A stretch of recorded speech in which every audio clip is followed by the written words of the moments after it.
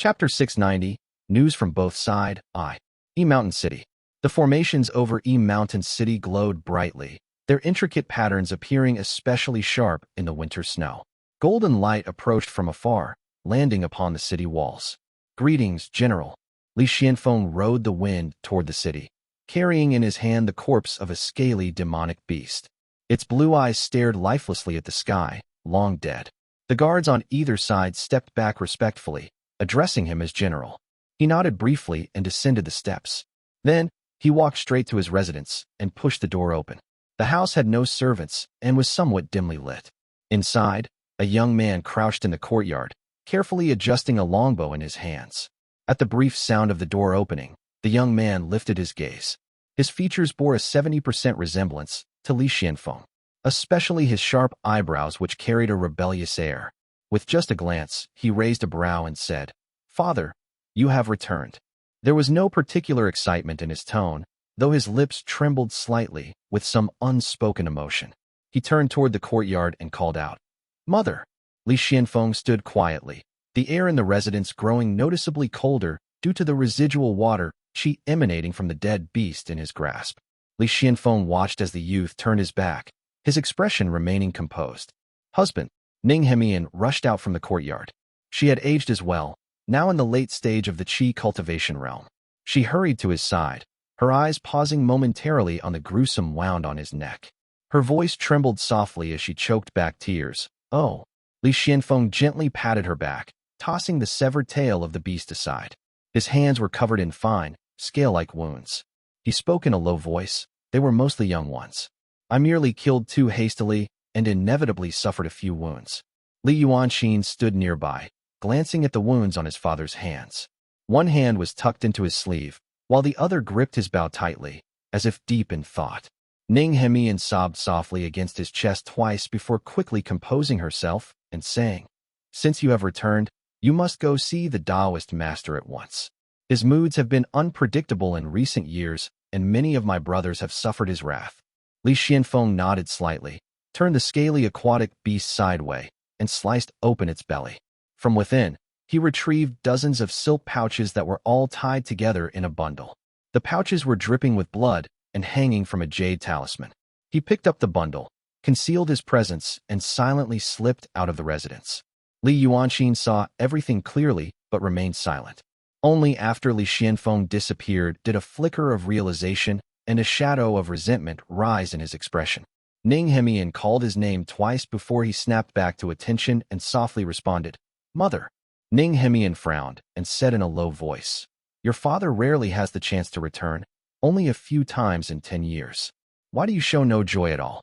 Li Yuanqing remained silent. Suddenly, a bright and youthful voice rang out from outside the residence. "Brother Qin, are you home?" "It's the two brothers of the Qi family again." Ning Hemian showed some displeasure but said nothing further.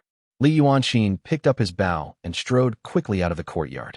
A bright smile appeared on his face as he pushed open the gate, revealing two young men standing outside. Both of them were at the qi cultivation realm. The leader of the two exuded a refined aura, with striking features and a sword in his arms. He smiled softly at Li Yuanqing and said, "Brother Yuanqing." "Brother Fushuan," replied Li Yuanqing.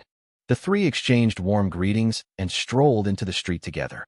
Li Yuanqing seemed entirely unaffected by his father's injuries, exuding a carefree demeanor. The two Qi brothers exchanged glances before the leading youth asked, "We heard the general has returned to the city. How is he?" "Him." Li Yuanqing played with his longbow, speaking casually. "He went straight to see the Taoist master as soon as he arrived. How would I know what he's planning? The only thing I hope for is to inherit his archery skills, but he still refuses to teach me." The two Qi brothers burst into laughter, while Li Yuanqing swaggered down the street with his hands behind his back. He was looking bold and unrestrained. Raising an eyebrow, he declared, "Let's go drink." The Qi brothers exchanged a glance, then stepped forward. They linked arms with him and wild amusement was glinting in their eyes. The Qi brothers trailed behind him, one of them smirking as he transmitted a message via spiritual sense. "Li Xianfeng has been away for 10 years, leaving this boy completely unchecked. He has already become a spoiled wastrel under our control. The family's arrangement is truly brilliant. As long as we hold this kid in our hands, and once Yuan Su dies, Li Xianfeng will be forced to obey our family to protect his family. The other brother stroked his beard contentedly and responded through spiritual sense. Moreover, Li Yuanxin's seniority within the Li family is exceptionally high. In another 50 or 60 years, he will be one of the highest-ranked individuals in the Li family. If we send him back to Chengdu, their family will lose nearly half of its autonomy. As the two reveled in their scheme, they glanced ahead at Li Yuanxin. He was also smiling. Inheriting his father's naturally fierce features, his grin carried an inexplicable, chilling coldness. Li Xianfeng rode the wind into the cave dwelling and found it shrouded in thick white mist. The great doors were already open, as if awaiting his arrival. Stepping inside, he saw Taoist Master Yuan Su seated at the highest position as always. However, his face was now veiled in mist which obscured his features entirely. Opposite him sat a young man in a flowing blue and white robe. His features were strikingly handsome, and his brows were delicately arched, carrying a hint of femininity. He held a jade cup while sipping leisurely. He smiled as he looked down at Li Xianfeng. Xianfeng greets the two Taoist masters. Judging by the young man's demeanor, he was most likely also a Taoist master. Li Xianfeng bowed low, like a golden mountain toppling, before seeing the handsome youth nod in acknowledgement, while Yuan Su simply waved his hand and said, Li Xianfeng. After speaking, he turned his gaze to Li Xianfeng and said with a gesture, This is Taoist Master Pu Yu, sect master of the Chenghui sect in Penglai. Li Xianfeng bowed again, but before he could speak, Taoist Master Pu Yu gently said, No need for such formalities. My sect's founding ancestor was a cultivator from the Wei state. We share some distant fate. As he spoke, his striking eyes suddenly gleamed with a deep, ethereal blue light. He focused intently on Li Xianfeng and let out a soft sound of intrigue. Yuan Su, appearing unsurprised, merely poured himself a drink and sipped. Pu Yu then spoke softly. Your blood qi is exceptional, your strength innate, truly, a fine body. He made this remark without the slightest attempt to conceal his meaning. Chuckling twice, he then asked, Senior Yuan Su, do you intend to inhabit this body? Li Xuanfeng's expression remained unchanged as he silently listened. Yuan Su let out a muffled chuckle, the mist over his face rippling slightly, before he lazily replied, Forget it. I'm not accustomed to using another's body, nor am I willing to practice such arts. If I had truly cared for such things, I would have reached the peak of the Purple Mansion realm long ago. Why struggle to prolong life today? Pu Yu chuckled softly and replied, The mainland is rigid and dull, and you, Yuan Su, are the most rigid of them all. Yuan Su laughed heartily and responded, If I were to practice the profound method of continuation, Qi Wei would probably laugh himself back to life, and the creeping fig immortal sword might just split the great void to chop my head off. Taoist Master Pu Yu fell silent for a moment, then murmured, Li Jiangqiuan. Yuan Su waved his hand dismissively and simply asked, What's the situation in the Northern Sea? Taoist Master Pu Yu replied, Qing Jifeng and the others detected signs of spiritual energy fluctuations in the Northern Sea. When they reached the farthest north, a torrential jade rain suddenly began to fall, scaring them into fleeing immediately. So it's in the Northern Sea. Yuan Su showed no surprise as he responded. The conflicts between the Yu cultivating sect factions are nothing but a facade. Their true preparations have long been in the Northern Sea. I suspect Qing Jifeng was acting under the orders of the one from Mount Chenghui, deliberately seeking out that location. Exactly. Taoist Master Pu Yu nodded and said gently, Since it has already been discovered, there's no need to keep it hidden. In a few days, the Yu cultivating sect will likely send out invitations for an observation ceremony. Chapter 691, News from Both Sides, 2. Having reached this point in their discussion, they took the opportunity to mock Yuan Wu for a bit before losing interest in further conversation. Taoist Master Pu Yu cupped his hands in farewell, glanced at Li Xianfeng with a smile, and remarked, This one has a resolute heart and the potential to traverse the mortal world unhindered. His future is bright. My friend, why not break through the Golden Tang Gate and retrieve the heavenly lustrous Gold Sutra? The mist on Yuan Su's face wavered slightly, revealing a faintly ruthless expression beneath.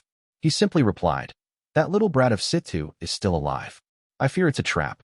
As soon as he finished speaking, Taoist Master Pu Yu had already vanished. Only then did Yuan Su finally dispel the mist from his face. Taoist Master Pu, you could manipulate yin and yang and perceive life and death. Moreover, he was an overseas cultivator.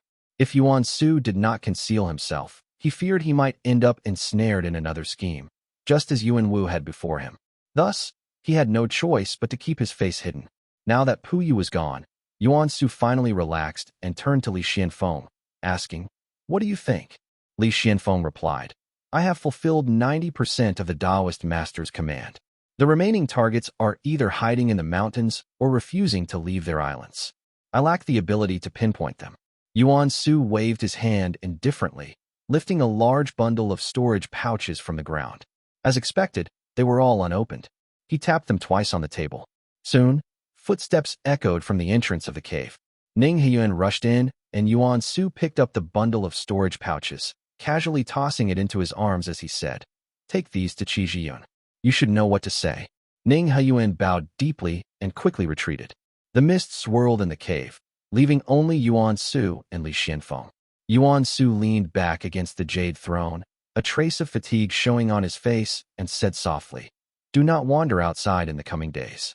Yuan Wu is going to cause a stir before his end. Once his life ends, you will accompany me to the northern sea for the ceremony." Li Xianfeng acknowledged the command and slowly backed away. Only when he had reached the cave entrance did he lift his head. For a fleeting moment, the mist-shrouded jade platform no longer seemed to hold Yuan Su, but instead, a vast pool of crystal-clear water. A melancholic flute melody drifted past his ears, ethereal and mournful. Only after stepping out of the cave did Li Xianfeng finally regain his composure, sighing inwardly. Yuan Su does not have much time left. Green Pine Island. Green Pine Island was not particularly large, but in recent years, it had been nourished by spiritual energy. The geomantic lines had grown stronger, causing the entire mountain to rise several times in height.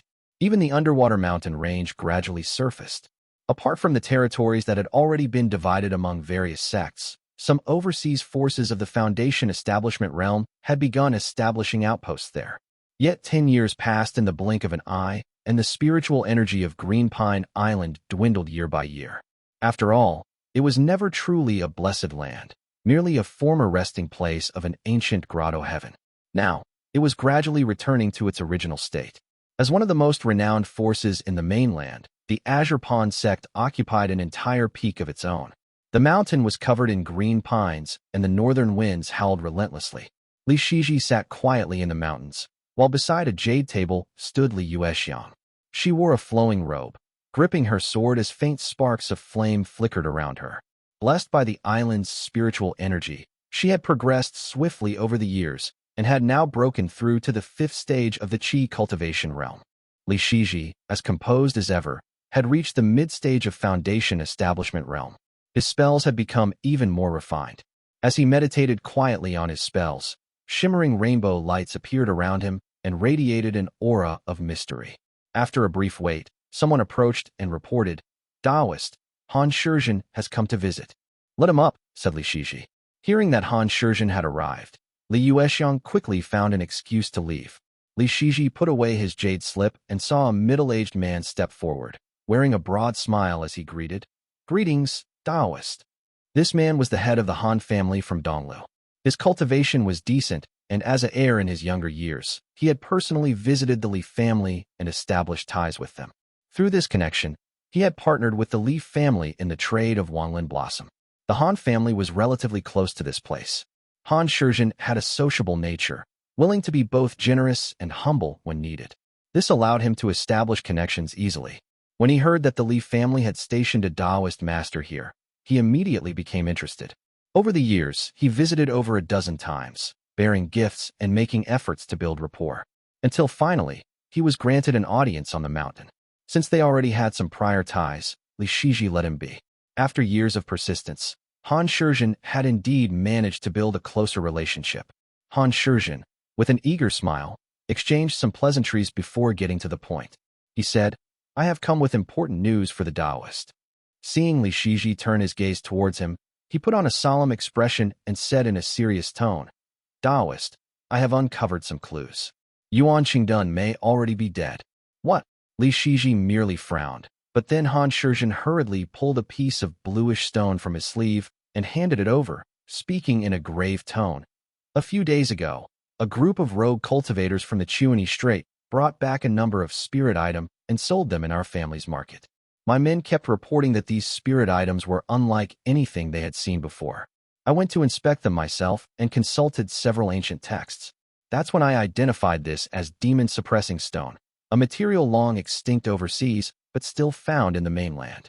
When I pressed the rogue cultivators for details, they claimed that these stones suddenly appeared in midair and dropped into the sea. I had heard that Yuan Qingdun practiced sprawling azure mountain, a cultivation method that, upon death, transforms the body into this very type of spirit item. Suspicious, I investigated further and found a considerable amount of these stones at the seabed. Li Shiji, well versed in such matters, immediately understood what he was implying. He murmured, "You mean, he perished inside a secret realm, transformed into spirit items as his body returned to nature. Then the items were all expelled from the realm and landed in the sea?" "Taoist, your insight is sharp." Han Shizhen immediately flattered him. Li Shiji had received much favor from his master and was particularly concerned about Tuan. Over the years, he had searched all over the Eastern Sea for clues. Knowing this, Han Shizhen did not hesitate to report any findings to him. Now that he had finally obtained a clue regarding Tuan, Li Shiji's heart stirred, and he asked, "Did you find the 2 demon-subduing copper rods?" Han Shizhen shook his head. Li Shiji pondered for a brief moment before deducing and said, "If Yuan Qingdun truly perished in this event, then the demon-subduing copper rods must have already been taken. Those rogue cultivators likely have them. But such treasures are far too valuable. They must be hiding them carefully and would never admit it to you." Han Shizhen was briefly stunned but quickly realized the truth. He said regretfully, "I was careless. Once I had my suspicions, I rushed to inform you and didn't dare delay. I should have captured them immediately." Li Shiji, long aware that Eastern Sea cultivators operated with little regard for morality, was unsurprised. He said in a low voice, "I will accompany you to that market. While we're there, I will take a look at exactly where in the Chenghui Strait this occurred." Chapter 692, The Fall of a Purple Mansion Master, I. Azure Pond Sect, Yuanwu Peak. The news that Taoist Master Yuanwu was about to pass away had gradually spread. This Taoist master at the Purple Mansion realm was constantly shuttling in and out of the sect, and all the disciples understood the situation tacitly, not daring to bring it up. Yuanwu Peak stood tall, shrouded in mist, with fire veins surging. This peak was Azure Pond Sect's sacred mountain dedicated to artifact refining. Usually, cultivators came and went in a bustling scene, but now it appeared rather desolate, as if people were deliberately avoiding it. After all, Yuanwu was now the most unreasonable person in and outside the sect. Even if he encountered someone he found unlucky on the road and killed them with a wave of his sleeve, no one would dare seek justice. Tang Shidu stepped out of his cave dwelling. With the sound of his armor clanking, he was looking rather troubled. Tang Shidu had not gained any benefits in the grotto heaven. Instead, he had suffered serious injuries.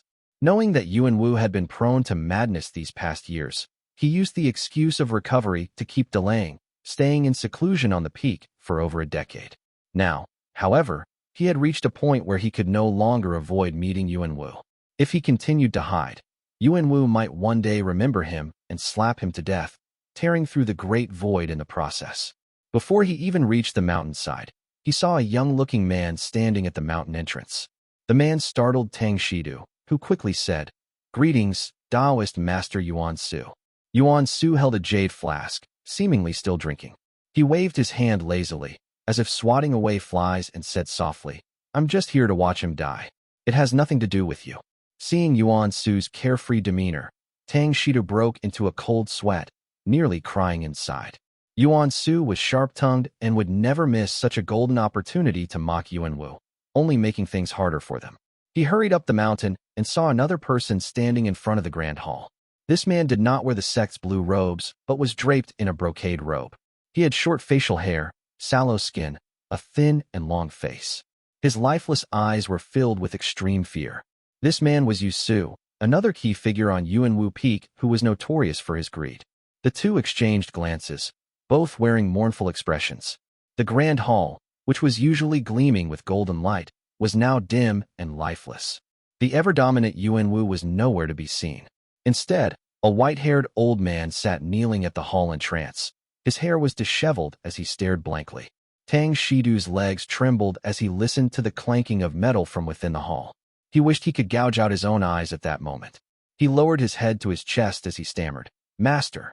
Yuan Wu, dazed and groggy, squinted his eyes to look and said in surprise, "Cheng'er, Xiuxian, you two are here." The two of them immediately turned pale, kneeling in silence. Tang Shidu and Yu Su naturally understood these two names. One was Tang Yuanwu's son, Tang Shicheng. The other was their former senior brother, Yu Xiuxian. Tang Yuanwu was ruthless and unfeeling, yet the only ones he had ever cared about were these two. Back when they were alive, Yuanwu Peak had a completely different atmosphere, and Tang Yuanwu still had a smile on his face. Back then, Tang Shidu had merely been a collateral disciple, following Tang Shicheng around like a lackey. Yu Su, due to his greedy nature, was often strung up and beaten by his elder brother, Yu Xiuxian, wailing through the night. Later, Tang Shicheng perished when he failed to break through to the Purple Mansion realm, and Yu Xiuxian was killed by Gui, heir of Crimson Reef Island. Yuan Wu had been powerless to change their fates. From then on, his temperament grew increasingly extreme, which led to his current state. The two of them knelt there, too afraid to speak. Tang Yuanwu, hair disheveled and eyes vacant, took a step forward. He reached out to pull Tang Shidu closer, asking, Cheng'er, why are you wearing armor? How many times have I told you? Wear a Taoist robe. Look more carefree. Wearing a Taoist robe is better." Though Tang Shidu both feared and resented Tang Yuanwu, his feelings for Tang Shicheng ran deep. He couldn't help but shed tears. Yu Su was also moved as he listened. Tang Yuanwu then reached for Yu Su, asking, "Why are you dressed so extravagantly? Xiuxian, you're finally thinking about yourself? Your younger brother was useless. Learn more Taoist spells, don't just cultivate." Yu Su had already been holding back tears, but when he heard this, he could no longer contain himself. The notoriously greedy and ruthless Miao, she burst into loud sobs. That cry was a mistake. It instantly snapped Tang Yuanwu out of his moment of tenderness and confusion. The coldness and madness returned to his eyes, and a fiery brilliance reignited in him as he erupted in fury. "You worthless wretch! What are you crying for? I'm not dead yet." Yuanwu struck Yu Su's chest with a palm, which sent him spewing blood across the floor. He tumbled down from the high platform and rolled over and over. His brocade robe was soaked in blood as he struggled to get up, kowtowing in anguish. "Master!" That single cry caused Yuanwu to lower his raised hand. His gaze averted, as if avoiding Yu Su, before landing coldly on Tang Shidu. Tang Shidu's lips were deathly pale as he stared straight at him. Yuanwu flew into a rage and cursed, "Rebellion! Everything is in revolt." He kicked Tang Shidu squarely in the chest. A series of sharp cracking sounds echoed as bones shattered. Tang Shidu fell from the high platform like a bird with broken wings. Yuanwu coughed up a mouthful of golden powder and spat, "Worthless wretch." The sky churned with storm clouds, and a massive spiral was gradually forming. At its center, the sky was blank and cloudless, leaving only a deep golden radiance shining directly upon the floating figure of the white-haired old man. Yuanwu's hair was in disarray, his eyes bulging as he gazed at the torrential downpour of golden grains and iron dust falling from the heavens. He let out a wail that no longer sounded human. All of Mount Azure Pond was engulfed in the metal storm, blinding everyone within it. Each person was as if stranded on an isolated island, unable to distinguish those around them. Taoist Master Yuan Su's expression grew solemn as he raised his jade cup and made a distant toast toward the sky. "Senior brother, go well." In the 7th month, Tang Yuanwu of Azure Pond perished through self-dissolution. Golden rain fell like a waterfall, iron dust descended like sand. His spiritual sense shattered beyond measure. When the rain finally subsided, stepping outside, one could see that the green peak had turned to gold within 10 meters radius. Green Pine Island. I will go with you to that market and take a look at where exactly it lies within the Chuni Strait. After saying this, Li Shiji paused for a moment. Both he and his companions' expressions changed as they sensed the violent fluctuation of spiritual energy in the heavens and earth. Without hesitation, they rose into the sky, one following behind the other. Green Pine Island was home to many Foundation Establishment realm cultivators, and soon, numerous figures could be seen gathering in the sky. They were all turning toward the south in unison. Their expressions ranged from complicated to mocking to cold sneers as they whispered among themselves. Yuan Wu has fallen. Li Shiji's expression was somewhat conflicted. Though Yuan Wu had never had a good relationship with his own faction, he was still a Purple Mansion realm cultivator. With a soft sigh, he slightly bowed to show his respect. After a brief moment, the golden metal storm in the distance quickly subsided. Li Shiji turned back and summoned a disciple from Azure Pond sect, instructing him in front of Han Shizhen. I have obtained a lead from the Peak Master and will make a trip to the Han family. Inform the others to avoid them coming one after another for instructions, only to waste their efforts. Han Shizhen lowered his head in silence. The disciple responded and left. Only then did Li Shiji offer an apology. He said, "The sect has many rules. I ask for your understanding." Han Shizhen dared not say much and hurriedly responded, "I wouldn't dare. It is only proper."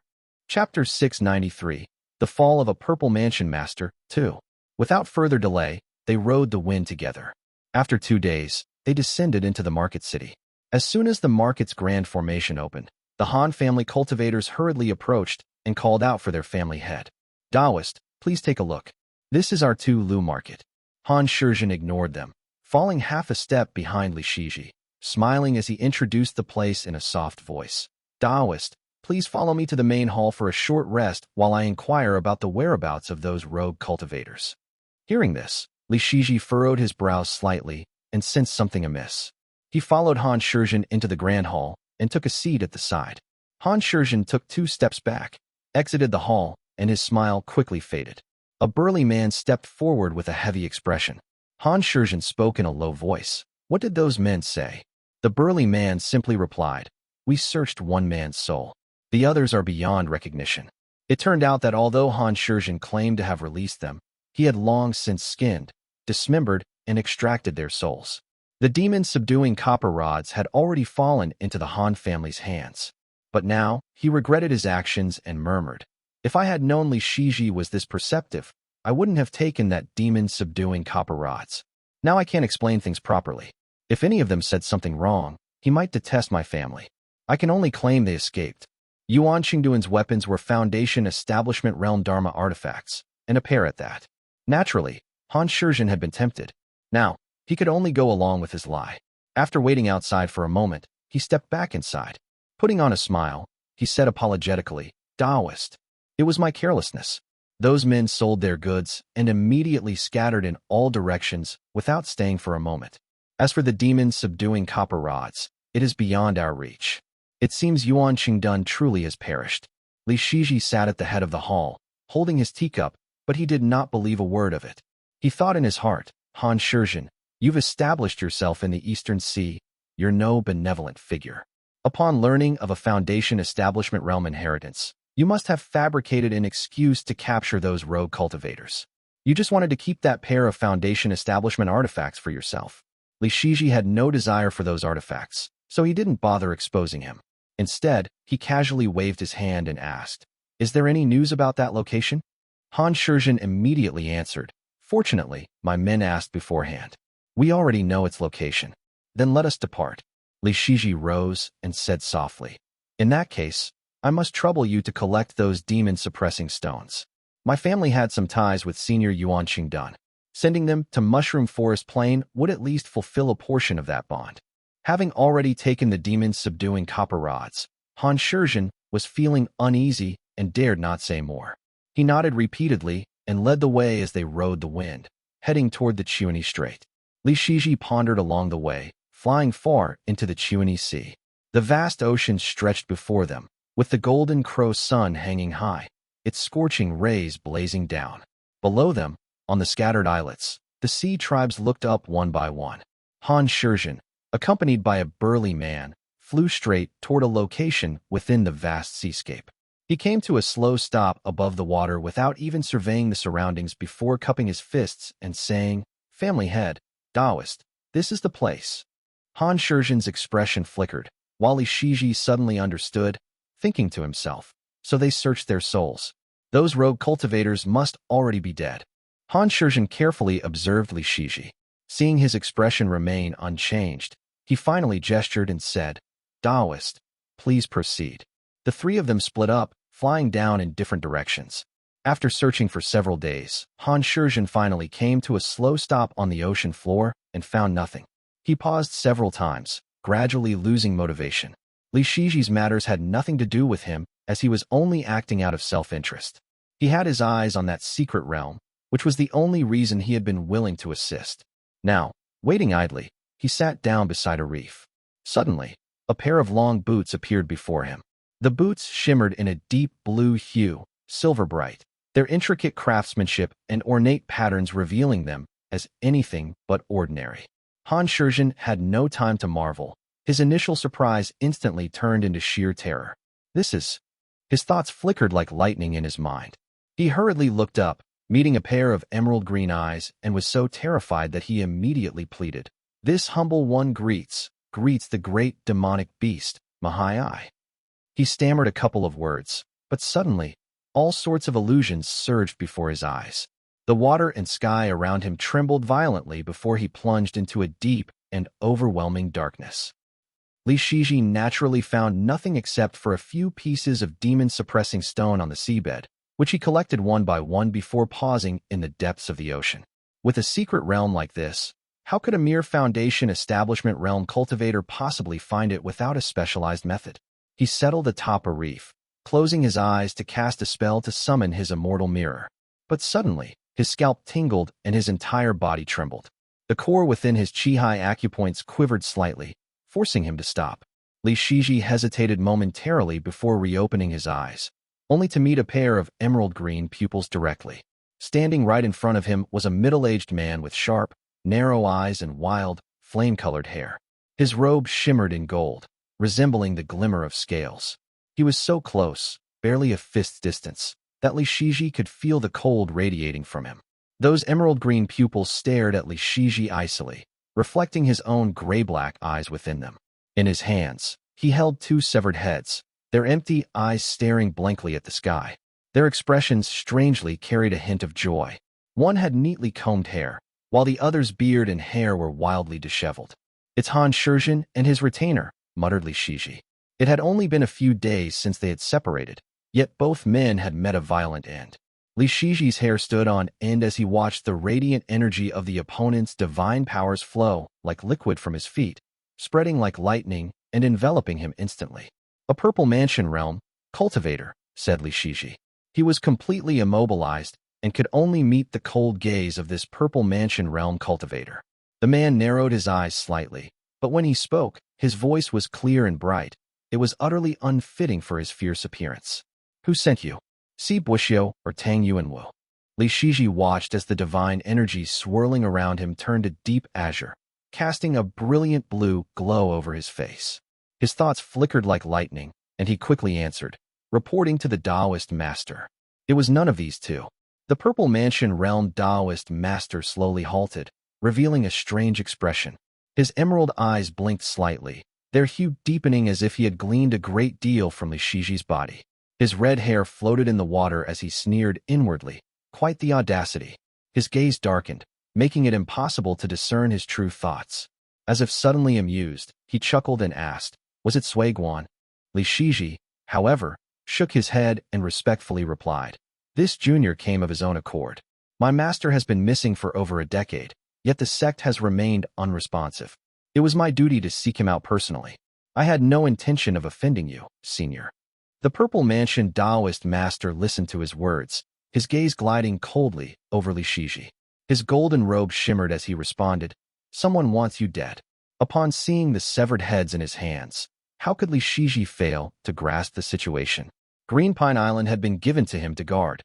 It was a prime location, conveniently granting him access to the Eastern Sea. Someone in the sect must have been waiting for this very moment. As long as he died swiftly, Qing Sui Peak would inevitably fall into the hands of the Yuan family. Clearly, those rogue cultivators came and went without issue. There must be some kind of restriction or agreement in place. Qi Jun must have suppressed the information, keeping it secret, just waiting for me to walk straight into this trap. Chapter 694, Dongfang Heyun I. This place must have been a subject of negotiation between the Azure Pond sect's Purple Mansion cultivators and the Dragon Clan, where certain promises were made. A Foundation establishment cultivator searching here must have violated a taboo. Li Shiji quickly formed a hypothesis, but this was not the time to dwell on it. He silently nodded and softly said, "There are always conflicts of interest within the sect. Such things are inevitable. But my master's life is at stake. I cannot stand idly by." The Purple Mansion cultivator stood with his hands behind his back, his eyes appearing to smile. Holding 2 severed heads in his hands, he spoke. "Good. Such courage. Such audacity." Li Shiji lowered his gaze, suppressing his emotions, as he heard the Purple Mansion cultivator coldly say, "Do you know my name?" Li Shiji understood that this was the final test, and had already formed his judgment in his heart. High nose, narrow eyes, flowing hair and beard, clad in golden scales, and a voice like a howling wind. This must be a dragon. Its supernatural abilities shine with a deep blue hue, embodying the essence of water, yet it does not resemble the dragon forms from the azure pond. It must be a newly ascended great demonic beast, one who profited from Dongfang Yu's downfall. He bowed slightly and replied, "Junior greets the great demonic beast, Mahai." The Purple Mansion cultivator suddenly burst into laughter, revealing his sharp, glistening white teeth. They were long and thin, appearing especially crystalline in the water. He laughed and said, "You have trespassed here and must be punished. Now, flee for your life." "Many thanks, senior." Li Shiji clasped his hands in salute, then swiftly retreated, riding his heavenly glow southward. The dragon waited for a moment before stirring his lips and tongue, exhaling a breath of icy coldness between his teeth. The chill spun rapidly in the air, transforming into a deep blue droplet of water that floated and trembled continuously. He picked up the 2 severed heads and flicked his fingers lightly. The water droplet fell into the mouth of one corpse, causing its flesh and blood to boil instantly, stretching and reshaping like soft clay. Soon, it took the form of a young boy. Mohai chuckled twice, his gleaming white fangs flashing as he released his grip. "Heyun, you have only 1 hour." As soon as his words fell, the young boy came to life. His eyes were lively, his demeanor graceful and natural. After tidying his clothes, he gave a slight bow and disappeared southward like a flash of lightning. Mohai stood with his hands behind his back as the great void beside him tore open, forming a figure who asked, "Dongfang Changmu, what has happened?" Mohai blinked his emerald green eyes and spoke softly. "The azure pond seeks to kill with a borrowed knife, deliberately sending a Foundation establishment cultivator here. But I sense he has some backing. Father said that Sueguan does not resemble a human in form, so we should be cautious." The figure nodded reluctantly, slowly revealing its form. It was a narrow-eyed woman of imposing presence, her robes billowing as she softly said, "Father and Dragon Monarch Xiang will arrive soon. Be prepared." Mohai nodded and smiled. "With both Dragon Monarchs acting together, we should be able to take Thundercloud Temple and complete the thunder summoning and lightning control foretold in the Azure Prophecy Scroll." The dragon woman shook her head slightly, her expression tinged with melancholy, and merely said, "But while the Taoist Master Shan Yuan is breaking through and the humans are entangled in internal conflict, we should seize this secret realm. Besides, that so-called Azure One is a figure from countless millennia ago. What was useful then may not be now." Mohai simply chuckled, stroking the red whiskers on his lips as he replied, "He is an immortal. He would not be wrong." Li Shiji sped away on his heavenly glow, streaking a deep trail of multicolored light across the sea's surface. Holding a talisman in his hand, cold sweat trickled down his back. Punishment. He had no time to consider the causes and consequences. A chill surged behind him, and when he looked toward the water, he saw tiny fragments of ice floating upon the surface. Sensing something amiss, Li Shiji watched as the seawater before him rose, transforming into a young figure. With neatly tied hair, fine eyebrows, and bright eyes, the figure adjusted his sleeves with graceful ease and said with a smile, "I am Dongfang Heyun. Greetings, fellow Taoist." Hearing the surname Dongfang, Li Shiji immediately recognized it as a method of the Dragon Clan from the Purple Mansion. He returned the courtesy as the gentle young man softly said, "By order of my exalted immortal lord, I have come to execute you. Forgive the offense." Li Shiji had already placed his hand on his sword. Upon hearing these words, his sharp blade leaped from its sheath, flashing with radiant white light as he immediately executed the celestial moon slash. In terms of innate swordsmanship talent, Li Shiji was not inferior to Li Shijuan and was even older than him. However, due to his extensive practice of various spell arts, his focus was divided, making his current sword arc less refined than that of his younger cousin. Dongfang Heyun was still adjusting his sleeves when he casually reached out, pinched the sword light between his fingers, and crushed it instantly. Then, raising his gaze, he stepped forward. With just this one move, Li Shiji understood many things and thought, he is undefeatable. The talismans in his grasp leaped into the air, transforming into streams of golden light. 3 foundation establishment talismans shone brilliantly as they descended, intertwining to form a barrier. If nothing else, Qingshui Peak had the greatest number of talismans. His grandmaster, Si Yuanbai, had been one of the greatest talisman makers of the Azure Pond sect, leaving behind a vast collection before his westward departure. Another batch had been left by Yuan Tuan before he left, many of which now rested in Li Shiji's possession. As he released the 3 talismans, his figure dissipated like a mist of colored clouds, leaving behind 3 radiant trails in the air. In an instant, he had moved over 2 meters away, his sleeve of heavenly glow unfurling in the air, scattering like smoke and wisps of cotton, forming a small circle midair.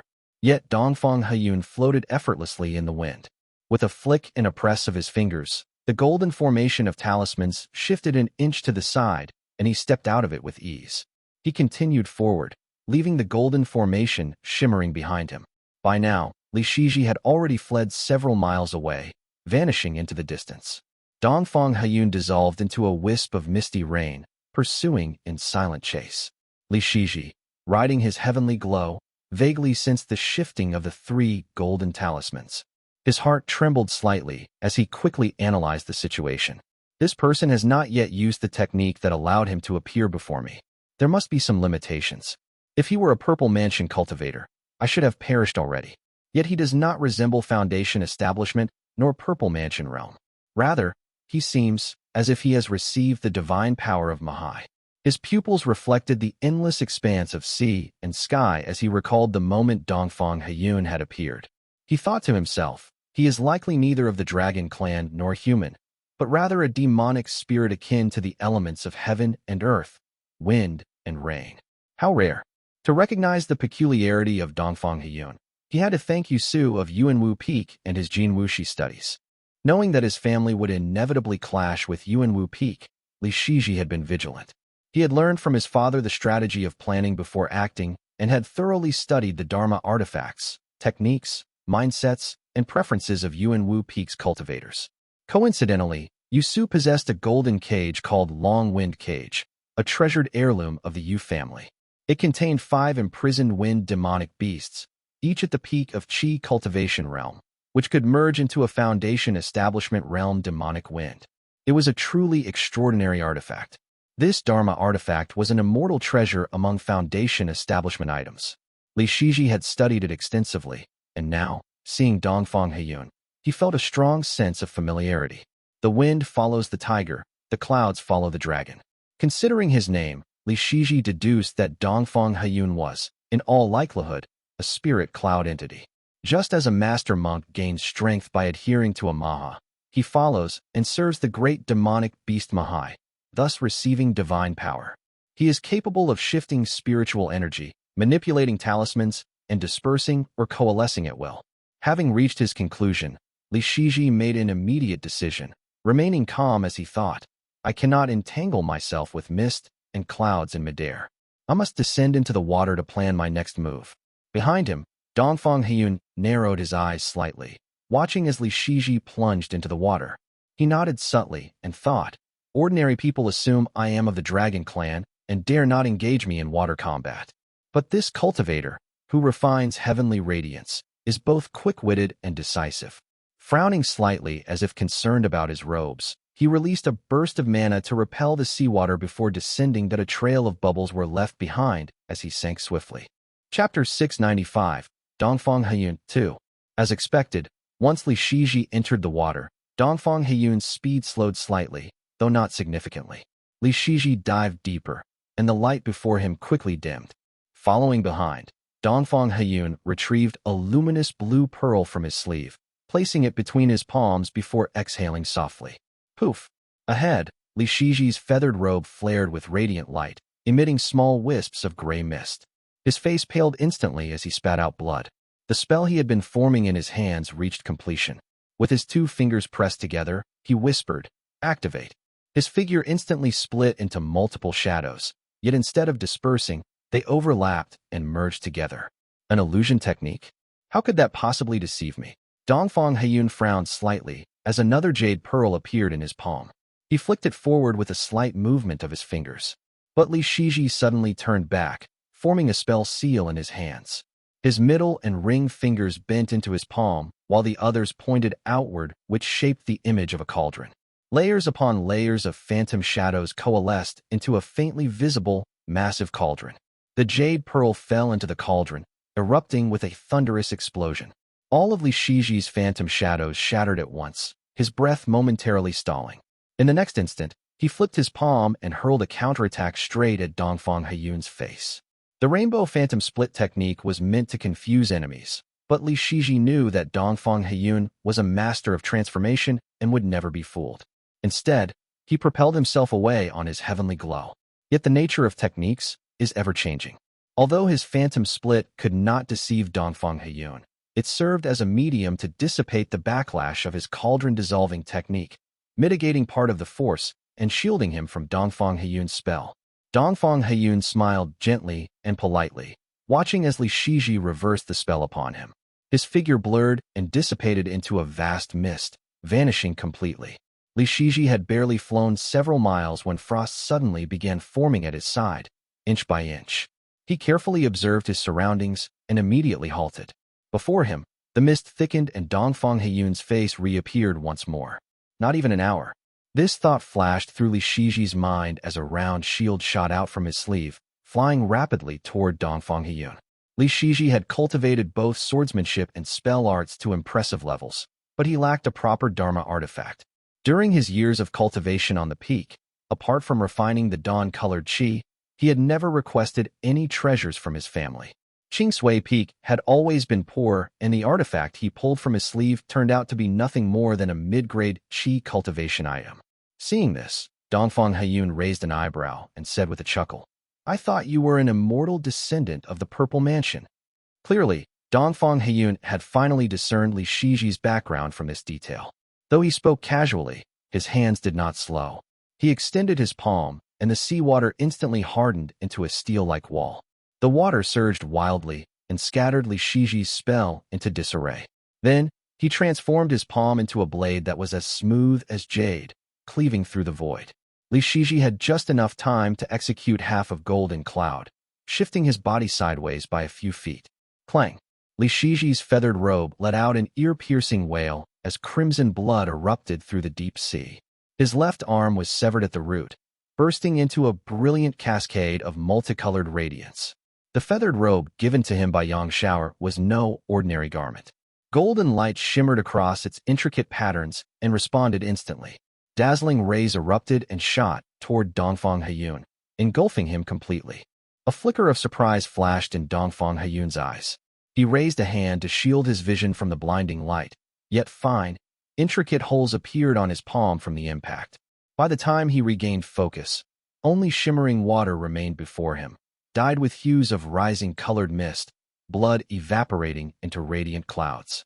Li Shiji was already gone, along with his severed arm. The streak of light Li Shiji left in his wake bore traces of red. Clearly, he had activated a secret technique. Doubt flickered across Dongfang Heyun's face as he murmured, "Just where does he come from?" Dongfang Heyun understood his master's intent well. If Li Shiji truly were an immortal descendant of the Purple Mansion realm, he should have possessed enough Dharma relics, talismans, or other trump cards to last at least an hour in combat. Yet this man was strange. His intelligence and tactics were first class, yet his spell arts were a notch inferior. His feathered robe held mysterious power, yet his Dharma artifacts were nothing but trash. The contradiction left Dongfang Heyun momentarily perplexed. He paused for just a moment before a smile spread across his face. Adjusting his sleeves, he immediately took flight, transforming into a streak of white light as he pursued. Ahead, Li Shiji's face was pale as the blood seeping from his wound transformed into multicolored clouds, fueling his escape technique. His mastery of spell arts was far beyond that of ordinary cultivators. This blood-harnessing technique did not truly consume his essence blood, but instead harnessed the natural flow of blood from his fresh wound to power the spell. Once his leaking essence chi stabilized, he retrieved his severed arm from his embrace and carefully reattached it to his wound. If things reach a desperate point, I may have no choice but to turn this arm into a spell itself. The seawater here had turned a deep red-green hue. Li Shiji calculated the distance. Zhongquan Island was close. For some reason, Dongfang Heyun had hesitated in the water for a few moments, granting him a chance to accelerate. He could now vaguely see the defensive formations on the island. Something's wrong. Something's off. His complexion paled further as his mind raced. His thoughts flickered rapidly through his consciousness, but his trajectory was deviating more and more. He was drifting further from Zhongquan Island. Despite being in imminent danger, Li Shiji's mind remained sharp.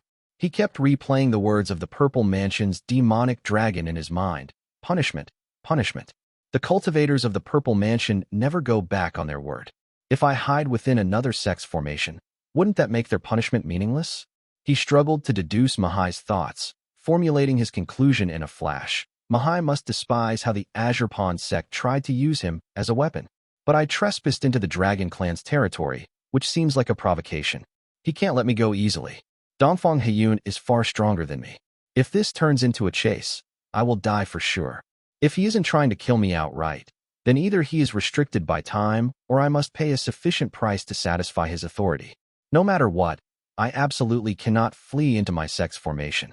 Gritting his teeth, he adjusted his escape path further southward, thinking to himself, if I embarrass Mahai, Dongfang Heyun will surely go on a rampage. I must not bring disaster upon my aunt. Chapter 696, One Palm, I. In the pitch-black depths of the ocean, two streaks of light flashed by. The one in the lead was dazzling and vibrant, resembling a long, flowing ribbon cutting through the dark waters. The one trailing behind appeared far more ordinary, like a massive air bubble pushing aside the seawater as it advanced. Yet, it was much faster than the first as it was steadily closing the gap. Li Shiji sped forward. His light trail shifted off course and left behind a stunning, multicolored ribbon.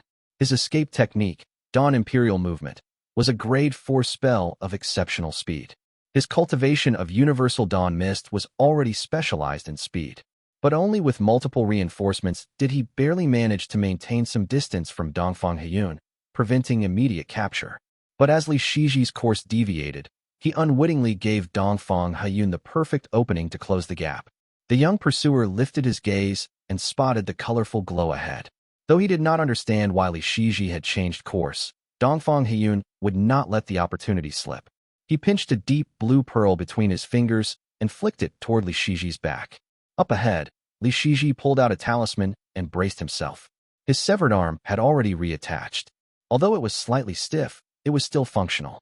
The sight made Dongfang Heyun raise his brows in surprise. He neutralized my mana so quickly. Dongfang Heyun's palm blade attack had not been a simple cut. It was imbued with mana designed to seep into the wound. It would disrupt Li Shiji's own mana circulation and prevent his injury from healing. Had it not been for the golden radiance hidden within Li Shiji's feathered robe, his arm would have been utterly obliterated, leaving him no chance to reattach it. Yet now, somehow, it was functioning once more. Did he take some kind of treasured panacea? Thought Dongfang Heyun. Li Shiji focused solely on his talisman defense, paying no heed to the golden light of his robe. The reason his arm had reattached so swiftly was, of course, due to his talisman chi. Having received the rainbow-pierced Skyway talisman, he could dissolve external spell arts. As its colorful light circulated, the pale blue mana lingering in his wound rapidly dissipated.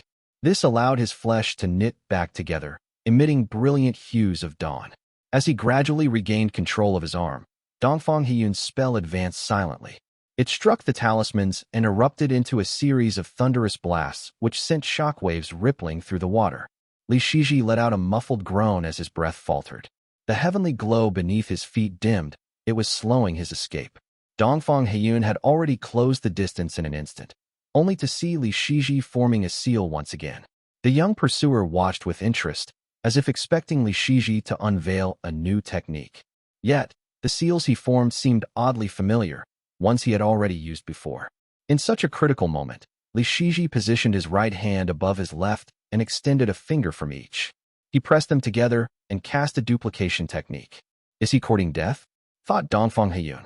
Dongfang Heyun remained calm and composed, showing neither hesitation nor doubt.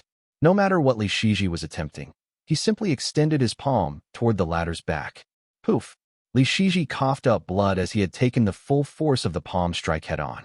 A golden blue imprint bloomed on the back of his feathered robe, and an explosive surge of golden radiance burst forth, engulfing Dongfang Heyun's vision.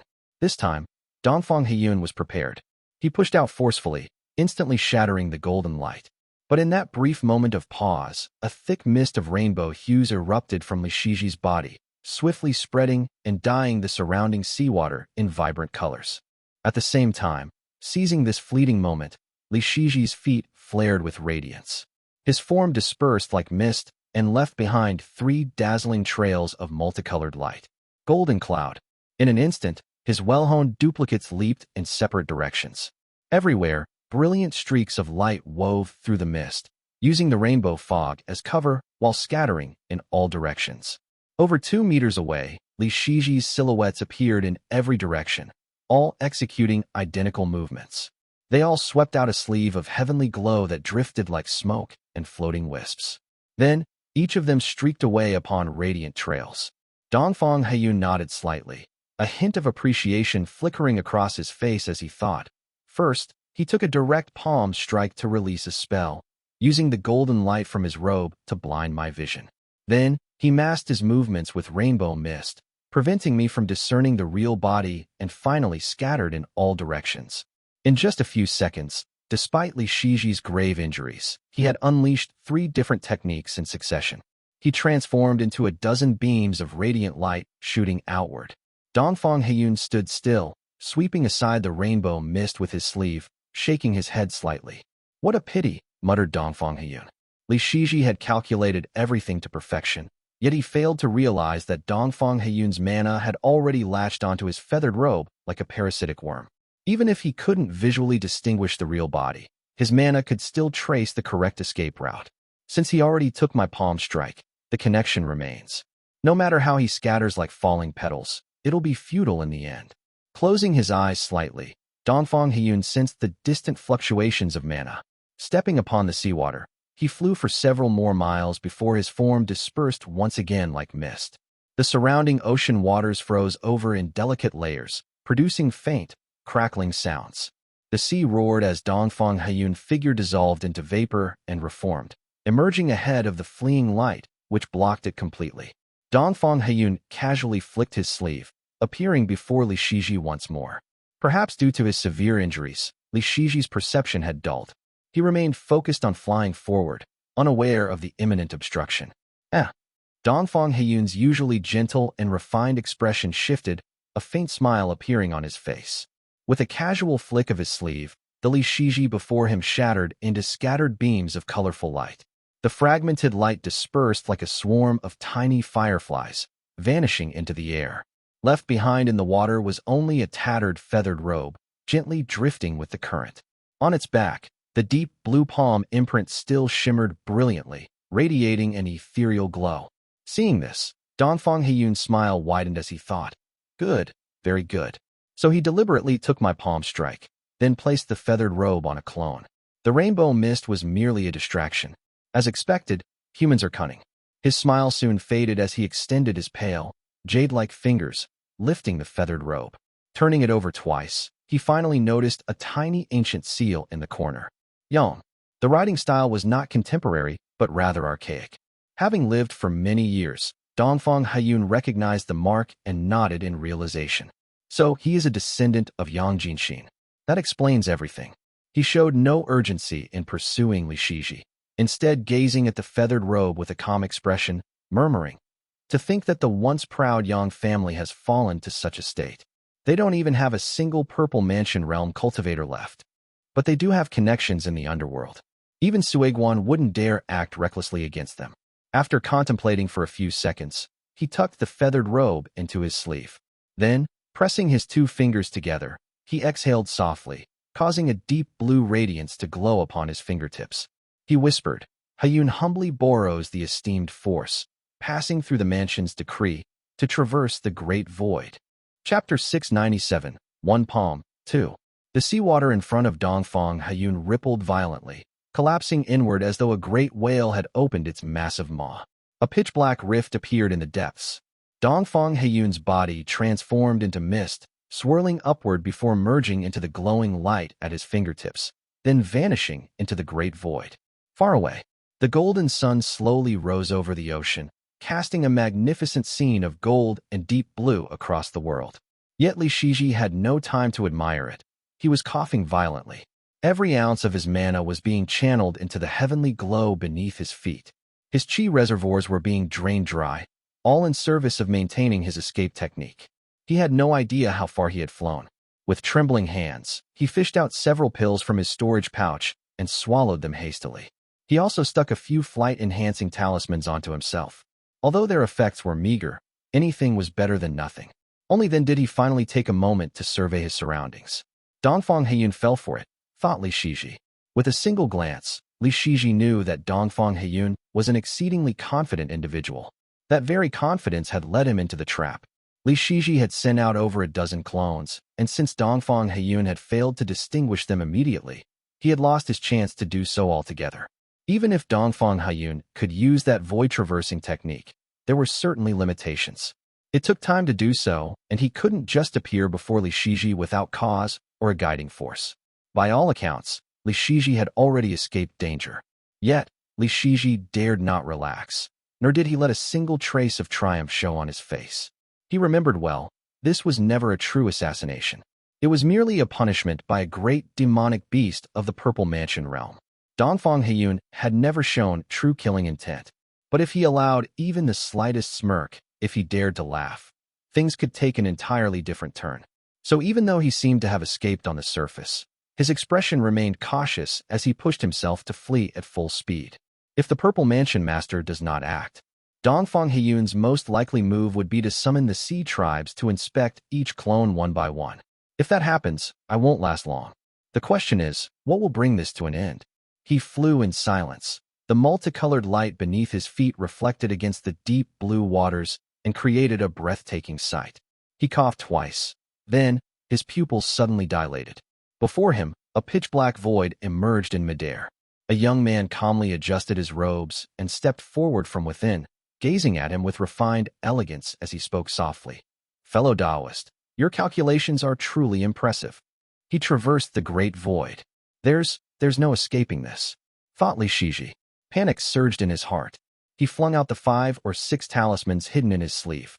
The talismans expanded in midair into colossal barriers of light and floated with glowing runes that exuded an imposing aura. But it was already too late. Dongfang Heyun's jade-like palm sliced through the air. Only the first talisman managed to briefly slow him down. The rest were left trailing uselessly behind. He gently pressed his palm against Li Shiji's abdomen, sending him reeling as he spat out blood, which billowed into a mist of multicolored light. Dongfang Heyun's palm pierced straight through Li Shiji's abdomen. As he withdrew his hand, the blood staining his flawless, jade-like skin rapidly transformed into radiant clouds. Golden cloud. It was only thanks to Li Shiji's mastery of escape techniques that, even in his dazed state, he could still step out the golden light. His form dispersed like mist, leaving behind 3 dazzling trails of multicolored radiance, reappearing more than 2 meters away. The morning sun brightened along the horizon, and Li Shiji struggled to remain conscious. A shimmering glow appeared in his palm, which he pressed against the gaping wound in his chest. From his other sleeve, he flung several more talismans. White runic light flickered in midair, but before they could fully manifest, a sharp cracking sound echoed. Ice crystals spread across the sea's surface. Dongfang Heyun had already bypassed the barriers and stood right before him. Once again, he unleashed that suffocating technique. The surrounding spiritual energy thickened, shattering the spell Li Shiji had just formed. Dongfang Heyun calmly raised his hand and grasped Li Shiji's throat. The refined, gentle youth suddenly paused. A smile played at his lips as he blinked, his dark eyelashes catching the glow of dawn. He glanced at the sky and remarked, "Time is up." Dongfang Heyun slowly released his grip, letting the immobilized Li Shiji remain suspended in midair. Raising his jade-like hand, he straightened Li Shiji's disheveled robes. He studied Li Shiji carefully, then seemed to realize something. Reaching into his sleeve, he retrieved the tattered feathered robe, which had been neatly folded, and gently draped it over Li Shiji's arm. Only then did he nod in satisfaction. Dongfang Heyun politely stepped back, bowed slightly, and spoke in a warm tone. I was merely carrying out an immortal's decree to eliminate you. My offense is great. I ask for your forgiveness, fellow Taoist. From the start of this chase until now, his robes had never once creased. He offered another courteous bow, his voice as gentle as before. He said, I am Dongfang Heyun, born from the first breath exhaled by a dragon monarch during his pill formation. I follow the clouds and ride the mist, and it seems we share a certain fate. May I ask for your esteemed name, fellow Taoist? Li Shiji wiped the blood from the corner of his mouth and rasped, Li Shiji of Chenghui Peak. Good. With that single word, Dongfang Heyun dissipated like mist and vanished into the morning light. Li Shiji's legs nearly gave out beneath him, and he almost plummeted into the sea. He was still clutching the feathered robe that Yang Shower had given him. There were secrets hidden within it, but he had no time to investigate. Panting heavily, he quickly retrieved several medicinal pills and swallowed them. Only after taking a few deep breaths did he manage to steady himself in midair. Spotting a small island, he descended. As soon as he landed, he coughed up a mist of multicolored blood and muttered, my guess wasn't too far off. When Dongfang Heyun tore through the great void, Li Shiji had indeed been startled. But the moment the palm strike landed, hitting him squarely in the abdomen, most of his fear had already dissipated. Dongfang Heyun did not intend to kill him. The disparity in power between his earlier restraint and later attacks was significant. Considering his ability to traverse the great void, it was now quite clear. Had he intended to kill, he could have done so immediately upon emerging from the great void. Why wait until now? It was simply because Dongfang Heyun had been tasked with inflicting enough damage within a limited time. Li Shiji had calculated correctly. By forcing the time constraint, he had made Dongfang Heyun exert full effort at the last moment. That being said, within the parameters of the battle, Dongfang Heyun had shown no mercy. This was, in itself, a form of selection. If Li Shiji had not been up to standard, then he would have simply died. His survival or demise would have made no difference to the Azure Pawn sect or the Dragon clan. This chance at survival, I had to fight for every bit of it. Even so, taking that palm strike directly without any Dharma artifact to protect him was no minor matter. Li Shiji slowly sat down, feeling the internal injuries that the strike had left behind, and pondered over his condition. Dongfang Heyun's technique primarily inflicted mana-based damage, with deep blue energy continuously corroding his body. However, Li Shiji was uniquely suited to counter it. His rainbow-pierced skyway allowed him to dissolve external mana. But the fact remained that the palm strike had torn through his abdomen, and coupled with his earlier severed arm, the injuries were severe and could not be ignored. Now, sitting quietly, he finally had the chance to piece together the sequence of events and organize his thoughts. He wants to harm me. Chapter 698, Cloud Smoke, I. Scarlet Pristine Sea, Zhongshuan Island. The clouds over Zhongshuan Island drifted, the air was damp, and a towering bronze ritual altar stood tall. Its intricate carvings depicted various patterns of rain, mist, and thunder. The hues of greenstone and bronze complemented each other. Li Qinghong had cultivated here for over a decade. Since travel was inconvenient, she had Zhong Yin construct another ritual altar on the island, at least granting some benefits to the island's inhabitants. She slowly rose as thunder flowed over her jade armor. Around her, a circle of bronze and silver statues flickered with lightning. The lightning surged toward her and cascaded down from the jade sleeves at her wrists. Li Qinghong had been in seclusion here, cultivating for over a decade. Her strength had steadily grown, and her aura had become increasingly refined. Falling water rising storm was naturally abundant in thunder, and with the ritual altar's support, Li Qinghong frequently sought out lightning to resonate with the thunder pool within her. These 10 years of cultivation had been twice as effective, equaling over 30 years of inland practice, leaving her just one step away from the late Foundation establishment realm. With her mana withdrawn, she stepped out on thunder. Below the altar stood a young man, appearing in his 20s. He was also a cultivator of thunder techniques. Holding a spear, he stood silently. Seeing Li Qinghong descend on lightning, he bowed and said, "Greetings, Grandad." Chenghui. Li Qinghong nodded slightly. This junior, too, was a child of the second lineage, practicing thunder techniques. He had remained by her side, guarding the overseas island while using the altar to aid his cultivation. Li Chenghui was reserved and spoke little. He cupped his hands in salute and said, "Congratulations, Grandaunt, on your great advancement in cultivation." That was all he said. Li Qinghong nodded slightly, gave him a few pointers on cultivation, and then soared into the wind, flying off the island. By my calculations, that spiritual thunder should be descending soon, thought Li Qinghong. Using this altar, Li Qinghong had collected spirit thunder many times before. Although she couldn't identify the specific locations or names of the seas, she could still venture out occasionally, sometimes returning with gains. Li Qinghong soared with the wind, stepping on lightning as she flew northward. At her waist, a lightning-patterned black bottle gleamed brilliantly. It was exceptionally dazzling. The black-patterned bottle contained 11 bolts of lightning, yet remained stable and sturdy. Its exterior, resembling lightning cracks, shone even brighter. Inside, the translucent lightning pulsed with a soft purple glow. It was truly astonishing. Over the years, she had gained a deeper understanding of the altar. The 12 surrounding statues each represented a region, suggesting that ancient thunder domains had been pre-designated. Whichever direction the lightning fell from determined its ownership.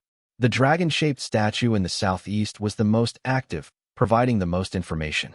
Over the years, most of the thunder she obtained came from the southeast. She flew through the sky for a while and was about to turn southeast when she suddenly looked back. Above Zhongqiuan Island, a brilliant light rose and the jade talisman on her wrist emitted a warm glow. Whenever Li Qinghong left Zhongqiuan Island, she left behind a jade talisman as a precaution in case anything happened in her absence. However, her mana did not last long and she had never specialized in this art, so the talisman was only effective for a month or two. What's this? Luckily, I haven't gone far. Li Qinghong turned back on lightning, swiftly returning to the island. She saw that Li Chenghui was already waiting at the formation's entrance. Passing Zhong Yin and the others, he stepped forward, bowed, and used secret techniques to transmit a message. Grandaunt, third uncle has entered the formation and he is gravely injured. Shiji. Li Qinghong's heart skipped a beat. Without a word, she soared into the wind and rushed into the great formation. Zhong Yin and the others barely had time to react before she vanished like a bolt of lightning. Inside the cave dwelling, Li Qinghong saw Li Shiji sitting cross-legged, his face ashen, multicolored light flowing around him as he worked to heal his injuries. She hurriedly activated the formation, shattered a few spirit stones, and stepped out of the formation. Li Chenghui waited outside and whispered, "Grand." Third uncle concealed his presence, used a jade pendant to summon me outside, and then sneaked into the formation. No one else on the island knows. Hearing this, Li Qinghong pondered the implications, her expression darkening as she spoke in a low voice. Something must have happened. Keep this a secret. Do not let anyone know that Jir is here. Li Chenghui nodded and quietly withdrew. Once he disappeared, Li Qinghong shook her head slightly, lost in silent thought. Mount Azure Pond. The bells of Mount Azure Pond rang 3 times as the dawn cloud liner streaked across the sky in dazzling colors. Their massive, multicolored wings fluttered as they returned from all directions. With the fall of the Purple Mansion Realm Master, cultivators stationed across various regions were summoned back. Some who had long been absent from the sect also made an appearance, returning from the Eastern Sea, the southern border, and even the Northern Sea. Yuan has fallen. Li Xianfeng halted midair, circling twice through the white mist before landing atop the peak. The Ning family members stood in orderly formation. As he looked around, he saw that the surrounding mountains remained lush and green, unlike the rumored golden landscape. When news first spread, it was said that enough gold had fallen within the peak to bury several people. Now that Yuan had perished, the vast amounts of gold scattered across the mountains had already been gathered and stored within the sect. Upon hearing this, Ning Heyun laughed heartily and even joked that for the next 100 years, Yuan Peak would no longer need to request gold from the sect. It could rely solely on Yuan's remains. Listening to the Ning family's laughter, Li Xianfeng remained deep in thought. The time to act on the lake has come, but I don't know how things are on Shiji's side. He waited for a moment before the Ning family members dispersed into the peak. This was Dongfang Peak, one of the 36 Great Peaks. However, Since Yuan Su never managed it and the talented members of the Ning family had all gone to the southern border, its reputation remained obscure. When Li Xianfeng entered the grand hall, he saw Yuan Su seated at the head, alone. Clearly, no one dared to loiter in his presence. Clad in golden armor, Li Xianfeng knelt before him and said, "Greetings, master." Yuan Su's expression was unreadable. He glanced down at Li Xianfeng and spoke in a low voice. "Yuan Wu has been utterly eradicated. Come with me to meet the Qi family." Li Xianfeng felt a flicker of suspicion but said nothing. He nodded, rose to his feet, and followed Yuan Su out of the hall. At the entrance stood a tall middle-aged man named Ning Hejing. Ning Hejing was the elder cousin of Ning Heyun and Ning Hemian, one of the few Ning family cultivators still residing in the sect. He was the peak master of Yuanxing Peak and had close ties with Qi Zhiyun. Qi Buzi was Qi Zhiyun's great-grandfather, and Qi Zhiyun's lineage was maternally tied to Ning Hejing's branch. The two had grown up together, and their interests were closely intertwined, which made them as good as blood brothers. Ning Hejing cupped his hands and said to Yuan Su, "Master, please proceed to the main hall." Yuan Su gave a slight nod and ascended into the wind. Ning Hejing merely nodded at Ning Heyun and the others without so much as a smile. He maintained a careful distance as he led Yuan Su and a few Ning family elites into the air. Ning Heyuan's expression darkened briefly before returning to normal. Behind him, several younger members of the Ning family also looked displeased, clearly dissatisfied with Ning Hejing's actions. Ning Hejing ignored their reactions, showing only a hint of cordiality toward Li Xianfeng. Li Xianfeng nodded in return, and together they descended into the Azure Pond main hall. Mist billowed within the hall, clear energy drifting in wisps. In the center stood a large golden bell. It was undoubtedly the one that had just rung. Beside this golden Dharma artifact stood a middle-aged man, who appeared to be from the Qi family. At the highest seat stood a man clad in a brilliant robe with a sword at his waist. It was most likely Qi Zhiyun, the sect master of Azure Pond. Given the striking resemblance between him and the man below, that person was likely his younger brother, Qi Zhiyan. Chapter 699, Cloud Smoke, 2. It was Li Xuanfeng's first time seeing Qi Zhiyun, yet he found him familiar. Narrowing his eyes slightly, a thought stirred in his mind. When all was said and done, the fame of their sword Immortal was owed to this man. Back when Qi Zhiyun was still the sect's young master, he had been overseeing Li Chujing's journey to the southern border. By now, 70 to 80 years had passed. Qi Zhiyun was now at the late Foundation establishment realm. No one knew how many secret techniques he had mastered, but his spiritual qi radiated warmth and grandeur. He had likely consumed many treasured panaceas. Standing at the top, he exuded a commanding presence. "Greetings, sect master." The gathered cultivators saluted, but Qi Zhiyun was focused on first bowing to Yuan Su, respectfully saying, "Greetings, Taoist master Yuan Su." Yuan Su waved his hand dismissively, merely lowering his head slightly toward the central memorial plaque. He was acknowledging Yuan Wu's passing. The Ning family members then stepped forward to pay their respects one by one. Qi Zhiyun watched coldly. When the formalities were complete, he glanced meaningfully at Ning Hejing. Ning Hejing turned to Ning Heyuan and said in a low voice, "You all may leave." Ning Heyuan's eyelid twitched at the command. He turned to gauge Yuan Su's expression, but seeing the Taoist master remain indifferent, he had no choice but to silently lead his people out. Though brief, the exchange told Li Xianfeng everything he needed to know. Once everyone had left, Yuan Su finally spoke. "Where is Senior Suiguan?" At the mention of this name, Qi Zhiyun's hand tensed slightly on the hilt of his sword. A faint smile appeared on his face as he responded in a soft voice. "The honored master is elusive as a dragon, roaming the great void, traveling between the mainland and the seas. We juniors, naturally, do not know his whereabouts." Even as he spoke, the jade talisman at his waist swayed slightly. Li Xuanfeng's pupils contracted ever so slightly as he lowered his gaze in silence. That jade talisman, there was no mistaking it. It was the very same one he had used overseas to reap countless lives, tying dozens of storage pouches to it. And now, it hung from Qi Zhiyun's waist. Is this a warning or a hint? Thought Li Xianfeng. He scrutinized Qi Zhiyun, only to find that the young sect master of Azure Pond was silently observing him as well. The nephew of Li Chejing, thought Qi Zhiyun. Of course, he remembered that boy from back then. 80 years had passed in a blink, yet he had never forgotten that one sword strike. Every time he practiced with his blade, the image of a crisp breeze and bright moon would surface in his mind, making him pause and reflect in silence. As his cultivation grew and his sword techniques and spell arts became more refined, he was no longer the Heyun who once rushed through his training. Yet, that sword strike had been so dazzling that it left him feeling unworthy, so much so that he rarely used his sword anymore. With an uncle like that, it's no surprise his nephew turned out like this. The Li Xianfeng before him was even sharper than that boy from long ago. He was weathered, ruthless, and was clad in armor reeking of blood. He was like a blade, so perfect that one would want to treasure and collect him. Having consumed many treasured panaceas, Heyun still looked youthful, while Li Xianfeng bore the visage of an old warrior. As Heyun was momentarily lost in thought, Yuan Su finally spoke. "So Iguan intends to bring you to the ceremony?" Heyun quickly snapped back to attention, cupped his hands, and respectfully replied, "Yes, master." Yuan Su nodded slightly, casually pointing at Li Xianfeng as he said, "My family is full of useless people. I'll only send this junior. If you get the chance, you should exchange pointers with him." Ning Hujing was inexplicably insulted but dared not protest.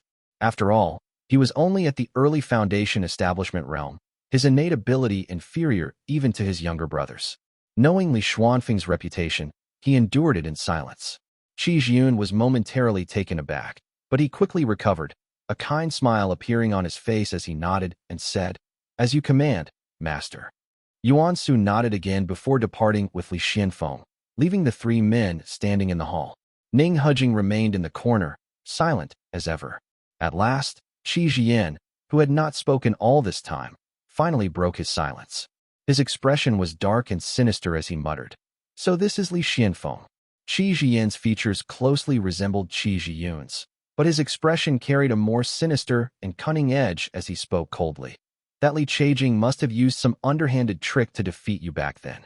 Our family has always held a grudge against the Li family. Many have long harbored resentment toward him. Once Yuan Su dies." Changtian immediately cut him off with a sharp reprimand. "How dare you?"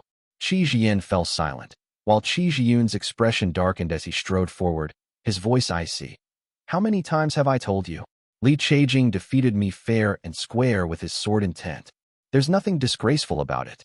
You lot keep distorting the truth and twisting it in circles. That's the behavior of sore losers." Seeing Changtian scoff, he snapped harshly. He said, "I admitted defeat under broad daylight and never sought to harm the Li family afterward. That's how I salvaged my honor. Yet your family keeps scheming recklessly, meddling with the Yuan family. That's what's truly putting me on the pyre." Changtian, now thoroughly chastised, shut his mouth in embarrassment. Changtian had never been truly bothered by his defeat at Li Changting's hands. Even now, how many in Jiangnan could wield sword intent? A loss was a loss. He had never stooped to petty tricks to cover it up. And yet, as his position as sect master became increasingly precarious, Changtian found himself struggling to find capable subordinates. Instead, he began to regret, saying, "If our ancestor hadn't plotted against Li Changting back then, how many competent aides would I have now?" Not only was Li Changting unparalleled in sharpness, but his intellect was also top tier. If I had him at my side, I wouldn't have to suffer the stupidity of this lot. And beyond that, there's still Li Tongya, Li Xianfeng, even Li Shiji, each one of them capable of holding their own and guarding a territory. How did I end up stuck with only these imbeciles? Changtian sighed in exasperation, but suddenly realized that his brother had gone completely silent. Turning back, he saw Changtian looking dazed, and his heart clenched in alarm as he questioned, "What have you done this time?" Changtian had been lost in thought ever since the mention of harming the Li family.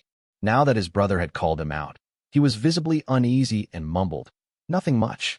Changtian scrutinized him carefully, his tone turning frigid as he asked, "Hujing." The spirit bell tolled 6 times. Did Li Shiji return to the sect as ordered? Ning Hujing pondered for a moment before shaking his head and answered, "No, he has not." Changtian's heart sank, and in a sudden burst of fury, he shouted, "You fool! Li Shiji was still useful to me. If you've harmed him, how many capable people do we have left in the sect? You're ruining me." Chapter 700. Take action, I. Changtian's voice was stern and sharp, forcing Changtian to lower his head in silence. He paced back and forth on the Jade platform for 2 rounds, feeling irritated. Beside him, Ning Hujing's expression was grim as he spoke. Since we have already offended him, Li Shiji must have harbored resentment in his heart for a long time. Even if he dies, Li Xianfeng will surely investigate. If he uncovers anything, he will turn his hatred toward us again. Why not go all the way and wipe out the entire Li family? Tear down Moongaze Lake. And as for Li Xianfeng, Qi Zhiyun pressed his hand against the jade throne and pondered for a moment. His thick eyebrows arched slightly, his pristine white robe draped over the silver celestial seat. He still felt a trace of irritation in his heart as he murmured, "If we really kill Li Xianfeng, then all the trouble we went through before would have been for nothing. Destroying Moongaze Lake is fine, but once we fall out with the Yu cultivating sect, who will act as our vanguard? Who will hold off the Buddhist cultivators coming from the south?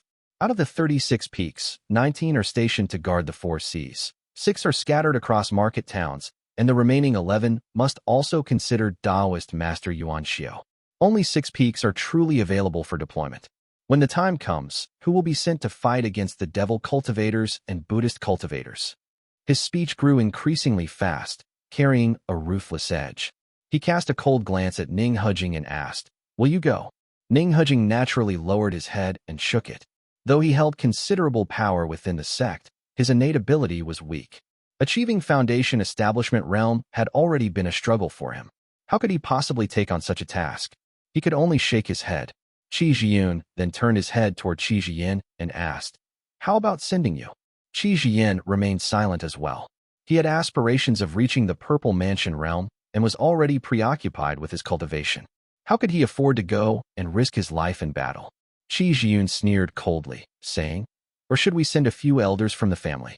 Who among us can command them? Or perhaps send our brothers? If they get injured, it won't just end there. Our uncles will demand a hefty price. Should we send the Yu family instead?" After Yu Yuxia was devoured by the ancestor, their entire family scattered, and they have no one left to use. Or should we send the Yuan family? Yuan Tuan and Yuan Qingdun have already been harmed by Yulat. Only the Jiachuan Lin Valley family still has some talents left, and even if we select 1 or 2 more from Linhai Prefecture, it's far from enough. Qi Zhiyin was utterly humiliated by the relentless questioning. He had nothing left to say and could only reply, "I was reckless. But forgive me for speaking frankly, is the current situation really our responsibility? Isn't it all because of the ancestor?" Qi Zhiyun shot him a sharp glare and responded, "What a pity that Yu Muxian is dead, leaving behind only Tang Shidu and Yu Su." When it came down to it, the Azure Pond sect had very few truly reliable people. Taoist Master Yuan Xiao was a solitary cultivator. He was cold and stubborn, following only his own path. Qi Zhiyun would never dare to mobilize him. The elemental forces had once again taken control of the southern border.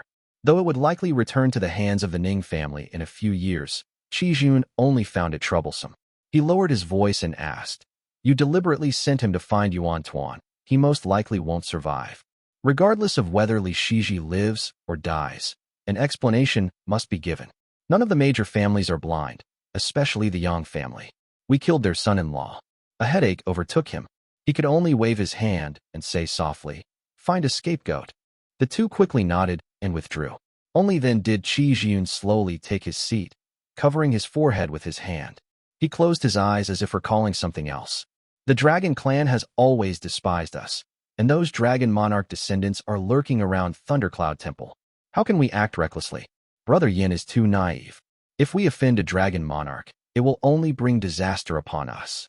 At this thought, Qi Zhiyun could no longer sit still. He hastily picked up a jade slip from the table and assigned several people from the sect to track down leads. Zhongquan Island. After several days of secluded cultivation, Li Shiji sank his spiritual sense into his Qihai acupoints. He saw a vast ocean of iridescent clouds and mist, with various colors drifting about. Compared to the usual dense cloud smoke, it appeared thin, a sign that his injuries had yet to heal. Amidst the deep sea of clouds, not only did multicolored light drift, but a dark blue cloud smoke also weaved through. It pushed aside the surrounding mist and condensed into a single mass. Li Shiji observed for a long time before realizing something was amiss.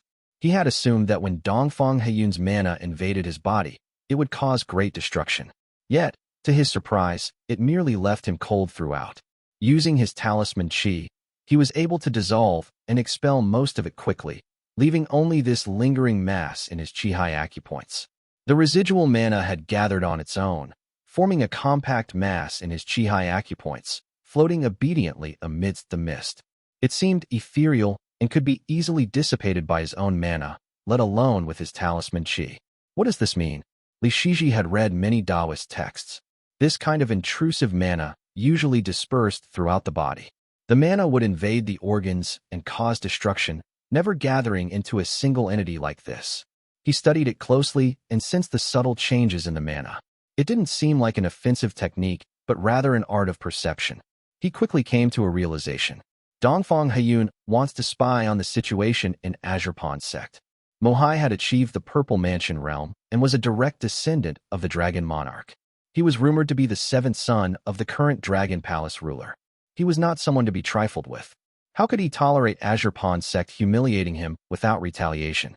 On the surface, he had sent Dongfang Heyun to hunt down Li Shiji to fulfill an old agreement. But in truth, he was using this opportunity to plant a spy in Azure Pond sect and monitor its movements through Li Shiji. And this completely unguarded approach clearly conveyed to Li Shiji, he thought, the life granted to you by the Purple Mansion realm cultivator was not granted to you for free. Moreover, making this technique so obvious as a spying method would instill fear in Li Shiji, preventing him from carelessly seeking the Mahai's aid. The entire ploy was clear now. Having already suffered betrayal by the Qi family, Li Shiji fell silent and hesitated. The Qi family wants to use Mahai as a blade, but Mohai is one of the top cultivators of the Purple Mansion realm. He will surely retaliate.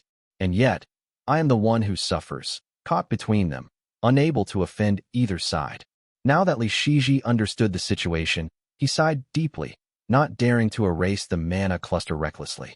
Li Qinghong had only waited 2 days on the island. She practiced thunder techniques, summoned wind and rain, and cast spells to conceal the iridescent anomalies caused by Li Shiji's healing process. After 3 days of waiting, the sealed stone door finally opened. Since achieving the Foundation Establishment realm and receiving the blessing of the Immortal Foundation realm, Li Shiji had developed an innate noble aura.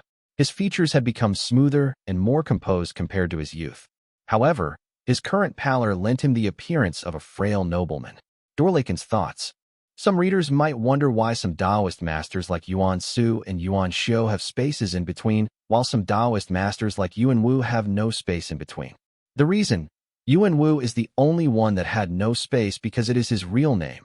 The other two were Yuan Su and Yuan Xiu, which are their titles. Yuan Su is from the Ning family, while Yuan Xiu is from the Si family, and Yuan Wu is from the Tang family, with the name being Tang Yuan Wu. Chapter 701. Take Action 2. Li Qinghong descended in a flash of lightning and entered the cave dwelling. Li Shiji first cupped his hands in greeting, then shook out his tattered feathered robe, where a handprint remained on his back. Li Qinghong asked, "What happened?" Li Shiji responded concisely, "I was betrayed by someone from the sect and lured into a forbidden area of the Dragon Clan, where I encountered a demonic dragon of the Purple Mansion realm.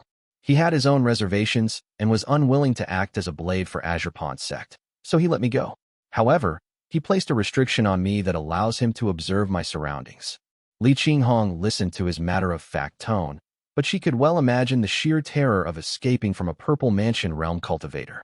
Upon hearing his final words, she was even more startled, realizing that certain topics could no longer be discussed freely. She hurriedly asked, "How are your injuries?" "Dissolving the mana left within me has been relatively easy." Li Shiji's expression remained calm as he spoke gently. "Initially, it would have lingered in my body, hindering my recovery and damaging my mana, but I have been able to dissolve it quickly. The remaining injuries, while severe, will not obstruct my cultivation path and can be healed with time." Li Qinghong nodded, pondered for a moment, then asked in a hushed voice, "Was it Qijun?" Li Shiji shook his head and sat down with his aunt in the cave dwelling before replying. "Aunt, you may not know this, but although Qijun has past conflicts with our family, he values his reputation. As long as his bottom line is not crossed, he conducts himself in a fair and upright manner. If he truly intended to harm us, how could our family have survived on the lake until now? He would have long found an excuse to wipe us out. As long as he cares about his public image, he cannot openly send people to harm me." Li Shiji's speech quickened slightly as he continued in a soft voice. "This matter is either due to his carelessness allowing someone to exploit a loophole, or it was the Ning family attempting to completely control our household and orchestrate my downfall. If it is the latter, it is less concerning. Yuan Su's lifespan is running out, and our granduncle's reputation is formidable, so there is no major threat. I'm only afraid that it's the former. Though Li Qinghong was devoted to her cultivation, she was also a perceptive woman. She frowned and said, I'm afraid this incident will provoke Qi Jiyun into wiping everything out in one go. I've seen his methods before. When he decides to be ruthless, he's far more terrifying than the likes of Ning Hejing and Qi Jiyan. Li Shiji nodded solemnly and said in a serious tone, Aunt, I must ask you to accompany me to Profound Peak Gate. Senior Kong was a close friend of my father. With her as a witness, we can distance ourselves from this matter. I can claim that I never went to Chuani, that only the Han family was involved, and that no harm was actually done. This should put Qi Jiyun at ease. Though this was his outward reasoning, deep down, he had another concern in his heart.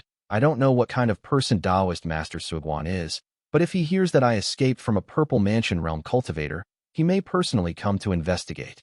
That would be disastrous. Li Shiji wasn't particularly afraid of his internal talisman seed being discovered. After all, even Qi Buzi had failed to detect it back then. If his internal restriction was found, it wouldn't be a huge problem. But if the talisman seed retaliated and killed this peak Purple Mansion Taoist master, Jiangnan would be thrown into chaos. Sueguan is no ordinary person. If he dies here, pristine water will likely emerge on the spot, stepping out from the grotto heaven and dragging me back home to find the immortal mirror. Li Shiji silently weighed his options, realizing that this course of action was inevitable. Li Qinghong pondered briefly before she said with a sigh, Even after being harmed, we must pretend as if nothing happened. Such is the fate of the weak. Li Shiji nodded in agreement. Then Li Qinghong soared into the sky on a flash of lightning. Li Shiji concealed himself behind her, and together they departed, crossing the shallow sea toward Profound Peak Gate. Both of them traveled at an astonishing speed. After half a month, they landed on the shores of Lake Xian, where Li Qinghong rode her lightning toward the gates of Profound Peak Gate in Shanji Prefecture. The sect shimmered with pale white radiance, and its cultivators bustled about, appearing quite busy. She had one of the sect members report to Kong Tingyun and deliberately said, I heard that my nephew Shiji is at your esteemed family senior's residence. Please inform Kong Tingyun. Before long, a streak of golden light shot out from the mountain. Kong Tingyun, dressed in her usual deep indigo robes, approached with evident delight. Qinghong, my dear sister, said Kong Tingyun. Although Taoist Master Changshi was not particularly renowned in the Purple Mansion realm, Kong Tingyun was still a descendant of a Purple Mansion realm cultivator. She had taken numerous treasured panaceas over the years, giving her an appearance even younger than Li Qinghong's. She looked no older than her early 20s. With great enthusiasm, she greeted her. It's been so many years. What brings you here to visit me? Li Qinghong, now carrying an even more refined aura, had her long hair tied as usual. She replied gently, I heard that Shiji was here with you, and I was worried. So, I came to check on him. Kong Tingyun's ears twitched slightly as she listened to a private mana transmission, then smiled and said, Please, come into the mountain first. She activated the formation, and Li Qinghong waited for a brief moment before entering. She landed on Kong Tingyun's immortal peak, and Li Shiji revealed himself, bowing respectfully. Many thanks, senior. Kong Tingyun smiled slightly, glanced at him twice, and thought to herself, he carries himself with more noble grace than his father. He must take after that Shao family woman. Though their families were close, she dared not act too familiarly, lest she invite unforeseen trouble. She first said, Don't rush to thank me. Speak of your business first. Moongaze Lake. Li Shijuan patrolled the lake for a full round before gracefully landing in the town. Just then, a swirl of gray wind surged toward him and transformed into a human form before him. Li Wuxiao clasped his hands and spoke softly. My lord, the air has emerged from seclusion. Li Shijuan gave a slight nod and stepped forward to the hall's entrance. At the highest seat sat Li Qingliao, who wore long garments. He gazed downward at Li Zhouwei, who stood holding a halberd. The boy had broken through after just half a year, achieving the Qi cultivation realm. Li Shijuan glanced at him, mentally calculating his age. Li Zhouwei was only 13, achieving the Qi cultivation realm even earlier than in Jingming had back in the day. Ming Wang had the boost of a talisman pill, adding an entire level effortlessly. The medicinal power and spiritual energy he received were incomparable to what in Jingming had. But in Jingming's cultivation method, especially during the embryonic breathing realm, allowed for rapid advancement. Comparing the two, it's hard to tell how vast the difference truly is. After some thought, he stepped into the hall. Li Qingliao and his son turned their gaze toward him, but Li Shijuan simply waved his hand and said, "No need for formalities." He did not say much, only speaking in a low tone. "Shiji is not on Green Pine Island. I've received other news." The golden rain was indeed caused by the fall of Yuanwu. At these words, a faint smile appeared on Li Qingliao's face. He smoothed his robe and replied with a clasped hand, "I will make the necessary arrangements at once." Li Shijuan nodded, his thoughts drifting. His hand rested on the hilt of Han Lin, the slender sword gleaming faintly. He gazed at the morning light outside the hall, an unease settling in his heart. This is a critical moment, yet Shiji is not in the sect. He only said he went to visit the Han family, but at a time like this, could something have gone wrong? Li Shijuan silently weighed his options, even hesitating about deploying forces to the eastern shore. However, this opportunity was too rare to pass up. His family had worked hard to secure the right connections. Delaying further might cause unforeseen complications. Standing at the foot of the steps, he observed the quiet mobilization of troops within the town. After calculating the timing, he finally took flight and soared toward the eastern shore. "I can't wait any longer." Granduncle's letter mentioned that Shang Yuan's breakthrough is imminent and instability in Jiangnan is growing. I must act swiftly. Chapter 702, Demonic Creatures.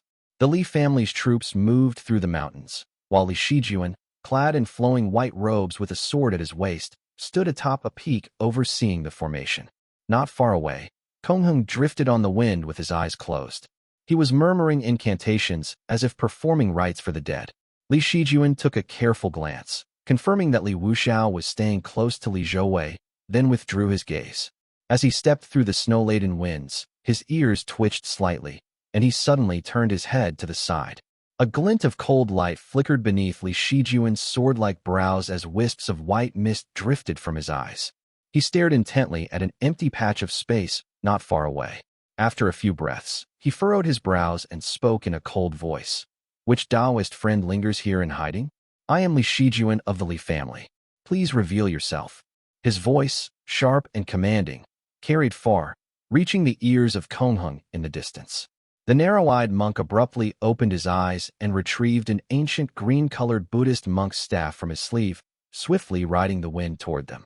After speaking, Li Shijuan felt a chill of astonishment in his heart. What an extraordinary stealth technique. Since childhood, he had trained in the perception arts, and the talisman chi of Radiant Snow Pine Ridge enhanced his vision, allowing him to pierce through illusions and see through even complex formations. Yet, despite observing for several seconds, he could not fully discern the figure. He could only sense a vague presence in that spot. A chill ran through him, and he instinctively prepared to flee. Just then, a streak of white light flickered in the air, revealing the corner of a cloud-white robe. A figure gradually materialized. It was a youth, smiling from ear to ear. The young man had slightly narrow brows and lively gray eyes. His skin was smooth and delicate, and his black hair was braided into two sections on either side of his face, each tied with silver-white bells that accentuated his spirited demeanor. He was barefoot, dressed in a long-sleeved robe of deep blue and green, curiously fastened with a left lapel. It was an uncommon style. His collar was small, while his sleeves were wide. A string of silver beads adorned his neck, ending with a gleaming quartz pendant. Li Shijuan paused slightly and stepped back cautiously. The young man's face was full of mirth, even carrying a hint of playful teasing as he asked, "Which junior are you? Where is Li Yuanjiao? Bring him out at once." Hearing this, Li Shijuan's wariness eased slightly, but he remained vigilant as he cupped his hands in response. "I do not know which senior you may be, but to answer you, my granduncle passed away many years ago." "Ah." The youth's smile vanished instantly, his expression shifting to one of frustration, as if he were about to stomp his feet. Li Shijuan took the opportunity to observe him carefully. There was something inexplicably familiar about this person. The same gray eyes, the long brows, and an aura of nimbleness. Looking closer, he finally noticed the sharp white fangs, the glimmering purple mist surrounding him. This was no ordinary man, but a demonic creature. The youth hesitated for a moment, seeming suddenly disheartened. He waved his hand dismissively, and the lively aura he had carried vanished in an instant. Lowering his gaze, he said, "Just so you know, I am White Bianyan, a cultivator from the demon den of Mount Dali. I once mistakenly took up residence on the outskirts of Mount Dali, peacefully cultivating beneath the trees. Who would have thought that someone would come to my doorstep and beat me up? That person was your ancestor, Li Tongya. The lifespan of your human race is short. It's been countless generations now. Does your family still remember?" Li Shijuan froze in place, murmuring, "Senior White Bianyan Fox." Hearing him recognize the name, White Bianyan's expression lit up with amusement. He called out, "That's me." Li Shijuan stood motionless in the air, struggling to find words. Just as he was about to step forward, his eyes narrowed and doubt crept into his heart. He placed his hand on his sword but did not draw it, speaking in a low voice, "Senior, that is quite the name you claim. But according to my family's records, Senior White Bianyan Fox was a red fox. I can see clearly. How is it that you are a white fox?" White Bianyan was momentarily stunned, then suddenly burst into laughter, as if he had just heard something incredibly amusing. He laughed heartily for several breaths before stopping to ask, "Are you telling me that your family recorded my details so meticulously? How wonderful, how wonderful." Li Tongya truly was a fine man. Seeing that White Bianyan did not appear to be lying, Li Shijuan gave a slight nod, cupping his hands in respect as he responded, "I ask Senior for an explanation." "Ah." White Bianyan perked up at this question, his white fluffy tail rising beneath his blue-green robes. He chuckled and said, "My background wasn't high to begin with. I spent all these years building my foundation establishment realm precisely to temper my bloodline in the demon den's demon pool, seeking true essence. Now, my efforts have borne fruit. I shed my red fur and mortal fangs, and have transformed into a spirit fox." This explanation was certainly novel. Li Shijuan pondered for a moment before asking, "Does Senior know which sword ancestor Tongya wielded?" White Bianyan idly stepped in the air, answering without hesitation. "First, it was the dragon coiling pillar. Later, it was the Chenghui sword." Li Shijuan proceeded to ask several hidden questions. Seeing White Bianyan answer fluently, and without any inconsistencies, he finally cupped his hands, bowed, and respectfully said, "I am Li Shijuan, great-grandson of our ancestor. I pay my respects to Ancestor White Bianyan and congratulate you on your great achievement." White Bianyan chuckled, letting out a long sigh before speaking. "You take after your great-grandfather. So cautious, just like that serpent dragon of his. Always lurking, always calculating, never making a move without careful consideration." Draped in his blue-green robes, he looked far younger than Li Shijuan. He cast a playful glance at him and said with a smile, "You have a handsome look about you, quite like Li Tongya in his later years." Li Tongya held an exalted status in the minds of younger generations like Li Shijuan. Hearing such words, he couldn't help but feel a sense of trepidation and replied humbly, "Senior's divine bearing is beyond compare. I dare not claim even a fraction of it." White Bianyan turned his head, listening to the distant shouts of battle below. He took a deep breath, savoring the air, and his lips grew noticeably redder. Li Shijuan observed this carefully and said softly, "It is rather unfortunate timing, as I am currently engaged in family affairs. I ask Senior to wait for a while. Once this matter is settled, I shall invite you into the mountains for tea." White Bianyan chuckled lightly and said with a sly grin, "No harm, no harm. In fact, I should consider myself lucky. Just as I break through my seclusion, I happen upon such a dense surge of blood chi. I should be thanking you." Li Shijuan felt somewhat embarrassed, but found himself at a loss for words. He swallowed his thoughts in silence. White Bianyan, meanwhile, cast a casual glance below and murmured absent-mindedly, "So, Li Yuanping is dead too. I had told him long ago to gather enough blood sacrifice and come find me, but he refused to listen. You Li family members, all as stubborn as ever." He muttered to himself as the white quartz pendant, strung with silver beads around his neck, swayed gently. Li Shijuan had no idea why such an ordinary piece of quartz held significance for him, but simply responded, "Senior speaks the truth." White Bianyan's blue-green robes slowly billowed as the blood chi below surged. He smiled as if coming to a realization, thinking to himself, "Sigh." Li Tongya never approved of this path, and his descendants seemed to have followed his example. While absorbing blood qi here isn't quite the same as consuming human flesh, since it carries little resentment, it is still something most people frown upon. He flicked his sleeves, took 2 deep breaths of the blood-rich air, then finally turned back. A trace of reluctance lingered in his heart as he spoke in a low voice. I won't stay here much longer. I'll wait for you in Lijiang Mountain. Chapter 703, Secret Chamber, Milan Prefecture. Azure Pond sect did not impose strict regulations on the division of prefectural cities. These cities varied in size, and Milan Prefecture, which Yuan Wu had established for Yumushian with just a single word, had always been under Yuan Wu Peak's jurisdiction. Li Zhouwei rode in on horseback, capturing multiple cities in succession. The defenses crumbled at the first strike, and the cultivators stationed in the city were nothing but debauched wastrels. Having long stagnated in their cultivation, they lingered in these lowland areas devoid of spiritual energy and indulged in petty tyranny. Upon seeing the southern fires blaze and blood qi surge skyward, those with some sense turned and fled. Others who were unable to escape fell to their knees. Li Zhouwei rode past them without pause, while the cultivators following him swiftly tied up the kneeling figures one by one. Only a few figures rushed hastily to the city gates, their faces filled with fury as they began cursing. The middle-aged man's face was pale, and he reeked of alcohol. It was unclear whether he was truly loyal to these esteemed families or merely a fool.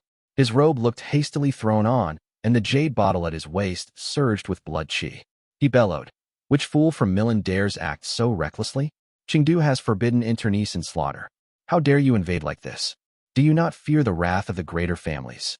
His words barely left his mouth before Li Zhouwei's halberd erupted with red-black light. With a single thrust, it pierced through his chest, spilling blood across the ground. Clop, clop, clop. The rapid hoofbeats echoed as he rode on, his expression calm and unwavering. The middle-aged man still hung lifeless from his halberd. With a flick of his wrist, Li Zhouwei flung the body to the ground, where a sickening crack of breaking bones followed. The audacity to secretly refine blood qi at Moongaze Lake, muttered Li Zhouwei. He flicked the blood from his weapon and entered the city beneath the Immortal Peak. Dust filled the air, filth and excrement littered the streets, and chaos reigned. Emaciated commoners knelt everywhere. Occasionally, a few raised their heads with their sparse gazes sharp as arrows. To be fair, the esteemed families had already been warned by the Li family, and the commoners under their rule did not live terribly. At least they had food to eat and linen clothes to wear. Yet, the way they looked over still burned with fervor. After all, the commoners under the Li family's rule lived far too well. The other esteemed families ruled over a mixed society of cultivators and mortals. Though the mortals survived, their lives were ones of servitude, and they were subject to the whims of their overlords. They can't compare to the Li family's land. Li Zhouwei galloped down the road. All he saw were bowed heads and countless withered hands prostrating densely upon the ground. By the time he reached the Lu family's Immortal Peak, their family head at the Qi cultivation realm had already bound himself and emerged. He led a group of kneeling followers. Behind him, someone held a formation plate aloft and respectfully declared, "This humble one greets the Lord." The Li family launched a covert operation, and Li Zhouwei's forces were not the only ones deployed. To prevent these esteemed families from fleeing with formation plates, spirit items, or cultivation techniques, 7 divisions moved simultaneously. Foundation Establishment Realm cultivators suppressed the skies to ensure no one could escape. The Li family approached the battle like a lion pouncing on a rabbit. They went all out, only to overestimate these families. The Lu family, the strongest among them, immediately activated their formation to welcome the invasion, assuming a submissive posture. Li Zhouwei's halberd was still dripping with blood. His expression carried a trace of disappointment. With a flick of his Dharma artifact, he hooked up the formation plate and let it drift gently into his hand. Then he examined it closely, saying, "Mid-grade Qi cultivation." After inspecting it, he retrieved a talisman from his robe and flung it into the air. A golden light instantly shot up into the sky. The Lu family head trembled, not daring to speak. Li Zhouwei cast a sweeping glance over the family members behind the family head, then lifted his gaze to the heavens. He waited for 20 minutes, and one after another, golden lights began to rise. 6 hours. Li Zhouwei planted his halberd into the ground. Counting the newly risen lights, there were 6 in total. It was evident that in just one night, Milan Prefecture had fallen into his family's grasp. The Yu family had once risen from the ashes of the Jiang family, only to later fracture and disperse into the various families of Milan, with the Liu family as their leader. Now, their gates stood dim and lifeless, shrouded in sheer terror. These families lacked even a single foundation establishment realm cultivator. Their hidden supporter, Changtian, had vanished without a trace. Even upon witnessing the faint golden glow rising from the south, they remained clueless about what had transpired, and their attempts to gather intelligence yielded only fragmented whispers. The Li family had struck without warning. Clad in armor, Li Zhouwei rode forth. Wielding his halberd, he carved a bloody path through the families.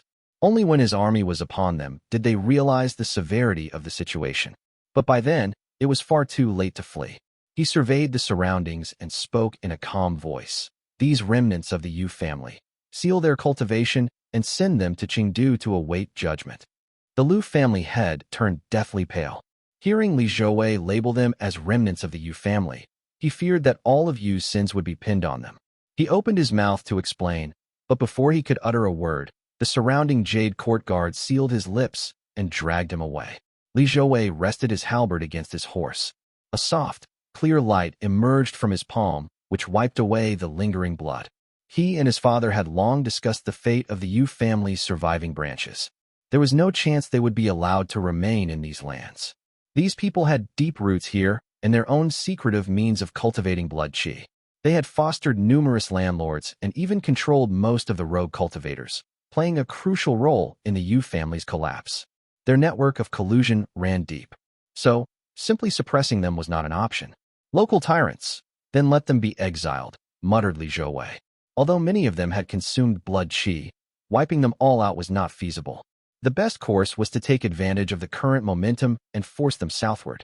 Once removed from their homeland, they would find it nearly impossible to stir up trouble again. In the sky, Li Shijuan had someone escort White Bianyan back.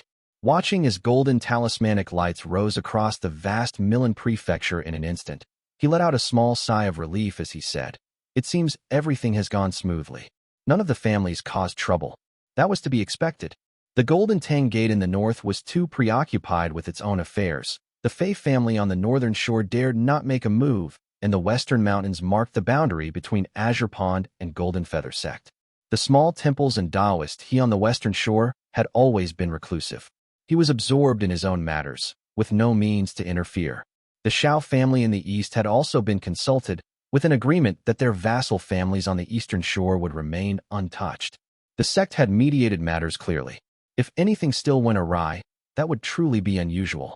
Chapter 704, Secret Chamber, 2.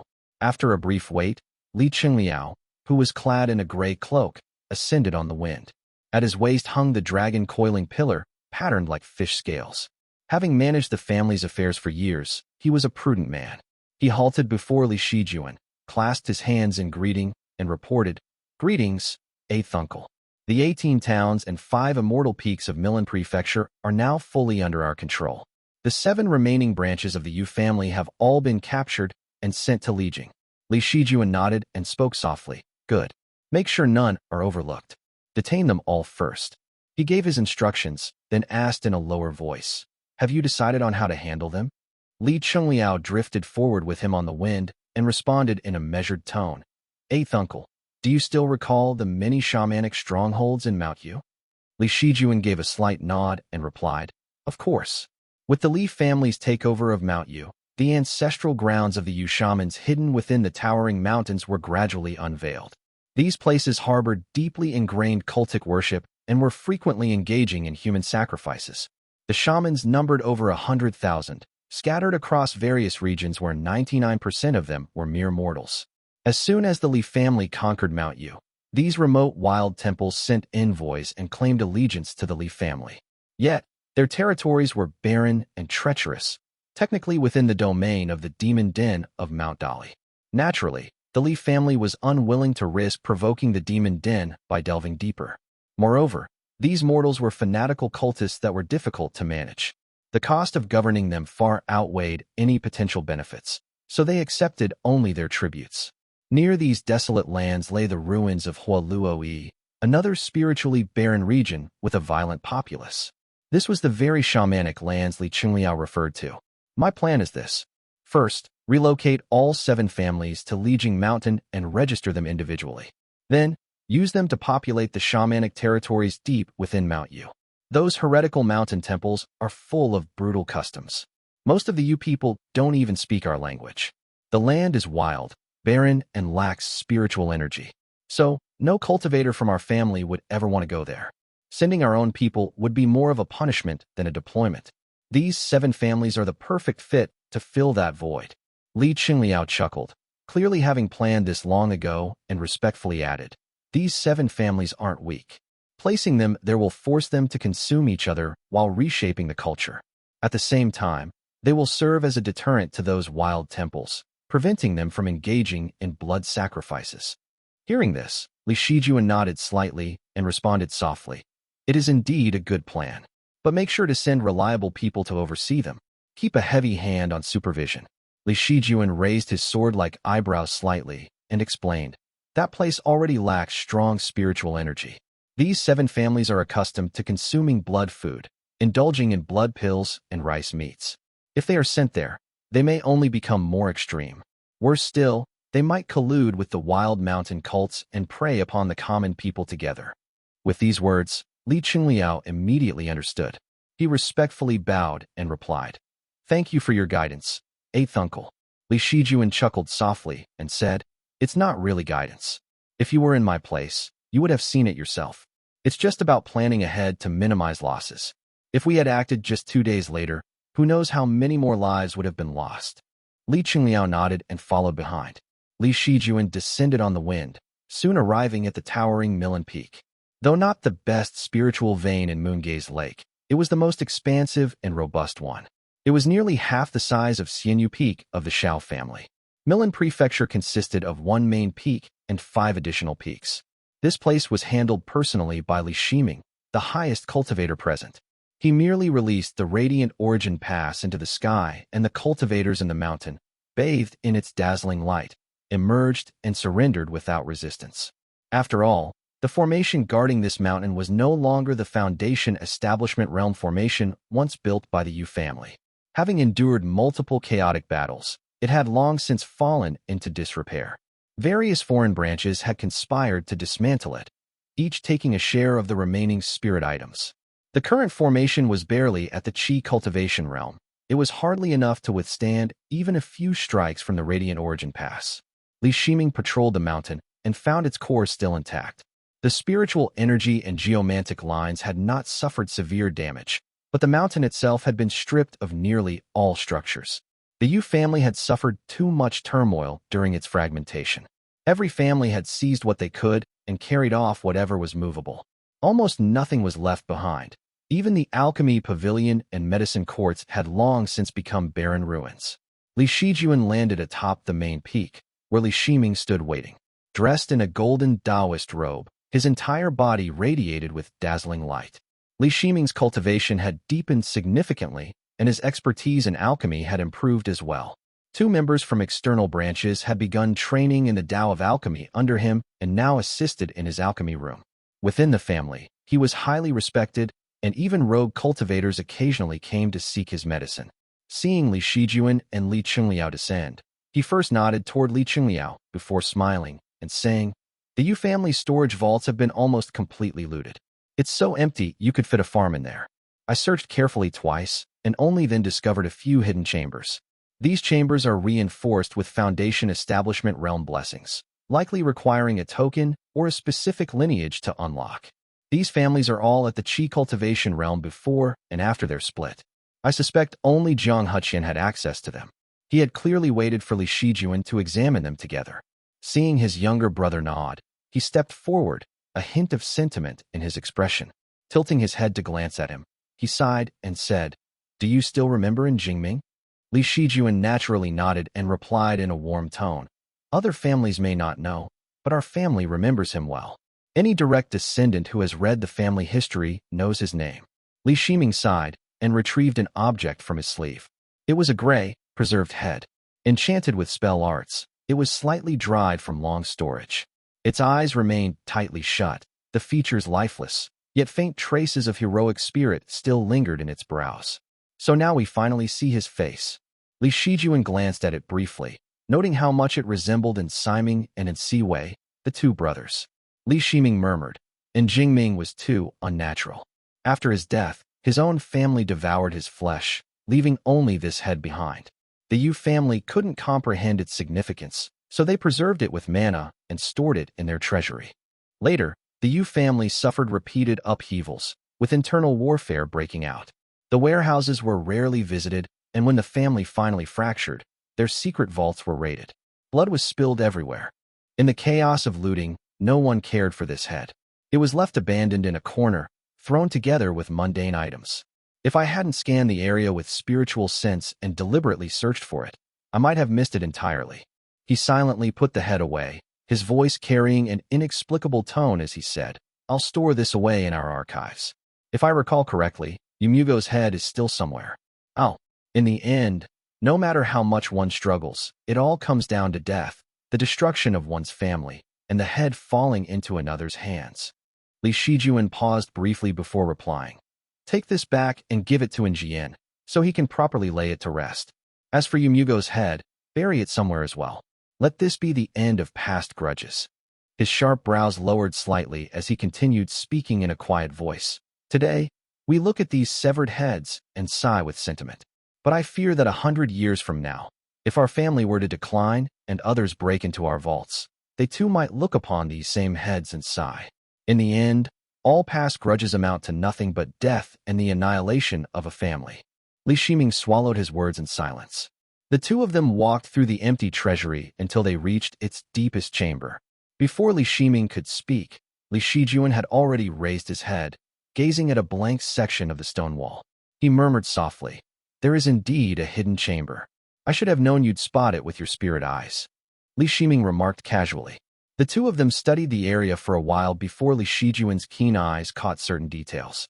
Though he wasn't highly knowledgeable about formations, he could still discern some aspects, and said in a low voice, "To activate this formation, it likely requires either the Yu family's direct lineage or a key from Jade Smoke Mountain. If we attempt to force it open, we might end up destroying whatever lies inside, without someone highly skilled in formation arts." As soon as Li Shijuan said this, Li Qingliao immediately understood and responded, "I've heard that after the Yu family was destroyed, their direct lineage was almost completely wiped out. There may be very few survivors left. I will go investigate right away." Chapter 705. 6 Xian Unified Metal. Li Qingliao left to carry out his orders, while the two Li brothers surveyed the mountain. Millen Mountain had originally been the Jiang family's sect grounds, with its geomantic lines deep and stable. Though it lacked fire veins, its earth veins were exceptionally rich. Li Shiming made a quick calculation with his fingers and praised, "These earth veins bear the qualities of a great river and mountain. Though the spiritual energy is somewhat lacking, its foundation is strong enough to rival an ordinary Purple Mansion Realm sect. It may even barely support a Purple Mansion Realm formation." Li Shijuan nodded. Though their family possessed many immortal mountains, they had none that could truly be called a great mountain. They only had isolated peaks and strange formations. Even Lijing Mountain, the birthplace of the Li family's rise, owed its importance mainly to its proximity to Lijing Town. By strict standards, it wasn't truly an immortal mountain. It had simply been chosen for convenience when the family first ascended. As for Qingdu Mountain in the lake, the current Foundation Establishment Realm formation it housed was already at its limit. It was only thanks to Liu Changdi's exceptional skill in formation arts that it was even possible. Anyone else would have struggled to construct it. On Millen Mountain, about 10 cave dwellings had been excavated. Only one or two of them had a spiritual energy density comparable to Qingdu Mountain, but they still fell short of their family's finest, Mount Wu's cave dwelling. The Jiang family had passed down the Jade True Dao lineage for generations, and the Yu family had also cultivated in this tradition. Though the mountain had been repeatedly ravaged and left in ruins, fragments of jade artifacts still littered the ground, with several jade statues lying haphazardly. Li Shijuan lifted one with his mana, examined it briefly and murmured, "I've heard that the Jiang family's ancestor was once a disciple of an immortal sect. He cultivated the Jade True Dao, which was the same lineage as the Taoist master of the Yu cultivating sect." Li Shiming sighed and said, "It won't be long before Taoist master Shang Yuan breaks through." Our granduncle wrote back, saying that soon he will travel with Taoist Master Yuan Su to the Northern Sea for the ceremony. Yuan Su doesn't have many years left either. Both of them sense the impending storm. Even setting aside the Purple Mansion realm immortal families, esteemed families like theirs also felt uneasy and uncertain of the future. The Shao family had already chosen seclusion and would likely be of no help when the time came. One of their family's few allies, Taoist Master Yuan Su, was also reaching the end of his lifespan. In this world, without the backing of a cultivator at the Purple Mansion realm, one would unknowingly become a mere bargaining chip in others' schemes. Li Shiming's tone grew heavier as he spoke softly. My accumulations are sufficient now. After this, I will enter seclusion to break through to the late Foundation establishment realm. The family's affairs will have to be entrusted to you, younger brother. Li Shijuan's expression was difficult to read as he suddenly brought up a concern, his tone laced with worry, saying, the Radiant Lure generation all have sharp minds, but their cultivation is lacking. With our family's resources, they can reach the Qi cultivation realm, but breaking into Foundation establishment realm is far too difficult. Qingliao is doing well enough, but Chenghui's innate talent is even worse. His parents are both exceptional, yet his luck is simply too poor. For cultivators, the higher their cultivation, the greater the probability of their offspring being born with spiritual orifices, which increases their potential talent. But this rule was not always consistent. Li Shiji had been fortunate, but even Li Shiming's eldest son had been born without a spiritual orifice. It was a source of deep regret for him. We can only hope for the next generation, said Li Shiming. Though both had great confidence in Li Zhouwei, a single pillar was not enough to support a great structure. They often wished for one or two more exceptional children to strengthen their family's future. For a moment, they fell into silence. An unspoken shadow of unease settled in their hearts. The Li family had long observed the fates of other esteemed families such as the Yu, Fei, Yuan, and Shao families. Even the Qi family of Azure Pond sect, each represented a different aspect of esteemed lineage. The Li family had always risen through talent, allowing them to swiftly establish themselves by the lakeside. Their ancestors had been so gifted that some were recognized by those at the Foundation establishment realm and Purple Mansion realm, even while still in the embryonic breathing realm. Against the older esteemed families, they had always been able to hold their own. Yet now, despite their growing foundation, their younger generation lacked true prodigies. Their strict upbringing ensured they would not be easily deceived or manipulated, but there was an unsettling sense that they were walking the same path as the fallen esteemed families before them. Standing atop the Yu family's former sect grounds, this feeling became all the more palpable. After a brief silence, Li Shijuan could only say, we can only wait and see what the next generation brings. But today was meant to be a day of triumph, and they soon pushed these thoughts aside. Just then, Li Qingliao returned. He was accompanied by a middle-aged woman. She was dressed neatly, her expression subdued as he followed behind with her head lowered. Li Qingliao bowed alongside her before explaining. He said, Honorable uncles, this is Yu Xianghua, a former direct descendant of the Yu family. She later married into an external family. During the Yu family's collapse, infighting broke out everywhere. She was hidden away by guest cultivators, which allowed her to survive. After finishing his explanation, Li Qingliao turned to the woman and spoke softly. Speak before the ancestors. Yu Xianghua bowed deeply and replied, Honored ancestors, this hidden chamber was not created with ordinary methods. Though I am of the Yu family's direct lineage, I was never taught the method to open it. However, my elder brother was also a direct descendant. He should know the way. Her expression carried a hint of fear as she murmured, I beg the two ancestors to spare my family's bloodline. The Yu family still has 160 men and women imprisoned in various mountain dungeons. My elder brother is willing to offer up his spell arts. He only asks that. Li Shijuan immediately understood and asked, Do you think the methods of the Foundation establishment realm cultivators are so easily underestimated? Whether or not he offers the spell, there are ways to extract what he knows. Tears streamed down Yu Xianghua's face as she fell to her knees. She said, We have no other path left. The sins of the past 100 years were all Yu Mugo and his son's doing. Since their deaths, our family has loathed them, and many even secretly colluded with esteemed families to escape their rule. Now, our entire family is being wiped out. This is clearly karma. I only plead for a way to survive. She knelt and kowtowed repeatedly, until blood stained the jade floor. Li Shijuan watched in silence for a moment before speaking softly. The 7 families are being sent to Mount Yu to fill the shamanic lands. That place still lacks proper overseers. Your remaining bloodline. The men shall marry into our family. The women shall wed our kin. They will receive military positions and be sent to oversee them. Yu Xianghua wept bitterly and cried out, "Thank you, ancestor." She was quickly led away. Li Qingliao, deep in thought, nodded and remarked, "My lord's plan is truly a masterstroke of control." Li Shijuan nodded indifferently. Though the Yu family said nothing, who could know how much hatred still festered in their hearts? Many among them had betrayed their own kin to seek shelter under the Li family. Adding another 100 to that number made little difference. We'll use them to watch over the 7 families, letting their hatred drain itself dry. Once their children bear the Li surname, it will no longer seem like we destroyed their family. This will give them a justification for peace. Though Li Shijuan spoke these words casually, deep down, he remained cautious. He lowered his voice and told Li Qingliao, "Pair the talented among the 7 families and the remaining Yu family members with our own sons and daughters. In 30 years, the hatred will shift away from us and become a feud between the Easterners, the Mount Yu families, and the 7 families." Li Qingliao answered in agreement. But beside him, Li Shiming stood frozen and gazed at his younger brother with an entirely new perspective. He was stunned by the cold, calculating nature revealed in his words. He thought to himself, "I had always believed that among all my brothers, Shijuan was the kindest. But in the end, he is still a Li family man." Li Shijuan reacted swiftly. Though his pause was brief, Li Shiming caught it immediately and asked, "What is it?"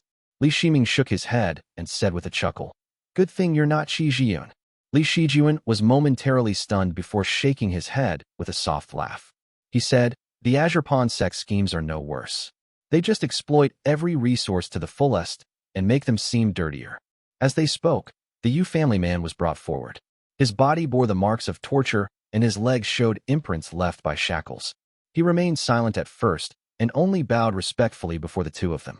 He then stood, bit his finger, and performed a spell which formed a pale jade light in the air. He directed it toward the stone wall, illuminating it for a full 15 minutes. Slowly, a thin door seam became visible. A bitter smile appeared on the Yu family man's face as he bowed again and said, "Honored lords, the hidden vault is here." As he spoke, the vault doors slowly parted, revealing dazzling treasures glimmering with radiant light. Li Shijuan did not step inside. Instead, he smiled at the Yu family man and instructed, "Chengliao, have a few men step forward and retrieve the items." Chapter 706, 6Xian Unified Metal 2.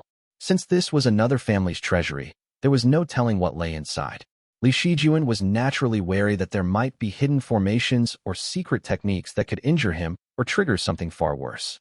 He also refrained from allowing the Yu family man to enter, fearing that he might have concealed a purple mansion realm talisman inside. If the man grabbed one and chose mutual destruction, it would be disastrous. Instead, he gestured for his Jade court guards to step forward. Before long, they retrieved an ornate treasure box, embroidered with brilliant silver-white patterns. Its base was ashen gray and its colors subdued with age. It was clearly an object of antiquity. Upon opening it, a single command token lay neatly inside. The token was dull and lusterless. Its surface was a blend of silver-white and iron-gray hues, and it was etched with mysterious markings. It was about the size of a palm, fitting perfectly in hand, its cold touch seeping into the bones. It was remarkably comfortable to hold. Li Shijuan turned his gaze toward the Yu family direct descendant, watching as the man's face turned deathly pale before he spoke. "This is the 6Xian Unified Metal Token." Hearing this, Li Shijuan's expression changed immediately. In an instant, his demeanor grew serious, his eyes narrowing slightly as he murmured, "The 6Xian Unified Metal Token?" Almost instinctively, he recalled the gray fire that Guahangyao had once wielded. Then, it fell into the hands of 2 Longjian, bearing the name 6 Ding Merging Fire Token. That was a purple mansion realm spirit artifact. Doubt immediately filled his mind. The Zhang family had been gone for years, and at least 8 to 10 purple mansion realm cultivators had secretly scoured this mountain by now. How could a purple mansion realm artifact still remain here? He questioned at once. "Oh, is there any record of its origins?" The middle-aged man nodded faintly, sighing before explaining. This token originally belonged to the Jiang family's ancestor, who wielded it as his most trusted Dharma artifact. According to legend, it was a purple mansion realm spirit artifact.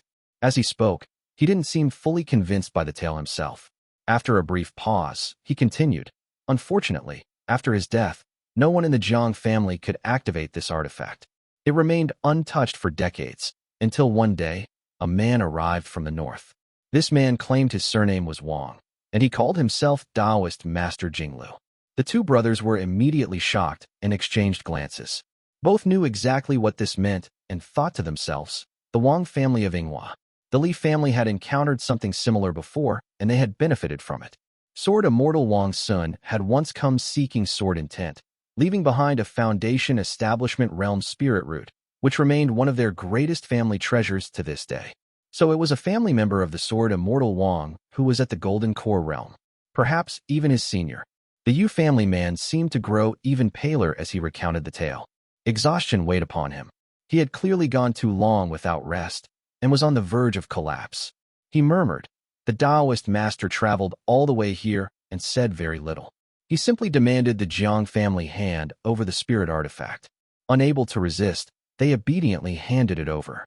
And so, the Taoist master performed divine magic, extracting the 6 Xian unified metal from within the 6 Xian unified metal token. The group listened intently as the man spoke in a low voice. This Taoist master did not take it for free. He made a promise. No matter how the Jiang family rose or fell, he would ensure that their bloodline endured as long as he still lived. He hesitated briefly before continuing. The Taoist master also left behind one last message.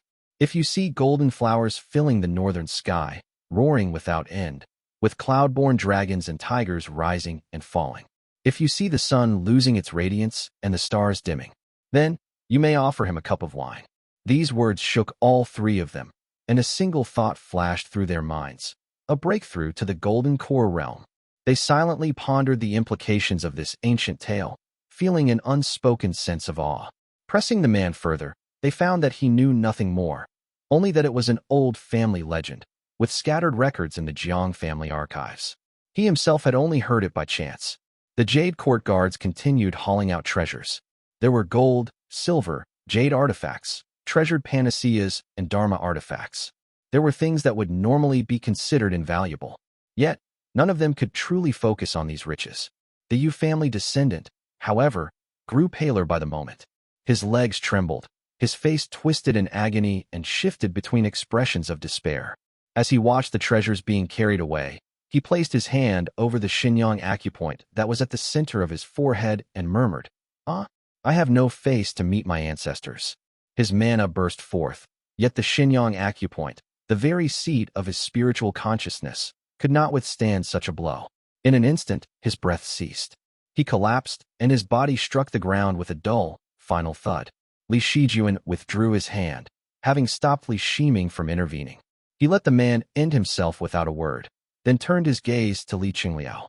He said, "Dispose of the body." Profound peak gate. Li Shiji sat before a jade table and recounted the events in their entirety.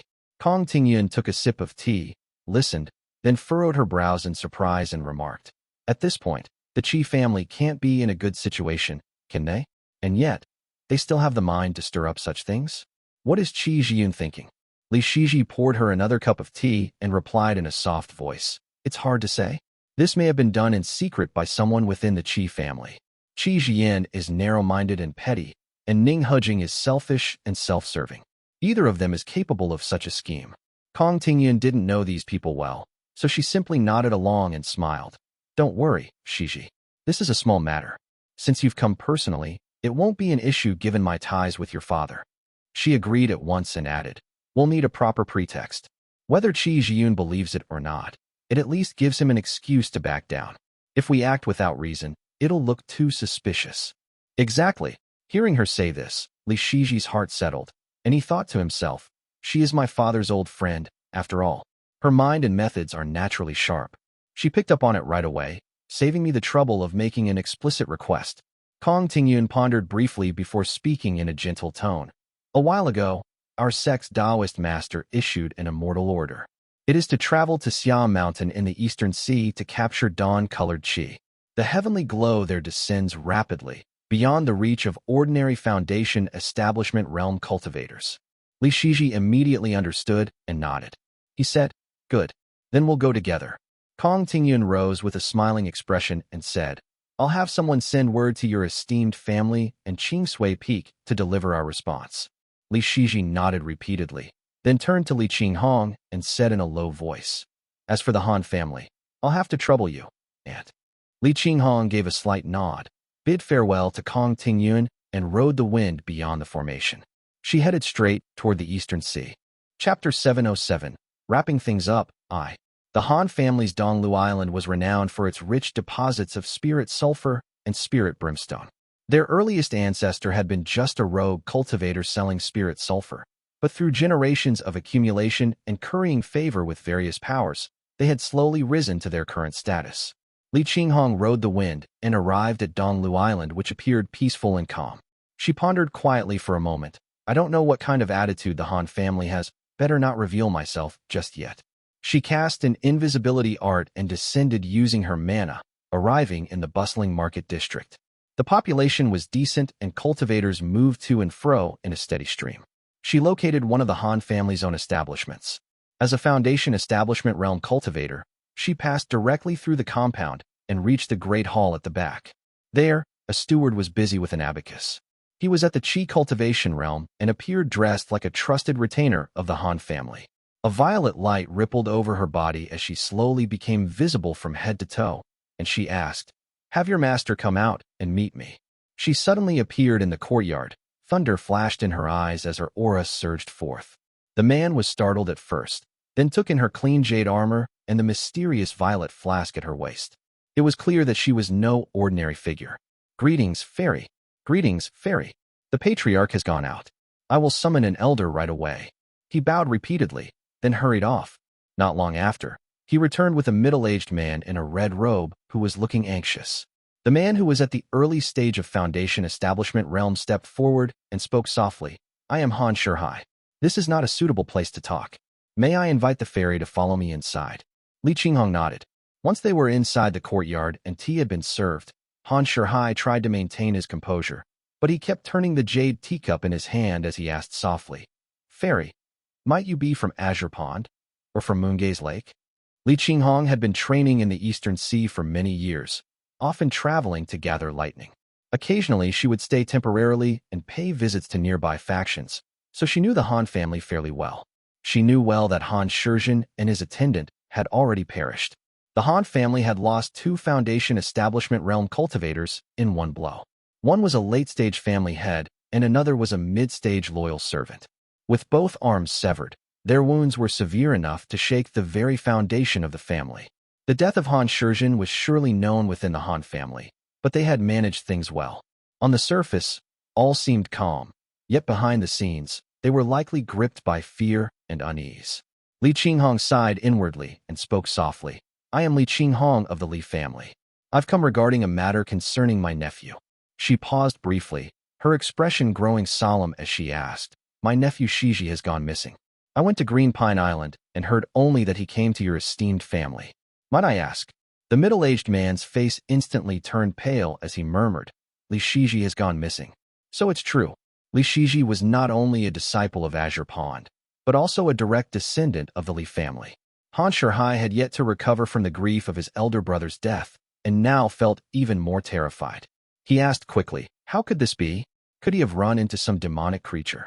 He knew full well that this was no trivial matter. The Li family had connections to the Purple Mansion realm cultivator within the Azure Pond sect. If Li Shiji had truly perished, Azure Pond would never let this slide. His face grew even paler, and then he thought of someone, Li Xianfeng, the golden bowstring. This man's reputation had been growing in recent years. The Han family had personally witnessed him slay a mid-Foundation Establishment demonic beast. After just a few arrows near Donglu Island, the creature had plunged straight into the sea.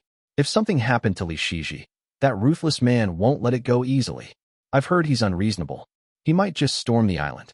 Han Shihai's face grew even paler. Their family's ancestor had gone into seclusion decades ago to attempt a breakthrough into Purple Mansion realm. By now, After so long without news, they were most likely dead. And now, with 2 Foundation Establishment Realm cultivators dead, they had drawn the suspicion of the Li family and Azure Pond sect. Seeing the whitened lips and panicked expression on his face, Li Qinghong could tell he'd already connected many dots.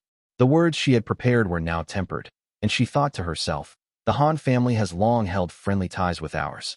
Han Shizhen may have come for profit, but in the end, he perished while handling Shiji's matter. In a way, it's our Li family that owes them. I shouldn't press him too hard. Her expression turned solemn. She didn't take a single sip of her tea, setting the jade cup lightly on the table as she asked, "Is Han Shizhen dead?" Han Shihai trembled. He had no idea how she knew, but could only respond sorrowfully, "Yes. But I truly don't know where my elder brother took your esteemed one. I heard it was in search of Yuan Tuan. As a cultivator of the Eastern Sea, he had long grown used to death and injury. He wasn't even thinking about avenging his brother as he only wanted to get through this situation as quickly as possible. He said in a low voice, "Fairy, do you have any news about them? Truly, this has nothing to do with our family." Li Qinghong paused, then said softly, "I do know a few things. It was in pursuit of Yuan Tuan. Since this was a private matter, I won't press too hard. Finding them is the priority. Do you have any idea where they might have gone? I'll go search." Han Shihai looked as if he'd been granted amnesty and quickly replied, "I heard they headed toward the Chuanese Sea."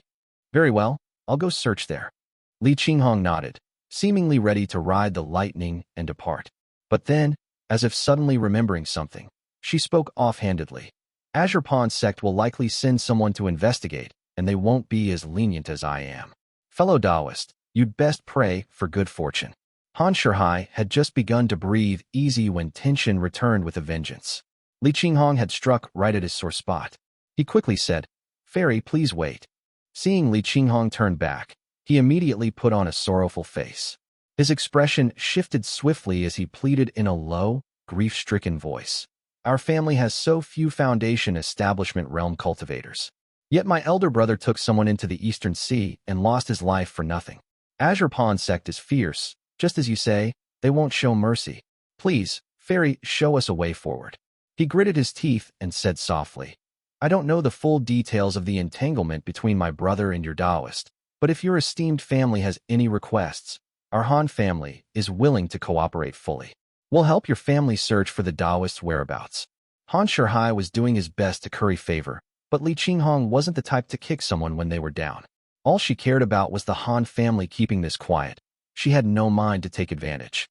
She simply replied, "Fellow Taoist, our 2 families have a history of friendship and many years of trade. To be fair and honest, most of the blame for this doesn't lie with your esteemed family."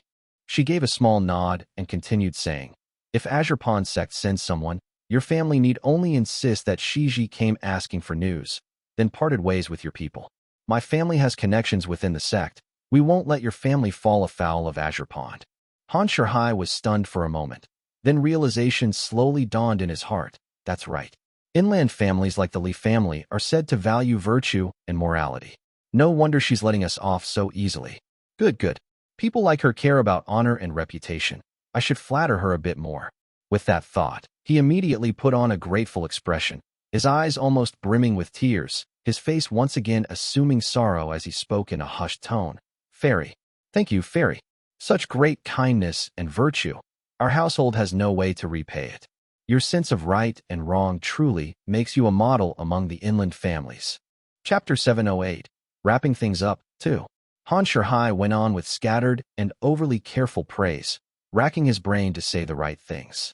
But Li Qinghong, having spent so many years overseas, knew exactly what these outer sea families were like. She simply nodded perfunctorily and instructed, "There's one thing for you to take note of. I came here quietly. Aside from that steward, no one else saw me on the island. This conversation must be kept secret. No third party must know. Just act as if I was never here." Han Shihai immediately understood, a ruthless glint flashing across his face. He revealed the true nature of an outer sea cultivator as he respectfully said, "Rest assured, Fairy, no third person will ever know." Li Qinghong saw it clearly. The steward's fate was likely sealed. But it was another family's affair and concerned the Han family's very survival. She cupped her hands slightly. A hint of urgency appeared on her face as she said, "I must hurry to find my nephew." I truly can't linger here any longer. This excuse only made Han Shihai believe her more. He nodded repeatedly, but still felt uneasy. Then he noticed that Li Qinghong hadn't yet left. She was watching him with a pleasant smile. At that moment, Han Shihai understood and thought, she's still expecting something. He thought for just a moment. The demons subduing copper rods from the Yuan family had always felt too hot to hold. He quickly took them from his storage pouch and lied. This item is a Dharma artifact once belonging to Yuan Qingdan. It fell into the hands of a rogue cultivator, and we later acquired it. We hadn't yet had the chance to present it to the Taoist, so we'll entrust it to you, fairy. Li Qinghong glanced at the rods and saw their brilliant glow. The twin rods had blue-gold hue with intricate patterns. A rare match pair of Foundation Establishment Realm Dharma artifacts. She replied, this was a relic of Elder Yuan. He had ties with our family. I'll see to it this is returned to his eldest son. I won't claim it for myself. Han Shihai stared at her blankly, watching her take her leave and vanish outside the formation. He stood there for several breaths before murmuring, virtue, truly the most extravagant of all things. He was faintly moved, his hand resting on his sword as he walked to the threshold. The steward was lurking nearby, peeking out nervously. Upon seeing him, the man quickly withdrew his head, bowing quietly, waiting at his side. If not for his brother's death, Han Shihai might have rewarded the man in a moment of ease. But now, he smiled pleasantly and said, come. The steward took a step forward. Then, Han Shihai drew his sword and brought it down in one swift stroke, beheading him. The blood hadn't even begun to spurt before it was drawn into the small gourd at Han's waist. Flesh was stripped and bones crushed. In a matter of a few seconds, the man had vanished completely. Han Shihai shook the jade gourd, listening to the sounds inside as he silently calculated, I'll still need a proper excuse to conceal my brother's death, so the nearby families don't start getting ideas. Millen Peak. The items from the secret chamber of Millen Peak had all been brought out, filling the hall completely. Li Shiming, distracted, was fiddling with the 6Xine unified metal token in his hand. The token had a smooth, silver-gray surface. When exposed to sunlight, it would regain its silvery white and purplish hue. But whatever had once been inside it had long been taken out. Only the notably sturdy shell remained. Li Shijuan was counting the treasures. He glanced briefly at Li Shiming and said gently, keep that 6Xine unified metal token for now. When there's a chance, send it to the southern border. Great uncle practices the metal Tao. It would be better in his hands. Understood, Li Shiming replied, then muttered, merging fire, converging water, unified metal. If the pattern holds, there should be 5 tokens. I wonder what they're for. Converging water. Maybe it's in the hands of the dragon family. Li Shijuan chuckled and simply said, I've never heard of this unified metal. Perhaps it belongs to some Tao lineage in the north. He mentioned it in passing, then turned his attention back to the items before him. The Yu family had suffered repeated setbacks in recent years, and their foundation had been nearly exhausted. The only things truly worth taking were a few treasured panaceas. Li Shijuan was less knowledgeable in this area than Li Shiming, so he waited for him to take the jade box and lift the lid. Inside was a purple fruit that was the size of a fist. It was covered in countless tiny holes, with wisps of smoke drifting lazily from it. Li Shiming examined it closely and replied, Purple Lian Bodhi. He studied it carefully as it was his first time seeing such a thing. He spoke softly. This is not something of the Immortal family. Li Shijuan frowned, while Li Shiming, who had received instruction from Xiao Yuanxi and was quite well informed, explained softly. It said that the revered one wandered the nations, and wherever he paused in the face of mortal suffering, a strange fruit would appear. That fruit was the purple Lian Bodhi. It is highly prized by Buddhist cultivators. Indeed. Li Shijuan nodded and said in a low voice, Kongheng has served our family in the Eastern Sea for decades. He was diligent, loyal, and never asked for anything. We've never rewarded him properly. Let's gift him this. Li Shiming naturally had no objection. He picked up 2 more jade boxes to examine. One of the remaining treasured panaceas was small and light. It was barely the size of an eyeball, pure white and crystal clear, as though it might float away at any moment. It was the healing gorge cloud vine. The other emitted flickering flames that were bright yet hazy. Its long, slender body radiated intense heat. It was the rare fire-type treasured panacea, the Tai fire long fruit. Neither of them could identify the specific fire Tao. It was clearly not merging fire, but the brilliance of the flames was unmistakable. The two quickly packed everything away. Li Shijuan summoned Li Chungliao and handed off the remaining matters to him, giving instructions. Senior White Bianyan is still waiting in town. I shouldn't keep him waiting. I'll head over now. Li Shiming nodded as well and went down to enter seclusion. Li Shijuan rose with the wind, glancing across the southern and eastern shores, where his family's banners now flew. Nearly half of the vast Moongaze Lake was under his family's control. He gazed quietly for a moment, recalling his conversation years ago with Li Yuanjiao about unifying Moongaze Lake and relocating the family to that land. That dream no longer felt so far away. I need to work harder. He drifted down on wind and snow, entering Lijing town. As he landed nearby, he saw a bustling crowd. Many family men had gathered beneath a side hall, all looking up toward a specific spot. Li Shijuan was slightly taken aback. There was White Bianyan, one leg crossed as he sat on the rooftop eaves, the other leg dangling and swaying atop the tiles. He held a bowl of purple fruits, and he was grinning down at the crowd below. As he ate, he casually tossed fruits down and prompted the crowd to reach up eagerly as his eyes gleamed in anticipation. Truly a fox's nature. Li Shijuan chuckled. The crowd of family men immediately grew nervous and dropped to their knees. He descended for a closer look and saw that they were all mortals. He waved them off and took to the air once more. White Bianyan, looking a little guilty, hurriedly tucked away the bowl of fruit and quickly changed the subject, asking, "How did it go?" Li Shijuan bowed respectfully and said with a smile, reporting to the senior, "It went smoothly, of course." "Oh, very good." White Bianyan nodded, and Li Shijuan led him all the way to Mount Qingdu, explaining, "Our family has now relocated to this mountain. If the senior visits again, you can come directly to Mount Qingdu." White Bianyan acknowledged with a quiet hum, then lowered his gaze and said, "No wonder. I searched all over that mountain and couldn't find Li Tongya's grave, so it was moved. Let me pay respects to the departed first." Chapter 709, Yanyang, I. Spring rain poured continuously. Li Tongya's grave had only been renovated 10 years ago, but the tombstone remained the same as it had been back then. It was simple and elegant, standing quietly in the spring rain. White Bianyan stood before the grave for only a few seconds. Gazing up at the sea of tombstones, he stammered a few words in confusion, then backed away and muttered blankly, "Forget it. I'll choose another day to come. Let's go inside and sit for a while first." Li Shijuan figured he was feeling a bit uneasy, so he led him into the main hall. He had already instructed someone earlier, and now a storage pouch was being brought forward.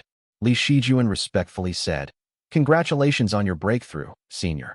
This is a small token of respect. Please accept it." Since White Bianyan was, after all, a demonic creature, he didn't stand on ceremony. He casually took the storage pouch, hooked it onto his belt, and settled into the seat. He was small in stature as he sat cross-legged in the seat. Turning slightly, he asked, "Upon coming out of seclusion, I visited the Purple Mansion Realm Cultivator and heard that the world is in turmoil now. Is it true that Taoist Master Shang Yuan is about to break through?" Seeing Li Shijuan nod, White Bianyan continued, "My master said that there's discord within the Immortal Tao. Disputes arose, and after much delay with pushing responsibilities toward the dragon family, they finally gave up on the Thundercloud Grotto Heaven. Over a dozen Purple Mansion Realm cultivators entered together, seized what they could, and quickly withdrew. Li Shijuan didn't know the secrets of this so-called Thundercloud Temple Grotto Heaven. It seemed even the Purple Mansion Realm cultivators couldn't sweep it clean of treasures. He sighed inwardly. What a pity. Our family had no chance to get a share. I'd even thought my aunt might have an opportunity." Since the topic had come up, Li Shijuan immediately seized the opportunity to ask, "May I ask, senior? My brother's master became trapped in that grotto heaven. There's been no word from him. Whether it's good or ill, we still don't know." Of course, Li Shijuan was referring to Yuan Tuan. White Bianyan lifted his cup, as if he had already expected this question, and said with a smile, "Someone from the Yuan family, cultivating the Azure Manifestation? Then this tribulation is one he was destined to face." White Bianyan sipped his tea and continued saying, "You should know that the Grotto Heaven is the Thundercloud Temple, which in its prime called itself the Tao of Thunder Steering and Cloud Dwelling. Its founding ancestor came from the north and was once the first disciple of the Yanyang Temple." Yanyang Temple? That name sounded quite familiar. Li Shijuan, who had thoroughly studied the family history and had even personally overseen the six dams' life-matching unique technique to match fate for Li Wuxiao, immediately recalled. That's the Dao lineage attained by an ancestor of the Yuan family. This Yanyang temple was rather interesting in its day. White Bianyan kept chattering as he spoke. The founder of the temple palace was a man named Qin Yinzi, who in ancient times studied under a Dao embryo realm cultivator as a recorded disciple. Later, he had a wild idea and wanted to merge the immortal and Buddhist Daos into one. But he couldn't withstand it. He lost his mind and transformed into an immortal peak in the north, known as Yin Mountain. All these are ancient history, not worth dwelling on. But in short, there's some heritage there. Our Mount Dali's demon den has watched events unfold from here and knows of the Yuan family. Their cultivation Dao is the Azure manifestation, Azure Dam divine mountain sprawling essence. Nowadays, very few cultivate the earth virtue, so the Yuan family has some renown. He crossed his legs and slouched lazily against the chair back and continued saying, the Yuan family thought no one was paying attention and didn't even take much precaution. But how could they escape the eyes of Golden Core realm cultivators? One look, and they knew the Dao lineage they had acquired was from the northern Yanyang temple. The rest was self-evident. Li Shijuan followed the thread of his words and said softly, so that's how it is. I suppose the Purple Mansion realm cultivators hoped to use the connection between Yanyang temple and Thundercloud temple to obtain more from this grotto heaven. White Bianyan nodded and smiled with a hint of sarcasm. He said, no matter how far the Dao of thunder steering and cloud dwelling has declined, it's still of the human race. With a few dragons circling it, how much favor can they expect? Naturally, they needed someone aligned with the lineage to be sent in as a key. Li Shijuan instantly understood and thought to himself, no wonder Yuan Tuan vanished without a word. It must have been beyond his control. These secrets circulated freely among the Purple Mansion realm and Golden Core realm cultivators. No matter how clever she is, how could she have guessed? She must have been sent out by Azure Pond, only to be awaited by several Purple Mansion realm cultivators from the dragon family. She had no chance. As for Yuan Qingdun, perhaps he knew as well. He headed for the Eastern Sea with tragic resolve, leaving behind a backup plan to give his eldest son a way out, only for it to be sold off cheaply by his elders. What a pity. Li Shijuan felt a pang of sympathy, like a fox mourning the death of a rabbit. He thought of when Li Tongya had fallen. Perhaps the Yuan family had felt the same way, schemed against from birth to death. The realization gave him a chill as he thought. Back when Shi Wei wanted to refine a pill, Yuan Tuan suppressed her foundation establishment realm breakthrough for so long. I'd wondered why Azure Pond couldn't find a way to coerce her, assuming that her immortal foundation realm was more valuable. But now it seems she had many potential uses, destined to come in handy eventually. Images floated before his eyes. The images of Yuan Tuan silently suppressing her cultivation on the mountain, while Qi Wei and the others sat on the clouds with faint, mocking smiles. He drifted into distraction, and White Bianyan, seemingly unaware, reached into his sleeve and pulled out a string of fruits, tossing one into his mouth. Can't get used to spirit tea, fruit still tastes better. White Bianyan muttered inwardly, then continued. The Yuan family is the same. You esteemed families are no different from the demonic beasts we raise on our peaks. Li Shijuan responded with a sound, but his heart suddenly sank. Brother Shiji never mentioned any of this. If the Purple Mansion realm cultivators are gathered around that grotto heaven, and he's heading there, wouldn't his life be hanging by a thread? Terror gripped his heart, but with no way to contact Li Shiji now, he had to suppress his panic. He quickly called someone over and quietly gave instructions to send word. White Bianyan sat on his own for a while, then suddenly asked, I heard a rumor in our den. Your esteemed family is of bright Yang lineage? Li Shijuan sighed inwardly.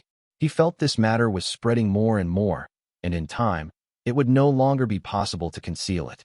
He could only wave it off, while White Bianyan appeared lost in thought. The two chatted for a while, but White Bianyan quickly grew restless and hurriedly conveyed what he needed to say. I heard the elders in our den are planning to attend a ceremony in the Northern Sea in a few months. It's likely about Shang Yuan's breakthrough. Best we avoid heading to the Northern Sea. There might be Golden Core realm cultivators watching. Even if we can't go directly to the Northern Sea, we can watch from afar. Who knows, maybe we'll gain some insight. He laughed and continued saying, after all, an event like this only comes once in several decades. And this is Shang Yuan, the #1 sword immortal of the past century. Just imagine that everyone from embryonic breathing realm to golden core realm, across the mainland and the outer seas, will be watching. That's a sight worth seeing. Now that Li Shijuan finally had the chance, he didn't want to let White Bianyan go so easily, so he quickly followed up with a question, asking, "In the Jade True Tao, is the fruition attainment position still unclaimed?" White Bianyan paused slightly. His expression finally turned solemn, and he said with a nod, "Correct. If Shang Yuan succeeds in his breakthrough, he won't just be the first golden core realm cultivator in 5 centuries. He will refine the Jade True Unified Void Essence and become the holder of the Jade True Fruition Attainment. We will bear witness to a transformation of heaven and earth." He smiled again with a fox-like cunning flashing across his face. He said, "If Shang Yuan became a new true monarch, regardless of anything else, it might very well shift the course of all cultivation arts." Li Shijuan escorted him down the mountain. Watching White Bianyan fly back to Mount Dali, he still felt uneasy. Below, his family men were rejoicing, their songs and dances filling the air. After all, expansion was a very effective way to ease internal conflict. The Yu family, which was a big piece of the pie, had been swallowed, and 7 other families were thoroughly uprooted and sent off to Mount Yu. The space that remained could give rise to 7 or 8 new prominent families, and everyone was eager and full of hope. Li Shijuan returned to the Jade platform himself with an unsettled mind. A great shift is coming. If Taoist Master Shang Yuan succeeds, it may be a transformation the likes of which hasn't been seen in 500 years. Chapter 710, Yanyang, 2. Central Hall. The steps of the Central Hall gleamed, and the boots made crisp, pleasant sounds as Li Zhouwei strolled in. The family guards on both sides bowed their heads in deference. Having broken through to Qi cultivation realm, Li Zhouwei now handled some family affairs and was gradually taking over the chief's duties. The strangeness he'd carried since birth had faded greatly. He now looked more like a living man and would even smile occasionally when he spoke. But when his subordinates erred, the sharpness in his eyes returned, enough to make others tremble. Yanyang followed behind him, sword in hand, as they entered the inner chamber together. Li Zhouwei set his halberd on the rack, glanced at Yanyang beside him, and saw that he was still at the 5th stage of the embryonic breathing realm. He lowered his gaze and said, "Yanyang, step forward." A warning bell rang in Yanyang's heart. Like lightning, he reviewed all recent events in his mind, but found no mistake. He thought to himself, "What is this tiger scheming again? This doesn't feel right." He stepped forward and bowed respectfully, saying, "Your subordinate is here." Li Zhouwei pulled a jade vial from his robe and tossed it into his arms, speaking casually, "This is bright spirit powder. Take it quickly and break through." Yanyang paused, slightly stunned, and accepted it with suspicion. Li Zhouwei wiped his weapon and said softly, "I know you're not satisfied. I'll report to Chengdu and try to allocate resources to you according to your lineage." He sat quietly and continued, "Feel free to try and see if you can catch up to me." Yanyang slowly raised his head and saw, at last, a hint of a smile in those always calm eyes. He met the gaze squarely, openly, and responded in a low voice. Seeing Li Zhouwei wave his hand, he quickly withdrew. It wasn't until he had walked out of the main hall and returned to his own cave dwelling that a look of eager determination appeared on Yanyang's face. His gray eyes narrowed slightly. He had been suppressed by Li Zhouwei for years. Outwardly obedient, he had nonetheless studied his every move in secret, observing his character and handling every task perfectly. He laid the groundwork for his own advancement. Yanyang calculated inwardly and murmured, "Then let's try. We are both Chengdu blood." Grand Hall. Li Zhouwei watched Yanyang depart, set his weapon aside, and quietly stared at the sunlight filtering into the hall. Yanyang is shrewd and decisive, takes pride in the Li bloodline, and is full of ambition. It's just a shame he's not my full brother. Since taking over family affairs, he had gradually come to understand his generation better. Li Shiming had weak heirs, Li Shijuan remained unmarried to this day, and only Li Shiqing's line had a flourishing number of descendants. Looking across them, most had decent temperament, but only average talent that was not even close to Yanyang. Li Zhouwei could only elevate him to a middle rank, but it was difficult to keep him close. He pondered a while, but wasn't overly concerned. He removed his outer robe and stepped into the courtyard beyond. Li Zhouwei's gray-brown eyes narrowed slightly as he sensed something off. His spiritual sense swept through the area and found a young woman standing obediently with her head lowered and silent. He gave her a brief glance and understood at once. He thought, I just passed my 14th birthday a few days ago. The family must have sent someone ahead. Li Zhouwei understood clearly. He stepped forward without hesitation and opened the door. The girl startled slightly and rose, bowing her head as she spoke. I am Su Peiyu. Greetings, heir. Li Zhouwei gave a brief acknowledgement, slowly walked forward and invited her to sit. He began to observe her closely. Her face was slightly round, with delicate brows and curved eyes. It was the classic look of someone from the northern Jiangnan region. She had clearly been carefully selected and looked several years older than him. She was already smiling even before speaking. As Li Zhouwei studied her, Su Peiyu was also quietly observing him. She glanced at his eyes only once, carefully, yet even so, was abruptly seized by an overwhelming feeling. She suddenly felt as though a golden radiance had taken form before her. His eyes seemed filled with vibrant color, so dazzling they made her breath catch. She exclaimed involuntarily, Ah! Su Peiyu was 18, well-versed in how to charm and manipulate men with feigned modesty. Yet at this moment, she was completely entranced. A strange passion surged in her chest, and she didn't even notice when the man before her took her hand.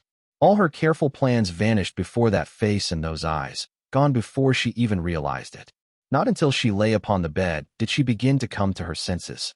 Li Zhouwei simply watched her flushed face. His eyes were frank and clear, which revealed his desire. He asked, You're from the Su family? What do you want? This was a perfect opportunity, yet Su Peiyu found herself speechless. That face, so perfectly to her taste, left her powerless. After a moment's thought, she replied, Men like you, when they take without returning, are somehow all the more irresistible to women. She felt an immense sense of comfort in her act of devotion, as if she were wrapped in the shadow of a vast, towering beast. A deep sense of safety rose within her. Even if he were to devour her body like a tiger or leopard, the thought still pleased her. Li Zhouwei paused in surprise. A strange emotion stirred within him. This kind of fiery feeling was something he had seemingly never experienced before. He couldn't help but smile faintly and spoke a few gentle, pleasing words. Li Zhouwei was born able to sense the emotions of others. In this moment, it felt as if a fire was burning before him and offering itself to him entirely. A faint, unfamiliar sense of being moved rose within his heart. After all, he was only 14. For all his cunning, the books he had read only taught him how to outwit enemies, divide factions, and maintain power. It never taught him how to love. He simply held her close, trying to mimic the tone of romantic words he'd seen in books, and suddenly, a quiet hope stirred within him. Us second lineage has mostly lived one life with one partner, following our ancestral founder, Lord Tongya, as an example. Even if I cannot give her the title of wife, I could still have only her. As he was still deep in thought, he noticed that Su Peiyu didn't seem to be listening to him at all. She gazed blankly at the bridge of his nose. Her slender hand rested on his shoulder and quietly slid downward until it reached his chest. Li Zhouwei narrowed his eyes slightly, and his emotions stilled in an instant. After studying her expression for just a moment, he understood immediately. He cooled instantly, let out two self-mocking chuckles, and suddenly grasped a simple truth. To deal with someone lacking firm resolve, all it takes is a bright young body with enough allure. He lowered his gaze, as though watching a fantasy quietly unravel. He thought, Unfortunately, I was born with unnatural gifts. For me, most people in the world have weak minds. She's just a mortal. How could she possibly endure my test? He could only push her away and return to sit at the head seat. Looking at the infatuation in Su Peiyu's eyes, he thought to himself, No wonder they fear me. Chapter 711, Divine Ability, I. Azure Pond Sect. The main hall of Azure Pond Sect was grand and towering, shrouded in ethereal mist. White jade steps led upward, and radiant spirit lamps glowed brightly. White spiritual chi flowed like fog. Heyun was descending the steps when he saw a middle-aged man approaching with steady, relaxed steps. He simply asked, What is it? The man was naturally ninghajing. He clasped his hands and replied, Reporting to the sect master, the people from Green Pine Island have returned. They met a few individuals. Li Shiji's younger sister said he went to the Han family, but has since disappeared. Later, others went to the Han family, but that family claimed Li Shiji had left early and only sent some Han family members to investigate the Chuan Sea. Ning Hejing paused, then continued. Following the trail, we heard that Li Shiji had accepted an invitation from Kong Tingyun of Profound Peak Gate and went to Xiao Mountain to gather dawn-colored qi on behalf of Taoist Master Changshi. As for the two Foundation Establishment Realm cultivators of the Han family, they are most likely already dead. Qi Zhiyun listened quietly, his expression somewhat intriguing. He merely asked, so you're saying Li Shiji never went near Thundercloud Temple, but instead went straight to Profound Peak Gate. Interesting. Ning Hejing bowed his head in response, then heard Qi Zhiyun murmur. Could it be that Changshi made a move? A hesitant look appeared on Ning Hejing's face, but Qi Zhiyun quickly shook his head and said, it likely wasn't that Taoist. He hasn't cultivated a life divine ability and wouldn't dare meddle in Azurpan's affairs. Both of them were direct disciples of an immortal sect, with elders from the Purple Mansion realm in their families. So they were well-versed in Purple Mansion divine abilities and the various Purple Mansion realm cultivators of Jiangnan. Though all Purple Mansion realm cultivators forged divine abilities, not all abilities were of the same type. They spanned a wide range which included body divine ability, life divine ability, and eye divine ability. Each possessed its own marvels, but the most crucial was the life divine ability. The life divine ability was key to how Purple Mansion realm cultivators touched upon fate. It resembled many techniques of Buddhist cultivators. It could confuse the heart and question the mind, subtly influence the course of events, or discern traces of omens to deduce the truth. Though it was rare for Purple Mansion realm cultivators to clash outright, except for those few at the peak, it was only those with a life divine ability who could truly be considered players in the game. It was a true threshold. Because each sect's Taoist masters wielded different divine abilities, the immortal sects also varied in strength. For example, Purple Smoke Gate had two peak Purple Mansion realm Taoists, and was vaguely considered the strongest beneath the top three sections. Meanwhile, the weakest, Snow G Gate, had its Purple Mansion realm cultivator missing for years, and even its disciples no longer dared show their faces. Several of Azurpan's sect's Purple Mansion realm cultivators possessed life divine abilities. Back then, among the so-called Azurpan three primordials, Yuan Su was the most renowned. He was known not only for his immensely powerful seal, but also for his divine ability, Spring's Echo of the Pristine Water, which was both a body and life divine ability. It was an exceedingly mystical art. As for Taoist Master Changshi, his cultivated divine ability was Fool's Mountain Chase, a rare art-type divine ability that was not suited for offense. In recent years, he'd stagnated due to the lack of techniques, and had always been the most unassuming among the 7 sections. Naturally, Qi Zhiyun had no reason to suspect him. After pondering for a moment, Ning Hejing asked, could it be Taoist Master Shooting? At the mention of Xiao Shooting, both of their expressions grew uneasy. Xiao Shooting had not appeared in years, yet he remained a figure that inspired apprehension. This Taoist master had clawed his way into the Purple Mansion realm from narrow odds, struggling with every step. But later, he moved with grace and ease. By now, he had become someone all sides sought to win over. Qi Zhiyun's expression darkened, but he still shook his head and said softly, if Xiao Shooting had made a move, it wouldn't need to be done like this. Besides, he's been in the Northern Sea this whole time, likely with Yuan Xiu over in Sangzhou. There's no way he could be manipulating events in the Eastern Sea from across thousands of miles. Ning Hejing fell silent for several seconds before finally saying, I don't understand how he dared go to the Northern Sea. Qi Zhiyun replied in a low voice. It's the grand occasion of a Purple Mansion realm cultivator attempting a breakthrough to the Golden Core realm. Xiao Shooting wouldn't want to miss that. Besides, his cultivation is aligned with pit water, and Sangzhou has the strongest pit water. This is a rare opportunity for him. Ning Hejing parted his lips slightly, his voice barely above a whisper. What you say is true, Sect Master, but Xiao Xinyo's death back then was suspicious. It was likely at the hands of Shan Yuan. The ones below dare not speak of it. The Xiao family dare not acknowledge it. But Xiao Shooting must know. If I were him, I wouldn't even dare set foot in the north. Qi Zhiyun's expression turned worse as he replied curtly. Enough talk.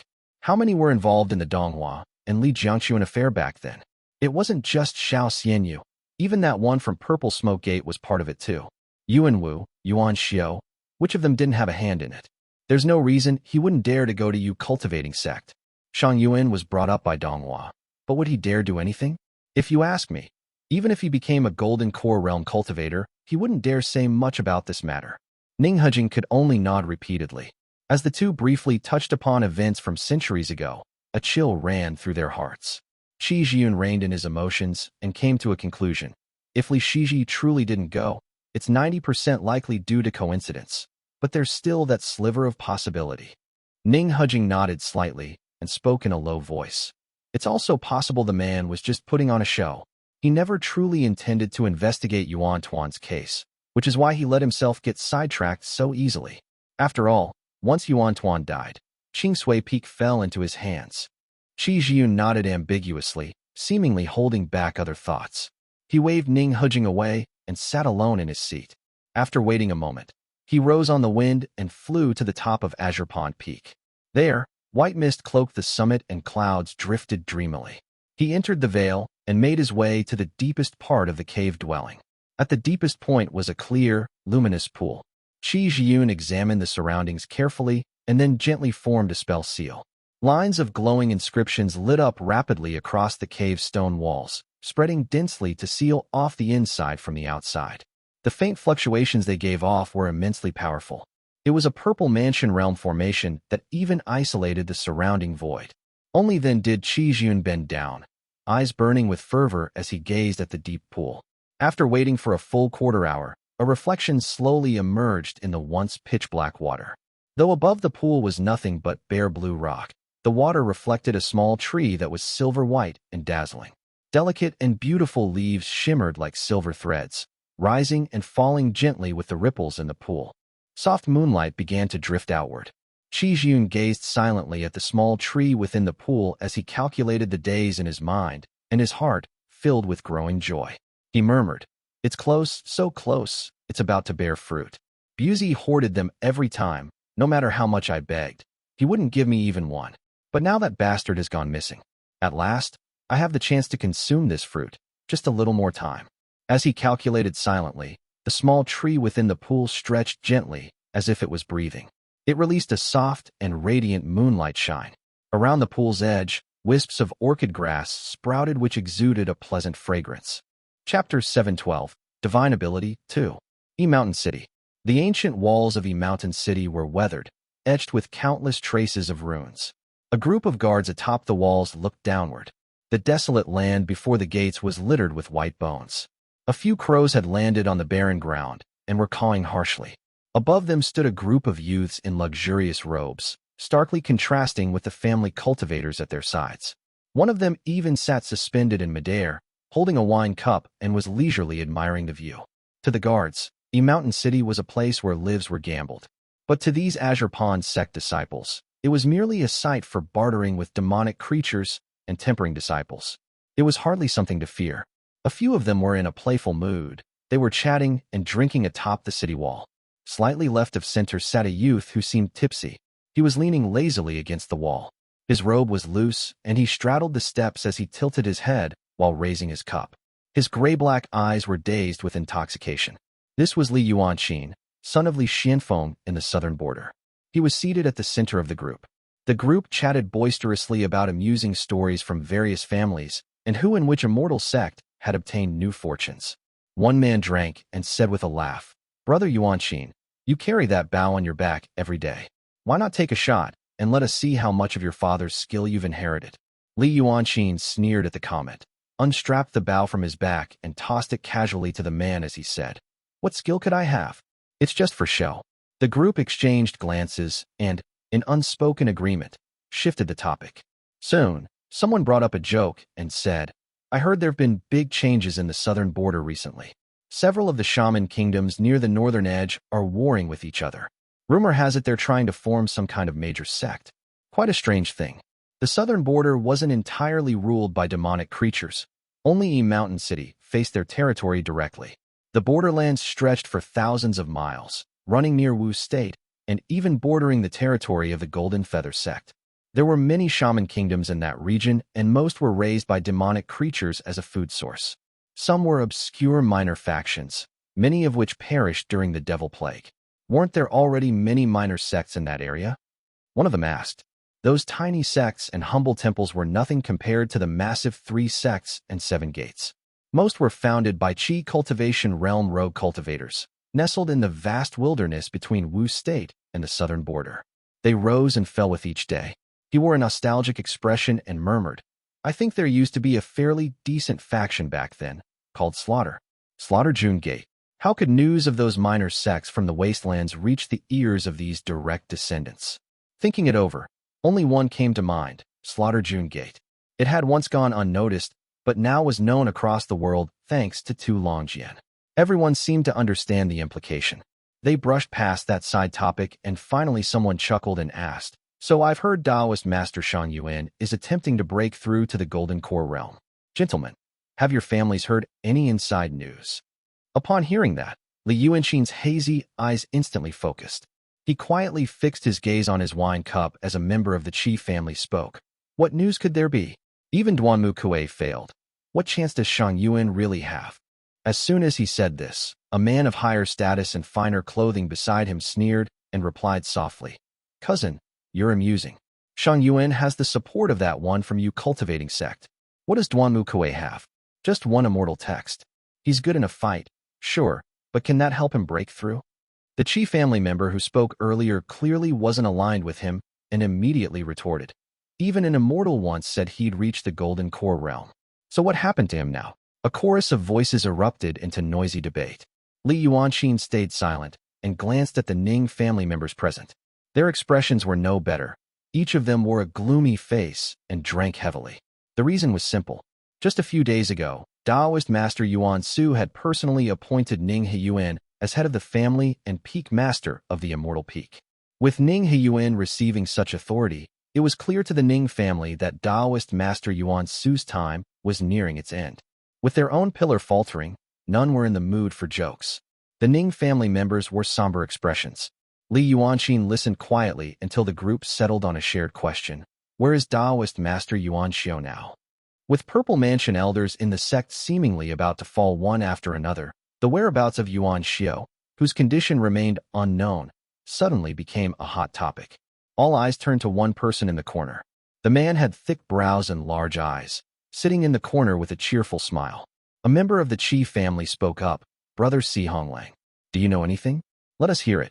Si Honglang didn't have much talent nor any outstanding traits, and usually remained unnoticed among the crowd. But now he finally had his moment and said proudly, "Our Taoist master is skilled in longevity techniques, and he's the youngest among the three primordials. He still has plenty of time." The crowd burst into laughter, but the leading Qi family member suddenly fell silent as a golden figure flew toward them and landed slowly in front of the city wall. His expression was stern as his gaze swept over the group. Most of the young nobles lost their nerve, backing away with bowed heads. Only a few Qi family direct descendants stood their ground, cupped their hands, and respectfully called out, "Greetings, General. Brother Yuanqing is here." Li Xianfeng immediately spotted Li Yuanqing, where his face was flushed with wine and seated among the crowd. Even the bow he always carried was tossed carelessly at his feet and was lying cold on the ground. For a moment, Li Xianfeng said nothing. The crowd wore faintly troubled looks. They were too afraid to speak, though a subtle air of schadenfreude passed among them. Li Yuanqing stood up, picked up his bow, and staggered toward his father. Li Xianfeng cast a cold glance at him and grabbed his collar without a word. He hoisted him up and flew swiftly back to the estate on Golden Spirit Wind. Only after the father and son had left did soft laughter ripple through the group left behind. Someone spoke up, "Truly a tiger of a father, but a dog of a son." A Qi family direct descendant beside him smiled and said, "You fool, Li Yuanqing is no simple character.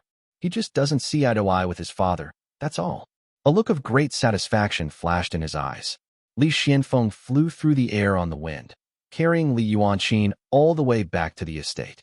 Only then did he let go and set him down in the courtyard. Li Yuanqing said nothing. He straightened his robes and stood quietly to the side. Li Xianfeng stood in silence for a moment before speaking softly. "I don't know how you ended up like this. When I return from the Northern Sea, I'll take you traveling. Don't mix with that crowd anymore." Li Yuanqing nodded, stepped back, and gave a respectful farewell before leaving on his own. Li Xianfeng remained standing a few more seconds before rising on the wind and flew toward Taoist Master Yuan Su's cave dwelling. He circled past the stone statue by the entrance. Inside the cave, White mist still drifted in ethereal coils. Before Li Xianfeng even reached the inner chamber, he heard the soft tinkling of spring water. Bowing low, he entered to find Taoist Master Yuan Su seated upright on the jade platform, as always. Yuan Su still bore the appearance of a round-faced youth in his 20s, sitting calmly in the seat of honor. When he saw Li Xianfeng approach, he finally stood and spoke in a gentle voice. "Come with me to the Northern Sea." Chapter 713, Northern Sea I. After saying this, Yuan Su rose from the jade throne on his own, stepped down, paused briefly beside Li Xianfeng, and gently brushed the jade belt at his waist. Immediately, a surge of white clouds billowed out. The cloud vapor flowed beneath their feet, gently lifting them with a soft force, quickly carrying them out of Yuan Su's cave dwelling. Instead of flying north, he headed straight east. Vast blue waters surged below, with scattered islands dotting the sea. The two flew northward from the south, boldly sweeping past several Immortal sect mountain gates, and soon entered the eastern sea.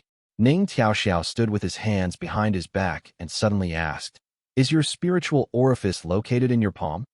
Li Xianfeng was observing the terrain when he heard this, and his heart trembled slightly. His spiritual orifice was indeed in his palm. It was a secret second only to his family's talisman seed qi. The spiritual orifice is originally a gateway for absorbing the spiritual qi of heaven and earth during the embryonic breathing realm. It was capable of locking in absorbed qi to prevent leakage. But once reaching the qi cultivation realm, breathing alone suffices for absorption, making the orifice harder to notice. After arriving at Azure Pond, Li Xianfeng had carefully researched this, but found no records, and could only keep his doubts buried deep. Faced with the question now, he could only answer, "Taoist Master, it is indeed in the center of my palm. I have been puzzled by it for many years." Yuan Su gave a soft chuckle and replied, "It's nothing serious, just rather rare. The Qi family has a set of techniques specifically for this kind of physique, used in the diverse mansion unified furnace art. That's why there are no such records in Azure Pond. Luckily, you are not a disciple of Azure Pond. Had you entered the sect at age 7, you would likely have been given a special technique and cultivated your entire strength only to serve someone else." Li Xianfeng narrowed his eyes slightly and nodded in response. Yuan Su then spoke softly. "This kind of physique is extremely rare, but offers little real advantage in cultivation. At most, it enhances certain unique arts. It can be considered a gifted trait, but it's nowhere near the level of an innate Tao body or a true monarch bloodline." Yuan Su paused slightly, then suddenly asked, "How is Moongaze Lake?" Li Xianfeng hadn't expected the sudden question and cupped his hands to reply. "Thanks to your protection, the Li family has already taken over nearly half of Moongaze Lake. We're just waiting for the jurisdiction of the Immortal Peak to be reassigned." Yuan Su nodded solemnly and said quietly, "If I die, the Ning family will surely submit to the Qi family. They'll be suppressed and divided, and will never again stand independently in the southern border like today. Heyun is still relatively obedient for now. You can discuss matters with him as needed." Before Li Xianfeng could respond, Yuan Su continued, "Hejing may be that boy's trusted aide, but Heyun also has close ties with Qi Zhiyun and his brother. The two will surely seek a balance, and at least until news of Wanner surfaces, no one will dare make a move. Once news of Wanner emerges, whether her breakthrough succeeds or fails, the outcome won't be too disastrous either way." He suddenly looked at Li Xianfeng and said in a low voice, "I know your heart is tied to your family, but if you are to serve Qi Zhiyun, Yuanqin must be carefully placed. You and your wife are both sharp. Surely you understand how to navigate this." Li Xianfeng listened in silence. To this day, he still couldn't tell whether Yuan Su's words were truly sincere. Regardless of the old man's intent, he had helped the Li family. Whether directly or indirectly, he helped in many ways. Li Xianfeng paused for a moment and instead of offering polite blessings, replied softly, "Rest assured, Taoist Master. I will certainly support Heyun and protect the family." Yuan Su's lips moved slightly, his emotions unclear, and he gave a soft sigh before speaking gently. "Golden Tang Gate possesses a manual called the Heavenly Lustrous Gold Sutra. If you intend to break through to the Purple Mansion realm, you'll likely end up relying on it. The Sidhu family also has a Purple Mansion realm cultivator. If you intend to scheme, don't act too rashly." The old man finally shed his usual cold tone and said, "Your cultivation talent is quite good. Coming out from the wilderness, you've made full use of what you have. but compared to the direct descendants of the great sects, you're still a bit behind. The Purple Mansion Realm cultivator is arduous. Think carefully before you act. I, Ning Tiaoxiao, after all these years of cultivation, was ultimately harmed by my own obsessions. You must take it as a warning. Li Xianfeng responded to each point. Yuan Su said no more, merely forming a hand seal as he guided the cloud ever faster through the sky, as if waiting for something. Yuan Su adjusted their direction slightly and flew a while longer over the sea. Standing on the summoned cloud, Li Xianfeng quietly observed. The waters beneath their feet soon turned a deep blue. He knew they had reached the converging sea, the home of the Dragon Clan. This was the Dragon Clan's stronghold, swarming with powerful demonic creatures. Most had high cultivation and formidable strength. Compared to the bustling Chuani Strait, this area was sparsely populated. Li Xianfeng had only been here a few times, and the reason was always to eliminate demonic creatures. Yuan Su said nothing and sped forward on the cloud. Soon, a wisp of pure qi appeared ahead, turning from illusion to substance. It was a Purple Mansion Taoist master, manifesting as a young man in a blue and white robe. With a handsome face, he greeted them in a warm voice. "Greetings, Senior Yuan Su." Li Xianfeng recognized this Purple Mansion realm cultivator. Years ago, this man had visited Yuan Su and revealed the impending fall of Yuan Wu. Waiting for Yuan Su to nod first, he then spoke respectfully. Junior pays respects to Taoist Master Puyu. This was none other than Taoist Master Puyu, sect master of Chenghui sect, famed for manipulating yin and yang and understanding life and death. With a beauty that leaned slightly feminine, he smiled with crescent eyes and said, "No need for formality, Xianfeng." Though he spoke gently, Li Xianfeng dared not let down his guard. Taoist Master Puyu was a cultivator from the Eastern Sea, and during their previous encounter, he had even asked Yuan Su whether he wanted to reside within his body. He was clearly someone with strange inclinations. Li Xianfeng simply cupped his hands in greeting. Taoist Master Puyu didn't say much to him, and quickly turned to Yuan Su with a smile, saying, "Senior, my estimate wasn't off by much. I only missed it by a month. Tang Yuan Wu has indeed fallen. I saw golden rain falling over you state, and I knew then it was his death. He had quite the accumulated power, caused quite a stir." He spoke lightheartedly, not fearing Yuan Su's anger over such a sensitive topic. Yuan Su showed no change in expression and instead asked, "Since that's the case, why don't you take a look at me? How much time do I have left?" Yuan Su had not concealed his face on this visit and stood openly. Taoist Master Puyu glanced at him briefly, showing a hint of confusion, and said softly, "Strangely enough, I find your aura vague, as if there's been a great fluctuation. I can't see it clearly for now, but with some effort, I could calculate a rough estimate." Yuan Su immediately lost interest and waved it off. Meanwhile, Li Xianfeng noticed the world before him dimming. Colors vanished into complete blackness, leaving only the two Taoist masters ahead, standing on clouds, still vivid in hue. Seeing only pitch blackness in all directions, with no light, no sun, moon, or stars, Li Xianfeng realized that they had unknowingly entered the great void. Only the cloud beneath his feet shielded him as they sped through it. Taking the opportunity, Li Xianfeng observed. The darkness varied. Sometimes it was dense and sometimes faint. His cultivated perception technique was of little use here. Everything beyond the cloud was hazy and indistinct. Beneath him, the blackness was so deep it felt as if it could suck away his spiritual sense. Above were scattered white specks, some large and some small, but none clearly visible. Knowing Yuan Su's temperament, and seeing the two Taoist masters in conversation, Li Xianfeng refrained from speaking and simply experienced it silently. Chapter 714, Northern Sea 2.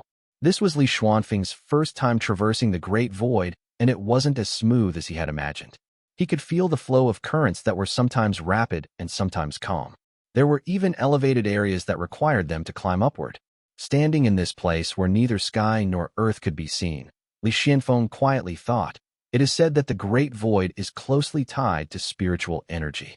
Perhaps the differing spiritual energies of various regions affect how one travels through it." Though he was lost in thought, he did not miss a word of the two Taoist masters' conversation. Yuan Su spoke little and had no intention of making a breakthrough. He was mostly observing for the sake of it. Taoist Master Puyu, on the other hand, was in high spirits and said with a smile, "Senior Yuan Su, I do have a question I'd like to ask. Yuan Su turned his gaze toward him, signaling him to speak.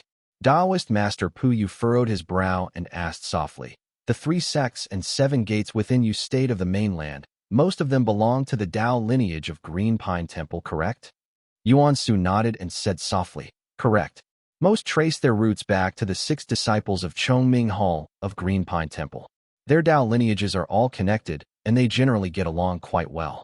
Taoist Master Puyu clearly already knew this and said with a nod, "I've traveled frequently across the 4 seas since achieving the Purple Mansion realm, but strangely enough, I've never once met Taoist Master Yuan. I've only heard that he rarely shows his true face, so it's difficult to gather information about him." He paused briefly and then asked softly, "If you ask me, the Golden Core Realm cultivators of the mainland don't bear any real grudges. Some even share friendly ties. If Yuan has broken through, so be it. He may not even be aligned with true monarch Taiyue. Why must they block each other like this? The immortal Tao is already in decline. If another cultivator ascends to the Golden Core fruition attainment, it would inspire the whole realm and revive the Tao lineages. With 2 true monarchs guarding the northern front, wouldn't that be a fine thing? Why stir such conflict, only to let the Dragon Clan and Buddhist cultivators profit?" Taoist Master Puyu hesitated for a moment, seemingly cautious. He drew a small, exquisite pearl from his sleeve, which lay quietly in his palm. It radiated a faint purple mist that enveloped the 3 of them. At last, he spoke. "Are 2 Golden Core Realm cultivators truly going to come to blows over a junior's breakthrough?" Yuan Su paused slightly. No one in the mainland dared speak such words. He merely replied, "Perhaps not just 2.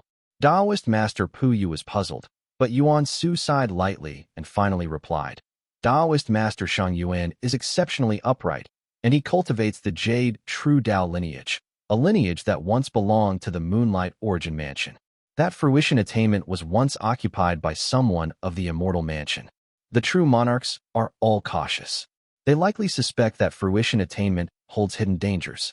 Even ordinary cultivators would fear ascending to such a fruition attainment, let alone someone like Yuan, with his temperament." Taoist Master Puyu fell silent in thought, and Yuan Su continued in a low voice. "When the master left the house, the mischievous children banded together and turned everything upside down. Only the eldest son, who had once been beaten harshly, remained obedient and dared not act. But as time passed, the eldest son reached a bottleneck in cultivation. He began to recall the elders' kindness, hoping to call them back. After playing the obedient child for so many years, he expected a reward. But if the master had perished outside, wouldn't all his efforts become a joke?" Taoist Master Puyu listened to these words and remained silent for over 10 seconds, his eyes lowered. After a long pause, he finally spoke softly. "A true monarch already attains longevity. To have that fruition attainment means resisting 100 cycles of reincarnation. For you to say an immortal perished and vanished just like that, I can't bring myself to believe it. Who would dare believe it?" Yuan Su's lips curled into a cold smile, and he said, "These past few hundred years, it's always those who believed first who rose first. The 6 disciples of Chongming Hall were indeed at their peak, but even among them, the unbelievers still perished. As for people like me, who still refuse to believe, we can only slowly die of old age." Taoist Master Puyu said nothing, lost in thought. Time flowed swiftly in the great void. After some time, he finally spoke gently, "We've arrived at the northern sea." The surrounding blackness gradually faded, giving way to streaks of gray and white. Colors returned, and a piercing cold wind rushed toward them, carrying dense flakes of snow. Li Xianfeng looked up and saw nothing but white in all directions. In the distance stretched endless snowy ice mountains. It was a scene of frozen peaks and snowy clouds. A few white eagles circled above the glaciers as snowflakes drifted down. "This is the northern sea," muttered Li Xianfeng. The icy wind, laced with snow, struck Li Xuanfeng's armor with a crisp, clinking sound. He casually used mana to block it, as Puyu's laughter echoed nearby. "Looks like everyone's here." Li Xianfeng looked up and saw multicolored lights appearing in the sky. Those were marks of the identities of Purple Mansion realm cultivators. He slowly lowered his gaze. Beside him, Yuan Su's expression remained mild as he turned and spoke quietly. "These Taoist masters will be discussing important matters within the Great Void. It wouldn't be convenient to bring you along. Ride the wine down below, A local sect will receive you. I'll return in 3 days. Li Xianfeng nodded in response and rode the golden wine down from the clouds. As expected, he saw a white-robed cultivator approaching with a respectful and courteous expression. The man said, I am a disciple of the Beihuan sect of the Northern Sea. May I ask the senior to come with me? Li Xianfeng nodded and followed. The disciple took one look at Li Xianfeng, who was clad in weathered golden armor, an astonishingly shaped longbow slung across his back, and those sharp, eagle-like eyes. It made him grow inwardly wary. He must be a cultivator who's lingered in Foundation establishment realm for a long time. His body radiates pure qi, not like a devil cultivator, but with that killing aura. He's not someone to provoke lightly. After composing himself slightly, he immediately asked, May I ask which state and sect the senior hails from? Which Purple Mansion realm cultivator are you accompanying? I humbly request your name. The man was very respectful. Li Xianfeng, unsure of the rank of this immortal sect, answered softly, Azure Pond sect. Li Xianfeng, I came with Taoist Master Yuan Su. No wonder. So he's from the Qingqi Devil sect. The man murmured inwardly, then led him through the icy peaks. Many figures were already seated cross-legged atop the mountain. Ahead stood a white-robed cultivator, calm in expression, who cupped his hands and said, Xie Zhanchang of Beihuan. Greetings, fellow Taoist. He was at the late stage of Foundation establishment realm. He was carrying a long spear on his back and appeared quite capable. Li Xianfeng exchanged a few words with him, stated his identity, then didn't chat further and quietly found a place to sit. No sooner had Li Xianfeng sat down than someone approached slowly. Frowning, he looked over and saw a man with delicate brows and large eyes, exuding elegance and calm. The man stopped in front of him, adjusted his sleeves, and said warmly, Greetings, Taoist Xianfeng. And you are? Asked Li Xianfeng, raising an eyebrow slightly. The young man was proper and polite. He smiled gently and said courteously, I am Dongfang Heyun. Chapter 7:15, The Jadeborn One, I. Li Xuanfeng's eyes flickered slightly with the light of his perception technique. He couldn't discern the youth's true form, but upon hearing the surname Dongfang, he assumed it likely had ties to the dragon clan. He nodded and replied, Fellow Taoist, are you from the Converging Seas dragon clan? Dongfang Heyun wore robes of blue and white, appearing refined, with a polite smile as he replied courteously, Indeed, I was blessed by the dragon monarch, born of cloud and vapor, and now serve the dragons of the Eastern Sea. Thus, I was granted the surname Dongfang. Li Xianfeng didn't know what this man was up to, so he listened silently as Dongfang Heyun sat across from him and spoke gently. What a coincidence. While patrolling near the Chenghui Strait, I once saw a young member of your clan flying through the clouds with carefreeness. He accidentally entered Dragon Clan territory, so I took action to escort him out. Shiji. In recent days at the southern border, Li Xianfeng had only heard that Li Shiji was out on an errand for Profound Peak Gate. He hadn't expected him to have entered Dragon Clan territory. His eyes opened slightly as he replied, Oh? Then it seems the younger one overstepped his bounds. Dongfang Heyun smiled and shook his head, speaking softly. Yes, that did happen. He was injured by mistake. I'm here to ask how he's recovering. Li Xianfeng found it a bit unusual and heard Dongfang Heyun continue. If he's mostly recovered, he's welcome to visit the Converging Sea. I happen to have a bit of affinity with the heavenly glow technique. Li Xianfeng couldn't tell whether his intentions were good or ill, so he responded noncommittally. Only then did Dongfang Heyun rise, politely cup his hands and vanish into wind and rain. This one is neither man nor dragon, but a creature born of heaven and earth. A troublesome sort. Li Xianfeng watched his departing figure in thought, then turned his gaze to the swirling snow outside the cave and pondered, how did Li Shiji end up in Dragon Clan territory? There's something strange about Shiji's situation. I should find a chance to seek him out. The information he received from this man was completely different from what he'd heard from the Ning family. Sensing something amiss, he realized the child was likely scheming in secret. Not wanting to disrupt any plans, he resolved to speak with Li Shiji personally. Just as he was about to close his eyes and cultivate, someone nearby had been quietly watching for some time. Dressed in flowing white robes, a middle-aged man with a sword at his waist strode over quickly and smiled. Xianfeng, Senior is here. Li Xianfeng looked closely. It was Xiao Yongling of the Xiao family, an old friend of Li Tongya. Dressed in white, Li Xianfeng immediately rose and said softly, It has been a long time since I last saw you, Senior. Xiao Yongling's expression turned a little somber. He studied Li Xianfeng for a moment and said softly, "Since that day at the Green Pine Grotto Heaven, I haven't seen you again. Your killing aura has grown much heavier, Xianfeng." He sat down nearby, accompanied by a young woman in violet robes who smiled sweetly and said gently, "Changtian of Profound Peak Gate. Greetings, senior." Li Xianfeng naturally knew of the Profound Peak Gate's ties with his family and had heard the name before. He nodded slightly, and the three of them sat on the snowy peak.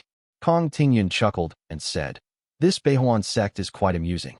With all these talents of the immortal Tao gathered from around the world, they didn't even bother to set out tables or chairs. But they only opened this little cave and had everyone sit on the ground." Xiao Yongling, who seemed to have been here for a while, stroked his beard and said, "Beihuan sect is of a very old Tao lineage. They still keep many of the old customs. They rarely leave the mountains, and they have only a few dozen disciples." He glanced slightly toward the figure standing on the peak and whispered, "That one is a descendant of a golden core realm cultivator from the Xie family of the Northern Sea. Not sure which Tao lineage he cultivates, but it's rare to meet a true monarch's bloodline."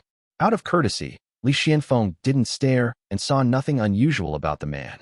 Changtian, however, said with some intrigue, "I've heard that the Xie family are adept in spells. They can manipulate spiritual energy, ride mist and cloud, and are masters of technique. They can even craft talismanic water to heal wounds." The phrase, talismanic water, seemed to stir some memory in Li Xianfeng, and he paused slightly.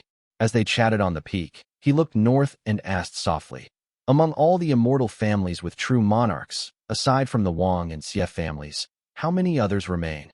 Xiao Yongling paused, then replied, "In the ancient times, there were many. But now, those clearly still in existence are likely no more than 5. The Wang and Xie families are the most well-known." He hesitated briefly and then added in a low voice, "Years ago, there were also the Li and Chui family of Longdi, the Ning State's Li family of Taoist Master Donghua, and the Jing, Ji, Yang family of Jiangnan. Some have declined, some were destroyed. Most have fallen silent. The rest, such as the Mount Tanli family of Wu State, the Chun family of Jiangnan, my own Shao family, and the Shun family of Jiangbei are a tier below. Known, but not prominent." Listening at the side, Changtian noticed Xiao Yongling pause and gently added, "If our guess is right, your esteemed family should be a remnant of a northern lineage. Formerly nobility of Wei State, and further back, likely descended from the Li family of Longdi." Their reasoning was quite thorough, but Li Xianfeng couldn't be sure. Others might not know, but his family were originally farmers. His ancestor, Li Mutian, and all who came before were mere mortals, wanderers who had drifted here. When the rise of Li began, several brothers all possessed spiritual orifices, but these were granted through talismans. The outstanding talents of the later generations were likewise due to the presence of talismanic seeds and the support of immortal arts. Without these, their cultivation would have been as slow as that of ordinary people. They were by no means descendants of immortal families. Although Yuan Su calculated that his bloodline was from Wei State, Li Xianfeng felt that, at best, it might be from a collateral branch of a collateral branch. The Wei State Li family had ruled for 1,000 years, expanding from a few counties to dominate the north. No one could say how many descendants they produced. Only Li Zhouwei stirred a hint of suspicion in Li Xuanfeng's mind. Something about him felt strange. If that's truly the case, why is there not a single word of it? How could the line fall to generations of mere mortals? He dared not think further. These thoughts filled his mind in just a couple of seconds. He couldn't bring himself to acknowledge it, and simply muttered, "Just rumors and hearsay. If our family were truly descendants of Wei State, how could we have fallen to such a state?" Changtian misunderstood his meaning. She exchanged a glance with Xiao Yongling. "They both seem to understand something deeper," she said. "Though so many years have passed, plenty of old enemies remain. The name of the Wei stately family may be glorious, but it brings plenty of trouble too." That said, Changtian couldn't help but feel some envy. As long as the Li family grew strong enough, the legacy of the Wei stately family would still be there, possibly traceable to ancient times. It wasn't just a name, it was something that flowed in the blood. Her own Kong family had produced only one Taoist master, and that was Taoist Master Changshi. Further up the lineage were merely rogue cultivators of the Yu state. They were ancestors who had once been mere county magistrates under the shadow of the powerful Yuan family. Xiao Yongling watched the two as their expressions shifted, forming a few guesses. He gently advised, rise and fall are part of the world. They are often unexpected. Don't overthink it. Back then, everyone thought the Yuan family was untouchable. Who would have imagined today? Or that from a tiny village, a Li family would emerge with 4 generations and 8 foundation establishment realm cultivators? Even Purple Mansion realm cultivators can't fully divine such a thing. Li Xianfeng nodded slightly, and Changtian responded with a bright smile, secretly amused. Didn't your man on Creek already divine that? Leaving everyone stunned. The three soon fell into silence, each adjusting their breath in quiet meditation. Chapter 716, The Jadeborn One 2. Time passed swiftly as the Foundation Establishment realm cultivators cultivated beneath alternating light and shadow. Nearly half a month passed, and still there was no sign of Yuan Su. The 3 days he had promised stretched longer and longer. Not until the 23rd day did multicolored lights finally appear again, streaked with the blackness of the great void. From the sky descended an old man carrying a fishing rod on his shoulder. Beside him stood a middle-aged man with a stern demeanor and a thumb-sized glowing jade embedded in his chest. Greetings to the 2 Taoist masters. Li Xianfeng had met Xiao Shooting before. Back then, he was just a lowly Qi cultivation realm disciple, while Xiao Shooting had likely pretended to be Foundation Establishment realm, collecting offerings atop the peak. His appearance hadn't changed much, though now he seemed even more transcendent. As for the other man, Li Xianfeng could only guess, but he was likely the famed Taoist master Changshi. His appearance was somewhat different than expected. Xiao Yongling and Changtian both took their leave and flew off into the clouds. Li Xianfeng gave a respectful salute. Both Xiao Shooting and Taoist master Changshi seemed rather cordial. Li Xianfeng thought Xiao Shooting hadn't changed much from before, but Xiao Shooting looked at him with completely different eyes. The once innocent boy Li Xianfeng had grown into a hardened and unyielding veteran. Xiao Shooting nodded and said in his hoarse voice, Xianfeng, wait here a moment. The 4 vanished swiftly. Li Xianfeng turned to look. Snowflakes drifted across the peak, and only Xie Zhanchang remained. His hands were forming seals, and he was seated cross-legged in meditation. In one shadowy corner, a dark figure sat quietly in the snow. Li Xianfeng looked closer. The man's face was pale and grim, his robes a mix of gold and black. It was an all-too-familiar attire. Someone from the Golden Tang Gate, thought Li Xianfeng.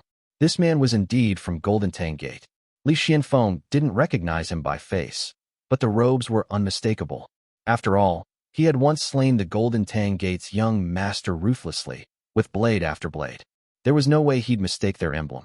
Seeing this scene, realization struck him instantly. So the Sidhu family's Purple Mansion realm cultivator, who'd been hiding for so long, was still caught by Yuan Su in the end. He sat cross-legged for another 3 days. At last, Yuan Su emerged from the void, his face slightly pale, halting midair. One of his hands tucked behind his back, the other holding a severed arm. Yuan Su's aura fluctuated, and the sound of bubbling spring water resonated clearly. His brows were tightly furrowed and his expression was faintly grim. The peak was almost deserted. He took Li Xianfeng up into the clouds again and continued northward. After 10 or so seconds of silence, Yuan Su finally spoke in a cold tone. That old bastard could have hidden wherever he wanted, but to show up in the northern sea? I'll let him off with just 1 arm as a lesson. Hearing this, Li Xianfeng understood why the Sidhu family's Purple Mansion realm had gone missing all these years. They were waiting for Yuan Su's lifespan to run out, trying to drag him down with them. Yuan Su's strength is indeed impressive.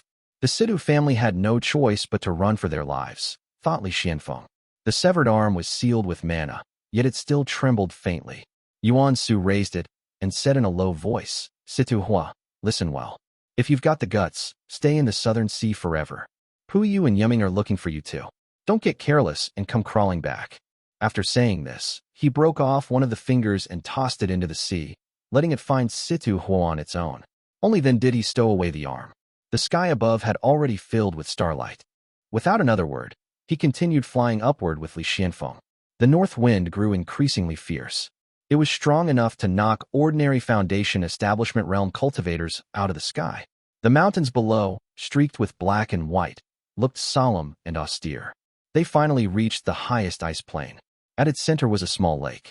Several Purple Mansion realm cultivators stood silently on the clouds. Upon the icy platform in the lake sat a lone figure in quiet meditation, a wooden sword hanging at the figure's waist. Standing on the cloud, Li Xianfeng felt the fierce, biting wind halted just beyond the cloud barrier.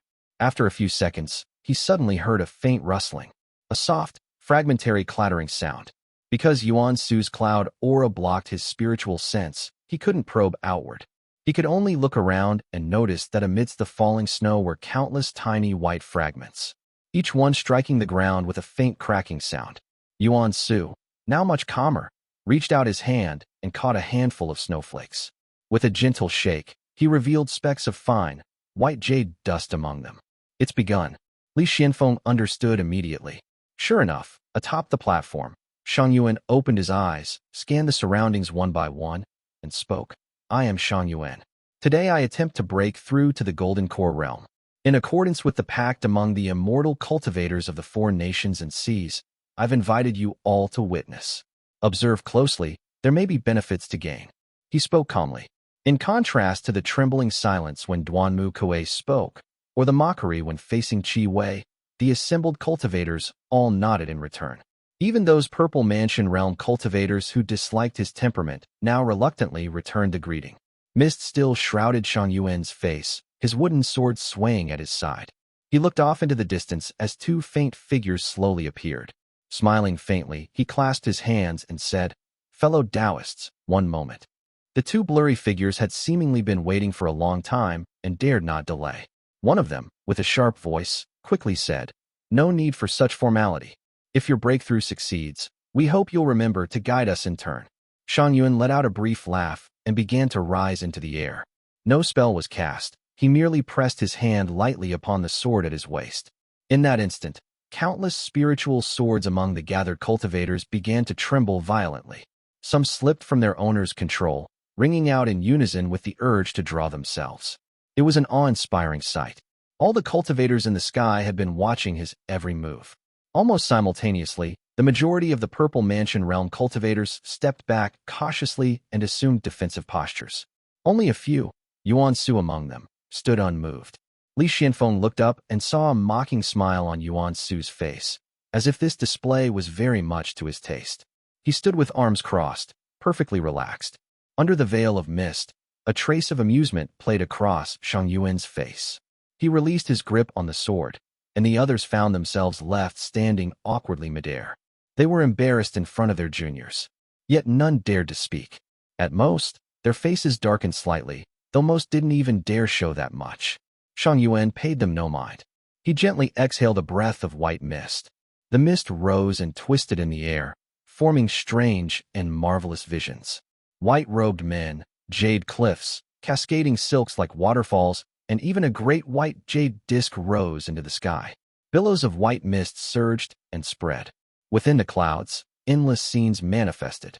Beneath the glow of the jade disk, zither and flutes played, white-robed men wielded spears and swords in dance. Strange beasts ran across crescent moons, and waterfall-like silk unfurled in the sky, flowing all the way down into the lake.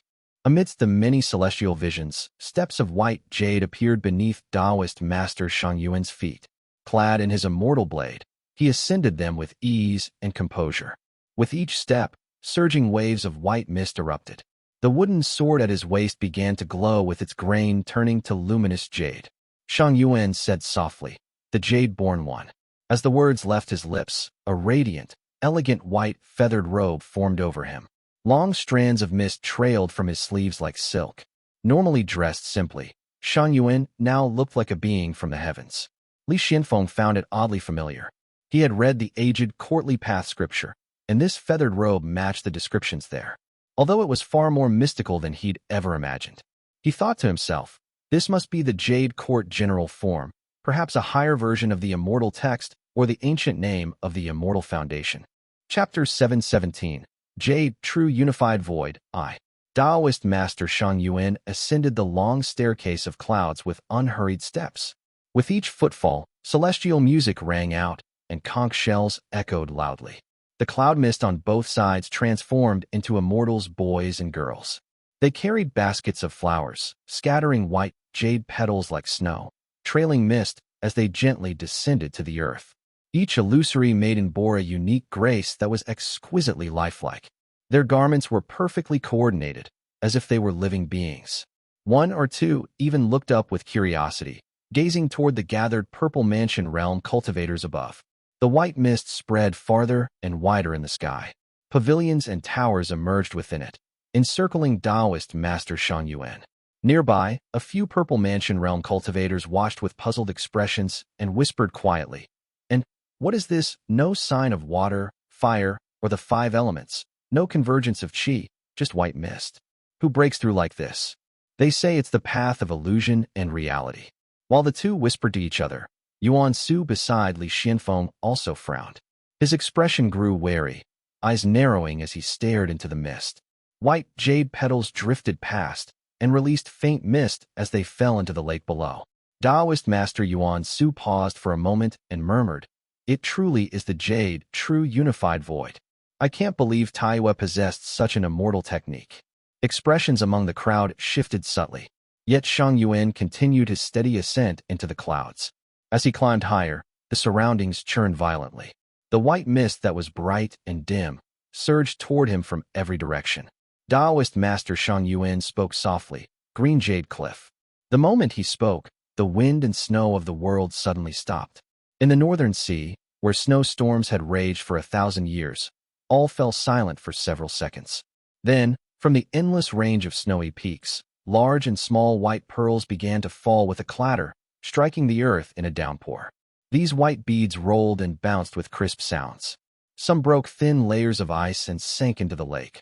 Others rolled down the mountain slopes with a rushing clatter, and still others piled up in hollowed-out places. The snow beneath his feet shifted from pure white to a soft blend of white and pale green, glowing faintly beneath the moonlight. Yuan exhaled slightly and intoned, "Patterned brocade." In an instant, the falling beads transformed. The beads stretched and twisted into countless threads of white brocade that were dense and delicate. They drifted like cotton, blanketing the sky and blinding the view. Even a distance of 1.5 meters became a vague, misty white. The Dao lineage of the Jiang family. Fei Wangbai's Dao foundation. Li Xianfeng pushed his perception technique to the absolute limit, barely managing to make out a vague silhouette. Behind Yuan, a long robe had taken form, its silver-white patterns fluttering softly in the wind. A gentle voice reached his ears. Yuan's tone was light and contented, as if everything was unfolding with effortless ease. White jade disc. Li Xianfeng had heard of this Dao foundation before. Yu Yuxia in his day had cultivated it, but it required supreme Yin moonlight and Gao white jade essence, and the tradition had long been lost. As expected, it belonged to the jade, true Dao. At that moment, the moon and stars in the sky dimmed completely, nearly blending into the night. In their place rose a brilliant and dazzling jade disc. The moment the jade disc rose, the falling jade pearls and silk-like rain in the sky ceased. Taoist Master Yuan sat cross-legged in the air with the gleaming jade disc behind him. He was like an immortal or Buddha reborn. The mist concealing his face finally dispersed. His features were handsome, brows long and gentle. But now his eyes glowed pure white, staring unwaveringly into the heavens above. He slowly turned his head, and white breath streamed endlessly from between his lips and teeth. Like waterfalls, the mist flowed from his hair and vanished into the air. Yuan Su watched in silence. Realization dawned in his gaze. Beside him on the clouds appeared the blue and white robed figure of Taoist Master Puyu. Puyu was full of astonishment as he said, "Marvelous, to think such a path exists. Incredible. This immortal art of Taoist Master Yuan's could raise everyone's chance of breaking through by at least half.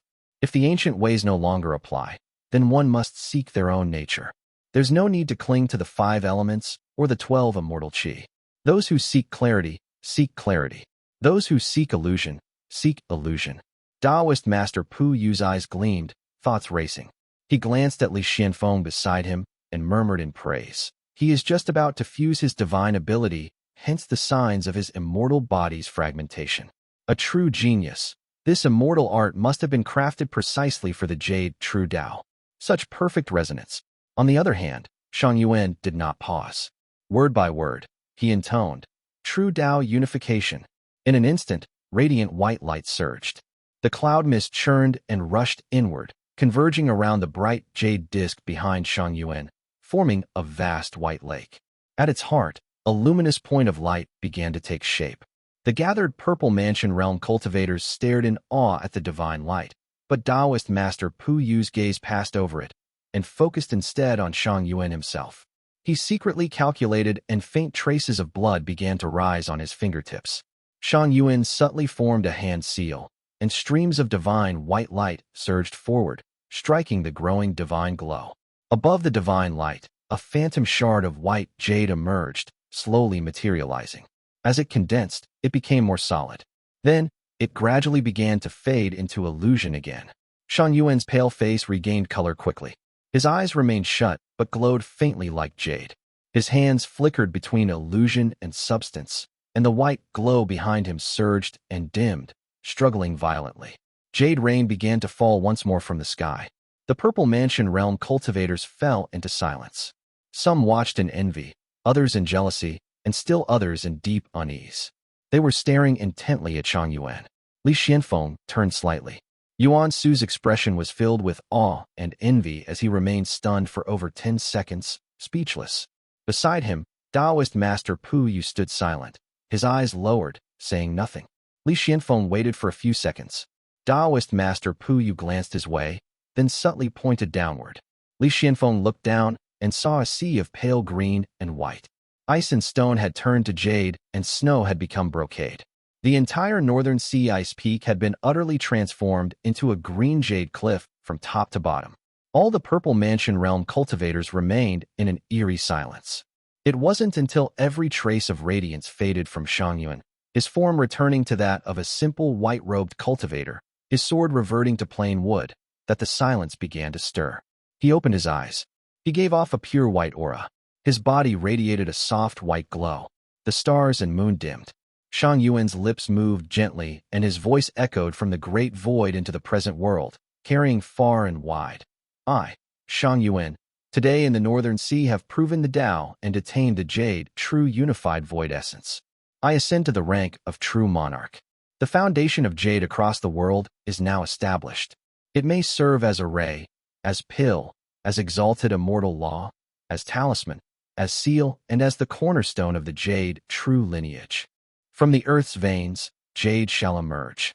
The jade true Tao may manifest in spirit items, spirit plants, and spirit beasts. My Tao shall prosper. I leave behind a sword mansion and jade cliff as legacy for future generations. His voice reverberated, mingling with the soft tinkling of countless jade fragments. No matter what relationship each purple mansion realm cultivator had with him, no matter friendship or enmity, envy or admiration, they now bowed in unison and said, "Congratulations, true monarch Shang Yuan. We pay respects to the true monarch of the jade, true unified void essence." Taoist Master Pu Yu, filled with emotion, turned slightly to Yuan Su and said, "True monarch Shang Yi, this is a proclamation of immortal achievement. A decree, as in the ancient immortal arts." Yuan Su gave a slight nod, lost in thought. Taoist Master Pu Yu sighed softly and muttered, "It's time to go." With this breakthrough, many things have now been decided. Within the mainland and across the outer seas, who knows how many cultivators will now be tempted to attempt their own ascension. Chapter 718. Jade, True Unified Void, 2. Yuan Su remained silent. He bowed quietly toward Shang Yuan, then stood gazing blankly at the lingering mist. Shang Yuan tilted his head slightly, as if listening. Before him, something neither solid nor illusory faintly emerged. It resembled many things, a robe draped over his shoulders, a stone cradled in his palm, or even a void. Shang Yuan lifted his eyes and stared straight into the empty sky. The clouds beside him parted, and two indistinct figures slowly materialized. One of them spoke, "Congratulations, exalted immortal."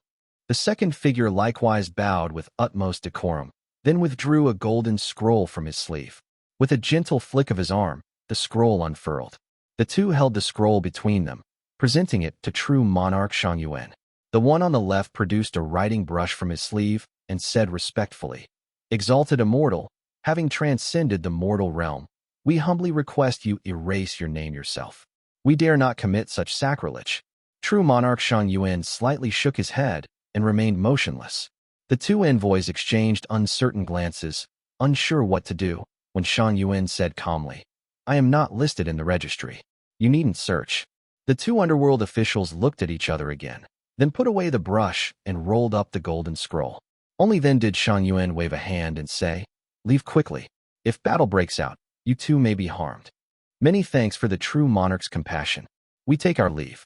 Nodding repeatedly, as if granted amnesty, the two officials bowed deeply and vanished into a gust of ghostly wind, dissipating swiftly from heaven and earth. Yuan slowly stood up. The white radiance behind him retracted into his body. He pressed his hand on the sharp green sword at his waist and said coldly, "Fellow Taoists, there's no need to wait any longer." At those words, all the Purple Mansion realm cultivators in the sky bowed their heads in unison. None dared to move or speak. Li Xianfeng suddenly felt his entire vision fill with deep blue-green. The entire world seemed to have shifted. The sky is gone. The sun, moon, stars, and night sky had all vanished. In their place was a vast and endless ocean of jade-colored water. It stretched from east to west and was suspended overhead. Looking up, he could still see speckled island reefs floating above. This is. The sea above mirrored the snow-peaked jade mountains beneath his feet and the northern sea far below. Heaven and earth were now both ocean, the boundaries of up and down completely blurred. The endless jade sea above shimmered and closed in silently. Li Xuanfeng's eyes throbbed in pain, golden stars flashing before his vision. He dared not look any longer. Yuan Su had already grabbed his armor and forcibly turned his head aside, facing his own. Ning Tiaoxiao's right eye socket was completely hollow, with emerald green seawater pouring from it. His left eye was also sagging, half melted, dissolving into a pale blue mass. His entire face looked as though it had been splashed with water. Liquid green flowed down in streaks.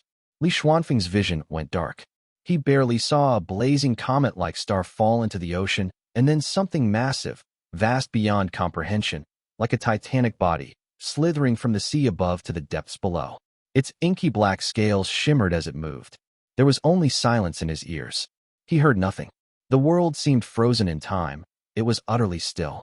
And before him, Ning Tiaoxiao's lips moved slowly, saying, "Pristine water. Eastern Sea. Xia Mountain, a sea mountain north of the converging sea." It served as a resting point for the heavenly glow of the Eastern Sea.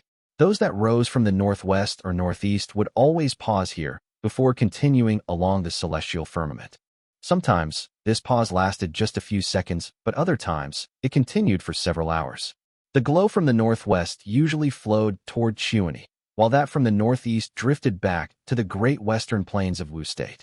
Being in the converging sea, this was naturally Dragon Clan territory. For ordinary Foundation Establishment realm cultivators, coming here was certain death. But Purple Mansion realm cultivators were welcome to gather glow, and the dragons would treat them with great hospitality. As the heavenly glow rose, a young man flew in atop it. He was refined and dignified, with sharp brows and bright eyes. In his hand, he carried a gourd. He landed lightly on the peak and checked the time with a frown of puzzlement. At that moment, a woman flew in on the wind, cradling a swirl of multicolored radiance in her hands. Her arched brows curved gently as she asked, "My husband, what's wrong?" These were, of course, the couple Li Shiji and Yang Shower. Li Shiji was recovering and harvesting glow here, and Yang Shower had come across the entire Eastern Sea to find him. She had only arrived the night before, with the help of escorts from the Yang family. Without them, the journey would have been extremely perilous. Li Shiji was currently observing the glow. On paper, he was collecting it for Taoist Master Changshi, and he intended to perform this duty properly. After some mental calculation, he muttered, "How strange. Something must have happened in the Northern Sea. Not a single streak of heavenly glow has passed through. Could it be that a Purple Mansion realm cultivator fell, disrupting the heavens?" He calculated a little further and said, "And yet there's no celestial anomaly in the northwest. How can no heavenly glow pass through?" Yang Shower understood at once and said softly, "Husband, you've been secluded here. You may not know, but in recent days, Taoist Master Yuan was to undergo his breakthrough in the Northern Sea. It must have been him unintentionally halting the heavenly glow." Li Shiji's brow furrowed with worry. But since no glow was coming, he had time. He took Yang Shower with him and flew down to their cave residence. This dwelling, prepared by the dragon clan, was spacious. He shut the stone door tightly and asked quietly, "You came so suddenly yesterday. I didn't have time to ask. This place is secure. We finally have a moment." Li Shiji reached into his storage pouch and retrieved the feathered robe. It was tattered and torn, with a deep blue palm print scorched into the back. Yang Shao's expression turned panicked at the sight. She cried, "What happened to it?" Having missed her husband dearly after hearing he was at Xia Mountain, Yang Shao had rushed over on the wind. She'd been puzzled when she saw he hadn't worn the feathered robe she gave him, but now, upon seeing it, her heart filled with dread. "What happened?" she asked.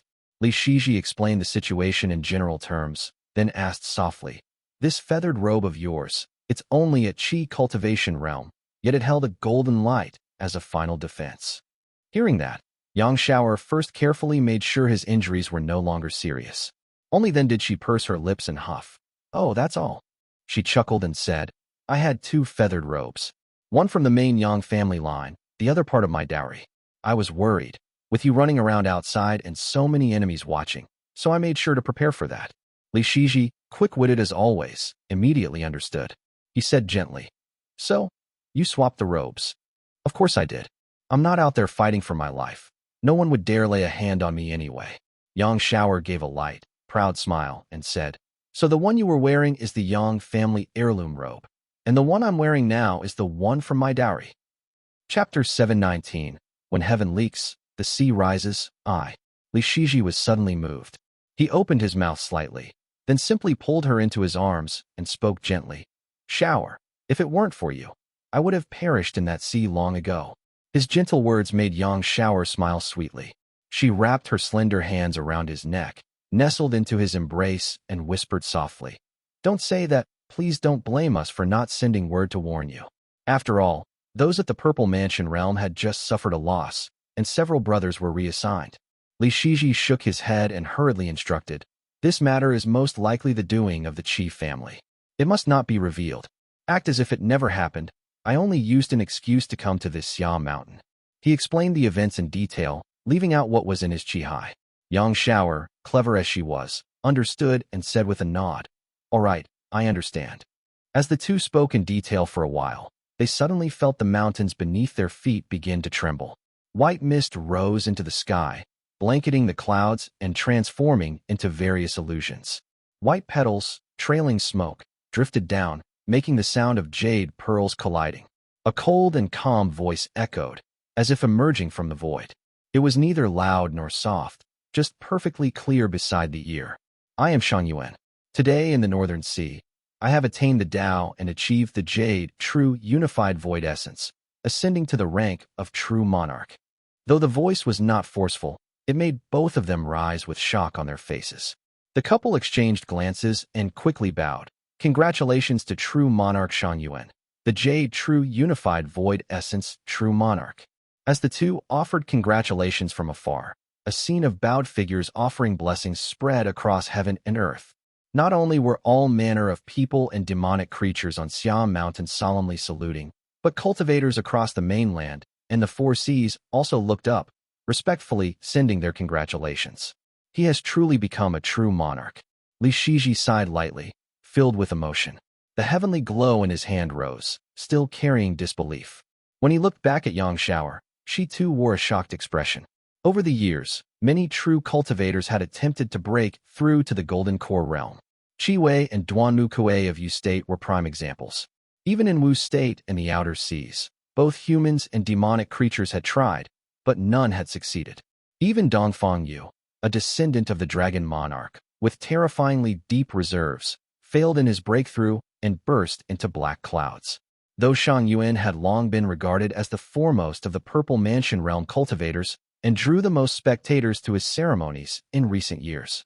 So many before him had held that same title, yet he alone truly broke through in the end, which was still astonishing.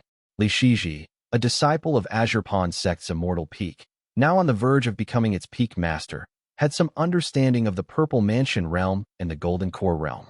The Golden Core Tao refined the metallic essence, and those who gained fruition attainment were remarkable beings. Writing carelessly about them could have offended a true monarch, so there were no detailed records within the sect. Most knowledge was hearsay. Once one achieved the golden core realm, the metallic essence would remain in the world and the physical body would last 1,000 years. The spirit would persist through reincarnation and be nearly indestructible.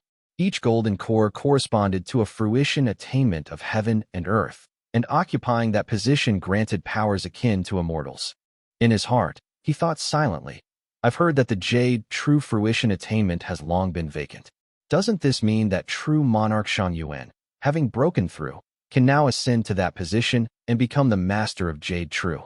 Taoist master Yuan has always hated evil with a burning passion. How could the northern Buddhist cultivators tolerate him? Of the 7 Daos, wrath has already fallen, and at least 3 of the remaining 6 Daos harbored deep hatred for him. Li Shiji looked northward and saw a bright, dazzling comet falling from the sky. It streaked along the heavens toward the north and plunged into the northern sea. As soon as the comet fell, the Taibai star began to flicker. It looked like an eye that was blinking rapidly. Emerald light streamed across the sky. It was intense and turbulent. Li Shiji's eyes grew blurry, as if he were in a half-dream, unable to tell what exactly he was seeing, until the talisman seed in his chi flickered, sending a wave of clarity into his mind. Only then did he gradually come back to his senses. A golden core battle spell. With the aid of this clarity, he could faintly make out the distant scene. After a few breaths, the stars in the sky reversed their motion, and another star lit up blindingly, blooming with red-tinged white light. Li Shiji studied it closely as he had never seen this star before. Looking at its sector of the sky, he saw 3 subsidiary stars trailing behind it, though only one was lit. One of the 3, thanks to the talisman seed within him, he was not overwhelmed by the distant might. He quickly took mental notes and saw a massive figure flicker into view in the distance. It appeared to have 6 arms and was holding a lotus-shaped Dharma artifact. Could it be a Buddhist cultivator? But the figure only flashed for an instant. Then emerald light flared, the comet fell, and the red-white star blazed. The brown light streamed. The 6-armed figure instantly deflated and exploded into a sky full of golden essence. The comet's light was extremely intense. As if in a furious rage, it even wiped clean all the scattered golden essence in the sky. Lights twisted and tangled, shaking the very mountain beneath their feet. Seeing this, even with the clarity preserving his awareness, Li Shiji's eyes stung with tears. He feared that looking any further would damage his perception technique, and he had to lower his gaze. He wiped his tears and took a brief rest, but the sky dimmed. In the north, a pitch-black hue appeared, and meteors streaked across the heavens, trailing flames as they shot southward. Beside him, Yang Shower tugged at him with some concern. Suddenly, they heard the sea roar. The waves parted sharply, and from within rose a massive creature, a white-gray scaled beast. The beast had 4 strong limbs, each stepping on a cloud. Its waist and belly were long, and its tail was covered in densely packed scales the size of tabletops. It sped through the mist, letting out a long, echoing howl. Li Shiji quickly bowed his head and said quietly, "Greetings, great demonic beast." The scaled beast circled in the air, gazed carefully toward the north, then rode the clouds swiftly in that direction. Li Shiji looked north with concern. Beside him, Yang Shower watched the great demonic beast of the Purple Mansion realm depart and said softly, "Husband, something major is happening. I fear the true monarch Yuan has started fighting the Buddhist sections." Li Shiji had already expected this after what he saw, but could not explain much to his wife. He merely shook his head in silence and watched as the meteors rained down, falling across the mainland and the 4 seas. He stepped forward hesitantly. The couple rode the wind down from Xia Mountain, approaching the water's surface which reflected countless rays of heavenly glow. Li Shiji wore a solemn expression, while Yang Shower looked startled. Chapter 720. When heaven leaks, the sea rises, too. Xia Mountain was a columnar peak rising from the seabed, with smooth and delicate cliffs covered in iridescent layers of heavenly glow. It was exceptionally beautiful. She flew all the way to the point where the mountain met the sea and saw a swiftly descending waterline along the cliff face. In a serious tone, she said, "Husband, the waters of the eastern sea are receding." Indeed, the highest tide mark on the cliff wall and the current waterline differed by an inch. Li Shiji examined it closely and said with a grave expression, "No wonder the great demonic beast was alarmed. The converging sea is the most stable region of the eastern sea, and Xia Mountain is a wonder of heaven and earth. Under normal conditions, the sea level never fluctuates more than a finger's breadth. If even the converging sea is like this, one can imagine the state of the other seas. Yang Shower pressed her lips together and asked, "Then what should we do now?" "Xia Mountain is the safest place," said Li Shiji. Then, he flew back to the mountain with her, worrying in his heart, "I wonder how things are back home." Coincidentally, Yang Shower beside him also looked concerned. She thought, the ancestor broke through to the Purple Mansion realm, yet just so happened to encounter such heavenly changes. Who knows if it affected him? Northern Sea. When Li Xianfeng woke, the sky was dim. He opened his eyes and looked toward the horizon where the stars and moon still hung properly in the sky. The once blue heavenly sea had vanished, and the comet was nowhere to be seen. Everything that had manifested faded into nothingness, leaving only the distant north where dark shadows of various sizes lingered between the stars. The moonlight and starlight had both dimmed. Li Xianfeng slowly raised his arm. Most of his golden armor had turned a brilliant white, glowing intensely. The iron hooks that once connected the armor plates had all solidified, rendering most of his body immobile. He struggled twice and sat up. A quiet voice drifted from beside him. The Golden Supreme Origin Green Core, true monarch of the Golden Feather sect, made a move. Your cultivation and armor were affected. The armor, originally made of Black Hook Profound Gold, has mostly transformed into White Boar Origin Gold. It needs to be reforged. It's Yuan Su. Li Xianfeng recognized the voice and turned his head in response. Yuan Su was quietly sitting beside him. The earlier image of a face streaming with blue tears seemed like an illusion. He now looked clean and calm, his round face relaxed. Yuan Su noticed his expression and said with a smile, "Just now, when the true monarch struck suddenly, I lost control of my emotions for a moment. I felt a flash of hatred and was nearly consumed by the backlash of the metallic essence. I almost turned into cave spring water." Though Yuan Su said this lightly, given that he had reached the end of his lifespan, he clearly didn't care much for his own life. Li Xianfeng responded with lowered eyes and noticed that the reef beneath Yuan Su's white robe had turned jade green. Li Xianfeng responded respectfully and asked softly, "May I ask, Taoist master, have the true monarchs decided the outcome yet?" "Not yet." Yuan Su propped his chin with one hand and said softly, "How could it be settled so quickly?" Only a few of the true monarchs showed glimpses of their power and clashed briefly in the northern sea. He pointed toward a patch of darkness in the northern sky, signaling Li Xianfeng to take a look. Li Xianfeng squinted and saw the black voids of various sizes scattered among the stars which he had already found strange earlier. Yuan Su said in a low voice, "The true monarchs fought for several days and punched holes in the sky above the northern sea. They've ascended to the outer heavens now. I couldn't see too clearly, but during about half an hour of battle, a northern Buddhist cultivator, perhaps a Dharma master, made a move. He received a sword strike from true monarch Taiyue and fled in disgrace." After hearing this, and seeing Yuan Su in such a talkative, relaxed mood, Li Xianfeng quietly asked, "True monarch Taiyue, is that powerful?" Yuan Su laughed and replied softly, "There's no comparison. The Immortal and Demon Daos have produced multiple Dao embryos. In the primordial era, Dao embryos led the battles. The Buddhist cultivators only have a few revered ones, and though they've claimed the north and remain untouchable in their sacred lands, if they step outside to provoke others, the outcome becomes uncertain. Besides," he paused, quietly gazing at the black void in the distant sky, then answered, "In the end, this is a private matter between the Green Pine Dao lineage and the Immortal Mansion's decree. Though the lineage has now scattered, they once worked together. Only Dragon Monarch Xiang came because of an old karmic tie. How could Buddhist cultivators have any right to meddle?" After he said this, Li Xianfeng noticed that in just the time it took for one incense stick to burn, the waterline on the reef had already risen by 2 inches. Yuan Su smiled and said, "The waters of the 4 seas fell into the earth abyss and then rose again.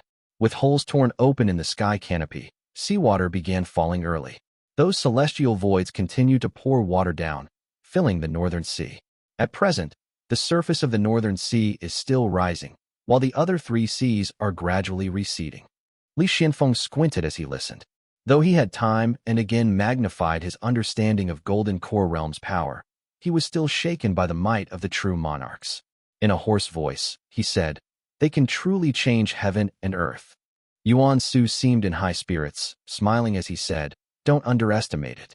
In several great wars between immortals and demonic creatures, the mainland was reduced to barely 1/10 of its former self, and more than half of the outer seas vanished. How vast heaven and earth once were. Yuan Su paused for a moment, then said quietly, "I am about to enter final repose. Puyu saw it long ago, but couldn't bring himself to say it directly in front of me, so he made excuses. Judging by the time, it should be soon. Li Xianfeng, I didn't bring much this time. I only intended to slap Situ Hor a few times, so I brought the Xinyo Lucid Marsh seal." He removed a small, pale gold seal from his waist and placed it into Li Xuanfeng's frozen left hand. He said with a smile, "This seal was gifted to me by Li Jiangquan. Chiwei was jealous for quite a while. Back then, the few of us were carefree. Chiwei would say anything. He claimed the seal had good flair, drew plenty of attention, and that it was his favorite." Li Xianfeng saw tears fall from him, dripping onto the reef with a crisp tick-tick sound. Ning Tiaoxiao continued, "Thinking back on it, Xiao Xianyu, Zhang Qiushui, Qi Wei, Zipei, they were all drawn into the game. At first, we thought it was camaraderie. But in the end, it was the Golden Core's scheming. Only in this way could it all happen without a trace. But one must not hate." A faint sound of a flute came from Yuan Su, echoing gently through the air. He leaned close to Li Xianfeng and whispered in his ear, "You must not hate, Li Xianfeng." After saying this, Yuan Su slowly lowered his eyelids and closed his eyes as if drifting into slumber. Li Xianfeng lowered his gaze, looking at the hem of Yuan Su's robe. The flute music in the sky grew louder and louder. Before him, Yuan Su transformed into a pool of clear water and vanished. Beneath the reef, the waters of the northern sea let out a mournful wail, and the ground underfoot rumbled violently. The entire reef began to rise rapidly. The place where Yuan Su had entered repose sank inward, becoming a pitch-black pit. After a dozen breaths, a burst of bluish-green spring water surged forth. The spring gushed high into the air, then poured back down like rain. Mist filled the air, spreading with the sea breeze, until a bluish-green fog blanketed a 100-mile radius. Li Xianfeng removed his armor and stored it in his storage pouch. He raised his brows and looked upward, seeing 5 or 6 figures gathered in the sky. They were men and women, young and old. All of them stood upon radiant divine lights, each of a different hue. He vaguely recognized Xiao Shooting and Taoist Master Puyu, both bowing their heads solemnly. Another person had a mature face, stiff and unreadable, but wore the uniform of the Azure Pond sect. The remaining 2 were female cultivators. One dressed in golden robes with a veiled hat, her face obscured by flowing white silk. The other wore purple robes and tilted her head slightly, lost in thought.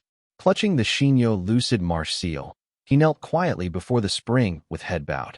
The figures in the sky remained silent. Li Xianfeng waited, his heart cold as he thought. Half of Taoist Master Yuan Su's legendary reputation rested on this little seal. It's anything but ordinary. I wonder how many among those in the sky harbor greedy intentions. Chapter 721, Intervention I. Li Xianfeng held the small seal in both hands. He kneeled quietly on the ground and was feeling the cold touch in his palms. The seal was indeed small. It was only 2 fingers wide and 3 fingers tall. Coiled atop the seal was a strange serpent, somewhat similar to the hooked serpent Li Wuxiao back home. However, this one was densely covered in feathers, with 2 long wings extending downward to shroud the sides of the seal. Similar to a hooked serpent, and with the seal's name and Yuan Su's immortal foundation in mind, could it be the legendary pristine water-feathered serpent of old? Thought Li Xianfeng. The seal was a pale golden hue throughout, perfectly uniform without a single impurity. Threads of bluish light flowed across its surface. Simply holding it made the skin feel cold, as though it weighed nothing at all. This is certainly a spirit item and possibly an ancient one. I've heard it was gifted by Taoist Master Donghua, which would make it not only rare, but likely one of the finest of its kind. It was worthy of upholding Yuan Su's renown, thought Li Xianfeng. He remained silent as he was waiting for someone among the sky-born figures to speak. The seal, drawn by the lingering mana from Yuan Su's passing, emitted a soft glow that cast a cyan gold sheen across his collar. He waited a long time, yet silence persisted. The flute song lingered briefly, then the stern-faced purple mansion realm cultivator of the Azure Pond sects in azure robes finally broke the silence with a calm voice. The Xinyo Lucid Marsh seal belongs to my Azure Pond sect. Naturally, it should be returned to its rightful owner. Xiao Shooting remained silent, floating in midair. The purple-robed female cultivator suddenly spoke coldly. "Si Buoxiao, is this seal truly Azure Pond sect's, or does it belong to the Ning family? You'd best make that clear. Or are you saying the Xinyo Lucid Marsh seal should fall into your hands?" This person was indeed Si Buoxiao, a cultivator of Azure Pond sect. Now he stood with hands clasped behind his back, responding bluntly with a resounding voice. "This matter is not yours to meddle in." At last, Taoist Master Puyu spoke, his figure drifting among the misty clouds. He said with a soft voice, "Please, seniors. No need for haste. The Xinyo Lucid Marsh seal is the relic of the late senior Yuan Su. Naturally, it should be given to his descendants. With so many Taoist masters present, this is evident to all." He first turned to the purple-robed female cultivator and said gently, "Fairy Zipei, all of us here shared some degree of kinship with the late Yuan Su.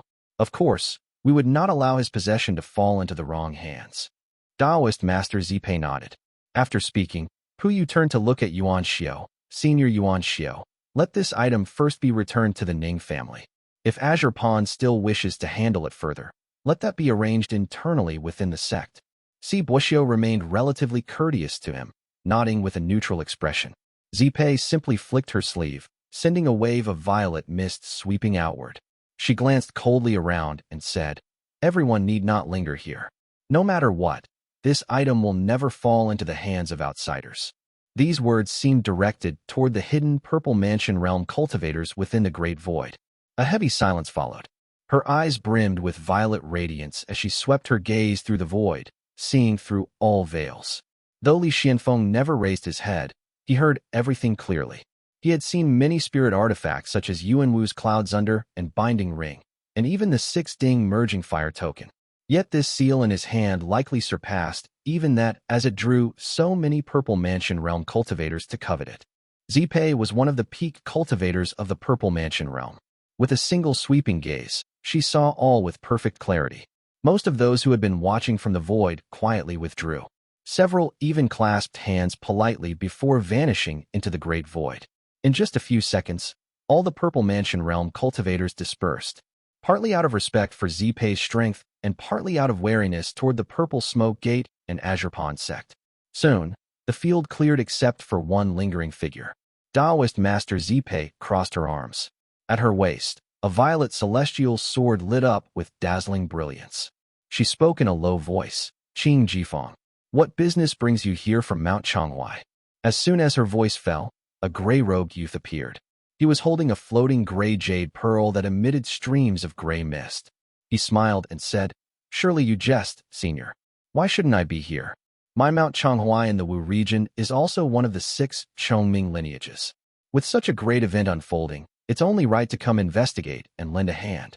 He had only just appeared, and while the faces of the Purple Mansion realm cultivators remained composed, a sense of unease rose within them.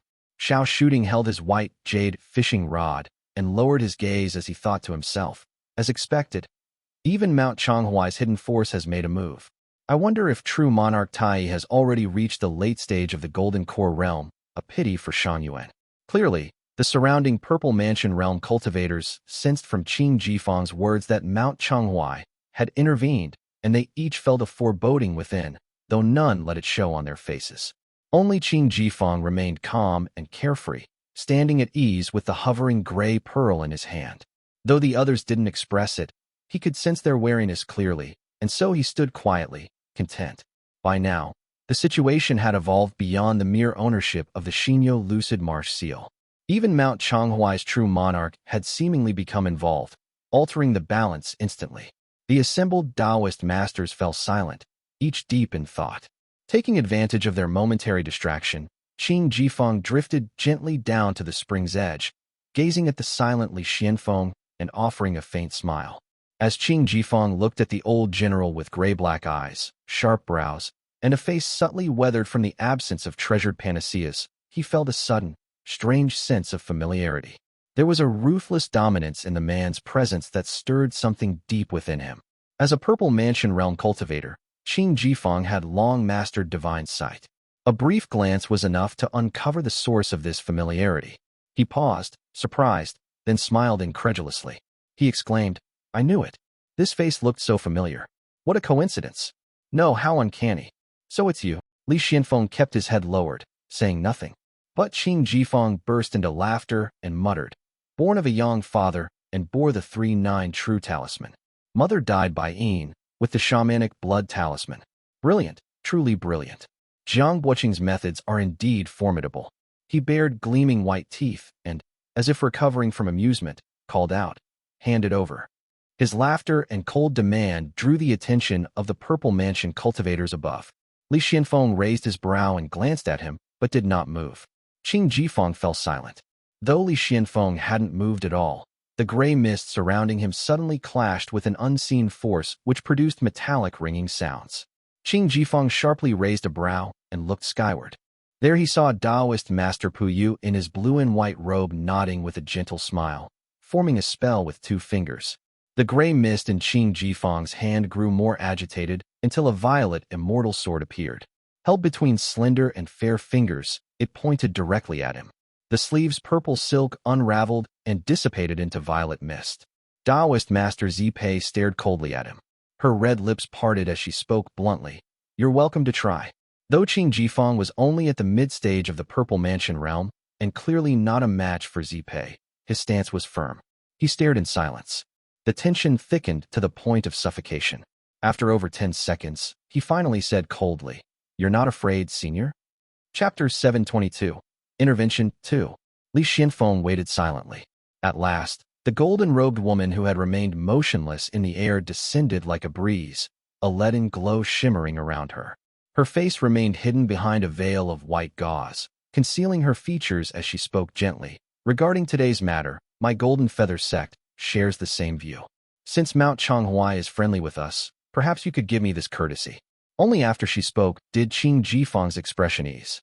With the Taibai star still gleaming in the sky above, he could only reply, Since this is Senior Qiushui's stance, let this Dharma artifact be handled by the Golden Feather sect. Zhang Qiushui was cautious, unwilling to accept the words directly. She responded softly, This is a matter for Chongming. I only hope it's resolved properly, without losing decorum. With Taoist Master Qiushui stepping in, the confrontation in the sky finally cooled. Qing Jifeng gave Zipei a deep look and said quietly, Your breakthrough is near, Taoist Master.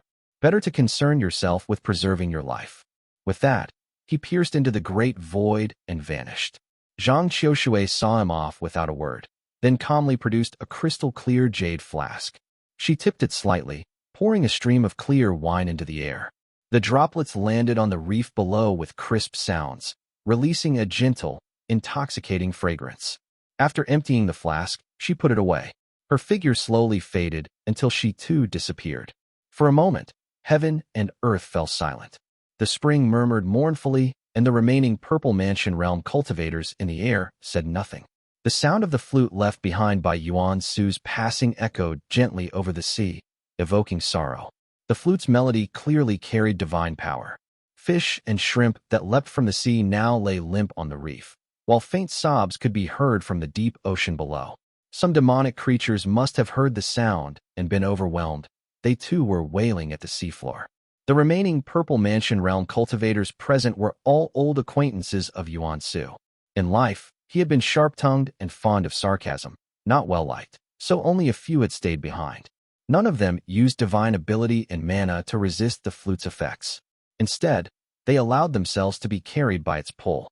As if they were lost in memory, all of them fell silent. Li Xianfeng listened for a while, his face tinged with sorrow. He had followed Yuan Su for a long time. At first, it was more coercion than companionship.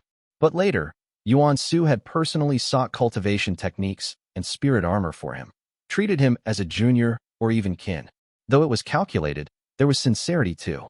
He had helped Li Xianfeng through many hardships. In the end, Yuan Su had pushed him to eliminate names on a certain list of cultivators. Yet Li Xianfeng understood it was to prepare for matters after death. He couldn't bring himself to hate him. He also knew Yuan Su had taken his uncle Li Cheijing into the southern border. But now, everything felt uncertain. Hate? Who should I hate? Who can I hate? They say everyone has hidden burdens, but if a burden exists, Does that absolve guilt? Muttered Li Xianfeng. Now that this purple mansion realm backer had passed away, it was impossible not to feel sorrow. Yet within that sorrow, he tasted the searing sting of betrayal. The mourning face of Li Tongya at his uncle's death flashed before his eyes again. Li Xianfeng bit his lip until blood spilled. He remained kneeling on the ground when Zipei appeared beside him, frowning as she said, "Get up, Li Xianfeng." In an instant, all of Li Xuanfeng's emotions vanished. He suppressed them once again into his heart, forming a cold, steely composure. He stood up quietly and said with respectful voice, "Greetings, Taoist Master Zipei." Her tone remained curt as she said, "Come with me to the Purple Smoke Gate." Yuan Xiu's face darkened at once, but Taoist Master Pu Yu quickly stepped in to smooth things over, speaking gently, "How about this? If you both still trust me, let the Xinyo Lucid Marsh Seal remain with me. I will accompany you to the Purple Smoke Gate myself. Senior Yuan Xiu can return to the sect first to handle matters and bring back Yuan Su's descendants. The three of us will witness the spirit artifact recognize its master. Everything will be proper." Pu Yu, with his refined features and gentle smile, spoke smoothly. Yuan Xiu considered for a moment, then sighed with reluctant resignation. He waved his sleeve and said to Zipei, "Can Yu, take care of yourself." His form quickly faded and vanished. Taoist Master Zipei's expression remained unchanged. As Li Xianfeng stood, still not fully reacting, he suddenly realized the seal had already been passed into Taoist Master Pu Yu's hand. He stood silently atop the clouds, listening as Taoist Master Pu Yu clicked his tongue in admiration, studying the seal's carvings and sighing. He said, "So this is what the true feathered serpent looks like. Only the lineage of Taoist Master Donghua would know. After all, the Immortal Mansion's Lord saw it firsthand. If even his records are inaccurate, then nothing in the world can be trusted." After a while of praise, he began calculating with finger signs. Li Xianfeng noticed faint traces of blood appear in Pu Yu's palm, yet this strange Taoist master turned the blood into fragments of mana and continued calculating relentlessly. "Xinyo Lucid Marsh Seal," he murmured. "To convert killing intent into suppression, to use the radiance of twin metals to summon pristine water, what a brilliant method. When this seal descends, it births slaughter beneath Xinyo, turning flat ground into a lucid marsh. No wonder it holds the makings of a true Dharma relic." While he continued studying the seal on his own, Taoist Master Zipei finally spoke after a long pause. "I wondered when you became so kind. Turns out all your roundabout kindness was just to get your hands on this spirit artifact and examine it. Truly meticulous scheming." Pu Yu hummed in vague agreement, continuing to observe the seal carefully. The group soon emerged from the great void, reappearing in a realm filled with swirling violet mist. Jagged peaks rose one after another, large and small, their summits appearing and vanishing within dense violet clouds. The mist coiled and swirled like silk, rising skyward with immortal elegance. Pavilions and towers gleamed with magnificence, and cultivators rode the clouds to and fro. It was a truly celestial scene. Purple smoke, blessed land. This was clearly the mountain gate of the Purple Smoke Gate. Taoist Master Pu Yu soon lifted his head to take in the view and praised, "What a blessed land indeed. In this very place, true monarch Taishu attained his Tao and became a true monarch, founding the Tao of purple essence. My grandmaster came to congratulate him, and even brought back a bit of dawn purple chi to craft a Dharma artifact for my master." At the mention of this, Taoist Master Zipei's expression finally softened somewhat. She spoke gently, "How flourishing the 6 Chongming lineages once were, and now we've fallen to this. Had the founding patriarch not met with misfortune, perhaps things wouldn't have ended up this way." Taoist Master Pu Yu replied with a sigh, "True monarchs Taiyu and Taishu, what a pity. If they hadn't passed on one after another, the Green Pine Tao lineage might still have had a chance to rise again. Some people simply didn't want to see it happen." Zipei replied coldly.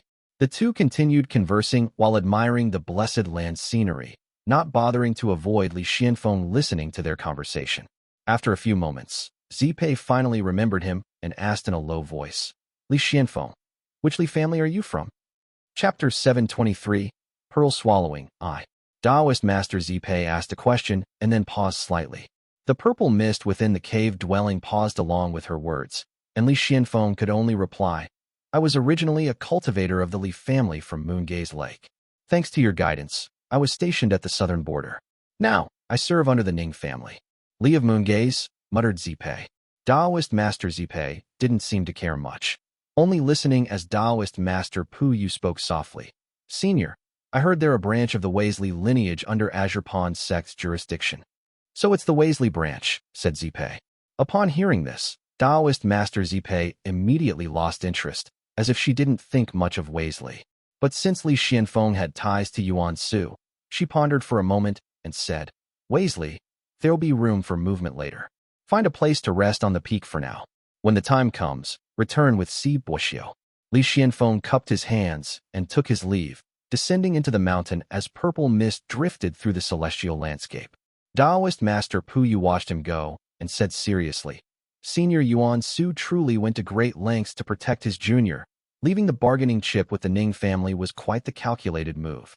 Daoist Master Zipei responded softly, clearly seeing through the arrangement as well. If he had passed away within the sect, this Xinyo lucid marsh seal would likely have ended up in the hands of the Qi family or Sibuoxiu. Even if passed to his descendants, it wouldn't escape the sect's hidden manipulations. By passing away in public view, he actually secured the Xinyo lucid marsh seal. With the Golden Feather sect, you and I as guarantors, and Si Buoxiu needing to save face, it can be safeguarded for at least a few decades. Daoist Master Pu Yu shook his head and said, it won't last forever. Once Si Buoxiu waits too long and grows impatient, he'll find ways, through pressure or otherwise, to make him hand it over willingly. Daoist Master Zipei sat down amidst the swirling purple mist within her cave and said with a nod, Isn't there a Ningguan? A few decades should be more than enough. If she succeeds in her breakthrough, she'll rightfully keep the spirit artifact. If she fails, it's a danger in her hands anyway. Handing it over wouldn't be a loss. Both Daoist masters had clearly seen through Yuan Su's arrangement. Even Si Buoxiu understood it, but each chose to go along with the flow. Daoist Master Pu Yu paused, seemingly deep in thought, and after a long while spoke softly. The true monarch's battle won't resolve quickly, but the heavens over the northern sea still need mending. All the sects must act together. We must invite another true monarch. If we let the seawater continue to pour down like this, by the time the true monarchs return, the northern sea will have flooded the wilderness, linked up with the eastern and western seas, and submerged countless sects and territories. Daoist Master Zipei nodded, clearly taking the matter seriously, and said softly, Empress Beiyao has manifested often in recent years and is the easiest to negotiate with. Let's seek her out. As for who should lead, naturally, it should be the Yu cultivating sect. All who acted such as the Azure Pond sect, Golden Feather sect, and the Dragon clan should contribute. We just wait for Yu cultivating sect to make a move. Daoist Master Pu Yu nodded gently, glanced eastward, and smiled. All the true monarchs have gone off to battle in the outer heavens. Looks like the Dragon clan is going to seize the thunder. Eastern Sea. Waves surged endlessly and the waters gleamed crystal clear. All kinds of demonic creatures often rose with the wind and rode the waves. Islands were scattered irregularly across the sea like stars in the sky, with demonic creatures and beasts weaving in and out between them. On a normal day, many cultivators would be seen flying across the sea, but now a sense of panic filled the air. Streaks of escape light flashed across the sky, trailing colorful glows behind them. The islands across the sea gradually revealed a more ominous presence. The larger islands such as Splitreed Island, Chuani Island, and Crimson Reef Island had expanded by 30 to 40%, stretching out for thousands of meters. Marketplaces originally built on the seabed now emerged into view and formation arrays shimmered in the air with radiant light. Even the mid-sized islands, like Qingsong and Donglu, had greatly expanded. Cultivators looked out at the sea, their expressions a mix of concern and joy. Demon dens slowly emerged on the exposed seafloor. Small demonic creatures held tridents in their hands, blankly watching the seawater recede inch by inch. Thunder roared across the heavens and earth, yet not a single drop of rain fell. Li Qinghong led a group of cultivators from Zhongshuan Island to survey the area. The island had expanded nearly 50 kilometers and was still continuing to stretch outward, revealing various corals, fish, and shrimp. There were now over 30,000 people on Zhongshuan Island. Children and adults alike stood nervously along the former shoreline, staring blankly in fear. Some bolder ones had already rolled up their pant legs and stepped into the sea, tossing fish, shrimp, clams, and crabs into jars. Li Qinghong hovered in the air with her spear in hand. Thunder surged beneath her feet and violet light flowed around her, but she could not hide the worry in her expression. She could vaguely see colorful lights rising in the north. But where Li Shiji was, the Xia mountain lay north of the converging sea and bordered the northern sea. From where she stood, in the scarlet pristine sea nearly down to the southern sea, she could barely make out anything beyond a few faintly rising flashes of color. All she could do was have Zhong Yin arrange the people and, after waiting quietly for a while, decide to summon Hui Yao to inquire further. As the scouts were dispatched into the sea, Li Qinghong checked the time, quietly concealed her presence, and waited in midair. Sure enough, after waiting patiently for only a short while, a green fish with scaled wings under its ribs burst out from the water. It transformed into a half-human, half-fish form, holding a sea trident. He finally withdrew his demonic wind, steadied himself, and respectfully said, "Ah, greetings, fairy." Back when they fought the cloud octopus together, he had been terribly frightened by Li Qinghong's thunder. Thunder was, after all, the righteous path for slaying demonic creatures, and he had submitted wholeheartedly ever since. Now, seeing that Li Qinghong had already reached the late Foundation establishment realm and wore at her waist a small bottle with purple lightning-shaped patterns which radiated a deep and obscure thunderous power, he felt a chill of fear rise again in his heart. After all these years, this female cultivator of purple lightning has grown even stronger. Who knows what level she's reached now? That's right, falling water and rising storm in the eastern sea. This is the perfect time for a lightning cultivator. He kept his head low and eyes down. Being a demonic creature of the Dragon Palace, he knew his place.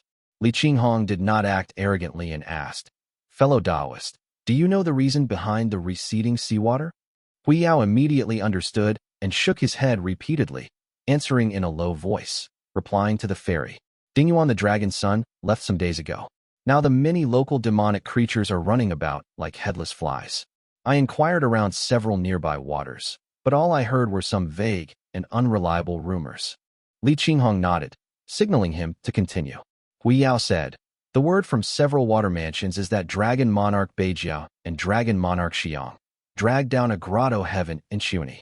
As soon as the grotto heaven's entrance opened, the seawater began pouring into it. This is how things ended up like this."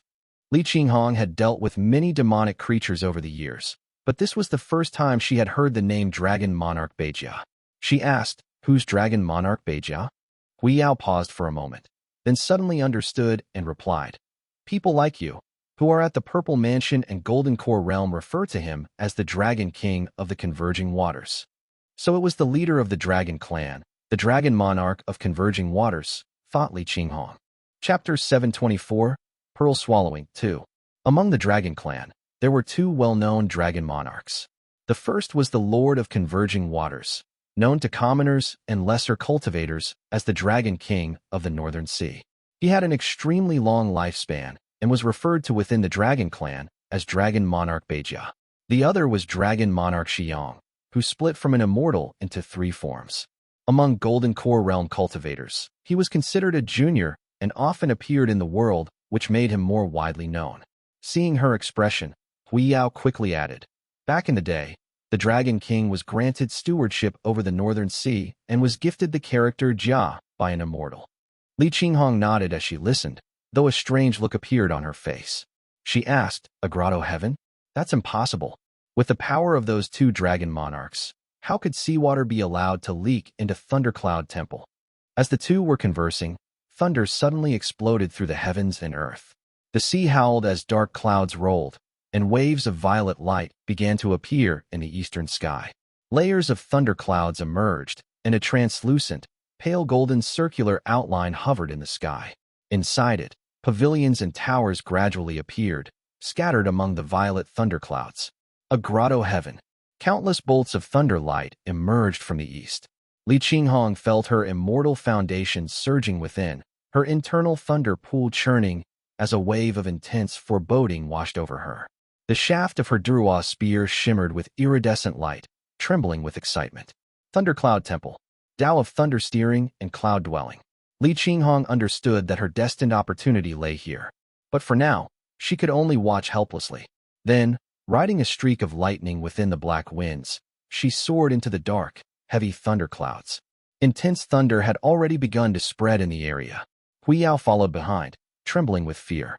All around them, within the dark clouds, many cultivators could be seen looking up in stunned silence.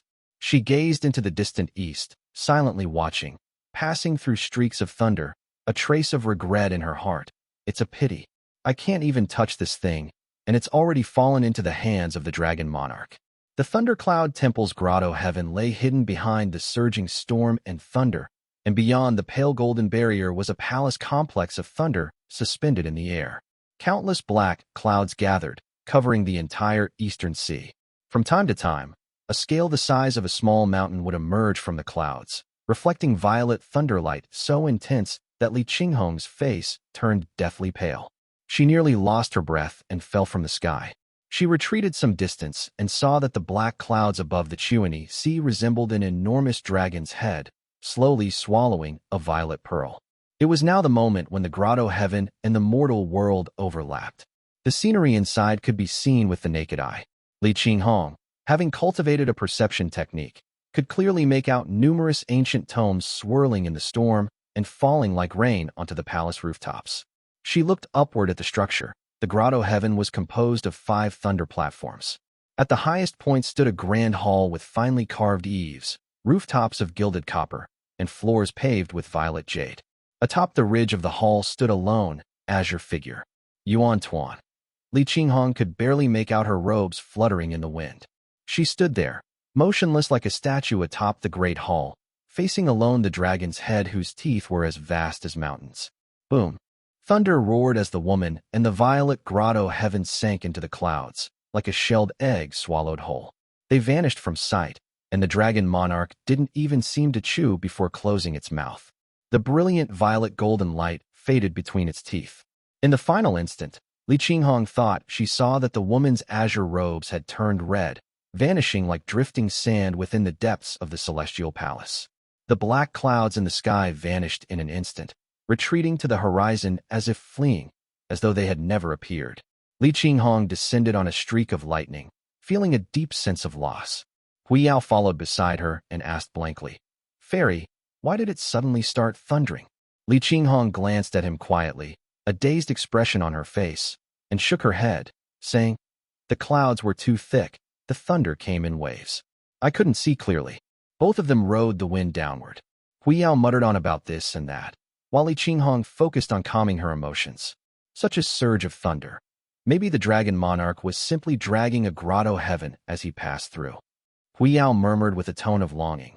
Seems like those from the neighboring waters didn't have it right. After all, a grotto heaven should rest atop a mountain, not under the sea. There must be another reason. Li Qinghong no longer hoped to learn anything useful from him. She politely sent him away, then quietly returned to her cave dwelling and sat alone in the upper chamber. She sat for a while, but the image of the dragon monarch swallowing the pearl kept replaying in her mind. Li Qinghong understood. Yuan was most likely no longer alive, trapped in a grotto heaven for over 10 years, watching helplessly as her would-be rescuer fell, and then slowly waiting to be consumed by the dragon monarch. Senior Yuan, thought Li Qinghong.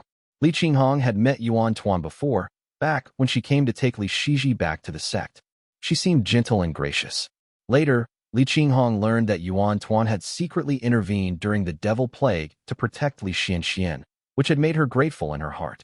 Azure Crest manifestation is capable of blessing others, yet unable to secure good fortune for herself, only to fall into the tiger's jaws in vain. Whether Yuan's jade pendant in the Yuan family still holds effect, I don't know. But Azure Pawn Sect's soul lamp must already have gone out. As for Shiji, there's no need to tell him. He wouldn't be able to see it anyway. It would only stir unnecessary trouble. Just as Li Qinghong managed to settle her heart, she suddenly heard a crisp knocking sound. Knock, knock, knock. In an instant, Li Qinghong's heart felt as if it had been shattered like frost struck by a hammer, cold and shaken, filling her entire chest. All thoughts fled her mind, leaving behind only pure terror. Knock, knock, knock. The sound echoed through the cave dwelling. It was chilling and crisp. Li Qinghong's expression changed slightly as she quickly gripped her spear and thought, "Who's there?" Zhongquan Island was currently under the management of Li Chenghui, with Zhong Yin assisting. If either of them needed her, they would activate the formation to summon her or send a voice transmission. No matter what, it would never come to simply knocking on the door. Creak. Before she could respond, and just as she picked up her spear, the defensive formation of the cave might as well have been decoration. The stone door at the entrance slowly creaked open, and a pair of cloth shoes stepped steadily inside. The figure placed one foot inside, then pushed the door further open while stepping forward. As the door swung wide, a smiling face came into view, revealing 8 gleaming white teeth. The newcomer wore azure robes, appeared young, with flowing sleeves and long hair cascading down. His smile gradually faded as he squinted slightly at her, standing with hands clasped behind his back. He was seemingly curious. His pupils were pale cyan, and he exuded a heavy and oppressive presence just by standing there. Countless rippling green shadows floated around him, which overlapped and gleamed with an icy brilliance. His robe was wide-sleeved and flowing, wholly azure in color, but at the waist hung a golden tassel. Li Qinghong recognized it. It was the uniform of the Azure Pond sect. Azure Pond disciples, guest cultivators, Taoists, peak masters, sect masters, and Purple Mansion Realm cultivators all wore similar robes, but the details differed. Thanks to Li Shiji and Yuan Tuan, Li Qinghong could recognize a peak master's garb at a glance. But this robe, this one was even more ornate. Her attention lingered on the robe for only a moment, then was immediately drawn to the man's face. Li Qinghong stared at him in a daze. She actually recognized this face. Not only did she recognize it, it was perhaps the last face she ever wished to see. Horror surged through her heart in waves as she thought. Chi Buzi. Chapter 725, Surplus Wealth, I. Li Qinghong's pupils dilated slightly, and the violet light in her eyes faded significantly. She had already stowed away the draw spear, exhaled softly, brought her delicate hands together, and said gently, "Qinghong greets Senior." Li Qinghong remembered that day all too clearly. Chi Buzi's soul had seemed damaged, and she didn't know if he still recalled what happened. So she left it at that, simply calling him Senior. If Chi Buzi had indeed lost his memory, then it would be as if the two had never met. And if he was merely some Water Mansion Immortal official, then her words would not be out of place either. Chi Buzi, hair loose and unkempt, said nothing. He sat down on a nearby stone bench, and his pale cyan eyes was fixed on her. He had achieved the Purple Mansion realm many years ago, and cultivated the pristine water Tao, which revolved around the balance of clarity and murk. Naturally, his appearance was refined and his presence ethereal. Yet in his eyes lingered something strange, something twisted and eerie. He parted his lips slightly and spoke in a low voice. "Li Qinghong, you recognize me." Though he smiled, his words were cold like snow in the depths of winter, falling all over Li Qinghong's body. She lowered her gaze and spoke. "Senior jests. Qinghong has cultivated for decades and never once laid eyes on a Purple Mansion realm master. How could I be so fortunate as to witness a real immortal's presence?" Chi Buzi sat quietly in the guest seat and used no divine abilities. Yet his presence was overwhelming, pressing heavily on Li Qinghong's chest where she stood. Dong, dong, dong. The spring within the cave residence began to echo, its once clear waters slowly turning a murky gray. Chi Buzi lifted his brow and said with a smile, "Li Qinghong, I can see it clearly. You're afraid of me, whether from guilt or fear itself. You may have methods to resist divine ability, but I can see it all." Chi Buzi gazed at her calmly and continued, "That time, I likely used a soul-searching technique and accidentally touched that one's metallic essence. That's why I ended up like that. But this time, I won't be careless." The golden sash at his waist glowed faintly with spell light. Chi Buzi rose and paced 2 steps atop the platform, speaking in a low voice. "I guessed it was your family, so I dared not return to Moongaze Lake. But after much searching, I found this Zhongquan Island in the outer seas. So I waited here." Chi Buzi clasped his hands behind his back, standing with his back to the cave's source of light. On his pale hands were 2 faint lines, and he spoke gently. "Now that pristine water has gone to the outer heavens and has no strength to oversee things here, I came." Li Qinghong. He slowly turned around. From his pale cyan pupils emerged a terrifying murky chi, gathering into a mist-like haze that curled upward from the corners of his eyes. He asked, "And who's the master? Ingza? Shixian? Or the one from the Water Mansion?" Li Qinghong didn't answer. only feeling the suffocating pressure in the cave intensify. She dissected Chi Buzi's words, line by line, and quickly arrived at a conclusion. I guessed it was your family. You're afraid of me. Chi Buzi's memory is definitely fragmented. Otherwise, he wouldn't be guessing. He'd remember what happened that day clearly. There's a 90% chance that he forgot what happened at the lake. Whether he truly forgot or merely dared not remember, it makes no difference. Chi Buzi seemed indifferent, but those pale cyan eyes of his were clearly gauging her expression. He said, Li Qinghong, that one left something in my soul. You must know this. He smiled slightly, revealing sharp white teeth, beckoned with a finger, and whispered, I didn't dare think of it at all. I just wandered the Eastern Sea with that foolish immortal official, pointing everything out to him one by one, unraveling all his precious constructs. And so, his spirit wavered and he lost his foundation. Once his spirit wavered, he made the wrong choice. And then I consumed that foolish immortal official and swallowed all his cultivation. Only then did I dare to think again. You underestimated me, as did Chi Wei, Yuan Xiao, and pristine water. His tone remained calm. I'm not some fool easily suppressed.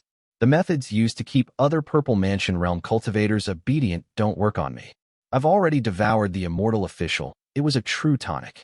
It allowed me to master a fourth divine ability, one called Chenghui hidden form. It conceals all dharmas within the body and can do many, many things. He walked to the head seat and slowly sat down, facing the glow of the cave, speaking softly. The fact that you don't dare kill me proves you've not yet reached the Golden Core realm. You wish to reclaim your fruition attainment, and to do that, pristine water must be eliminated. Chi Buzi gave a faint smile and said gently, How pristine water's fruition attainment is dealt with, I won't covet. I only ask for a single golden core, whether it's a surplus position or an intercalary one, I ask only for that. The master will need someone like me. His expression was sincere, his tone gentle. If the master wishes to reclaim fruition attainment or even ascend to immortal rank, you will need a capable hand. Trust me, in such a filthy world, whether for righteous path or heretical, people like me are the true sharp blades. The immortal official types will only make more and more of a mess. Chi Buzi didn't wait for Li Qinghong to respond and said softly, Whether pristine water will return gravely injured, whether Yuan will be struck down and retreat to fruition attainment. I, a mere Purple Mansion realm cultivator, cannot see clearly, but the master surely can. If there is any command, you may stir fate itself to guide this humble one. Buzi will know. It sounded like a pledge, yet also a subtle probe. He continued in a low voice, But if this humble one dies, pristine water will surely notice. I fear it may jeopardize master's plans. Li Qinghong understood these words weren't meant for her. She remained silent. Chi Buzi rose from the high seat, descended step by step, and came to stand before her, smiling, and said, Buzi takes his leave. His figure vanished like a gust of murky wind, slipping into the cracks of stone and disappearing into the great void. Li Qinghong remained standing in the courtyard, unsure whether the master Chi Buzi spoke of was truly watching. She stood still for 2 breaths, then sat cross-legged, silently digesting everything Chi Buzi had said. Chewing straight, Chi Buzi moved through the great void, plunging deep beneath the sea. After traveling over 5,000 kilometers, he stopped on a desolate, uninhabited island. His hands, hidden in his sleeves, still trembled uncontrollably.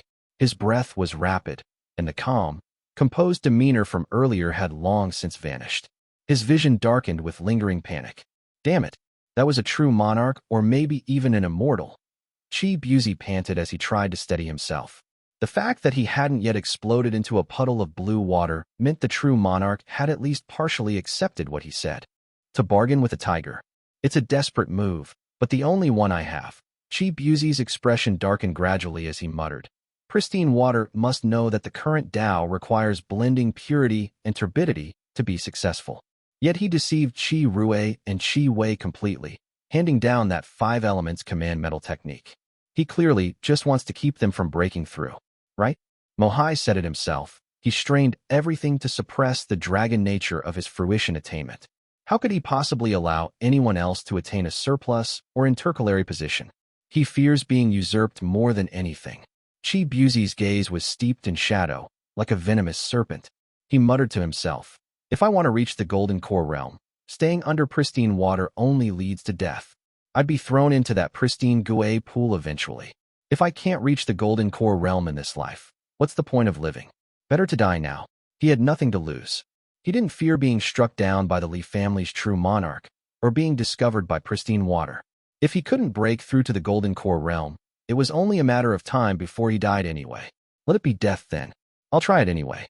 Cheap Yuzi's thoughts churned as he considered. That one is likely water virtue too. It's able to navigate both sides. If I get a clear read on them, and they falter, then, once things are done with pristine water's backing, I might still have a chance at golden core realm. Chapter 726, Surplus Wealth, 2. Mount Chengdu. Li Shijuan rode the wind back from the lake's edge and landed atop the mountain. He had seen strange phenomena in both the north and east. Not only the Li family, but the entire Jiangnan region was in turmoil, with everyone anxious and afraid. Li Shiming had long since entered seclusion to cultivate, but Li Shijuan had to stay alert to the situation. The Li family's forces in Milan Prefecture were gradually being reinforced, and a few branches had been transferred in as they were preparing to establish several peak offices. After all, Milan Prefecture was quite vast. It was even broader than the family's original territory. Distributing several peaks across it was more than feasible. Just as Li Shijuan entered the main hall, he saw a young man standing within. The young man was graceful and noble, clad in white robes, with an extraordinary presence. Li Shijuan's eyes lit up, and he said with a smile on his face, "Brother Shiji." The visitor was naturally Li Shiji. Though he had stayed the night at Xia Mountain, in the end, he couldn't rest easy.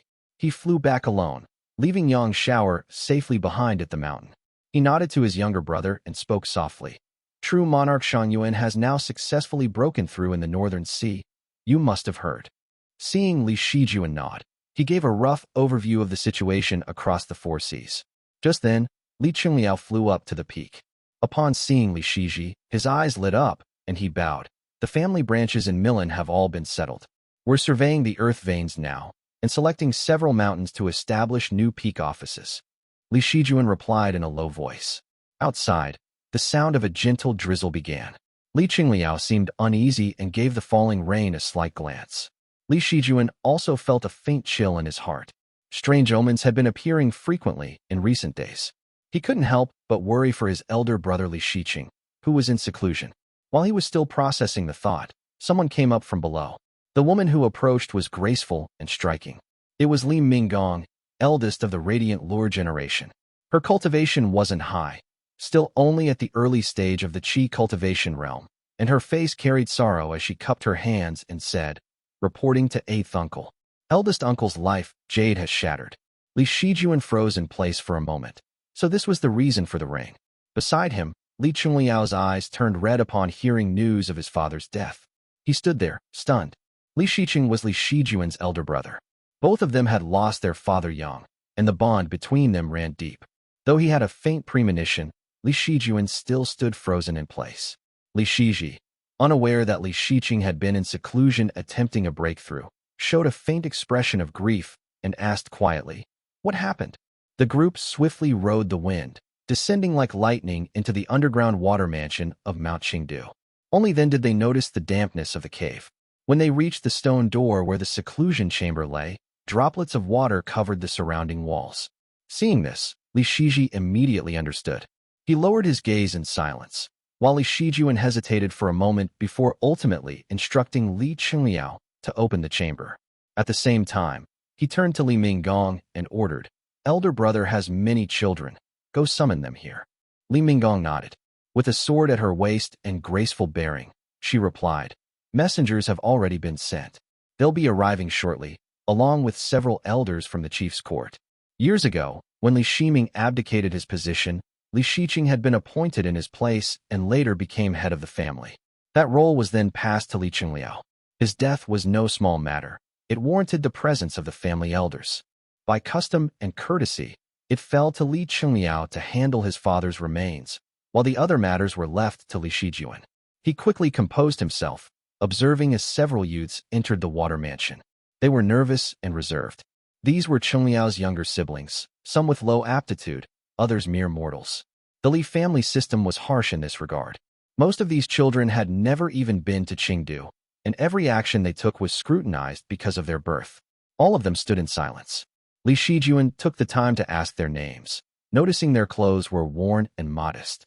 Before he could inquire further, the family elders arrived. Led by Li Xianxian, most of them were white-haired elders. Li Xuanxuan's beard trembled slightly as he sighed in sorrow. A few members of the chief's court stood behind the current chief, Li Zhouwei. The heir stood quietly, head bowed, tightly gripping the jade slip in his hand, his fingertips slightly pale. Having observed everyone carefully, Li Shijuan finally spoke in a soft voice. According to custom, the contents of elder brother's storage pouch and cave residence go to Qingliao. The remaining spiritual assets and treasures shall be distributed among his children. We are all present to witness. You may begin the reading. With that said, he waited for Li Zhouwei to handle the division. But the young man cupped his hands slightly and replied, "Grandfather left one residence, 2 meditation cushions, and a single incense burner. They are valued at 3 spirit stones. It's insufficient for division, so it was converted into 300 jin of spirit patty, 50 jin for each child." At these words, Li Xianxian froze. The elders all looked to one another, expressions shifting. Li Shiji exchanged only a glance with Li Xianxian, and both understood what the other was thinking. Qingliao and Zhouwei aren't the type to covet wealth, so why are they making such a poor show of it? After a moment of silence, one man stepped forward. He was Li Shiqing's second son who was now married, with a grown beard. He bowed respectfully and said, "Honored elders, my grandfather left behind no remains. My father endured hardship since youth and disdained luxury. The things he acquired in life were all gifted to struggling cultivators, both inside and outside the family. While cultivating in Qingdu, his residence held not a single spirit item." His words left the hall in silence. Li Shijuan nodded slightly. Beside him, Li Zhouwei added, "Honored elders, grandfather governed the household for 17 years, and he left behind no surplus wealth." Li Shiji listened in silence, and suddenly remembered the year he left home at 12 to enter the sect. He remembered how his elder brother Li Shiqing had used his savings to buy him an embryonic breathing realm jade pendant. That year, Li Shiqing had insisted on placing it in his hand. Coming from the Xiao family on his mother's side, and with his father then the family head, Li Shiji had grown up in luxury. Holding that jade felt like grasping burning coal. The jade pendant wasn't even as refined as those issued to Azurpan sect disciples. Yet he had worn it for years, fastened to his wrist until he no longer noticed it. Now, he felt the cool touch of the pendant against his skin, its presence suddenly sharp. Hearing the words, "no surplus wealth," an ache welled in his chest. Li Shijuan, who had spent many years with his elder brother, felt it even more deeply. His heart grew heavy.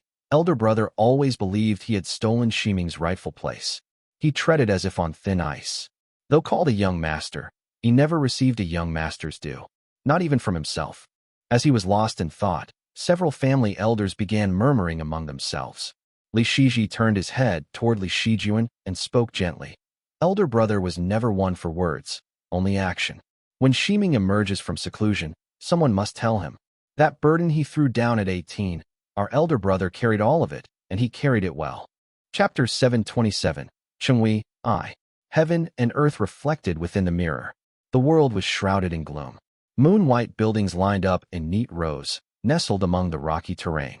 These jade-like palaces were mostly curved and gleaming, with massive stone beasts crouching along the cliffs.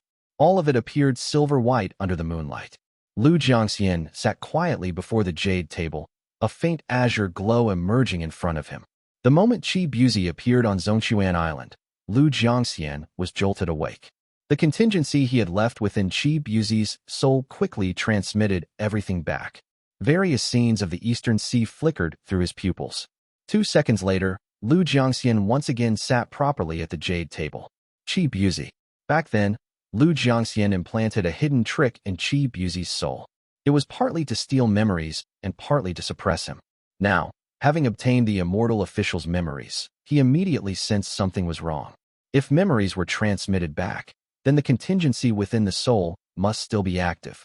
Lu Jiangxian frowned and reviewed the memories. Sure enough, over the years, Qi Buzi had engaged in a battle of wits with the Immortal official from the Water Mansion, wandering all across the 4 seas in search of traces of the so-called Immortal Court. Those memories had been hastily fabricated by Lu Jiangxian to explain the Immortal official's origins. How could they match reality?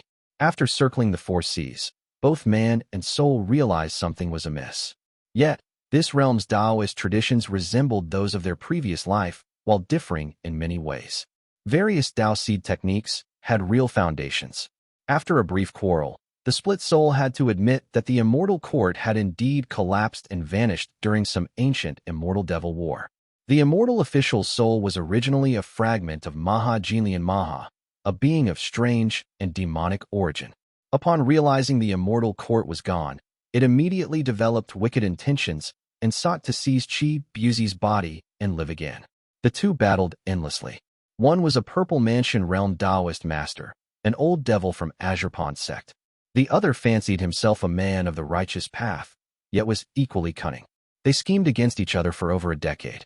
In the end, Qi Buzi succeeded in assimilating the talisman Qi, and the immortal official was devoured. Yet the radiance in Lu Jiangxian's hand clearly confirmed that the immortal official had, over the years, mastered the soul arts of this path, and might still be hiding somewhere deep in Qi Buzi's soul. That restriction within Qi Buzi's soul still shimmered faintly. Despite their bitter battle of cunning and betrayal, neither Qi Buzi nor the immortal official had touched that seal. It was as if they had a mutual, unspoken agreement. Lu Jiangxian sat silently upon the jade throne for a while. He was no longer the same man he once was. In his heart, he speculated, Qi Buzi might very well know the immortal official isn't dead. Perhaps he doesn't dare kill someone connected to me, deliberately handing over leverage to make me think he's under control. As for joining forces against Pristine Water, Lu Jiangxian naturally had no impulse to confront Pristine Water now. The more he understood this world, the more cautious he became. All he wanted was to focus on restoring the mirror. Why would he provoke Pristine Water? I can't even step out of the mirror. How could I possibly drag him down from his fruition attainment? Thought Lu Jiangxian. Those figures were still fighting beyond the outer heavens.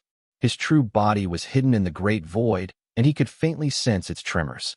If he revealed even the slightest trace, he feared he'd be immediately perceived. Shang Yuan has ascended to become a true monarch. Lu Jiangxian set aside the numerous techniques and spell arts in those memories for now. He stirred his divine senses and indeed found that the various shamanic talisman Tao arts he'd previously developed had all changed. There was an added ingredient of Jade true essence catalyst that made them quite different. He sat quietly before the stone table, calculating inwardly. Over the past century, I've come to gradually understand this world. Not only the Purple Mansion realm cultivators, but even many Golden Core realm cultivators are now familiar to me. In Yu State, there's Azurpon Sect's Pristine Water, Golden Feather Sect's Taiyuan, and Yu Cultivating Sect's Taiwa. That makes 3 true monarchs. Wu State is similar in size to you, and I only know about Chenghui's Tai. There are probably 2 or 3 there as well. So Jiangnan should have around 6 true monarchs. The Eastern Sea has 2 dragonkin. I've heard Valley Water is among them. The Northern Sea reportedly has 2, and the Southern Sea is about the same size as the East. Altogether, the 4 seas should have about 9. And then there are the Wang and Xia families, Mount Luoxia, the underworld. There's quite a number overall. By his calculations, the immortal Tao alone had 10 true monarchs, clearly dominant. No wonder the northern Buddhists had kept their heads down all this time. And as for ancient true monarchs, there must be even more of them. From the immortal official's memories, Lu Jiangxian had gathered much information. What he desired most, however, was to trace his own origins. For it was very possible that he had a previous life and had been the lord of the Moonlight Origin Mansion. After reviewing everything, he still felt that the identity of Ingza was the most likely. First, his mirror was a treasure of Moonlight origin. It was said the Moonlight Origin Mansion possessed the Sun-Moon Profound Light, possibly formed from both the Supreme Yin Profound Light and Supreme Yang Profound Light.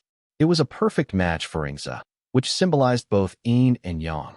Second, Ingza belonged to Green Pine Temple, and the Sun Seeker ring bore the inscription Green Pine Temple Lu Jiangxian. This was another match. But most importantly, Green Pine Temple's grotto heaven reflected itself above and below. Wasn't that exactly like a mirror? And that grotto heaven had been forged by Ingza. With these 3 clues aligning, Ingza seemed the most likely identity. The Golden Feather Sect's Taiyuan called Ingza Senior. So Ingza must have been at least a true monarch, possibly even a Tao embryo. But things weren't so easily concluded. 2 matters still left him uncertain. He thought, The Lord of Moonlight Origin Mansion was said to be an immortal lord. Ingza might fall short of that. And Li Jiangchuan has seen me, which means I was still active in the more recent ancient times, while Ingza seems to have perished long ago. So he could only list Ingza as a suspect for now. He continued thinking. In any case, at least 5 true monarchs are lying in wait for this Ingza. Mount Luoxia has a Dao embryo, and so does the underworld. Exposure must be avoided at all costs. He hadn't even considered Qi Buzi's suggestion, as he only found the man troublesome. With a sigh, he muttered, "At the very least, Pristine Water is in a bad spot. He's bound to suffer injuries this time, and will have no energy to manage those beneath him." He conjured those memories into form, and soon a collection of ancient texts that were all stored within azure jade slips appeared before him. Qi Buzi had been cautious, only allowing him to see the Foundation Establishment Realm chapters of Azurepon sect techniques, but Pristine Water's 5 Daos were all complete. He specially selected these 5 paths, which were Dark Floating Compliant Cloud Sutra, Lucid Marsh Profound Cave Sutra, Ugly Sunflower Water Seeking Method, Clear Serenity Dusk Sutra, and Dew Tribulation Falling Petal Art. These corresponded to Pristine Water's 5 techniques: Heavy Murk, Spring's Echo, Sunflower Concealment, Clear Dusk Rain, and Purging Dew. Lu Jiangxian set them aside for now. Naturally, he wouldn't allow the Li family to cultivate these techniques. They would serve only as references for his own spell art and the study materials related to the Pristine Water Origin Talisman Essence. After all, the path of Pristine Water was closely tied to talismans. In Jiangnan, talismans were easily refined. Perhaps this connection would offer some inspiration, thought Lu Jiangxian. Chapter 728, Chenghui, 2. Lu Jiangxian didn't examine the rest of Azurepon sect's techniques in detail. He just glanced through several spell arts that all bore distinct characteristics of Azurepon's methods and footwork techniques. After a full review, he stumbled upon something interesting. It was an old biographical text that Qi Buzi had specifically found, hoping the split soul might recognize someone within it. The book was quite peculiar. The author's surname was Chen Xuanxiang. Lu Jiangxian brought it forth, transforming it into a small book he held in his hands. On the 21st day of the 11th month in the year before winter, in the early days after the chaos settled, I was betrothed young to a Li lady. I returned with my mother to Ning State and gained the service of 2 retainers, Xiao and Quan. I traveled south and roamed all across Jiangnan. This man had lived long ago, nearly 1,000 years prior, during the flourishing era of the Yuan family, when the Dongli sect still existed. Remarkably, the text recorded news of the 6 sons of Chongming. Taiwei, Tai, and Taiyu shone brightly in the lead. Taishu, Taizhu, and Taiqing rose in their wake. The Dao lineage of green pine glowed brilliantly in the near-ancient era. Lu Jiangxian studied it closely, matching each name one by one. A strange feeling welled up in his heart. So that means these were all disciples of Ingza? One sect with 4 golden cores realm cultivators? Maybe even 6. Doubt lingered in his heart, and he mused silently. Just what kind of Dao lineage was Green Pine Temple? Zhongquan Island. Li Qinghong waited a while inside the cave dwelling, but no response came. Even Qi Buzi's presence had vanished. The spring within the cave, once murky, had returned to clarity, and the tinkling sound of flowing water had disappeared. She exhaled softly in the cave and did not dare to think too much. Turning back, she exited the residence. All was utterly still. Zhongquan Island was cloaked in night, the formation intact, without a single disturbance or ripple of alarm. Just outside was the ritual platform of the profound thunder pool. Li Chenghui was seated upright upon it in cultivation, barely 3 meters from the cave entrance. He had sensed nothing, not even the sound of knocking had reached his ears. Li Qinghong stepped lightly outside. The starlit sky above was bright and serene. After enduring the falling of the sea, the dragon swallowing the purple pearl, and the arrival of a purple mansion realm cultivator, even someone as resolute as she no longer had the heart to cultivate. She had barely stepped out when Li Chenghui, nearby, was instantly roused. He rose steadily and said in a deep voice, "Aunt, the matter the family asked us to investigate some years ago, we've finally found a lead." Li Qinghong immediately understood and asked, "Is it regarding the Bright Yang treasure?" She had received a letter from Li Shijuan, instructing her to keep an eye out for several Bright Yang treasures in the Eastern Sea to assist Li Shiming's breakthrough to the Purple Mansion realm. Despite her efforts to investigate, there had been no results. Now reminded, she thought in her heart, a purple mansion realm cultivator could take our lives as easily as reaching into a sack. Ximing is already at the late stage of the foundation establishment realm. How many secret techniques has he mastered, and what are his chances? But Li Chenghui had uncovered something else, and simply said, there's a Dao lineage in the scarlet pristine sea that cultivates bright yang. It's located in a remote area to the east, and we've now found its exact location. We might pay them a visit. Perhaps it will yield something. Li Qinghong asked for more details, and Li Chenghui presented a jade slip. Within, everything was meticulously recorded. Even the estimated truthfulness of the gathered information and how the retreating sea might alter the terrain for easier identification were recorded down. He also offered a detailed report on recent changes to the island, such as how much land had been revealed as the sea receded, how it was managed, and how it was fairly distributed between the incoming family members and the native residents. Everything was orderly and transparent. Li Qinghong read through it, and the worry in her brows eased slightly. She spoke gently. Good child, among the radiant lure generation, only Qingliao, Minggong, and you have proven yourselves. Qingliao is now the family head, and Minggong is gradually taking hold of family affairs. Only you remain here with me. At the far edge of the sea, it's been hard on you. Your elder brother, he didn't send you here out of disregard. The family simply had no one else suitable. Please try to understand. Li Chenghui shook his head. He had always been silent and unambitious, diligently handling family matters with order and fairness. He never spoke of right or wrong. It was rare for him to speak in a deep tone, whether by reason or sentiment. Even considering the heir, eldest brother is the family head. I know my own abilities well. Managing this small island is more than enough for me. He added quietly, the three of us cultivated together since childhood, yet our cultivation cannot compare to our elders. We are far from it. Whenever this is discussed, I feel uneasy and unworthy. Things as they are now are good. I am content. What Li Chenghui said could be called the shared burden of the entire radiant lore generation. From eldest Li Qingliao to youngest Li Qinghuai, they simply could not match the former generation. No matter how hard these sons worked in cultivation, they found themselves far behind the records left by their fathers and grandfathers. No effort seemed enough. And then came Li Zhouwei, rising like the morning sun, which made all others seem dim in comparison. These children were sincere and clever. They looked at one another and felt unworthy of their place on the Chengdu rolls. This eventually led to the radiant lure generation's voice within the family growing faint. Most did not dare not speak up at all. Li Qinghong understood all this. Li Shijuan had written to her several times on the matter. Nowadays, it was increasingly difficult to bestow talisman seeds, which meant one could not receive the formal initiations. The younger generation already lacked talent. Without these two supports, how could they possibly catch up? As for the heir Li Zhouwei, Li Qinghong naturally held great hopes. But she had seen too much in her life. What was highly anticipated often fails, and what was done without expectation often succeeds. Back when she left Li Chenghui to cultivate the thunder arts, she had her own reasons. She simply encouraged him by saying, I've prepared various pills for you. Now, with water falling and thunder rising, cultivation progresses quickly. It's the perfect time to break through to the foundation establishment realm. To speak frankly, you're the only one in Radiant Lure who still has a real chance. Work hard on the island. The mainland shifts constantly, and a purple mansion realm breakthrough is a remote hope. Success means joining the immortal families. Failure. If something changes in the family and we're no longer here, someone must remain at foundation establishment realm to steady things. Whether retreating overseas or gathering remnants, at the very least, you must reach foundation establishment realm. After Qinghong had spoken to such an extent, Li Chenghui was startled. He stared at her blankly for a moment, then understood.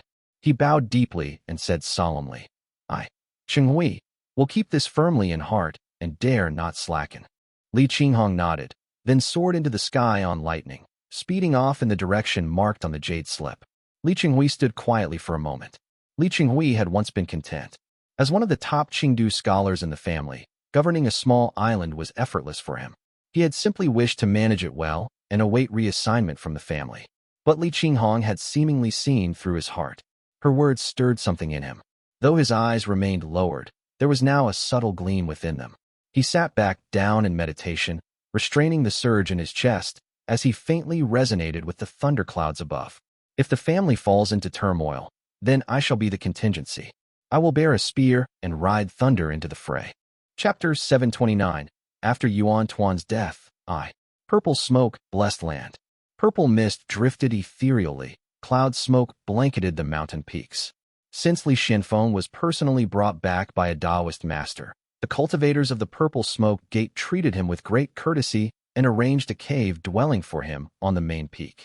Although his Dao lineage had nothing to do with the purple essence, the area at least had an abundant spirit vein and rich spiritual energy, which greatly benefited his cultivation. Had he cultivated here earlier in life, he might have broken through a few years sooner. Unfortunately, my path of cultivation is gradually coming to an end, thought Li Xianfeng. Li Xuanfeng's cultivation method only allowed him to reach the late stage of the Foundation Establishment realm. It lacked the chapters to break through to the Purple Mansion realm. His cultivation had slowly reached a bottleneck, just like Tang Shidu and the like, stuck in the late stage of the Foundation Establishment realm. Even if he had time to practice secret techniques, he had no matching cultivation method to accompany them. Li Xianfeng could only regulate his breath to the peak and slowly practiced footwork techniques and perception arts. After a few days of cultivation here, Taoist Master Yuan Xiu soon arrived with his people, openly tearing through the skies above the blessed land. Li Xianfeng, who was cultivating in the mountains, looked up and saw a man being carried in Yuan Xiu's hand. Upon closer look, it was Heyun. To be cautious, Taoist Master Zipei summoned Li Xianfeng. Upon returning to the cave filled with fluctuating purple qi, he saw 3 Taoist masters seated in a circle, with Heyun standing dazed in the center. The impact of Ning Tiaoxiao's death on Heyun was far beyond what Li Xianfeng had experienced. Yuan Su's place in Heyun's heart was likely greater to how Li Tongya once regarded the Li family. Li Xianfeng saw him standing respectfully, yet his eyes were vacant, as if his mind was elsewhere. Just as Li Xianfeng stood still, Zipei spoke up and asked, Li Xianfeng, is this person a descendant of Yuan Su's lineage? Seeing Li Xianfeng nod in response, Zipei turned to Taoist Master Puyu, who performed a divination. The result was roughly accurate, so Zipei took out a small seal from his sleeve and said softly, Heyun, this junior is here, replied Heyun, nodding respectfully. Zipei placed the seal in her palm, seemingly lost in some old memories. After a moment of thought, she said, Yuan Su never liked hearing about the past, and perhaps never spoke of it to you. Since I preserved this item for him, I must also tell you of its origin, so you know whose grace you are receiving. As she finished, Taoist Master Puyu nodded slightly, while Yuan Xiu turned his face away and remained silent. Li Xianfeng silently understood in his heart. I've always heard that this one from the Purple Smoke Gate was at odds with Yuan Su. But it seems they knew each other in the past, and simply had a falling out. In the end, she still helped him preserve much. Zipei spoke softly. This seal is the Xinyo Lucid Marsh Seal, forged from Xinyo Profound Metal, Tai Pristine Essence, and Langya Jade. It is an ancient seal, and sealed within it is the pristine water-feathered serpent. This ancient seal was originally a Dharma artifact of a Purple Mansion realm, great demonic beast under the feathered serpent. Later, it was defeated by a senior from the Moonlight Origin Mansion and came into the hands of the Immortal Mansion, where it was refined by moonlight. Eventually, it came into the possession of Taoist Master Donghua of the Immortal Mansion, who then gifted it to Ning Tiaoxiao. Taoist Master Zipei spoke clearly and without reservation. Li Xianfeng listened quietly from the side and understood everything. The attitudes of the 3 sects and 7 gates toward Taoist Master Donghua had always been ambiguous. Publicly, they credited him as a beneficiary of the Immortal Mansion's legacy, but many rumors claimed he was actually a direct inheritor. Now, with a first-hand account from someone who had personally witnessed those events, it was a clear confirmation. It was one that contradicted the official records of the sect. Heyun didn't dare speak further and accepted the seal with both hands. Zipei spoke softly. This treasure, both Qiu Shui and I used it back in the day. There are 12 incantations. I will now pass them to you. Remember them well. Si Boxiu stood with his hands behind his back, his rigid face cold and expressionless. He simply flicked his sleeve and vanished into the great void. Taoist Master Puyu also nodded in farewell. The jade seal in Heyun's hands radiated brilliant light as streams of azure water manifested around him, and golden blue light flowed by his side. His eyes were tightly shut, as if communicating with the seal. Taoist Master Zipei finished passing on the incantations, listened carefully for a moment, then flicked her sleeve and said, "Now that you've received the treasure, go back and cultivate it well." The two only felt a blur before their eyes as they were swept out of the blessed land by a wave of her sleeve. Looking around, they had arrived at Libu Prefecture, on the easternmost edge of the Azure Pond sect. It was right at the border with the purple smoke gate, and below them, the streets bustled with noise and bright lights. Ning Heyun and Li Xianfeng both rode the spirit wind in midair to steady themselves. Ning Heyun held the seal close to his chest, still processing what had just happened, and muttered, "Why did it happen so fast?" He muttered to himself, unclear whether he was speaking of Zipei's methods or Yuan Su. Li Xianfeng stood silently behind him, and then saw Ning Heyun speak with a slightly trembling voice. "Brother-in-law, do you have any other affairs to attend to? Or will you return to the sect with me?" Ning Heyun gripped the Dharma seal tightly to the point where his fingers turned pale. His eyes shone brightly in the night as he fixed his gaze on Li Xuanfeng's expression. Li Xianfeng remained as composed as ever, neither arrogant nor servile, and said softly, "I await the family head's instructions." With Yuan Su only just deceased, Li Xuanfeng's stance meant everything to Ning Heyun. This seasoned cultivator didn't need to do anything. Just standing behind him gave Ning Heyun confidence. He immediately breathed a sigh of relief and quickly said, "If brother-in-law has matters to handle, feel free to go on your way, but if not, then return with me to the Ning family." Li Xianfeng nodded and rose into the air with him. Ning Heyun made small talk along the way, and only after confirming that Li Xuanfeng's demeanor hadn't changed did he finally feel at ease. Ning Heyun paused for a moment and asked, "Did the Taoist master leave any final words or messages?" Li Xianfeng gave a quiet nod and replied in a low voice, "Do not dare to hate." Chapter 730. After Yuan Tuan's death, 2. Mushroom Forest Plain. Clouds drifted slowly above the Mushroom Forest Plain. Yuan Heyun stood quietly over the forested hills, watching the people below crawl like ants. The hands hidden within his sleeves had turned slightly pale. A band of heavenly glow approached from afar, dazzling and floating in the sky. Yuan Heyun instinctively prepared to retreat, but saw the glow take shape beneath the feet of a graceful young man. Senior Heyun. Li Shiji. The newcomer was indeed Li Shiji. Upon returning to the Li family, he had immediately received word from the sect that Yuan Tuan's soul lamp had gone out, and he had perished in the Eastern Sea. Upon receiving the news, and with Yuan Qingduan's pair of demon-subduing copper rods already returned to the Li family, Li Shiji rode the heavenly glow to seek out members of the Yuan family. Unbeknownst to him, a brief survey of the skies using his cultivated perception technique quickly revealed Yuan Heyun, who was quietly concealed above. Yuan Heyun was nominally no longer part of the Yuan family, but in truth, it was merely a ruse orchestrated by him and his brother Yuan Hudu. Upon seeing Li Shiji, Yuan Heyun sighed inwardly. Both families clearly understood the current situation, so there was no need to hide. He cupped his hands and said, "Greetings, Taoist." Li Shiji cupped his hands and said softly, "Master has fallen." Yuan Heyun's aged face sagged, his brows tightly furrowed. He froze upon hearing the words and only said, "Oh, Tuan has fallen." Of course, Li Shiji knew his sister had been played by the Yuan family, but their patriarch Yuan Hudu had also been shot in full view of the public, utterly disgraced, and now still recovering from his wounds. In the end, the scales had balanced somewhat. Li Shiji simply asked, "The Dragon Clan needed Master as a key. The Yuan family couldn't have obtained the Azure Manifestation Dao lineage by chance. Your ancestors were disciples of Yanyang Temple, weren't they?" Li Shiji stood still for a moment. The old man before him kept adjusting his sleeves, his wrist trembling slightly, never once meeting Li Shiji's gaze.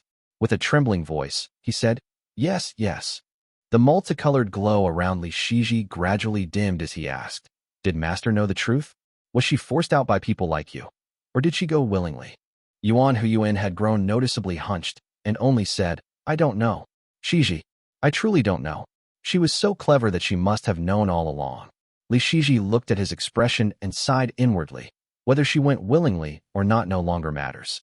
She had to go either way. As Li Shiji briefly drifted in thought, Yuan Heyun was already drenched in sweat. Li Shiji cast a quiet glance at him and said in a low voice, "You tricked Yuan Qingdun into leaving, didn't you?" Yuan lowered his eyes and answered, yes. He thought he was going to rescue Tuan, but in truth, it was because he also cultivated the Azure Manifestation Dao. The Dragon Clan believed having another Azure Manifestation cultivator would increase their chances. Good. Li Shiji understood and nodded. He cupped his hands, preparing to leave. Heyun spoke as if trying to hold him back. Back then, when Tuan brought Changing back, I personally escorted him. He even called me senior. Li Tongyao treated me with respect. Even Li Yuanping and Li Yuanjiao. I never imagined things would come to this. Li Shiji simply cupped his hands in return and said softly, Senior, the tides of the era bring gathering and parting. No personal feeling can stand in their way. He withdrew the demons subduing copper rods from his sleeve and continued, These belong to their rightful owner. Please take care of them. With that, Li Shiji rode the wind and departed. Heyun clutched his sleeves in unease, still dazed, when a strong herbal scent wafted over. Another figure had appeared before him. This man had a broad face and graying temples, with numerous medicine pouches hanging from his robes. Tears covered his gentle, kindly face, and his reddened eyes silently watched Heyun. Heyun could only kneel with a sorrowful cry and said, Brother UNC. Xiao UNC couldn't speak. He merely waved his hand silently. The kind and honest old man reflected bitterly. Tuan had been missing for years, and not a single person had told him. It must have been orchestrated by that infallible Taoist master of our family. He cast a glance at Heyun. Xiao UNC, never one to speak harshly, gently persuaded him to go home. Then he rode the wind alone, returning to the Xiao family. He had completely forgotten what he'd originally come to this place to do. In his mind, the scenery of Chengshui Peak from years ago resurfaced. Li Chejing reading with his sword in his arms, and Tuan tying his hair back, smiling brightly as she called him senior brother. 100 years in the blink of an eye, and I no longer even have the right to protect the junior sister who remains, muttered Xiao UNC, returning alone to Xianyu Peak. Mount Chengdu. Li Shijun sat cross-legged beneath a pine tree, white snow drifting down upon his robes. After a moment, someone approached and respectfully said, My lord, someone from Profound Peak Gate has arrived. Send them up, said Li Shijun. Li Shijun waited briefly, and a strange young woman came forward. As expected, she was an envoy offering condolences for Li Shijing's passing. Among the 3 sects and 7 gates, hers was the only one to do so. Kong Qiuyan of Profound Peak Gate. Greetings, Taoist friend. The woman appeared composed and confident, with a tall nose and delicate skin. She offered her respects before speaking gently. I've long heard tales of the Li family's radiant frostpine snow. Now that I've seen you, I realize those weren't exaggerated at all. Li Shijun responded politely, returned a few compliments, and asked about Profound Peak's recent affairs. Kong Qiuyan answered gracefully and with appropriate formality, earning a slight nod from him. In recent years, he had broken through to the Foundation establishment realm and gradually taken control of Chengdu. With increasing public appearances, many surrounding families had heard his name. Though oddly enough, it wasn't his abilities that first spread far and wide, but rather his graceful appearance. Eventually, every major power across several prefectures knew of the Li family's elegant, snow-clad young cultivator. The woman also gave him a couple of glances before finishing her formalities and retreating. Li Shijun paid it no mind and asked, Has Shiming emerged from seclusion and descended the mountain yet? Seeing the man nod, he rose with the wind and made his way down the mountain. Li Shijing's funeral had been ongoing for several months. White mourning cloths hung throughout the family, and Li family members from every township had returned. The event was grand in scale, and the central hall saw a constant flow of figures. It was mostly the family's core members. First, because Li Shijing had supported many family men and was highly respected within the family. Second, because the second lineage was now in power, and Li Shijing was the father of the current family head. So everyone felt the need to pay their respects. White cloths also hung in the central hall, fluttering gently in the air. Li Shijun descended amid wind and snow, landing at the front steps just as he crossed paths with Li Zhouwei, who was slowly walking forward with a halberd in hand. Eighth uncle. Li Zhouwei nodded and cupped his hands in greeting. Li Shijun helped him up with a soft nod, then followed him inside. Several others had already arrived and were quietly waiting. Li Xianfeng and Li Qinghong were absent, and Li Xianxian refused to take the main seat. As Li Shiji had returned rarely, and with Li Shijuan now present, everyone turned their gaze toward Li Shiji. But he only glanced around, shook his head, and said softly, "I cultivate an Azure Pawn sect and am not suited to preside. Let the eighth brother take the seat instead." Li Shijuan could only nod and take the seat. Famous for his handsome appearance, snowlights danced around him. At his side stood Li Shiji, who was graceful and radiant in heavenly glow, and Li Shiming, wreathed in crimson pill fire, arms folded. Li Shiming had just emerged from seclusion and was already at the late stage of the Foundation establishment realm. His cultivation speed was remarkable, and he had begun exploring secret techniques and pill arts, making him now one of the most powerful in the family. Aside from Li Xianfeng, both Li Qinghong and Li Shiming were in the late stage of the Foundation establishment realm. Then came Li Shiji and Li Wuxiao at the mid-stage, followed by Li Shijuan in the early stage. If Kongheng was included, the Li family's current Foundation establishment realm strength could be considered quite formidable. Li Shiming had just received news of his elder brother's death. Each time he emerged from seclusion, great events seemed to have occurred, and now he still felt somewhat dazed. Li Shiji was already speaking softly. "From what I've heard, Shang Yuan has successfully broken through, likely attaining the Jade true fruition attainment. He was besieged by Pristine Water, Tai Yuan, and Tai, two early-stage Golden Core Realm cultivators, and one late-stage Golden Core Realm cultivator." He paused briefly and continued softly. "But one who has fruition attainment is not so easily slain. In years past, even when Ingza killed the lesser Yang Devil Monarch, it still had to be split into 3 parts. How much more so with someone like him?" After saying this, Li Shiji drew a letter from his robes and said quietly, "My master, the soul lamp in the sect has gone out. In a few days, I may have to return to take up the position of Qingsui Peak Master. I cannot stay long." Chapter 731, Chaos, I. Just as he finished speaking, the sky outside the central hall suddenly flashed. Several streaks of light flew from north to south, leaving long trails across the sky. To the south, 5 bursts of heavenly glow rose into the air, dyeing half the sky red. As the heavenly glow drew near, its true form was revealed.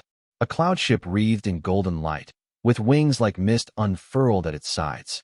It cut through layers of cloud, and atop it stood a gathering of shadowy figures. The Dawn Cloudliner. Li Shiji frowned and glanced upward. The command token at his waist began to glow. Each engraved character lit up one by one. His expression turned grave as he stared intently at the sky.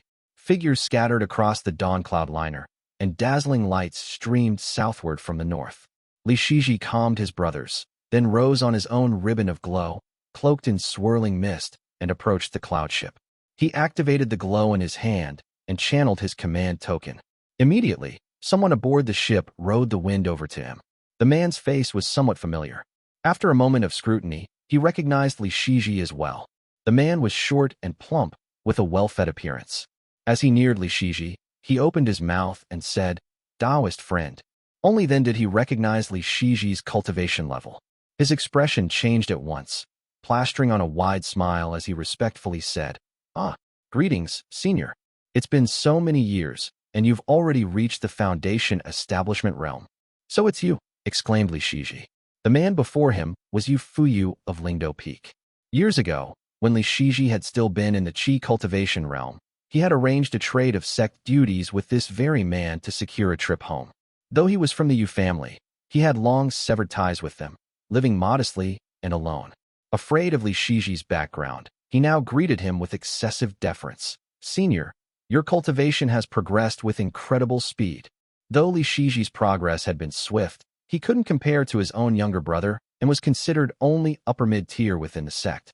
He paid no mind to the flattery and asked directly, "What's going on here?" Yu Fuyu quickly said, "Senior, Yu cultivating sect has sealed its mountains and withdrawn deep inside. All cultivators stationed from the north of Su State to the eastern sea have pulled out completely. They've abandoned the front entirely. As a result, the large swath of Buddhist cultivators in northern Yu State, along with the devil cultivators who've been fleeing there year after year, are now completely unsupervised. They've already pushed into Su State." He seemed almost animated, saying, "With Yu cultivating sect sealing itself off, they've tossed all former agreements aside. The 9 seaward passes are completely unguarded, without a word of warning. The route from the eastern sea to Sioux State is wide open, and who knows what kind of chaos is erupting now.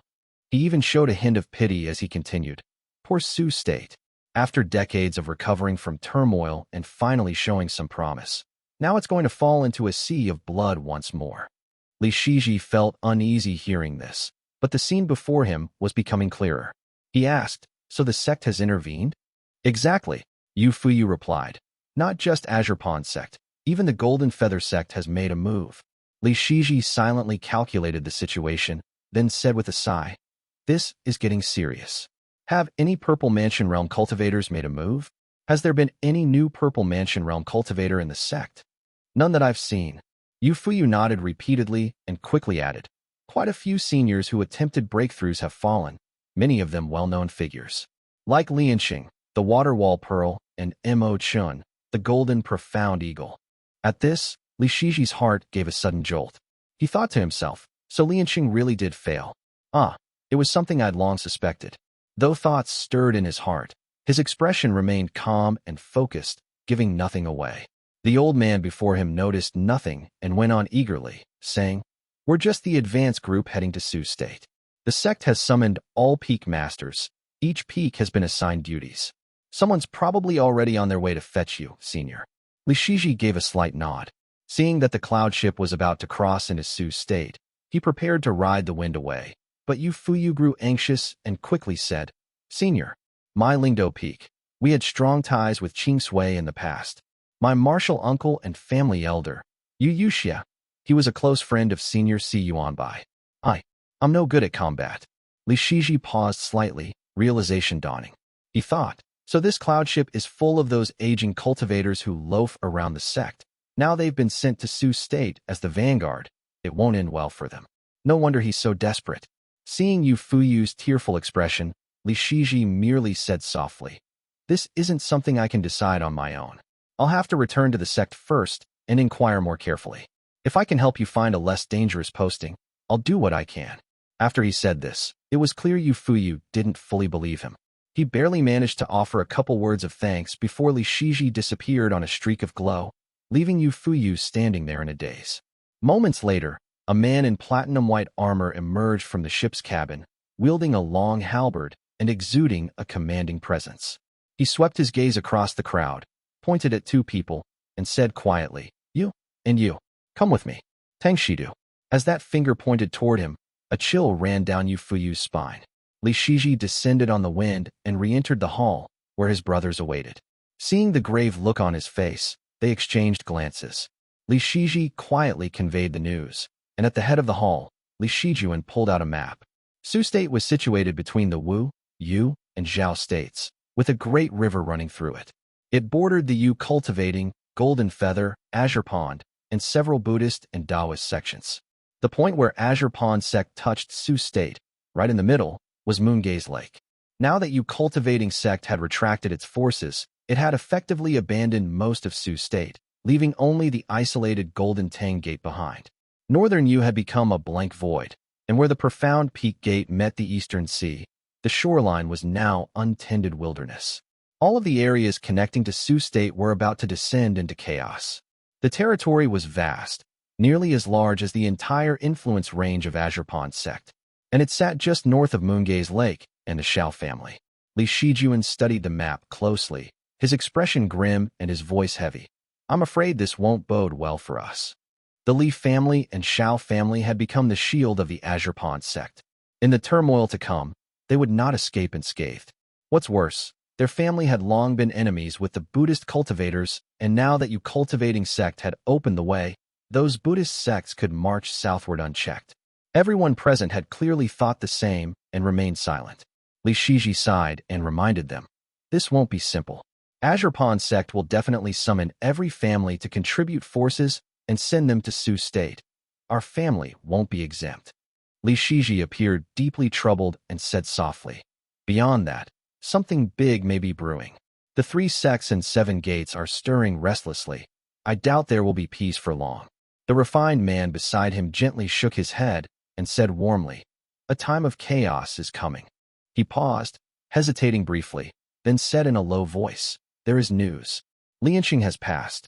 Chapter 732, Chaos, 2. Lianqing had been a key connection the Li family built in the past, thought to be useful when the time came. But fate was unpredictable. By the time of his final meditation, no opportunity had ever arisen to make use of that bond. Instead, the Li family had poured quite a bit into him. When he made his final breakthrough attempt, they even sent him a batch of spirit items. Now with this news, all of that had gone to waste. Li Xianxian, listening closely, said in a low voice, "It's not a total loss. He did give me an essence-gathering pill, so at least he didn't take our help for nothing."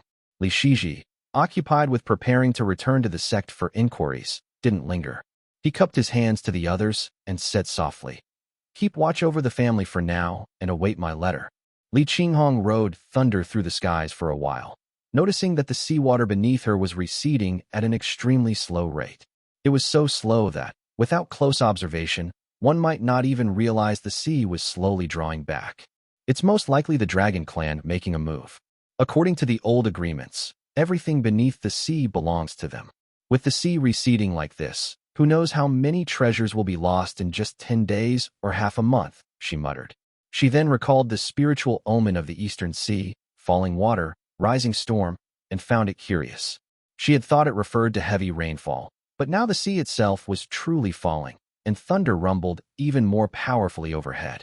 Continuing to ride the thunder, the Chenghui Strait appeared before her. The once scattered islets that could barely support a single person were now fully exposed due to the receding tide, revealing vast stretches of shoreline.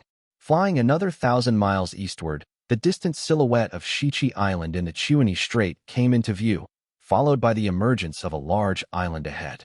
The island was shielded by a radiant golden-red formation, glowing with brilliance. On the newly exposed land from the receding sea, a group of fishermen moved about, dragging brown nets, their faint laughter carrying through the air. But the laughter quickly vanished as her cultivator aura became visible. Those mortals fell to their knees in fear. Before Li Qinghong could speak, a streak of gold-white light shot toward her.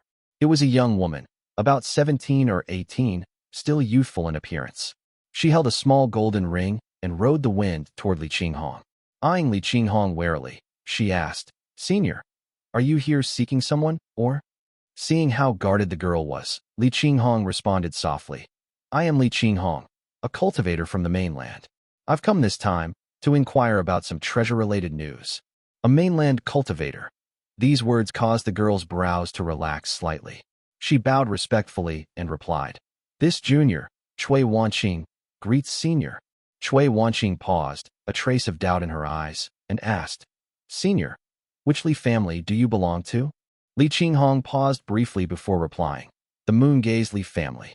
Chui Wanqing silently repeated the 4 words, guiding her toward the island as she muttered, "I've heard there's a great marsh in the mainland called Moon-Gaze. Could it be that one?" Li Qinghong nodded and replied softly, "Correct. The marsh has dried up, leaving only a lake. My family cultivates beside it." Chui Wanqing nodded thoughtfully and said quietly, "That makes sense. With no one holding the water mansion fruition attainment, it's natural that the wetlands would wither." From her words, it was clear she had inherited knowledge. Li Qinghong followed her down and took a seat in the courtyard while Chui Wanqing went to summon her elders. This was, after all, the Eastern Sea, where everyone remained cautious of one another. Naturally, Li Qinghong wouldn't recklessly step into someone else's formation. The hall Chui Wanqing chose was specifically built on the island for receiving visitors, located safely outside the family's protective array. Soon after, an elder appeared at the edge of the courtyard. With solemn white whiskers and a stately posture, he wore a light blue robe. He was tall and spoke in a deep, composed voice. "I am Chui Changfu of Chengzhou Island. Greetings, Taoist friend." The elder appeared to be of considerable age, with a cultivation at the late stage of the foundation establishment realm. His aura was imposing, and as he appraised Li Qinghong, his gaze paused for a moment on the jade bottle at her waist. Li Qinghong of Moon-Gaze Lake. Sensing that this elder might be difficult to deal with, Li Qinghong kept silent until the old man sighed and said, "Then Wei Lixuan has arrived, has he?" His tone was strange, and for a moment, Li Qinghong didn't know how to respond. She simply shook her head lightly. The elder then said, "Please allow me to examine the Dharma bottle." Li Qinghong hesitated but removed it. Still, she grew tense as she worried that this elder, upon seeing the Dharma artifact, might covet it and try to seize it from her. She said nothing, her silence heavy with caution. Chui Changfu paused slightly, then seemed to understand and spoke gently. The Chui family of Chengzhou is currently under the protection of the Dragon Clan. We're not too big, but not insignificant either. We still care about our reputation. I, Chui Changfu, am pretty well known in these waters. I wouldn't act against someone over a mere Foundation Establishment realm Dharma artifact. Besides, judging by your bearing, I doubt your family is some powerless little force in the mainland. Li Qinghong subtly assessed the terrain, gauging her distance from the formation. If the man before her were to suddenly attack, she might not win, but with her thunder-riding speed, she was confident she could at least escape. Only then did she relax slightly. She nodded, offered a few polite remarks, and carefully handed over the Dharma artifact. Chui Changfu took it, weighed it in his hand, and dimmed its glow before flipping it over. The purple, vein-like patterns slowly dimmed, revealing several ancient seal script characters, Li Yuan of the Wei stately family. Chui Wanqing let out a soft gasp and exclaimed, "The ancestor of Wei, Li Yuan." Both of their expressions turned complex, but in Li Qinghong's ears, the name struck like thunder in a calm sky. She stood stunned for a full breath. The ancestor of Wei? Of course, Li Qinghong had always known her bottle wasn't ordinary, that it had once belonged to a cultivator from the Wei stately family, but she had never imagined it had such a prestigious origin. Chui Changfu returned it and said in a calm voice, "But the Wei Emperor was no ordinary figure. He wouldn't have used a mere Foundation Establishment realm artifact. The authenticity of this item remains questionable. After all, I've never heard that the Wei Emperor had a Dharma artifact shaped like a bottle. Either it was something he used early in life, or it's a replica crafted by later generations." At those words, Li Qinghong immediately felt relief, as though a great weight had lifted from her shoulders. She thought, those true monarchs, how many of them are simple? If something of his ended up in my hands, it must have been part of some grand plan. Even if this one has been dead for years, who can say what immortal arts a true monarch left behind? Oddly enough, the possibility that the artifact was a fake brought her comfort. She nodded slightly and tucked it back into her sleeve. Meanwhile, Chui Changfu was studying her closely, watching the subtle shifts in her expression. Having survived in the Eastern Sea for so many years, Chui Changfu was no fool. His guard had been up from the start, and he thought to himself, anyone with family history would know about the Chui clan's old ties with the Wei stately family. This woman's artifact is far too conspicuous. I have to be cautious that she isn't posing as a descendant of the Wei stately family to exploit us. But seeing her subtle shifts in expression unfold naturally, he couldn't quite make up his mind. In the end, he chose to wait and test further. He asked, "And what brings Taoist friend here, if I may ask?" Li Qinghong nodded and answered directly, not bothering with further pleasantries. "I heard your lineage cultivates in bright yang across generations. My family lacks a bright yang treasure, so I've come here to inquire about it." Chapter 733, Peak Master, I. Li Qinghong finished speaking, and Chui Changfu grew suspicious, asking softly, "Fellow Taoist, what kind of spirit item are you seeking?" Li Qinghong replied softly, "These things are hard to find inland from the Western Sea. They are bright yang purple mansion realm spirit items such as the radiant celestial stone, Chilan crow spirit husk, or white blood sap. No need for anything specific, just one of them will do." Upon hearing this, Chui Changfu's expression eased slightly, and he said with a smile, "A purple mansion realm spirit item? I once had a dose of Radiant's profound essence, but it's gone now." Li Qinghong was seeking these items to help a younger family member break through to the purple mansion realm. It weighed on her mind. Although purple mansion realm spirit items were hard to come by, and she hadn't held much hope, hearing this gave her a spark of interest. Her expression lit up, and she asked, "Has it been traded to someone? Please share any information that you have." Chui Changfu finally believed her. This woman was indeed here for a spirit item. He seemed relieved and much less wary, speaking in a low voice. "Our branch was once sent by Wei State's Emperor Gong to venture beyond the outer seas, searching for Penglai. Emperor Gong was broad-minded and elegant. His reign was prosperous and generous, so our treasure ship carried many rare items. Later, chaos engulfed the sea, the great void shattered, and we lost contact. By the time the Qi state replaced Wei state, there was no news at all. The spirit items we had were used up one by one, until only 2 portions of Radiant's profound essence remained. Li Qinghong listened closely as he continued. One portion was given long ago to the dragon family. Dongfang Yu drank it and gave birth to Dingyuan the dragon's son. The other portion was sent to Mount Chenghui, where a Taoist master used it to sire a child, who I've heard is called Qing Jifeng. It was all thanks to the radiant's profound essence. Li Qinghong listened for a while and realized both doses had already been used. She was immediately disappointed. Chui Changfu noticed this and said softly, "Don't be discouraged, fellow Taoist. When the Eastern Fire Grotto heaven fell, I heard it was overseen by the two Taoist masters, Yuan Su and Xiushui. That grotto heaven surely contained Purple Mansion realm spirit items. Even if Chu eluded most of it, the Taoist masters went there afterward. Surely they got their hands on something." When Chui Changfu mentioned Chui, his tone grew awkward, his lips quivered slightly, and he lowered his eyes. Yet his words were like a bell ringing through a dream. Li Qinghong suddenly understood, and her heart lit up with joy. That's it. She hadn't known before that the Eastern Fire Grotto heaven had passed through Yuan Su's hands. Now that she realized it, he must surely possess Purple Mansion realm spirit items. And since her second uncle served under Yuan Su, asking for them might not be too difficult. At the moment, she cupped her hands in thanks and said, "Many thanks, Senior." Chui Changfu gave her a close look, stroked his beard, and nodded. Li Qinghong hesitated for a moment, but still spoke up. "There is one more matter. My family also cultivates under the bright Yang Dao lineage. We are hoping to gather 5 immortal foundations to pave a smoother path for our family." Since the request wasn't an easy one, she lowered her stance and continued softly. "If it's convenient, I hope to borrow access to your esteemed family's Dao lineage. We can exchange it with techniques, or Dharma artifacts, or even spirit items. Whatever your family desires. If you are unwilling, I have no intention whatsoever of prying into your Dao lineage." Li Qinghong added a few more apologetic words. Chui Wanqing's expression remained fairly warm, even slightly moved. But the old man of the Chui family did not have the best look on his face. Chui Changfu responded in a hoarse voice, "I'm afraid our ancestral Dao lineage cannot be shared."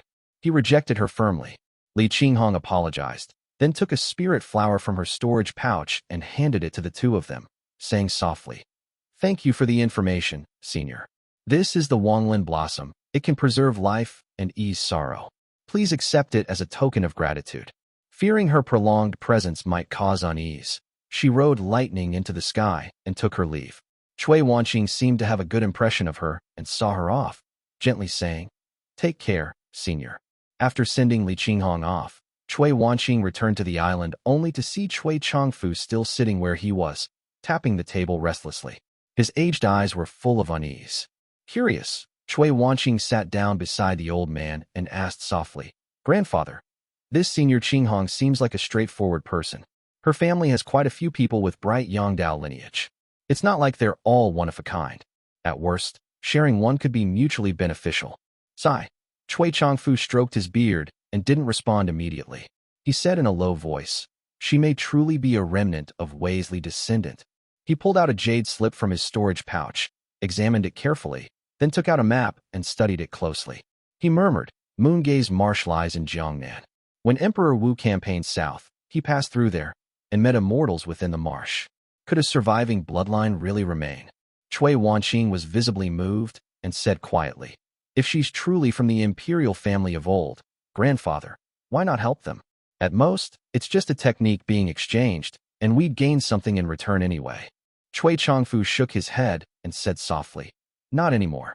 His expression suddenly became animated, his eyes sharp and piercing as he said, "Wasn't the pain already enough?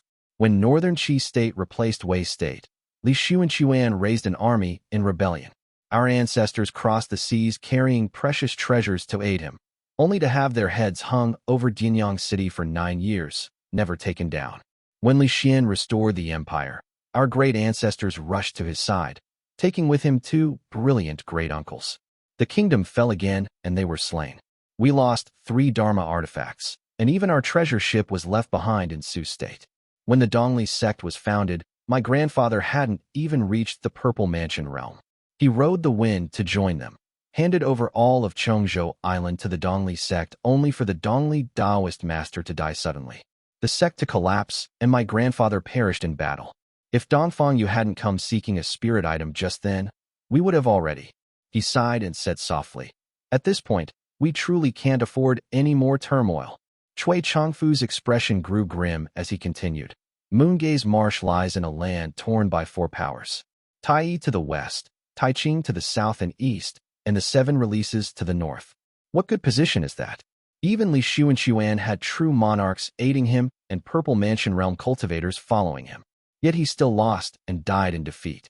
This one is at least wise, not driven by greed to openly claim the name of Wei Li, but that's as far as it should go. Only disaster awaits if we get too deeply involved with them. After hearing this, Chui Wanqing could only sigh and nod. Then she heard Chui Changfu say, "We must preserve our remaining lineage. Only then will there be a chance to restore what was lost.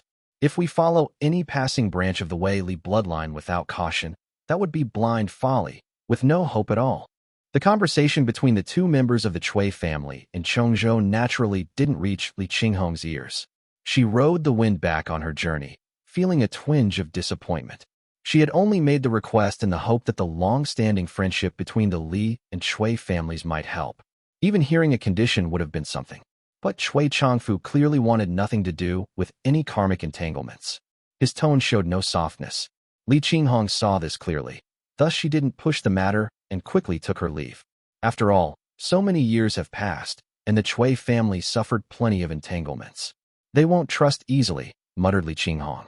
The last Immortal Devil War had ended with the Battle of Pingming Fort.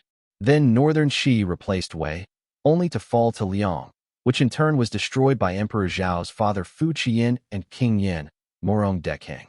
That was over 1600 years ago. If the world hadn't changed since, even a true monarch would have long passed away. Perhaps the old bonds had faded with time. Later, when Dongli's sect was destroyed, many from the Chui family died too.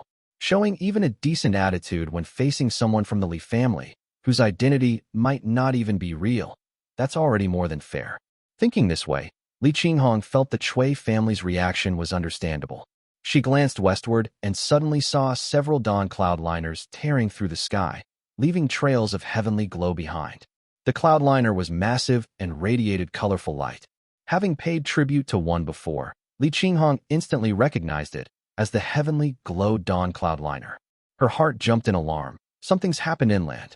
Chapter 734, Peak Master 2. Azurpan Sect. Azurpan Sect was usually shrouded in mist and clear clouds.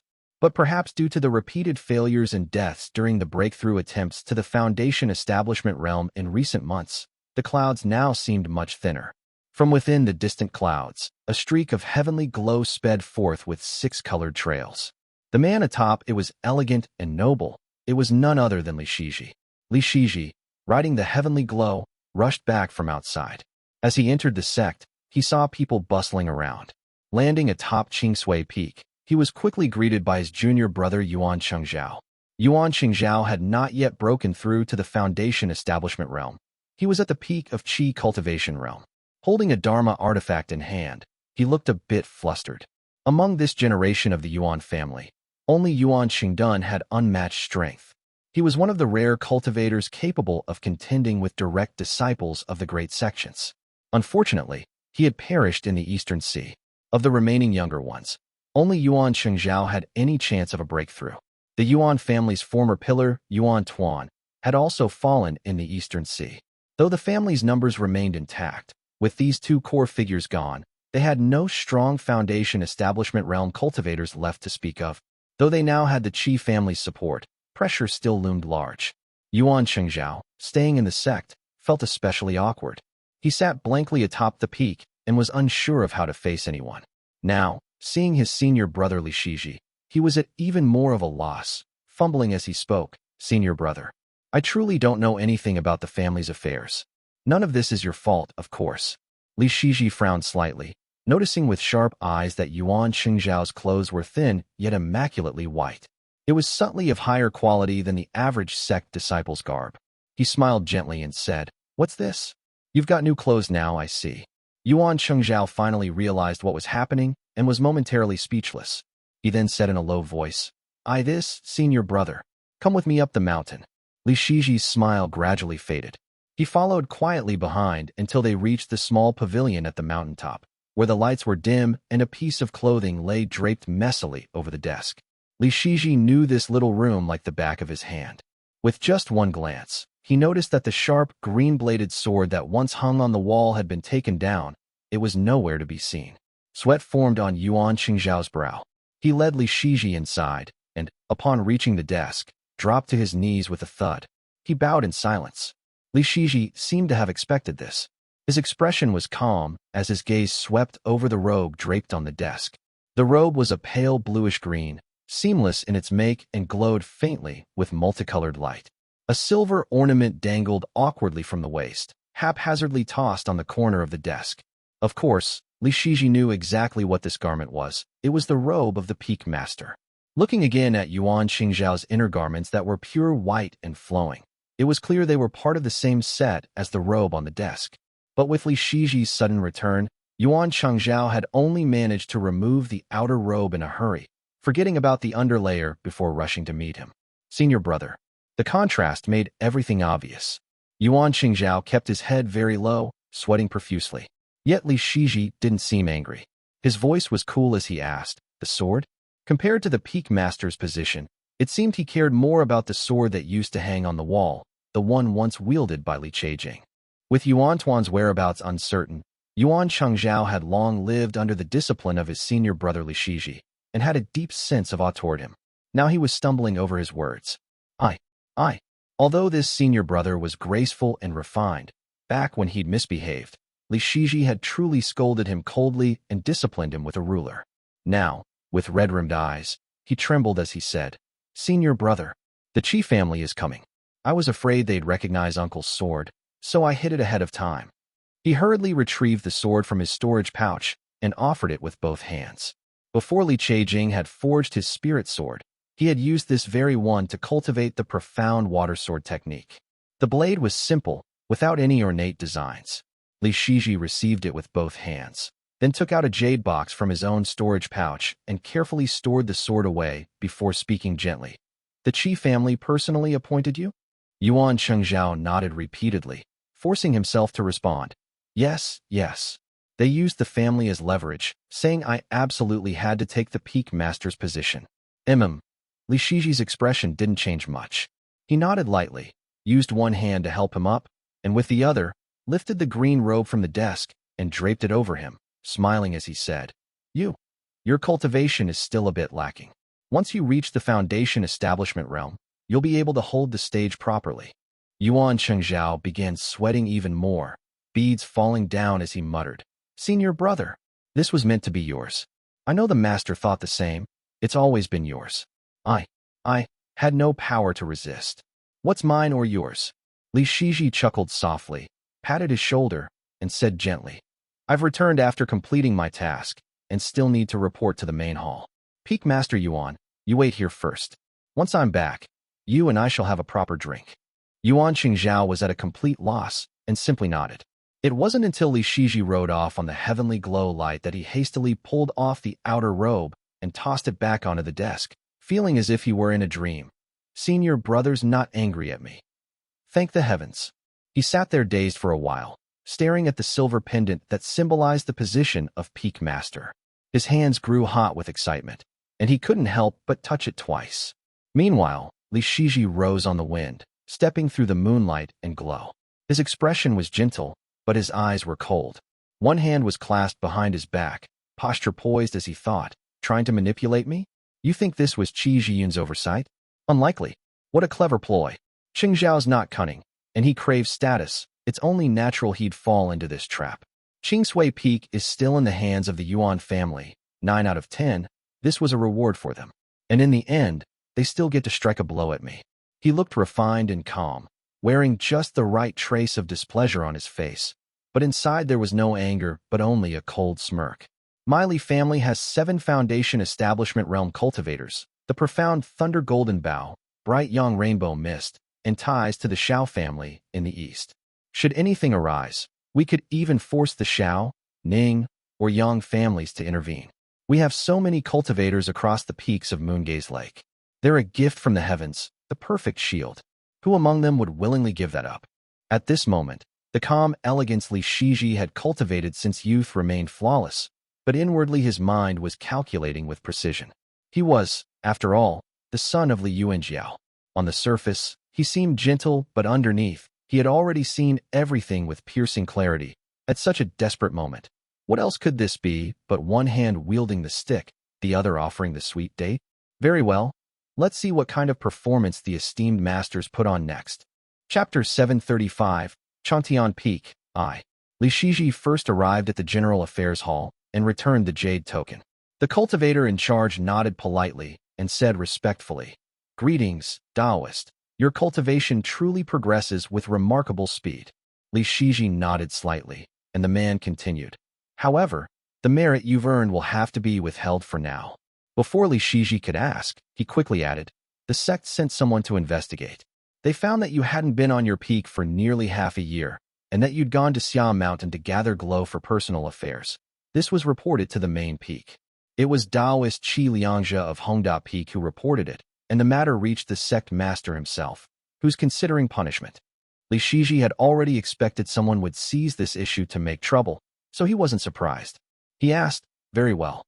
Am I to be sent to Yuanxing Peak?" The man shook his head repeatedly and said in a low voice, "This matter didn't spread because the sect master suppressed it. He left a message here, asking you to visit the main hall upon your return." Li Shiji nodded, said nothing more, and rode his heavenly glow toward the Azure Pond sect's main hall. Mist swirled atop the jade tiles. A figure stood within. Li Shiji waited a moment before the dragon-carved and phoenix-painted doors until he was finally allowed in. He walked slowly into the hall, straightened his sleeves, and bowed loudly. "Shiji greets the sect master." The man above had already risen and came down quickly, using both hands to help him up, speaking gently. No need for such formality. Li Shiji rose accordingly and met his gaze. He saw a face with upright features and a neatly trimmed beard, eyes full of warmth. He lowered his gaze and said, "I stand as one awaiting punishment. I dare not speak freely." Heyun, however, took the chance to observe those handsome, slightly narrowed eyes, elegantly arched brows, and composed bearing. Then he thought to himself, just as the rumors say, he is not someone to provoke lightly. Heyun simply smiled and said, "I've long heard of your reputation, Shiji, and have been looking forward to meeting you. But you've often been away on tasks, and we've kept missing each other. Only now do I finally get to see you."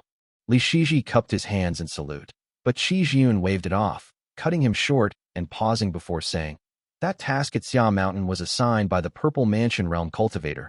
It was no personal errand, but some petty men are using it to slander you." He lifted his head and said with a laugh, "If it had been them, they'd have offered up their lives and fortunes at a single order from the Purple Mansion Realm Cultivator. What face do they have to judge you? Of course I would never believe them." Li Shiji made a show of gratitude, nodding with a slight bow. Heyun came forward eagerly, gripped his arm, and said in a low voice, "I know you've heard all kinds of rumors, saying the Qi family meant to harm you. Sigh, this really is my fault. Some in my family still hold grudges from the past, thinking Changtian shamed me. What kind of logic is that? They lack perspective. When I went into seclusion, they deliberately sent you away and snatched Chengshui Peak." Heyun looked deeply embarrassed, painting a picture of remorse on his face, though his eyes remained alert, quietly studying Li Shiji's expression as he said with a sigh, "As fate would have it, you never ended up going to the Chuani, and it was the Han family brothers who paid the price instead." Li Shiji asked in confusion, "Chuani? What happened there? I only heard the Han family was present." "Ah, they were searching for news of my master on Azure Pond sect's behalf." Heyun sighed and said, "The Han family's master and servant both died. While investigating, they ran straight into the Dragon Clan's hands. You weren't there at the time. If you had been, you could have used your Azure Pond sect's credentials to get them out safely. What a pity. Those fools, in trying to push you aside and seize Chengshui Peak, ended up getting the Han family killed instead." Li Shiji appeared visibly shocked, but inwardly applauded him. What a clever redirection. What a graceful misdirection about saving them had I been there. If I hadn't actually gone myself, I really might have been fooled. Outwardly, Li Shiji only showed sorrow, saying softly, "It seems I've caused their deaths." Heyun patted his shoulder and said gently, "This was my oversight in the end. I asked you here today to make it right, to restore fairness and return the peak master position to you." I dare not, said Li Shiji. How could Li Shiji accept that now? His heart turned cold. If he reclaimed the position so directly, that would no longer be a mere falling out with the Yuan family. It would be a full-blown feud. From then on, the Yuan family wouldn't just distance themselves from the Li family. They would truly hate them, and the Li family would find itself beset on all sides. So he let guilt fill his face, choking with emotion as he said, I've thought it through. Putting aside grudges and resentment, my master always valued the family above all. The Yuan family is in a difficult spot. If she could choose, she'd choose our junior brother too. I've toiled in the Eastern Sea all this time, and still haven't found my master, not even a whisper. I've no face left to be a peak master. Heyun shook his head repeatedly and said in a sorrowful tone, Shiji, the world is full of helpless things. We must learn to let go.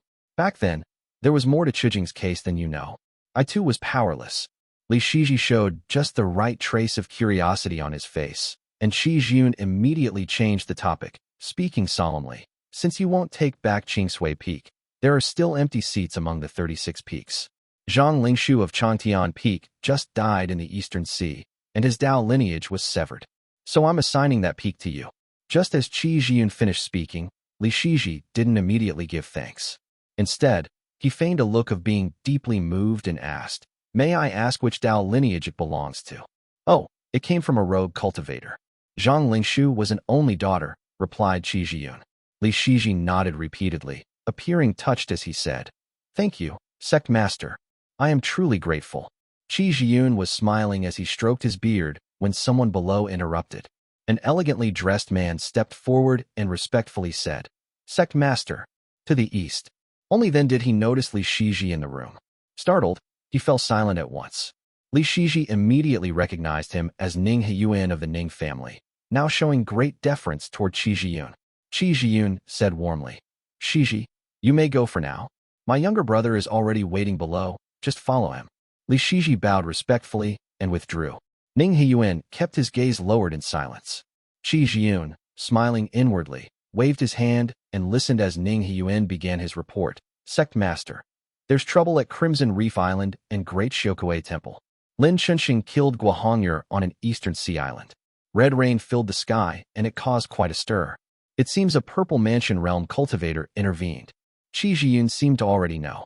He calmly turned the jade talisman in his hand and said softly, The east and west sides of Crimson Reef have long been at odds. Guo Shintong hasn't appeared for ages. This was bound to happen eventually. Ning Heyun finished reporting a few other minor matters and gradually withdrew, leaving Heyun seated alone. He quietly gazed in the direction Li Shiji had gone, the smile on his face slowly fading. A thought stirred in his heart. None of them are easy to handle. I thought Tang Shidu was already troublesome enough. But this Li Shiji, he's even harder to control than Tang Shidu. The Kong family indeed needs heavenly glow. And Changshi did request it from Taoist Master Suiguan. Li Shiji alone doesn't have that much clout. Heyun pondered for a moment, then set the jade talisman aside. If Tang Shiqing and Yu Yuxia were still alive, with Xiao Yuanxi and Yu Xiuxian also here, I wouldn't have to rely on anyone in particular right now. Among the many Purple Mansion realm cultivators, he actually preferred Yuan Su's way of doing things and disliked people like Qi Wei, who fished the pond dry. But then he reconsidered and thought, once I reach Purple Mansion realm myself, perhaps I'll think differently. Chapter 736, Changtian Peak, 2. Back on Li Shiji's end, he descended through the wind. A young man was waiting on the mountain. He resembled Heyun quite a bit, but had a gloomier air. Yet now his face bore a sincere smile as he said, Jian greets the Peak Master. Li Shiji had heard of this man's reputation and dared not take him lightly, so he waved his hands repeatedly in courtesy. Jian, however, was warm and talkative, rambling on at length. Li Shiji nodded politely and saw him off with a cupped hand salute as they arrived together at Changtian Peak. Changtian Peak wasn't very tall, it was rugged and steep in places. Since it had been uninhabited for years, wild grass covered the slopes. Li Shiji descended with the wind and saw that only a single, quaint little dwelling stood atop the summit.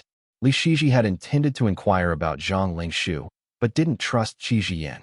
So he exchanged a few polite words, then courteously escorted him off the peak. Jian cupped his hands in farewell and still made bold assurances. He said, Brother Shiji, My elder brother's always busy and can't manage all his underlings. But if you face any trouble at all, just come to me, Qijian. I'll handle it myself. I won't let Changtian Peak suffer the slightest indignity. Li Shiji nodded and smiled, though he didn't believe a word. He returned to the peak on the wind and began tidying up carefully. Most of the formations within the pavilion were still functional. It looked elegant and refined. As he continued tidying the mountain, sure enough, a visitor arrived after just 15 minutes. The visitor was tall, and, upon stepping into the mountain, he greeted with enthusiasm. Shiji, you finally got yourself a fine mountain. You're quite well informed, brother-in-law, replied Li Shiji, smiling faintly and showing a hint of genuine warmth. The man before him was Yang Ruizhao, the older brother of his wife, Yang Shower. He was a Foundation Establishment realm cultivator with whom he had crossed paths a few times before. Yang Ruizhao looked around briefly, exchanged a few words, and before Li Shiji could even ask, he smiled and said, I've heard some things too. I don't have much detail yet, but I've already sent someone to compile information on this peak. You'll have it delivered tonight. Moongaze Lake. The northern shore's mountains were covered in pristine snow. Li Shijuan had been silently observing the lake for several days and had already seen signs of more than a dozen skirmishes. The Fei family is really in trouble, muttered Li Shijuan. The north bank of Moongaze Lake bordered Sioux State, and the Fei family was the first to bear the brunt. The Buddhist and devil cultivators fleeing Sioux State were split into two groups by Mount Sheeping, heading separately toward Wu and Yu states. Fortunately, the Fei family's formation was a legacy from ancient times, capable of withstanding Foundation Establishment realm attacks. And with the cultivators in a rush to cover their tracks, unwilling to linger, nothing too disastrous had happened yet. Even so, several members of the Fei family who ventured out had been killed by devil or Buddhist cultivators. They had now learned their lesson and withdrawn entirely into the mountain, refusing to budge. Li Shijuan waited patiently. After a time, he saw two streaks of light flying past the lake's central island. The one ahead emitted panicked Dharma light, and the one behind was dim and shadowy, its origins unclear. Li Shijuan looked at their trajectory, and he was pretty sure that they were coming from Sioux State. He thought, just as the Yu cultivating sect pulled its forces back, Sioux State's cultivators are already fleeing into Yu State. They're flying around blind. It's clear how chaotic Sioux State has become. He had encountered 5 or 6 such cases over the past few days, but hadn't found the right opportunity to catch someone for questioning. First, avoid Buddhist cultivators. They're clever, love playing games, and have tangled history with my family. As for devil or orthodox cultivators, I must choose someone with low cultivation and no strong backing. He had waited for days. Finally, these two came along. Their light escape techniques were crude at best, likely devil cultivators or immortal cultivators. He rode the breeze and snow, instantly cutting off the one in front. Li Shijuan reached out and grabbed the man. The man's light was instantly shattered. He had no time to react. Just like a lamb to the slaughter, he was caught. His cultivation was sealed and cast into the swirling snow. The man turned out to be an old fellow in a tattered Taoist robe that was holding a fly whisk. His face was full of terror, but with his cultivation and speech both sealed, he could say nothing. Though unable to speak, he curled up in the wind, pressing his palms together and pleading for mercy with frantic gestures. The one behind reacted far faster. At the first sign of snow and wind, he turned tail and fled, erupting into a red mist. Clearly, he had used a blood-burning spell that consumed life force for speed. Li Shijuan nodded slightly, formed a seal with 2 fingers, and pointed gently at the fleeing figure. A stream of white light, the slaughter Junkui light, gushed out like a flowing ribbon. It was as thin as silk and as swift as lightning. It flashed through the air, brushed across the fleeing light, and with a cry of pain, all of the man's spells were wiped clean. He plummeted into the lake below.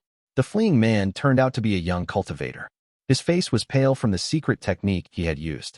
Clad in black, his blood chi surged, whether from his cultivation method or the spell itself was unclear. Li Shijuan reached out, sealed the young man's cultivation, and pulled him up without pause. 2 chi cultivation realm cultivators were nothing more than meat on the chopping block before him. They were entirely defenseless. Without saying a word, he took to the wind and flew south. After around 5 minutes, Li Zhouwei appeared, clad in armor and standing with a halberd in hand. Behind him was Yanyang, who had just broken through chi cultivation realm and was now riding the wind as well. As the years passed, The oddities in Li Zhouwei's appearance had faded. Now, standing aloft on the wind, he looked no different from an ordinary cultivator except for a strange power in his gaze that made it difficult to look away. Everything else about him was well concealed. His features had matured, his shoulders had broadened, and he now bore a resemblance to his father. The strange aura from his birth had mostly dissipated, though Yanyang still stood at attention with proper form and discipline. Li Zhouwei was now at the third stage of the qi cultivation realm. He wasn't rushing to advance further, as doing so might draw unwanted attention. Instead, he devoted most of his time to mastering halberd techniques. After a short wait, Li Shijuan arrived on the wind with a breeze of snow trailing behind. The young Foundation Establishment Realm cultivator in charge of Chengdu wore a troubled look, and two cultivators lay curled up on a spirit wind beside him. Li Zhouwei had now officially joined Chengdu's ranks. With Li Shiming in long-term seclusion, Li Qinghong away across the outer seas, and both Li Shiji and Li Xianfeng stationed at Azure Pond Sect, only Li Shijuan and Li Zhouwei remained on Mount Chengdu to manage family matters. Li Zhouwei glanced briefly at the captives and understood at once. He said in a low voice, "Uncle, there was another disturbance just now. This is already the 7th Buddhist cultivator to fly across the border this month." The northern skies were dim and heavy. Li Shijuan had just returned from visiting the Fei family. Over the past few days, he had seen things clearly, and upon hearing this, replied, "That's right. I came back from the northern shore. The Fei family has already lost 3 qi cultivation realm cultivators. I caught these 2 along the way. We'll question them thoroughly about what's happening up north." Chapter 737, Father and Son, I. The two returned to Chengdu, flinging the 2 cultivators to the ground.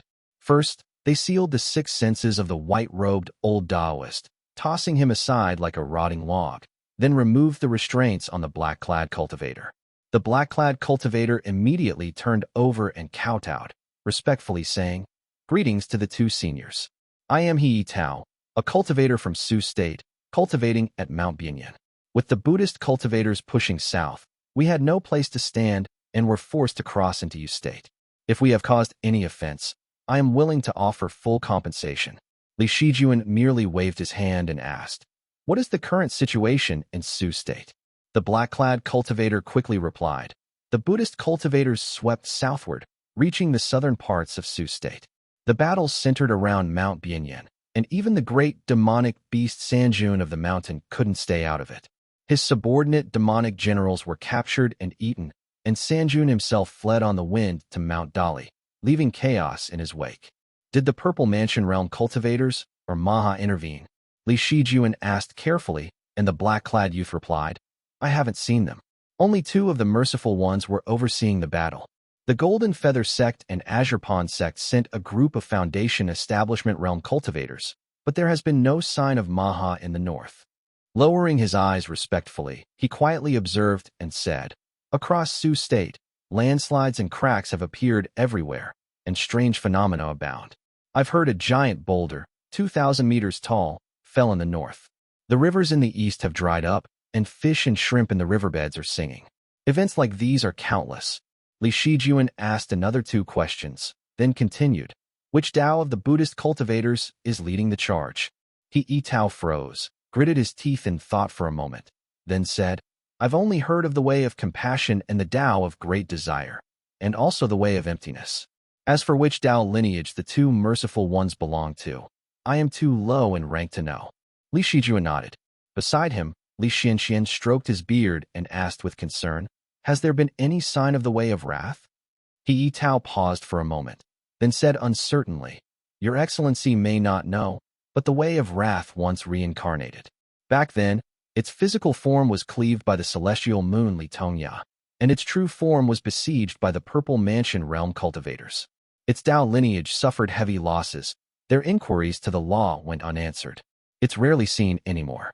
Li Shijuan nodded slightly, gave him a glance, then questioned him 3 more times. He sent a stream of mana into his body, and sure enough, the man was a devil cultivator. Without waiting for him to speak, Li Shijuan flipped his hand and tossed him aside, then removed the restraints from the old Taoist. The old man fell to his knees with a thud and said in a trembling voice, "Your Excellency." The biting wind and snow around Li Shijuan were fierce, but his voice was gentle as he asked, "Old man, where are you from?" And why have you come here? I am from Su State, a rogue cultivator from the floating cloud cave of Mount Shaoshur. He cried sorrowfully. The five-eyed Merciful One of the Way of Emptiness and several master monks descended near Mount Shaoshur. 16 households of us scattered in panic. Those who ran slowly slit their own throats, or cut off their limbs, ears, and noses, or leapt off the cliffs. I've cultivated for over 100 years, and only managed to survive by running fast. I escaped from the hands of Master Monk Su Mu, and ended up in this region. Li Shijuan gripped his sword, frowning as doubts arose in his heart. Before he could speak, the man cried out repeatedly, "Please wait, Your Excellency. Please wait." He raised his head slightly, one eye glancing upward to read their expressions. Curling his body inward, he spoke quickly like spilling beads. "My martial uncle has been cultivating by this lake for many years. I came here this time just to seek refuge with him. Please wait, Your Excellency. Perhaps we are even allies." The old man was well-versed. Upon hearing this, Li Xianxian became intrigued and asked, "When was this? And does he have a Dao title?" Seeing his expression, the old Taoist quickly formed a plan. A flattering smile appeared on his face as he replied, "I am Fu Yuan. My martial uncle's Dao title is Ling Gizi. He broke through the Qi cultivation realm about 130 years ago and came to this lake to seek fortune. I don't know if he has reached the foundation establishment realm by now." Li Xianxian found the story odd. His smile faded, and he quietly glanced at him, saying, "I think you've lost your mind, daring to spout nonsense here. A rogue cultivator takes what, 60 years to break through the Qi cultivation realm? He came here 130 years ago. He's probably long dead in some forgotten corner. Just because someone once cultivated in a place doesn't make them destined to be there." Taoist Fu Yuan was terrified, shaking his head repeatedly as he hurriedly said, "Your Excellency, my martial uncle carries a great fortune with him. He is definitely not ordinary." Li Xianxian no longer quite believed him and only asked, "What kind of fortune?" Taoist Fu Yuan couldn't explain and stammered. "My master was still thinking of my martial uncle on his deathbed, saying our grandmaster passed the fortune to him before he died. He couldn't explain it, and what great fortune could a Qi cultivation realm rogue cultivator possibly have anyway?" Fu Yuan knew this in his heart, and could only keep kowtowing without saying another word. Li Xianxian saw that the man's qi wasn't particularly impure. For someone from a place like Su State, it was already rare and precious. He wasn't planning to make things difficult and was just about to speak. "Wait," Li Shijuan suddenly stopped him, frowning and shaking his head. Taoist Fu Yuan grew even more terrified, raising his head in panic, thinking, "The old man is kind, but this handsome young man is ruthless." Li Shijuan simply gave him a calm glance and asked softly, "Old man, how did you escape from the Merciful Ones and the Master Monks?" Taoist Fu Yuan stared blankly at him, as if trying to recall, and after several breaths, he exclaimed in surprise, "Oh dear, I've completely forgotten." Blood seeped from his mouth and nose. With a cry of pain, his body collapsed like a bundle of firewood, hitting the ground with a thud. He was dead without another sound.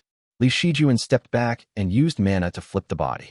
Taoist Fu Yuan's face was pale and skin cold. With 2 fingers forming a sword, Li Shijuan slit open his abdomen. Inside was pitch black. His internal organs had vanished, leaving behind only a shriveled, dead maggot. Li Xianxian stood in a daze, while on the other side, Li Zhouwei gripped his halberd thoughtfully. Li Shijuan conjured flame between 2 fingers and gently dropped it onto the empty skin. With a burst of crackling sounds, boom, the dried-up flesh caught fire instantly, flaring brightly for a moment before turning to ash. Seeing this, He Tao was terrified to the extreme, tears and snot flowing as he said in a low voice, "I possess nothing of value. Your Excellency would disdain such things. But for the sake of my harmlessness, I beg for my life.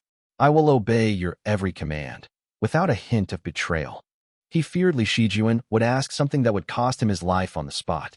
But the man merely took his storage pouch, examined it for a breath, saw it was full of blood-stained meat and rice, and shook his head. Before He Tao could react, a scorching pain bloomed in his chest. Heat surged from his belly and spurted out his nostrils.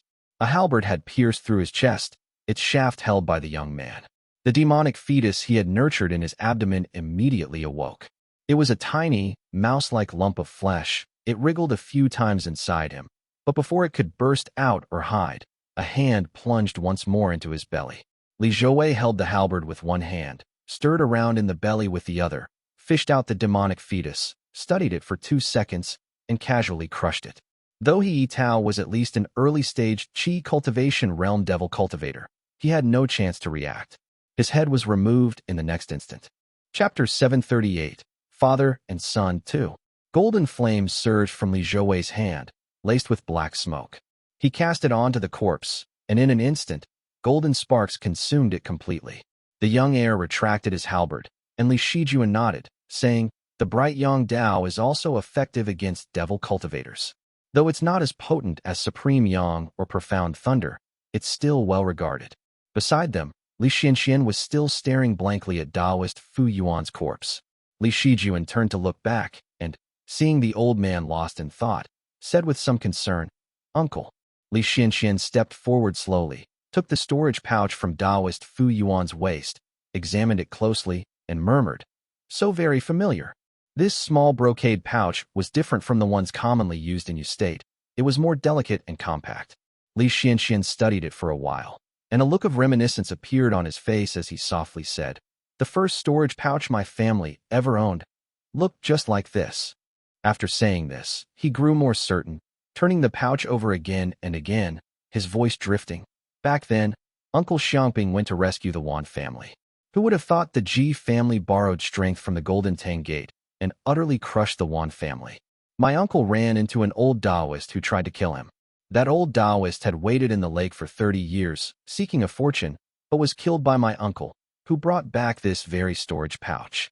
It seems he was the martial uncle mentioned just now. Li Xianxian paused in thought for a breath and softly said, "If there's ever a chance, we should go visit Floating Cloud Cave on Mount Shaoshi." Li Shijuan, of course, understood what he meant. He nodded silently and said softly, "The situation in Su State is utterly chaotic. With the Fei family holding the front, we can discuss things more thoroughly.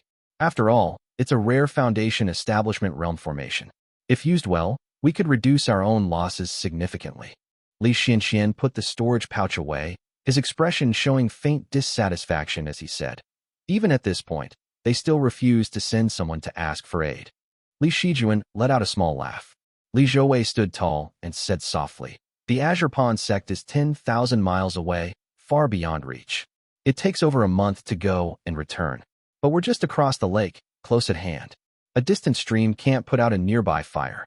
They'll see it clearly soon enough." Both seniors nodded.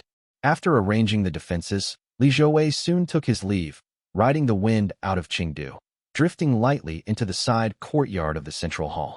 Shenyang followed closely behind, speaking respectfully. "Your Highness, my father has been waiting in the hall for quite some time." Hearing this, Li Zhouwei nodded and finally came to a stop. As expected, he saw the middle-aged Chun Mufeng waiting respectfully in the great hall, holding a young woman by the hand. Chun Mufeng had now reached the late stage of the Qi cultivation realm. Though he had erred in the Su Shao matter years ago and was severely punished, the Chun family remained a prominent family, and Chun Dongha held considerable favor. So, Mufeng still had some standing. He approached with a full smile. Chun Mufeng had married Li Shiqing's younger sister and was also Li Chongliao's uncle by marriage. He spoke, "Your Highness, this is my youngest daughter, Chun Xiao, born of a concubine. Now that she's grown a bit older, I've brought her for your Highness to see." Li Zhouwei naturally understood what he was trying to do. Glancing at the demure, downcast girl, he deliberately avoided eye contact and flung his robe aside. He walked straight into the room, leaving only a voice echoing through the courtyard. "Go ask my father." Chun Mufeng was thoroughly shut down. He exchanged a glance with Chen Yang and could only withdraw quietly. As the father and daughter left the courtyard, Chen Xiao seemed to breathe a sigh of relief, her steps growing noticeably lighter. Chun Mufeng let out a low sigh, while Chen Yang walked slowly with a dark expression clouding his face. Back at the Chun residence, Chen Xiao gave a hurried bow and retreated as if fleeing. Chun Mufeng seemed calm enough, simply leading Chen Yang forward. The father and son said nothing as they made their way swiftly to the rear courtyard. Madame Li was reading and glanced up to ask, "So it didn't work out?" Chen Yang answered coldly, "Correct." He gave a slight bow, flung his sleeve, and left. Chun Mufeng stood awkwardly in the courtyard. Madame Li merely sighed and said, "If it didn't work, so be it. We just wanted to see if either side would take a liking." I don't blame you for anything. Madame Li had always been a gentle and fair mistress of the household. Chen Mufeng knew this well. He nodded, and when their eyes met, both saw the same worry reflected in the other. Chen Mufeng's expression was no longer just awkward, he was angry too. After brooding for a while and drinking several cups of tea, he could no longer hold back and said in a low, tense voice, He's truly vicious to the core. Madame Li sighed. The middle-aged woman was gradually growing helpless too, and said softly, I don't know who he takes after. The more we taught him, the more he learned to manipulate and use people. Chen Mufeng's anger surged again, and he ground his teeth as he said, How did we end up raising him like this? He wasn't this cold and heartless, this sharp and unkind when he was little. Though he had always favored this eldest son, he was still a father. His heart held feelings for all his children. He said coldly, the way he looked, it was as if the younger sister didn't marry the heir. He'd pull a blade to force her. Madame Li lowered her eyes, unsure of how to comfort her husband for a moment. Creak. A crisp creaking sound echoed as the courtyard gate was pushed open. A pale, lean and nimble hand appeared, followed by their eldest son, Yanyang, stepping inside with a calm smile on his face. His face was sharp and cold, even smiling. He exuded a chilling sense of cunning. The eldest son spoke softly. Father, let's go see the family head tomorrow. Both husband and wife felt a chill run down their spines, struck speechless. The courtyard gate was supposed to isolate sound. Yanyang, who had just left, couldn't possibly have heard their conversation. Yet Chen Mufeng felt his son's gaze chill him to the bone, like frost. Somehow, he nodded unconsciously. Yanyang chuckled, gripped the doorway with both hands, and stepped out backward. He closed the doors behind him with two crisp creaks, tight and shut. Chen Mufeng vaguely felt sweat forming on his forehead. He picked up his tea and drank heavily for several gulps before turning to look at his wife again. Madame Li sat frozen in place, staring blankly. After a long moment, she finally said in a soft voice, I once thought that sending him to the main household would refine his temperament, teach him humility and restraint, help him understand there are always greater people in this world. Her eyes lowered slightly as she spoke quietly. Now I feel, sending him to the heir's side, letting him lead troops and kill, suppressing Mao Yu only sharpened his claws and fangs. He once only looked cruel and cunning, but now it's in his very bones. Chen Mufeng sat in a daze for more than 10 seconds, feeling an icy chill spread through his heart before he finally said coldly, he only values the ones on Chengdu, only sees them as his kind, only yields to the heir. As for us, we're nothing more than tools he can rely on when needed. Hearing this, Madame Li was startled and shocked. She suddenly raised her head, staring at the man who had seemed foolish beside her for most of their lives, and a strange premonition rose in her heart. So it turns out, the son's cunning comes from a father who was never simple either. When she tried to ask Chen Mufeng again, the man remained silent. Chapter 739, Miao Quan, I. Eastern Sea. Li Qinghong rode the water veins all the way back from the scarlet pristine sea. Only when she reached the shallow sea did she emerge from the water, then flew for a few more days, gradually finding the skies above growing livelier. She had only ridden the thunder for a few miles when she sensed mana fluctuations from all directions. The flow of spiritual energy was unstable, and when she looked around, Dharma lights streamed across the sky. It was chaotic and bustling. It's come to this kind of mess, she muttered. At that, Li Qinghong had no choice but to conceal her light, lower her speed, and fly a bit higher as she headed westward. Along the way, she witnessed many battles. There were immortal cultivators clashing in dazzling light, Buddhist and devil cultivators locked in chaos, and even some familiar sects among them. As she passed over an island, the sea below was dyed blood red, and just then, she ran into a black-robed man riding the wind with a severed head in his hand. Li Qinghong sensed trouble and quickly veered her light in another direction, hoping to avoid him. But the man frowned at her, then actually rode his spirit wind to approach. A surge of warning rose in her heart. She gave the man a brief glance. His robes looked to be from the great Xiaokuei temple, black and gray interwoven, inscribed with many runes. They glanced at each other. The man seemed to have confirmed something and flew straight toward her.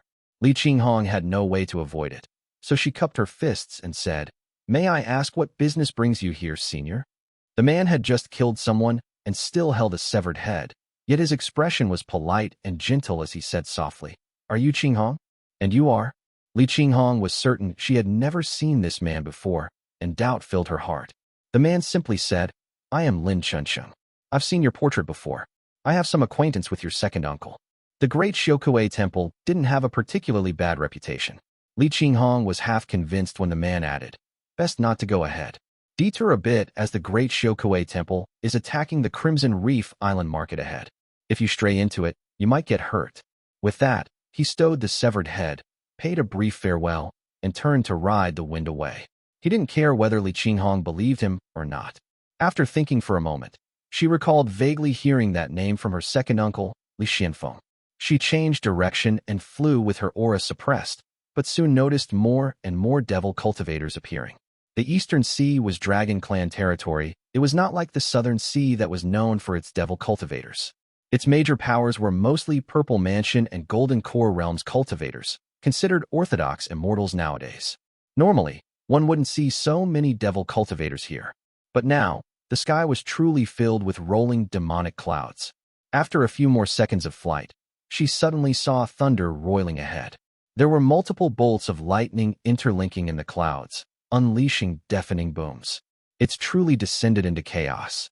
Avoid one disaster, run into another, thought Li Qinghong. Miao Quan. You, how dare you? A clear, cold, melodious female voice rang out. Li Qinghong had been preparing to flee stealthily, but the voice made her pause. There was something familiar about it. She thought to herself, seems like someone I know. She glanced slightly and saw a female cultivator standing amid the clouds, with elegant brows and bright eyes. Recognition immediately dawned in her heart. So it's her. Sure enough, there came a dull thunderclap from within the clouds, lightning scattering, followed by a male voice. Fellow Taoist Yanyang. I do not seek your life, only that profund thunderstone. I simply wish for a way to exchange for it. You need only name your terms, fairy. The woman was none other than Shun Yanqing, whom Li Qinghong had met back when she visited the Purple Smoke Gate. Also a practitioner of thunder arts, Shun Yanqing came from an illustrious background. Not only was she born into a Purple Mansion realm immortal family, but she was also a personal disciple of the Purple Smoke Gate.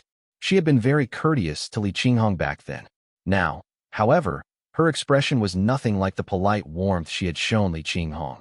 It was cold as she replied, Profund Thunderstone. What Thunderstone? I've only heard of such an item, and it's extremely rare.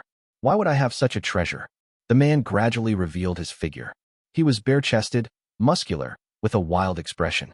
He held a large axe in his hand and spoke with relative politeness. Fairy Shin must be joking. With your background and lineage, that Profund Thunderstone must surely be in your possession. Profund Thunderstone. Thunder roared around them. Li Qinghong sighed inwardly. Now that she had come this way, she likely couldn't avoid this matter. She wasn't sure if the others had noticed her, so she remained silent. But Shun Yanqing was growing colder by the moment. She said simply, Taoist Miao, please step aside. Miao Quan, standing before her, stared intently. A subtle calculation began to form in his heart. The Purple Smoke Gate Senior is preparing for a breakthrough. He definitely has no time to oversee anything. The Yu cultivating sect is sealed, and Taoist Master Yanyang is in no state to interfere. This is a perfect opportunity. I don't need to kill her, just force her to hand over the item. As long as I get the Thunderstone, even if Taoist Master Yanyang has objections, my own elders can shield me. If I miss this chance, there may never be another opportunity for the Profund Thunderstone. After a moment of silence, he raised his great axe and spoke gently.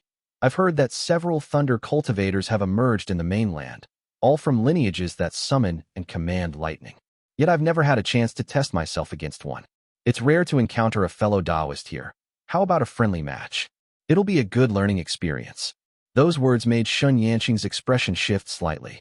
A cold sneer tugged at her lips. You, a well-known late-stage Foundation Establishment Realm cultivator who's nearly at Purple Mansion Realm.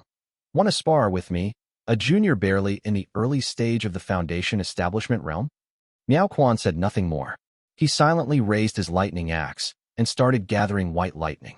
Shun Yanqing responded in kind, summoning her own thunder. Boom. Miao Quan struck her lightning technique apart with a single axe blow and felt a considerable force coming through his hands. He thought, this Shin family girl does have some skill. She's not like the usual Foundation Establishment Realm rabble. Just as he gathered more white lightning, A silver spear burst through the clouds, radiating intense violet light. It streaked across the sky, decisively and forcefully barring his path. As the clouds briefly parted, a female cultivator in jade armor appeared. Her apricot eyes gazed calmly ahead as she spoke in a soft tone. Taoist friend, if you seek to test yourself against thunder cultivators of the mainland, then you're in luck. Let us spar together. Miao Quan's expression darkened instantly. Courteous as he had been to Shun Yanqing, she was, after all, a direct descendant of the Shin family. But he had no idea who this new woman was. He said coldly, "You meddle too much.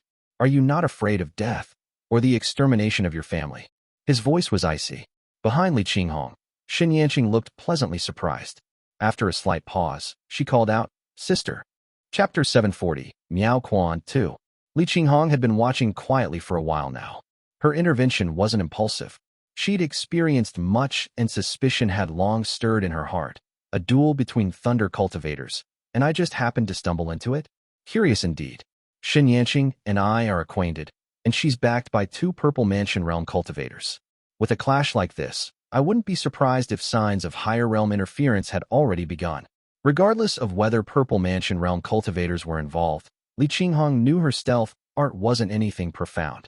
She suspected that Shun Yanqing had already sensed her presence earlier. Perhaps she had even been retreating in this direction on purpose.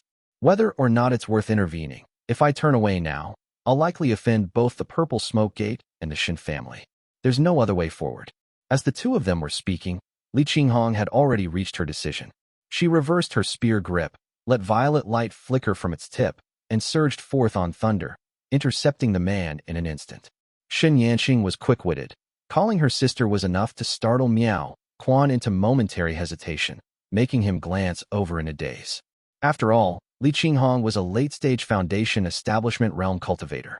If she was indeed from an immortal family bloodline, her strength was likely on par with Miao Quan's. And with Shun Yanqing at her side, taking Li Qinghong down wouldn't be easy. Miao Quan's face flickered with indecision for a second. Then he gave Li Qinghong a once-over and suddenly sneered. "You think I'm so easily fooled? That armor of hers doesn't even register at the Foundation Establishment Realm. She's not from the Shin family." Li Qinghong wasn't surprised in the least. She angled her spear and said quietly, eyes blazing with battle spirit, "Come." Miao Quan's face turned grim. He raised his axe high, white lightning surging from its edge. He said, "Foolish." He lunged forward, and the lightning gathered before him in a flash, rippling outward from his axe. This wasn't celestial thunder he cultivated. It was brighter, denser, and violently focused. Li Qinghong lifted her spear. Her technique, born from the Shao family's wing clipper spear technique and the Fei family's dragon reflection, had become increasingly masterful. Pale violet avian shadows burst forth in the air, swarming like birds from every direction. As the 2 types of thunder clashed, a series of deafening explosions echoed through the sky, churning the waves and dispersing the clouds. Miao Quan pulled his axe back, and only a faint layer of white light remained on its blade. Only slightly better? He was secretly shocked, though his face betrayed nothing. With a flick of his wrist, he rode the momentum to summon more lightning. White brilliance surged outward in dense, worm-like arcs, striking toward both opponents. Li Qinghong twirled her spear gracefully, sending up a wave of violet light to block the strike. Nearby, Shin Yanqing's face paled slightly, as Miao Quan suddenly erupted with overwhelming force. The white lightning around his axe grew several times stronger, shaking the air with deafening momentum. That white lightning clung to his axe like countless writhing worms, crawling up his arm. It was a terrifying sight. His earlier moves had only been feints. Now he was showing his true strength. But Shin Yanqing was only in the early Foundation Establishment realm. Li Qinghong had no choice but to step forward with her spear and intercept the blow. Boom! A thunderclap rang out from the flat sky. White lightning crashed into the sea, raising clouds of steam and countless dead fish floating belly up in the water. Staggering slightly in the mist, blood trickled from Li Qinghong's lips. Her long spear hummed with excitement, resonating against the thunder. "Know your place. Get lost while you still can." Miao Quan still didn't know her background. He simply wanted to scare her off quickly. Lightning lashed forth from his axe as a faint smile crept onto his face, though it quickly froze in suspicion. Why is it, like her aura, is growing stronger? He saw Li Qinghong's spear dance with increasing might. Purple lightning and spear shadows surged forth in a storm, battering his axe without pause. Miao Quan thought her reckless. White light flared from his elbows as thunder surged up his arms, connecting with the lightning of his Dharma artifact. He released pulse after pulse of blinding white light. He fought two opponents alone. His spirit axe swung faster and faster, thundering with lightning. Li Qinghong still managed to trade blows and deflect the backlash, but Yanyang was clearly beginning to struggle. Growing more ruthless, Miao Quan clenched the air, grasping a roiling bundle of white lightning. His other hand formed a seal, then flipped his palm outward. White lightning leapt forth. At that exact moment, the violet-patterned lightning flask at Li Qinghong's waist activated, erupting with streams of purple-white lightning in various hues that collided with Miao Quan's spell. Miao Quan's spell was clearly of a high tier, yet it matched Li Qinghong's long-refined lightning forged from heaven and earth. He was briefly surprised, then gave a chilling grin. His spell seals grew faster and faster, and the white lightning became more ferocious. Yanyang quickly pulled a small mirror from her robes and released a soft yellow glow that shone gently toward the white lightning. Boom! The spell faltered. Miao Quan's expression shifted. He rapidly changed his hand seals, but could no longer hold it together. The lightning scattered into countless motes of white light and vanished into the air. Just as anger began to show on his face, Li Qinghong suddenly lifted her head. A pair of violet glints surfaced in her eyes. Though her voice was a touch hoarse, it still carried that same nimble and spirited tone. "Senior, take this strike from me." Li Qinghong pressed her lips together and exhaled a bead of white light. The warm and elegant light bounced lightly, and in an instant expanded to the size of a fist. In the sky, streaks of violet lightning patterns appeared. The white light flickered in the air and surged forward at incredible speed. Miao Quan's face twisted in sudden fear. His heart skipped a beat as he cried inwardly, "Tao of thunder steering and cloud dwelling." Boom! He only had time to summon a bronze shield. In a blink, the reef stones on an island several hundred meters away crumbled with a crash. The sea depressed inward, then erupted violently, streaked with violet-white lightning that rained down in a dense barrage. It was the profound thunderbolt, nurtured for years in Li Qinghong's personal thunder pool. Li Qinghong hadn't spent her years cultivating in the outer seas in vain. Times had changed. Back when she was only in the early Foundation establishment realm, that very thunderbolt had already drawn praise from Zhang Yun of the Golden Feather sect. Now she was in the late stage of the Foundation establishment realm. Her cultivation, insight, mana, and spiritual sense were all far beyond what they had once been. When this thunderbolt landed, it was as though even heaven's light bent down in awe. Only when the white radiance finally faded did Miao Quan reappear, his expression dark. He hadn't been gravely injured, as only a corner of his robes was singed. But there was clear frustration and humiliation on his face. His body was now covered in writhing white lightning. It was like a fearsome armor clinging to his frame. Taking a step forward, his hand brimming with lightning, Miao Quan reached straight for the long spear in Li Qinghong's hands. But how could Li Qinghong let him get his way? She flicked her spear with elegant precision. The tip lashed out with a flash and a boom, forcing him several inches away in a burst of thunder. Miao Quan grasped at nothing and felt as if he'd struck solid iron. Then his eyes fell on the silver spear in Li Qinghong's hand. It looked oddly familiar. He froze for a moment, focused his gaze, and blurted out, "Durua." The moment the words left his lips, Li Qinghong was visibly taken aback. Behind her, Yanyang was also momentarily stunned. Both of them turned their eyes toward the spear in her hand. Chapter 741, Returning to the Family. As soon as he said this, it truly startled Li Qinghong. The Durua spear was the first Foundation establishment realm Dharma artifact she had obtained, very handy in use. In all the years it had been in Li Qinghong's hands, it had never been inferior to any weapon held by her enemies. The spear had no name inscribed on it. When Li Tongya obtained it back in the day, he couldn't use it and didn't know its name, so it was kept in storage until Li Qinghong formed a bond with it, at which point she learned it was called Durua. But this was the first time someone had called out the name of her Dharma artifact. Miao Quan, who was in front of her, now wore a look of both hatred and shock. He didn't make another move, but instead hovered midair on a beam of white light and asked, "Are you from the Golden Feather sect? Or the Azure Pond sect?" Li Qinghong withdrew her spear and stood calmly, replying softly, "Senior, you're mistaken. I'm from neither." Miao Quan's expression shifted several times before he ground his teeth and said, "Doesn't matter whether you are or not, or whether you admit it. Once I capture you, I'll find out everything by asking." He spoke in haste, unable to hold back a couple of coughs, which made Li Qinghong secretly pleased. Looks like that sudden profound thunderstrike did affect him. He's just forcing himself to hide it. Now that Li Qinghong was in the late stage of the Foundation establishment realm, she could condense 3 profound thunders in his thunder pool. Having only used one so far, she felt confident and wasn't overly afraid. Miao Quan once again summoned white lightning into his hands and gripped the axe handle with both hands, his eyes flashing white light. Li Qinghong also quietly activated her lightning arts, preparing for battle. Just then, several soft cries echoed as a figure appeared between the two like a gentle breeze. It was a middle-aged man in a green robe, with a jade flute at his waist softly glowing. He wore a Taoist crown and stood with his hands behind his back, coldly staring at Miao Quan. The shirtless, burly man's lightning gradually dissipated, his face stiff and grim. "Taoist Shun," said Miao Quan. Hearing this, Li Qinghong realized a senior from the Shun family had arrived. She calmed the surging thunder in her sea of lightning. Shun Yanqing let out a breath of relief and said joyfully, "Father." But Shun Yanqing quickly came to her senses, pulled Li Qinghong along, and said softly, "Let's quickly retreat, for fear that if a fight breaks out, Father will be hindered." Li Qinghong nodded, summoned her lightning, and slowly withdrew with her. She glanced back from a distance and saw Miao Quan still staring at her from afar. His eyes were filled with white light, burning intensely, as if silently saying to Li Qinghong, "I will come for you."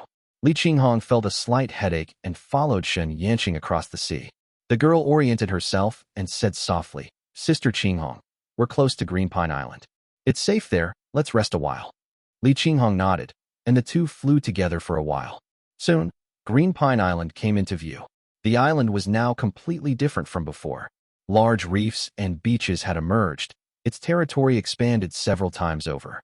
Faint traces of old structures could be seen on the rocks and sand, even a few toppled stone steels. Shun Yanqing beside her seemed to be seeing it for the first time as well and exclaimed in awe, "I've heard that in ancient times, the shallow sea was a fertile land, and Green Pine Island was once Green Pine Peak." It's just as they said. The two landed together at the Shun family's cave residence on the island and activated its protective barrier. Only then did Shun Yanqing step forward with a smile and say, "This time, it's all thanks to your help, sister." Li Qinghong modestly replied, "I was merely passing by. Even without me, he wouldn't have been able to do anything to you. I only interfered unnecessarily. You're too modest, sister." Shun Yanqing shook her head and smiled as she said, "The Eastern Sea is known for falling water rising storms. Thunder cultivators from across the seas and inland all flock to the Eastern Sea. The Miao family was originally a thunder cultivation family from the Southern Sea. Who would have thought this guy would end up all the way here? I too came to cultivate here because of the falling water rising storms of the Eastern Sea. I've been training on the island in recent years. When a major upheaval occurred, I returned by lightning and didn't expect to run into him." Li Qinghong hesitated slightly and asked tactfully, "I was just thinking, for your esteemed family, a Purple Mansion realm immortal family, traveling between the inland and the outer seas, surely you should have a reliable escort." Shun Yanqing lowered her gaze at once, a trace of concern appearing between her brows, and said softly, "Sister Qinghong, you may not know. The Yu cultivating sect has sealed its mountains and opened to the sea, leaving a vast territory behind. Devil and Buddhist cultivators are migrating south en masse, and my family, being under Yu cultivating sect's domain, has taken quite a blow.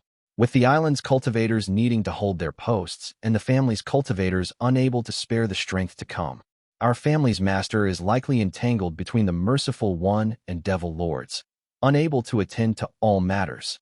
She explained calmly, never bringing up the matter of the profund Thunderstone again. Li Qinghong didn't ask either. Such things were beyond her reach. What concerned her more was the Durua spear. Li Qinghong considered for a moment, then asked, "Fairy, do you know anything about the Durua spear Miao Quan mentioned?" She had expected Shun Yanqing to know its origin, but after a moment of thought, she replied, "I've never heard of it. The name is unfamiliar. But judging by that Miao familyman's reaction, there seems to be some connection." As the two conversed, radiant light once again flowed across the western sky. Several streaks of multicolored light swept by, and Li Qinghong observed them clearly and said softly, "Heavenly glow dawn cloudliners." Xin Yanqing nodded and said, "Azure Pond, Golden Feather, the Buddhist sects and the devil factions, they've likely already begun fighting in Sioux State. These heavenly glow dawn cloudliners are probably transporting conscripted cultivators." These words struck right at the heart of Li Qinghong's worries, and she felt uneasy. If Azure Pond sect is going to conscript cultivators, my family will surely be included. Several of our juniors. Shiji is most likely still at Xiao Mountain. Shiming absolutely cannot be sent to battle, and if Shiyuan returns home, it'll all fall apart again. I may be the only one suited for this role. Who knows how the Shin family will handle things next? Best to hurry home while they keep Miao Quan occupied. The more Li Qinghong worried about her family, the less she could sit still. She spoke gently. "Since we're now out of danger, I must hurry back home to check on things. I won't stay here any longer. Please give your father my regards." Xin Yanqing understood her concern for home. With her own father locked in a battle that might drag on, she nodded and said, "Then Sister Qinghong, please head back first. If there's a chance in the future, I'll visit to thank you properly." After a few polite exchanges, Li Qinghong left the Shun family's cave dwelling. She didn't take to the skies right away, but thought to herself, Shiji has gone to Xiao Mountain, but Yuexiang is still on the mountain. Who knows how the people of Azure Pond sect treat her? It's better to bring her home. She immediately took the path to the other side. The Azure Pond sect was not something the Shun family could compare to. She had her own peak there. She simply gave her name. "Li Qinghong of Qingdu. Please ask Yuexiang to come down." The Azure Pond sect cultivator guarding the gate heard her surname was Li and responded with great respect. Before long, Li Yuexiang descended on a gust of wind. Upon seeing Li Qinghong alone at the foot of the mountain, her face instantly turned pale as she asked, "Aunt, my brother. Someone came looking for him the other day. They even said he abandoned his post without permission." Li Qinghong shook her head and spoke gently, "Your brother is fine. Pack your things, we're heading home. I'll explain everything on the way." Li Yuexiang nodded at once, and even gathered Li Shiji's belongings from the peak as well. Together, they headed west. Chapter 742, The Eve, Night deepened over Mount Qingdu. Li Shijuan had not entered seclusion and stood amid wind and snow among the clouds at the mountain's peak. After waiting a while, he saw a bolt of violet lightning weaving through the clouds. It halted before him and transformed into two figures.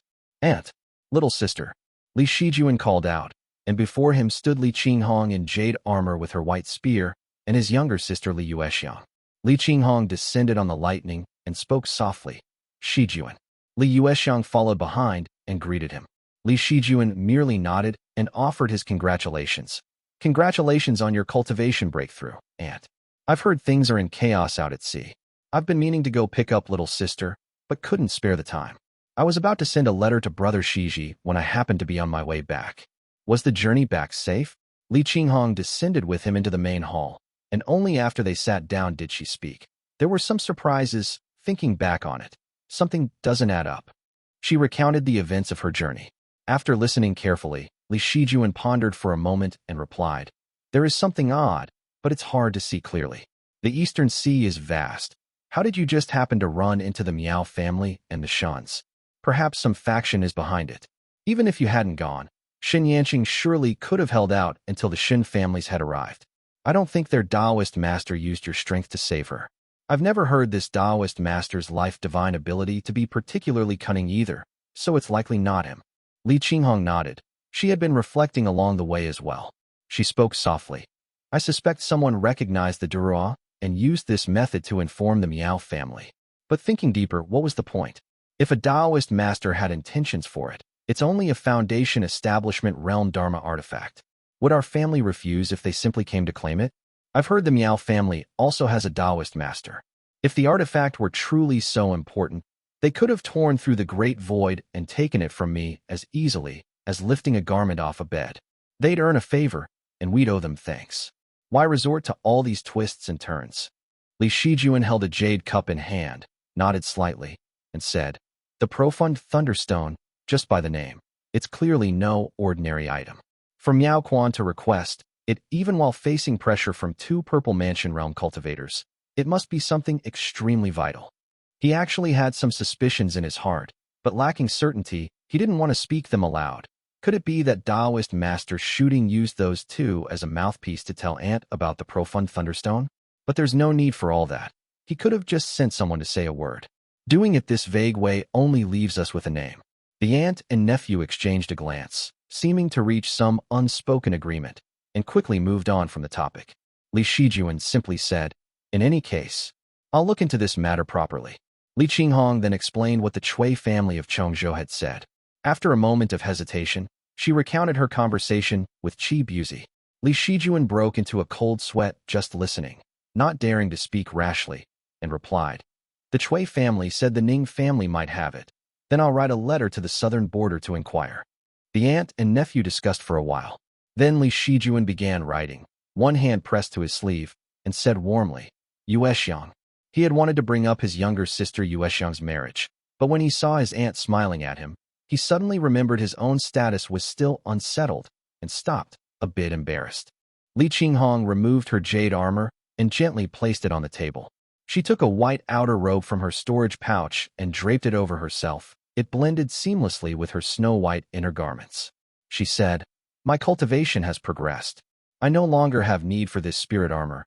It's time to return it to the family." Li Shijuan nodded and put it away. Li Qinghong thought for a moment, then asked, "By the way, does the heir have any armor?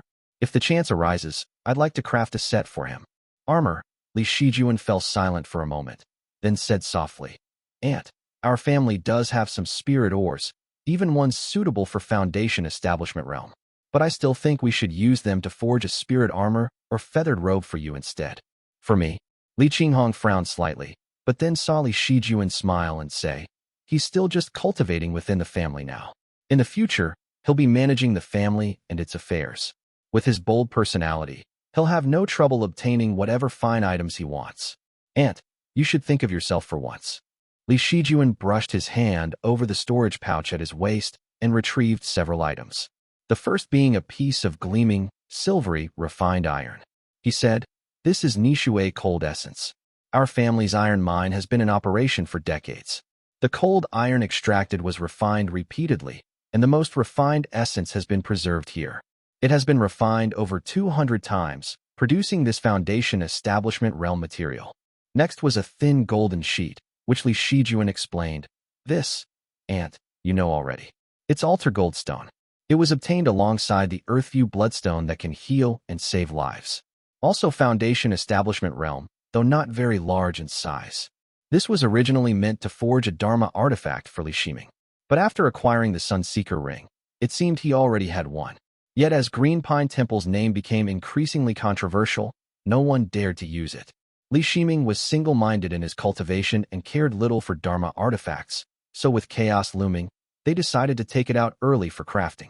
The final item was a pale blue, head-sized ore.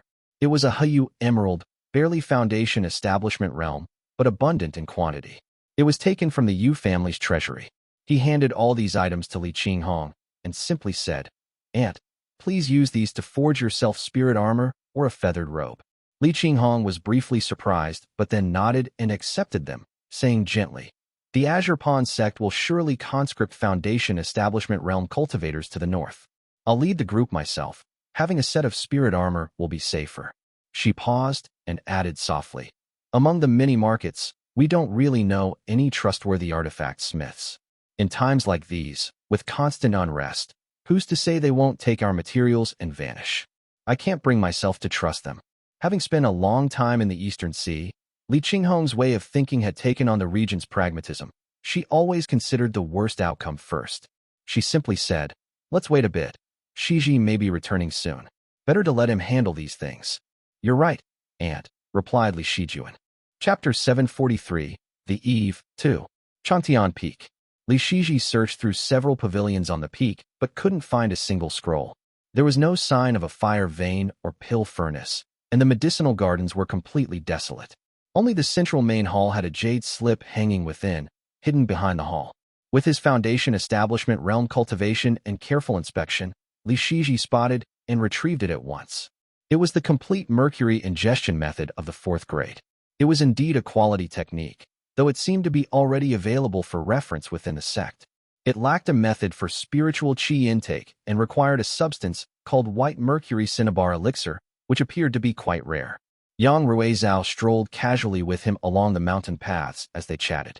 After a while, someone arrived delivering a translucent jade slip. Li Shiji read it through. Changtian Peak indeed had a long history, with its own inherited cultivation method that had been passed down within the peak, rarely relying on sect-wide techniques. It could be traced back 400 years. The peak master then was known as Taoist Changtian, who cultivated in the Helen Mountain Range before joining the Azure Pond sect and being granted a peak of his own. He specialized in the whole pill Tao, particularly secret white mercury, and was once considered one of the two greats alongside Ning Wenyue, the Moon Lake peak master who cultivated Lake Moon Autumn. Later, Taoist Changtian perished, and his teachings were passed into the sect. Successors tried to follow the Tao, but none matched his level. Their cultivation progressed slowly, even lagging behind standard techniques. The lineage steadily declined, yet each generation stubbornly persisted. With the death of the last peak master, Zhang Lingshu, the lineage was considered severed. All chants and secret texts vanished, leaving behind only a single cultivation method. The Yang family had noted that this technique, still stored in the sutra repository, had remained untouched to this day. It, too, was named Complete Mercury Ingestion Method. Secret White Mercury, thought Li Shiji. Now that Li Shiji held peak master status and had the Yang family's backing, his access to information was gradually improving. Seeing he didn't quite understand, Yang Ruizhao softly explained. Shiji, this secret white mercury belongs to the whole pill Tao.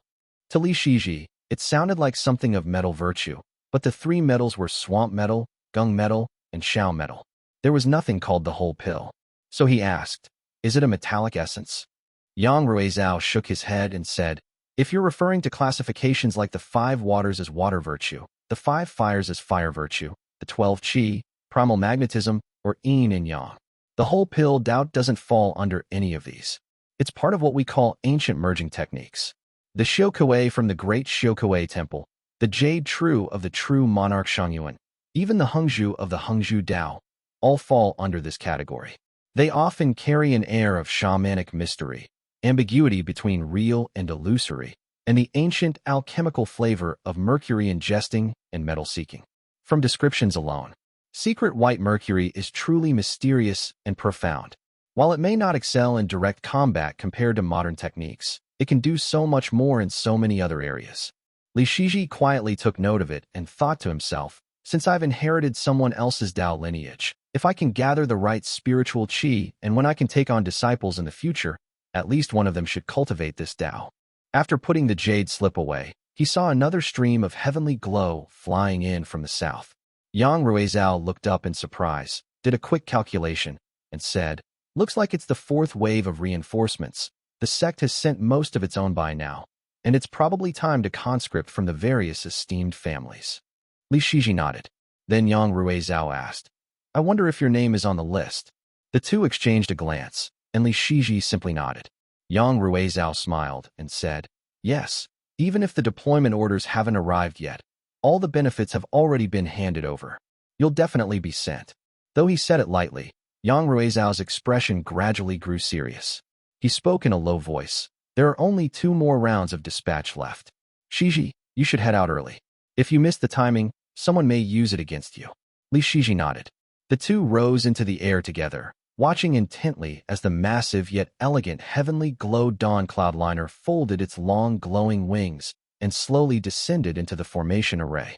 From all 36 peaks, people took to the skies. Li Shiji and his brother-in-law Yang Ruizhao stood amidst the clouds, watching as the defensive formation on the cloudliner also faded. Yang Ruizhao asked, I wonder who's leading the team. Just then, as the glowing formation gradually vanished, they saw a golden-armored cultivator standing at the ship's bow. He had deep-set eyes, broad shoulders, thick white brows and hair, and slightly narrowed old eyes. A fierce golden bow was slung across his back. The old man's armor shimmered with white light in the glow as he stood with hands behind his back. Yang Ruizhao was slightly startled. He glanced at Li Shiji beside him and said with a smile, so it's Li Xianfeng, the golden bowstring. Since Li Xianfeng was leading this ship, Li Shiji would naturally go along. He was just about to fly toward the cloudliner when Yang Ruizhao beside him paused slightly and said, my family also has 2 brothers. They'll be joining as well. Li Shiji understood the unspoken request at once, and, without waiting for him to continue, smiled and said, "Brother-in-law, go ahead and bring them. We'll head out together. It'll be good to look after each other on the journey." "Much appreciated," said Yang Ruizhao as he took his leave with a smile. Li Shiji, however, paused thoughtfully. There's no telling whether brother-in-law got wind of the deployment early and wants the Yang family to accompany my uncle, all under the guise of coincidence. The Qi family was exerting heavy influence in this matter. Aside from several peaks under the command of Taoist Master Yuan Xiao, most others had sent direct descendants. Yang Ruizhao himself might very well be heading out too. Li Shiji wasn't bothered as relations between esteemed families weren't built on sentiment alone, but on mutual benefit. The Yang family had many daughters, and for Yang Ruizhao to maintain closeness with him, it was partly due to his own strong cultivation and partly because the Li family was now powerful. Had the Li family still been as weak as during Li Tongya's fall, this brother-in-law would have offered little more than a polite smile in passing. None of these connections would exist. He reviewed everything in his mind, but didn't immediately seek out Li Xianfeng. Instead, he flew to the General Affairs Hall and used his new command token to receive his official assignment. Station at Baixiang Valley, on the border of Su State near Mount Bianyan. Await further orders. Mission: resist devil cultivators. He stored the token away, retrieved a map for careful study, and after some thought, decided to make a stop at the suture repository just in case. This complete mercury ingestion method was, after all, a secret technique left on the peak. There might be a different section or version, he thought. He searched for about 15 minutes and borrowed the sect's copy of Complete Mercury Ingestion Method. After a detailed comparison, he was slightly disappointed. The two versions are identical. The only difference is that the one from the peak isn't restricted. "I can bring it back home," muttered Li Shiji. After inquiring, he learned the sect had some white mercury cinnabar elixir available. He returned the borrowed text, boarded the Dawn Cloud liner, and found a private chamber to settle into. Li Xianfeng had gone to the main hall to report. Only members of the Ning family came over to greet him politely. Li Shiji waited a little while, and the Yang family members soon arrived. He recognized a few of the brothers by face. Perhaps he'd seen them once when fetching Yang's shower. They followed him into the cabin. The Yang family, descended from the ancient Yu kings. They had deep roots and an extensive legacy. Though they had gone through periods of decline, they had now regained stability and begun to display their profound foundation once more. But Li Shiji also clearly saw the flaws. In the chaos of earlier times, the Yang family's secular branches had been nearly wiped out. With their numbers dwindled, they only had a single peak within the Azure Pond sect. Children often began cultivation from birth, and the extinction of subbranches was common. Moreover, the Yang family had no external holdings or industries. Nearly every member embodied the aloofness of esteemed family disciples. They were detached from worldly matters, indulgent and carefree. Having cultivated exclusively atop immortal peaks since youth, they were even more extreme than other families. Now, gathered before Li Shiji, they greeted him politely but quickly withdrew to the side, joking amongst themselves without the slightest awareness of the life-or-death battle ahead. Their Dharma robes were bright, but their cultivation was shallow. They gave off an air of frivolity, and that was the better part of it. One of them was only at the Qi cultivation realm, with his blood Qi murky. What's worse, he had brought along a woman of the embryonic breathing realm. She was strikingly beautiful, and her cultivation method was peculiar, likely of the furnace vessel variety. Li Shiji scanned the room, but found no one truly noteworthy. His brother-in-law must not have had an easy time managing this lot. That said, if even one of them can make it through the bloodshed, it might be worth watching. With that thought, a faint eagerness stirred within him. If there's an opportunity that isn't too perilous, perhaps I could bring along the younger ones from the Radiant Lord generation. Chapter 744, The Eve, 3. Li Shiji rested briefly as the cloud ship beneath his feet began to move. A man at the late stage of the Qi cultivation realm approached from outside the door. He had a pale face without a beard, hair white as snow, bearing a dignified air. Only one sleeve hung empty, and he stopped beside Li Shiji. He cupped his hands in greeting and said softly, "I am Fei Yiha. Greetings, young master." Li Shiji found the name vaguely familiar, likely one of the Fei family members who had accompanied them back then. In recent years, under the care of Li Xianfeng, he had survived despite being covered in wounds. Li Shiji returned the courtesy and replied gently, Shiji greets the senior. He then recalled his uncle Li Yuanqin, who had been stationed in the southern border. He was likely younger than himself, though what he looked like now was anyone's guess. He asked, I wonder if my uncle has come. I must see him at least once. Fei Yihe shook his head and replied, the master was sent into the sect to cultivate alongside disciples of the chief family. Upon hearing this, Li Shiji's heart became clear as a mirror. He sighed inwardly, while Fei Yihe appeared somewhat anxious, taking a seat beside him and asking, I've spent many years in the southern border, often in seclusion. The general has marched to the eastern sea once again. I've only heard scattered words about the Fei family. May I ask, Peak Master, how is my family doing? What realms have Tongyu and Tongshao reached? Li Shiji nodded slightly and answered, at present, young Master Tongyu manages the household. We've lost contact with them, so I know little. I've only heard that young Master Tongshao failed to make a breakthrough and perished. His Dao and lineage ended. The news seemed to match the old man's expectations. He showed no visible shock, but at the words, perished, Dao ended, his fingers trembled on his knee, and he said somewhat at a loss, I knew that boy. Li Shiji then recounted all the information he knew. Fei Yihe nodded in thanks repeatedly, but could say nothing more. He sat upright in his seat, sleeves gathered, remaining silent for most of the journey. The heavenly glow dawn cloud liner was incredibly fast. In just a short while, it began to show signs of stopping. Only then did Fei Yihe shake out his sleeve, revealing a hand gone pale from gripping tightly.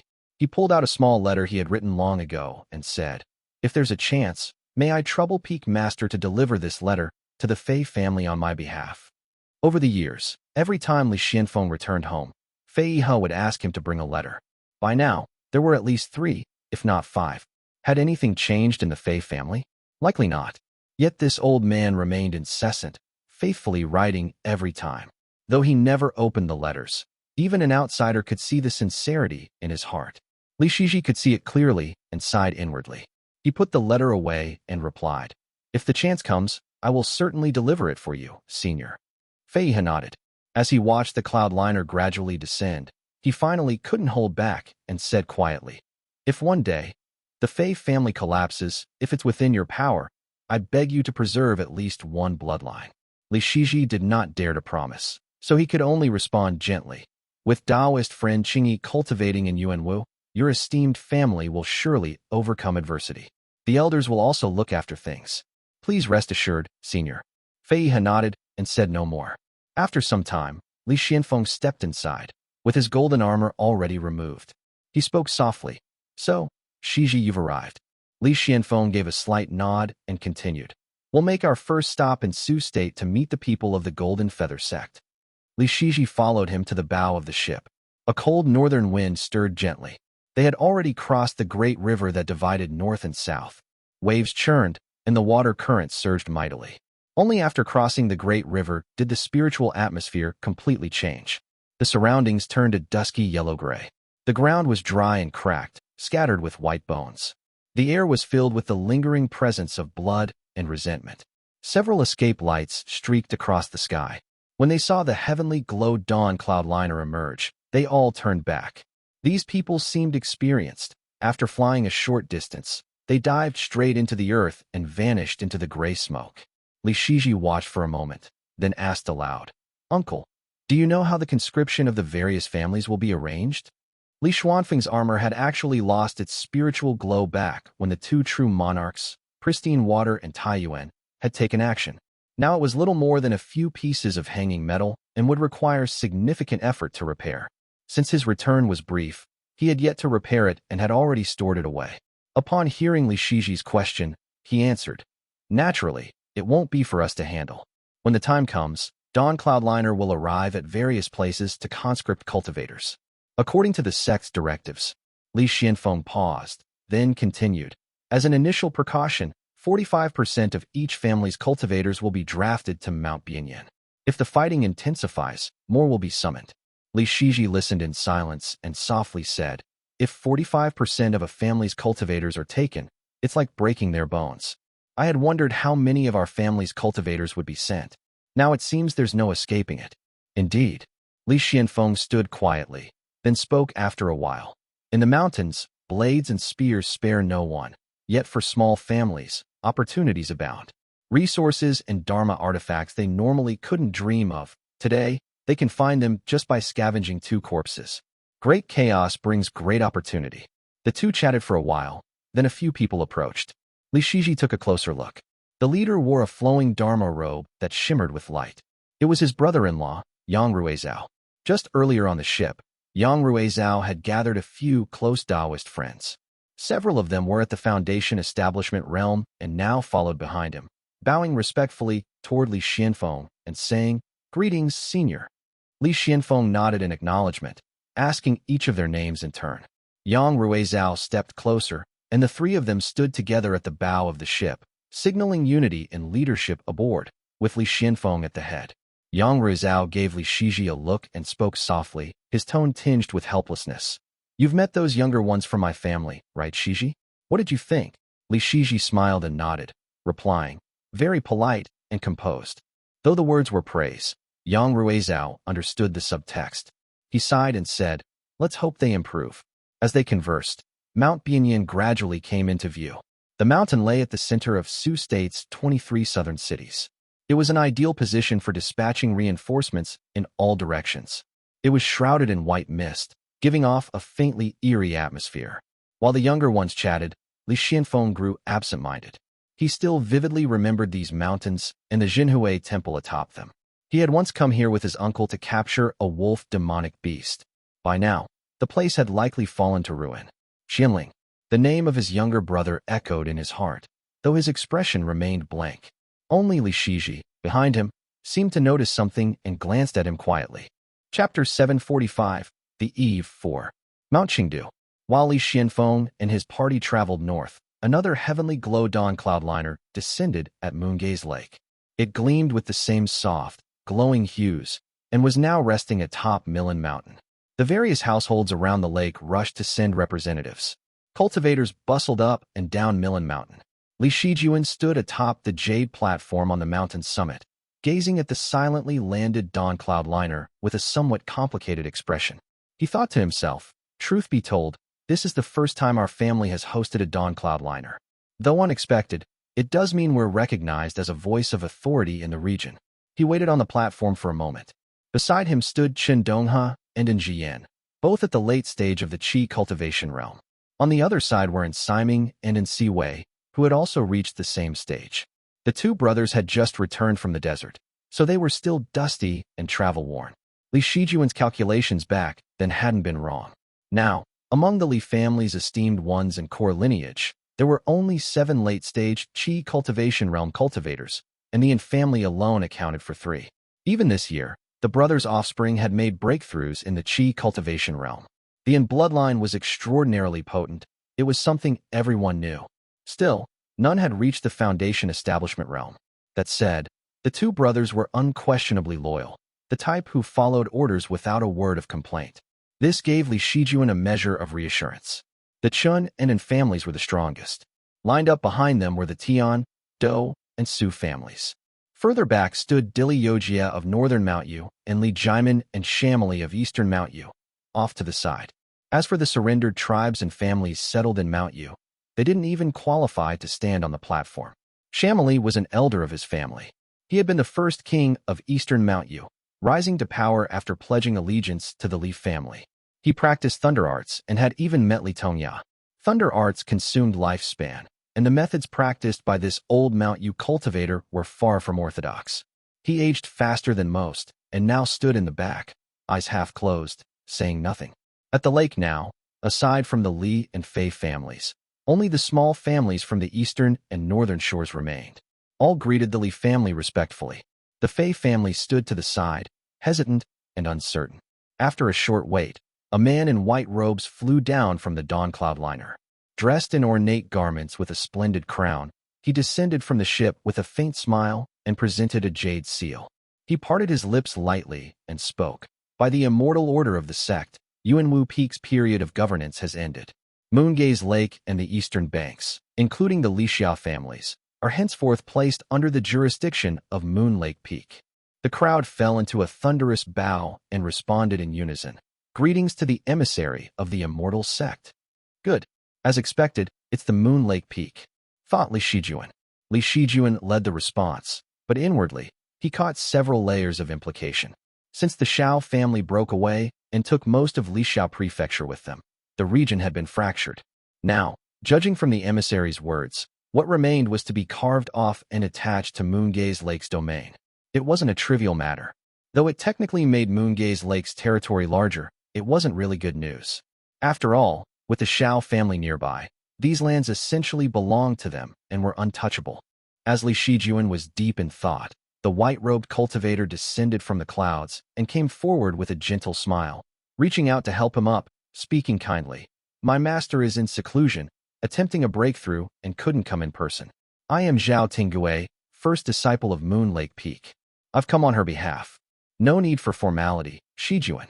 Naturally, the peak master in seclusion referred to Ningguan. The two families were indeed close, and Zhao Tinggu carried himself with a humble demeanor, smiling as he urged Li Shijuan to rise. Li Shijuan didn't dare be careless and returned the courtesy. Only then did Zhao Tinggui return to the ship above and speak softly. My visit this time follows a sect order. We are the conscript cultivators. His smile faded gradually, though his tone remained polite. He looked toward the surrounding minor families and said gently, this military conscription concerns territories assigned to me and my fellow brothers at Moon Lake Peak. Our merit and lives are at stake. Do not think to fob me off with cultivators bearing various, unrefined chi. He paused for a moment, then said in a soft tone, if I note which family's disciples are too poor in quality and return a few months later to conscript again, there will be blood. Zhao Tinggui looked every bit the refined young gentleman, but his words were far from mild. Several nearby family heads exchanged nervous glances, all too frightened to speak.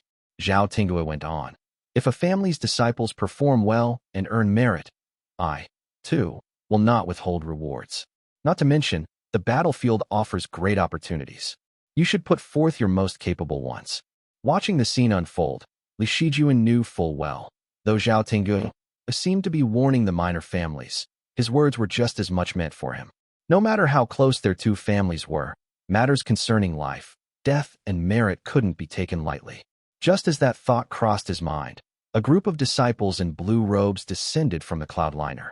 Zhao Tinggui waved his hand and said softly, each of you, bring your assigned people aboard. Then he turned toward Li Shijuan, came closer with great politeness, and extended a hand as white as jade, saying, Shijuan, let us discuss this thoroughly. The two descended into the peak together and sat down in a grand hall built of white jade. After exchanging a few polite pleasantries, Zhao Tinggui casually said, I wonder how many Foundation Establishment Realm cultivators your esteemed family can spare. Li Shijuan sighed and replied softly, I'm sure you know, Tinga, most of our seniors and brothers have likely already headed north. Zhao Tinggui couldn't allow him to dodge so easily, thinking to himself, sure, Li Xianfeng and Li Shiji are making contributions, but not on behalf of Moon Lake Peak. If I could secure even one of them, I wouldn't have to worry about a thing. I could relax in the sect with peace of mind. Why would I need to come all this way otherwise? He quickly raised a hand, his expression turning solemn as he said gravely, Shijuan, you're a clever man, and our families are close. I won't speak in circles with you. Zhao Tinggui gently set down his teacup. Elder Qinghong must be deployed. I don't know about others, but she might well rival our Peak's core disciples. And being of the Thunder Dao lineage, she's perfectly suited for a post of defense. Li Shijuan pondered for a moment and gave a slight nod. Zhao Tinggui paused briefly, then continued gently. We'll also need one mid-stage and one early-stage Foundation Establishment Realm cultivator to establish a foothold first. Zhao Tinggui had already made his calculations. Li Shiming of the Li family was likely a mid-stage Foundation Establishment Realm cultivator and a rare alchemist. If he could bring him to the northern front, it would reduce casualties significantly. Li Shijuan thought for a while, then replied, reporting to the emissary, my family has a Buddhist guest cultivator, a master monk, whose strength more than equals a mid-stage Foundation Establishment Realm cultivator. We also have a mid-stage demonic cultivator. Though lacking lineage and spell arts, his combat power is at least equivalent to an early-stage Foundation Establishment Realm cultivator. Zhao Tinggui showed brief surprise, then frowned and asked, what of Daoist Shiming? He's in seclusion, attempting a breakthrough. He won't be available anytime soon. Li Shijuan gave a gentle excuse. Zhao Tinggui sighed as he heard it, and could only say, "Very well, there's no need to rush. Let's proceed as you suggest for now. But if the front becomes critical, we may still need Daoist Shiming to act. If things truly become dire, we might even have to trouble you, Shijuan." He agreed. Li Shijuan nodded politely and said, "Of course." Zhao Tinggui acknowledged with a nod, then said with hesitation, "As for the qi cultivation and embryonic breathing realm cultivators, the Ning family has already been assigned elsewhere. The main burden will fall upon your esteemed family." Though Li Shijuan had anticipated this, unease still rose within him. He thought to himself, the Qi family truly squeezes out every drop of value. Among all the families, the Li family had one of the largest pools of low-level cultivators. They were especially generous with outsiders, freely sharing cultivation methods. Li Shijuan believed that Qi Zhiyun would undoubtedly be tempted by this and simply asked, "How many cultivators are required?"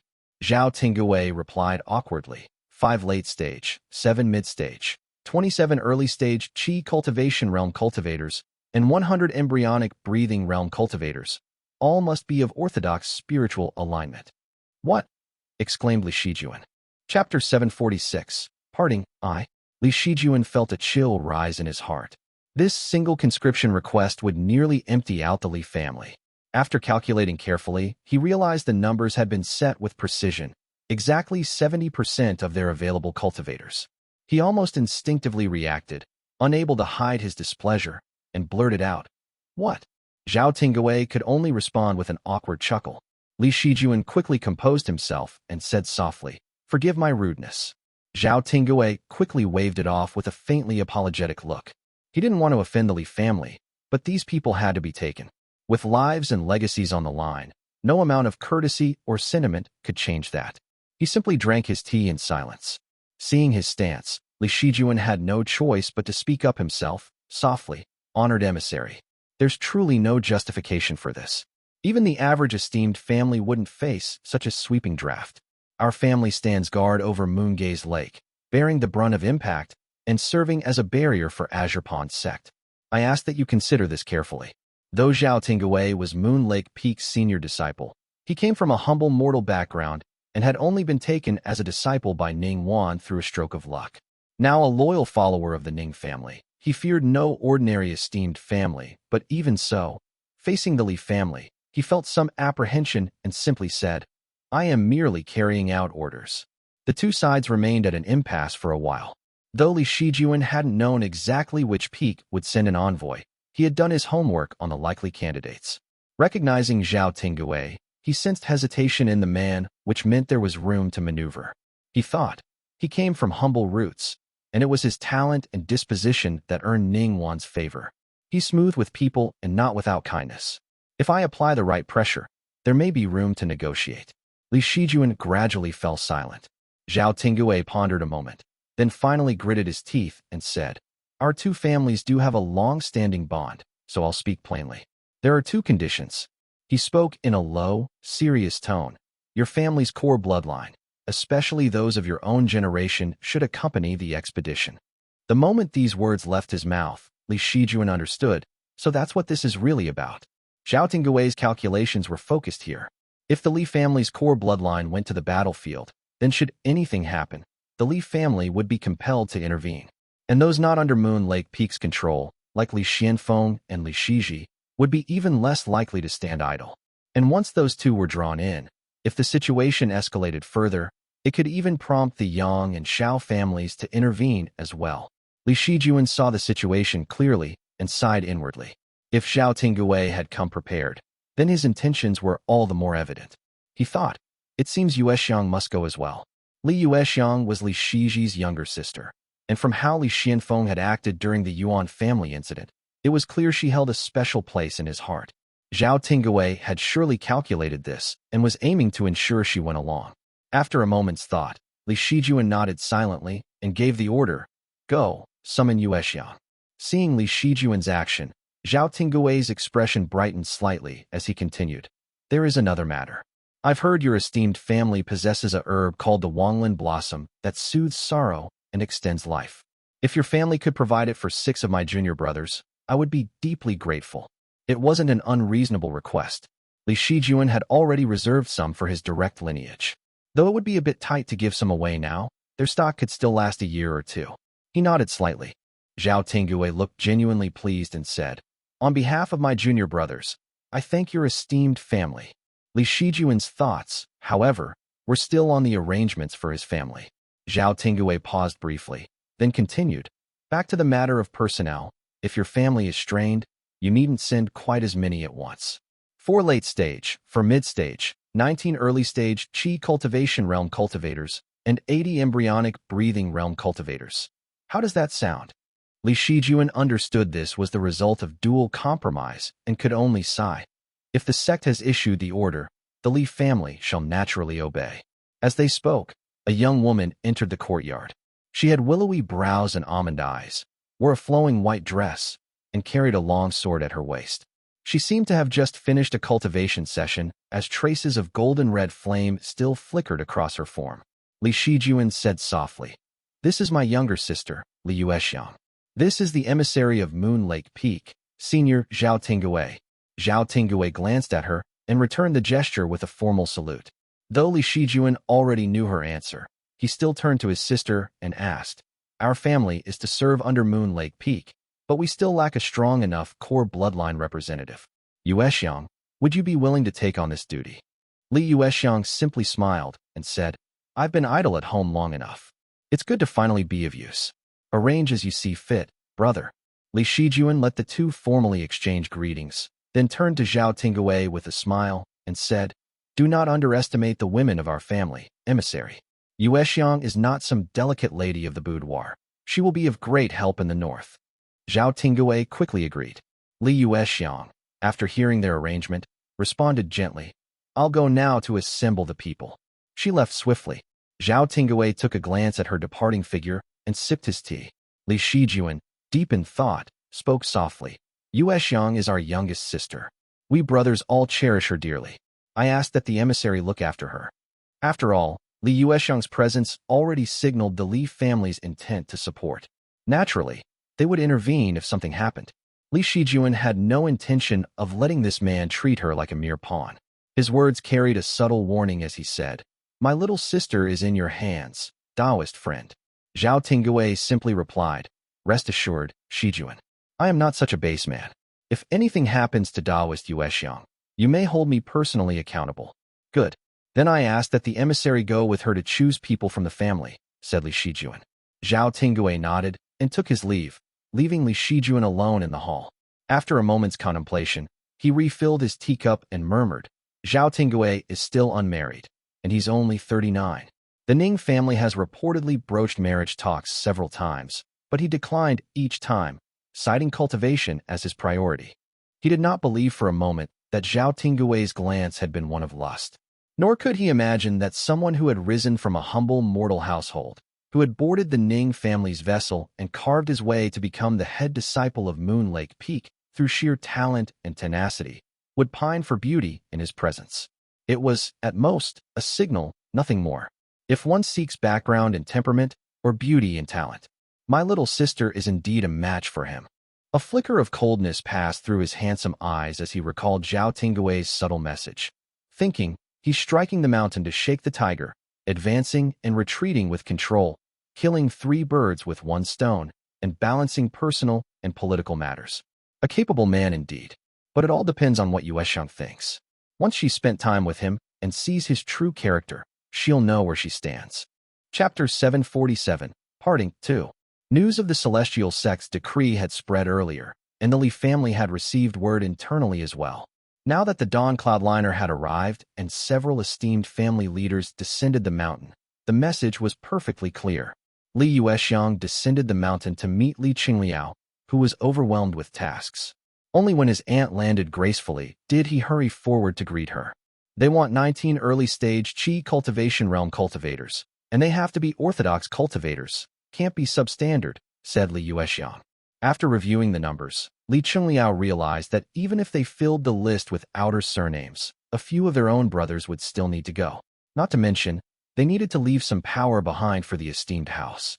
If there were too few cultivators with the Li surname, Zhao Tinggui likely wouldn't be satisfied.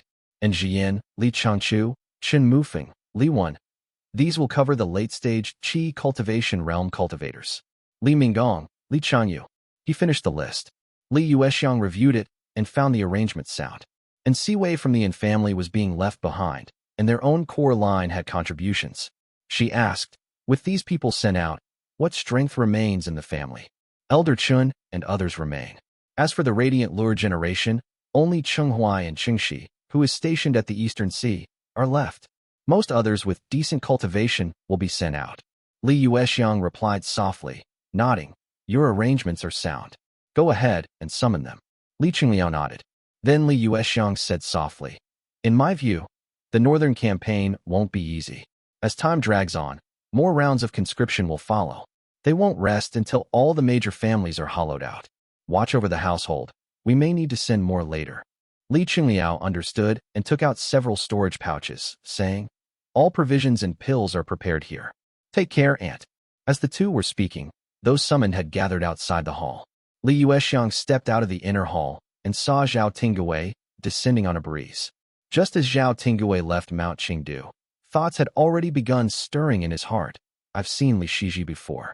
He is refined, noble, undeniably worthy of an esteemed family's core bloodline. We never spoke, but Li Shijuan, he's truly a hard man to deal with. Zhao Tinggui had met many people in the sect, including the likes of Yu Muxian, and couldn't help but sigh inwardly. Moongaze Lake really is a land of talent and destiny. How many figures have emerged from here over the past century? Nearly every storm of the era seems to touch this place. Returning to his senses and looking at the two, Zhao Tinggui, always courteous in speech, simply said, greetings, Taoist friends. Li Yuexiang replied respectfully. Zhao Tinggui immediately looked over the gathered cultivators below, pointed out a few to be replaced, added new ones, checked the list twice, and asked, your family has very few who cultivate wood or earth Dao, but quite a few thunder Dao cultivators. He smiled and continued without waiting for a response. It matters little. I have 2 junior brothers who specialize in wood and earth. They'll fill the gap. Thunder cultivators, however, are rare and valuable. Li Yuexiang smiled faintly. Zhao Tinggui said nothing more, only spoke softly. Then let it be settled. Submit the list to me. Boarding begins in 4 hours. Please allow the family's disciples time to bid farewell to their families. Li Yuexiang turned and looked at the disciples below. Most were complex expressions, though a few seemed eager. She addressed them. This journey is a matter of life and death, and of opportunity. Go now and bid your families farewell. In 1 hour, gather at the Dawn Cloudliner in Milan Prefecture. The crowd responded in unison and dispersed. Li Yuexiang went to the peak to pay respects to her parents and bid farewell to her brother. Li Shijuan handed her a few talismans and said quietly, above all, protect your own safety first. I've spoken with Zhao Tinggui. He will see to your well-being. Zhao Tinggui gestured for her to proceed. After bidding farewell, Li Yuexiang left with him toward the cloudliner. The area was filled with mourning and gloom. On the vast vessel, few faces looked pleasant. Moon Lake Peak had shown courtesy to the Li family, but to the smaller families, they had simply taken people by force. After all, asking these minor families one by one would take until tomorrow, and the ship didn't have the manpower to spare. The area echoed with weeping. These people practiced crude techniques. Among a whole group of elders, they couldn't muster 3 proper spell arts. For them, heading north likely meant working to death. As for killing enemies and earning treasures, not only was it unclear if they could kill any, even if they did, whether they'd be allowed to keep what they got was uncertain. All they could hope was that Moon Lake Peak acted with fairness. Zhao Tinggui, seeing all this clearly, deliberately raised his voice. Fellow Taoists, Sioux State is not like Jiangnan. Do not despair. Sioux State is unlike any other region. It is filled with opportunity. As the highest-ranking figure present, once he spoke, all eyes turned to him. He smiled and said, Sioux State is a land of constant strife, filled with countless spirit husk, cave dwelling, and chaotic spiritual aura. The demonic, Buddhist, and immortal Taoists clash endlessly. The Great Void itself is a storm. Its aura shifts multiple times a day, triggering countless opportunities. Now, neither the Purple Mansion realm cultivators see it clearly nor Maha can divine it. Omens everywhere. Grotto heavens open and close. Ancient ruins rise. Rain falls as jade. The earth rolls with gold and stone. Pristine water shimmer. As he spoke, many faces changed and greed began to show. Zhao Tingwei smiled and added, "You've all come. Why wallow in gloom? Better to strive with all your might and seize your chance. Perhaps after a year, you'll return riding the wind as Foundation Establishment Realm or even Purple Mansion Realm cultivators." Li Yuexiang quietly shook her head.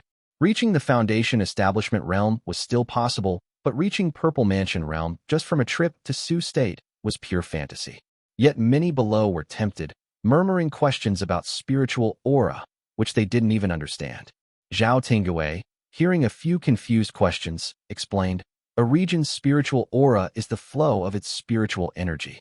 Its scope may be vast or narrow and often aligns with symbolic essences like metallic essence, allowing it to resonate with certain grotto heavens or cause fated opportunities to manifest. The more chaotic the area, the smaller and more frequent the changes. For instance, in a condition like falling water rising storm, it's easier to connect with a thunder arts grotto heaven. Sioux State now changes 3 times a day, with 9 types in one region. Naturally, there will be many opportunities." The crowd stirred with chatter. Some began asking what metallic essence was. Zhao Tingwei realized this line of explanation could go on forever, but the atmosphere had improved, so he stopped speaking. Li Yuexiang watched quietly. A few of the younger cultivators showed promising talent and bright, eager eyes tinged with hope. When the times change, all hope to be the dragon or serpent that rises from the land, thought Li Yuexiang. Not just the young, though sorrowful, few among the gathered lacked some sliver of hope. Each dreamed of perhaps being the one destined for greatness in this era. At Mount Bianyan, danger and opportunity walked hand in hand. Who knew what spells, Dharma artifacts, resources, or pills one might stumble upon? After a while, her family members gathered. The cloud liner began to move, and Mount Chengdu slowly disappeared from view. Soon, the scenery beneath began to shift. Desert villages, jagged stones, fields full of bones, and flickering Dharma light could be seen from above. Only when the great river appeared below did Li Yuexiang begin to feel she had truly left home. Just as Zhao Tingwei had described, the world grew misty. To the east, the fog shimmered gold like a blazing sun.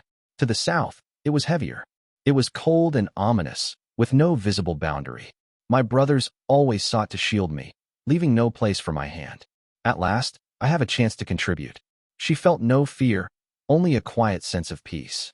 She gazed silently northward until Mount Bianyan appeared on the horizon. Then her expression grew complicated, thinking, there should be a Chenghui temple on that mountain. Chenghui temple was not well known, and now reduced to ruins, but in the hearts of the Li family, it stood equal to the southern border. In the midst of a mountain ravine, she thought she could just make it out and stared for a long time. Chapter 748, Tuoba, Sioux State. The cultivators of Azure Pond sect had gradually gathered, while in the north, only the occasional streaks of devilish and colorful light flashed by like flying shuttles, hidden deep in thick haze, making it impossible to see clearly. But Li Shiji had received word that both Buddhist cultivators and devil cultivators from the north were gradually arriving in Sioux State. Of the 7 Daos, 3 had already come, and even the Yin State had sent a group of devil cultivators, all silently surveying the surroundings. Mount Bianyan was shrouded in mist. Li Shiji had been stationed here for several days and had learned much. He and Li Xianfeng were both guarding the eastern flank, not too far and not too close from their moongaze lake. We are stationed in this area.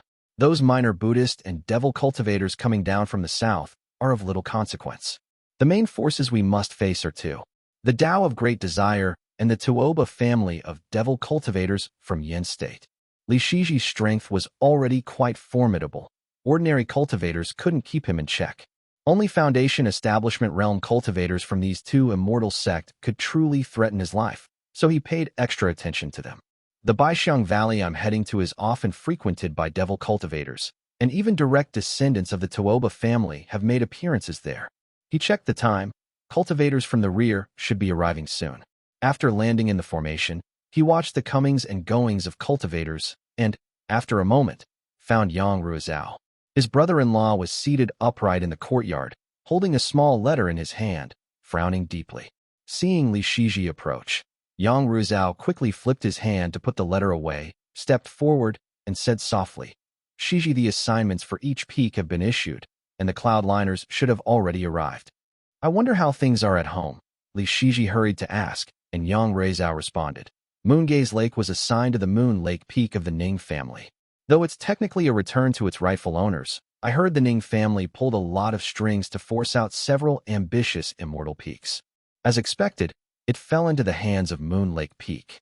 Li Shiji had somewhat anticipated this and instantly felt a headache coming on.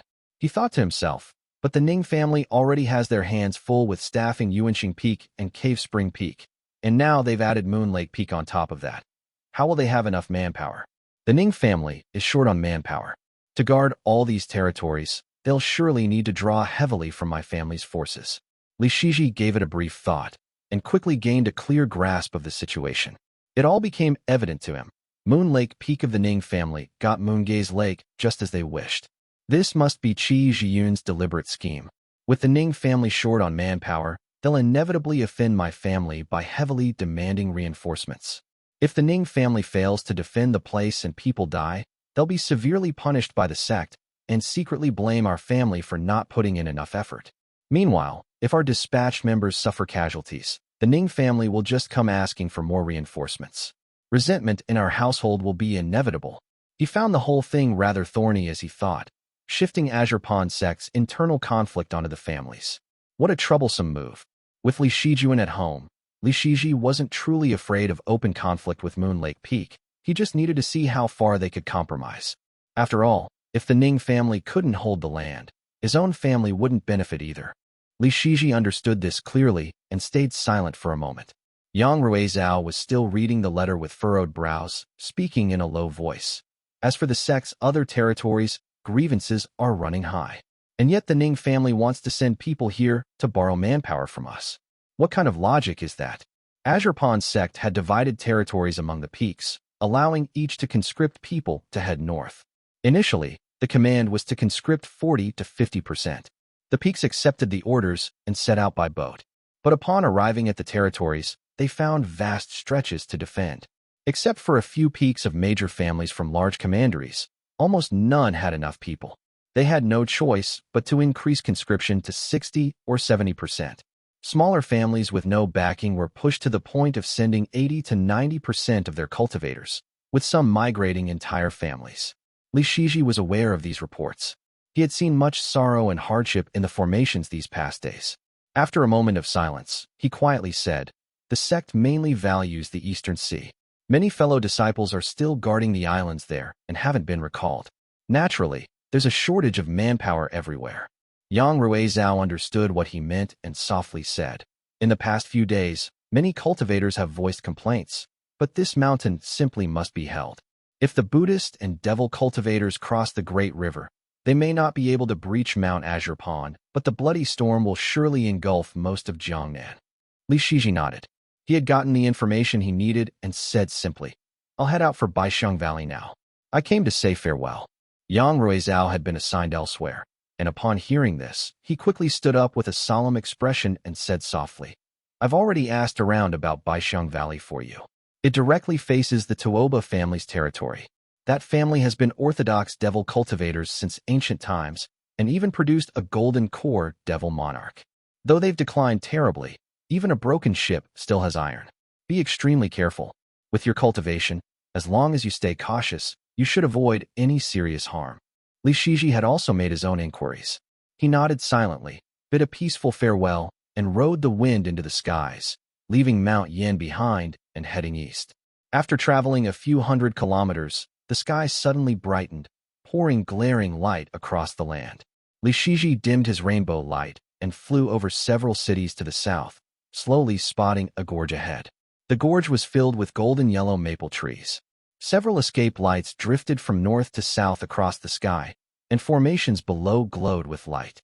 Li Shiji descended with a stream of heavenly glow, arriving just as a few devil cultivator-looking figures were snooping around the formation's edge. As Li Shiji landed, his concealment techniques were superb. The group noticed nothing and continued moving through the grove below. He simply flicked his sleeve, releasing several streams of heavenly glow. The glow had brilliantly colored, softly drifting through the forest, spiraling a few times before darting toward each of the men. Those at the rear couldn't react in time and were instantly bound tight, immobilized and tumbling to the ground. The ones in front turned back alertly, but with only embryonic breathing realm cultivation, they couldn't withstand it and fell one after another like rolling gourds. Only the leader had mid-stage chi cultivation realm cultivation. He reacted faster, drawing a Dharma sword that shimmered with red light, blocking the oncoming glow with a reverse slash. Clang! With a crisp sound, the leading devil cultivator staggered from the impact. The rainbow light recoiled just an inch, then lunged forward again. What is this thing? Could it be spell art?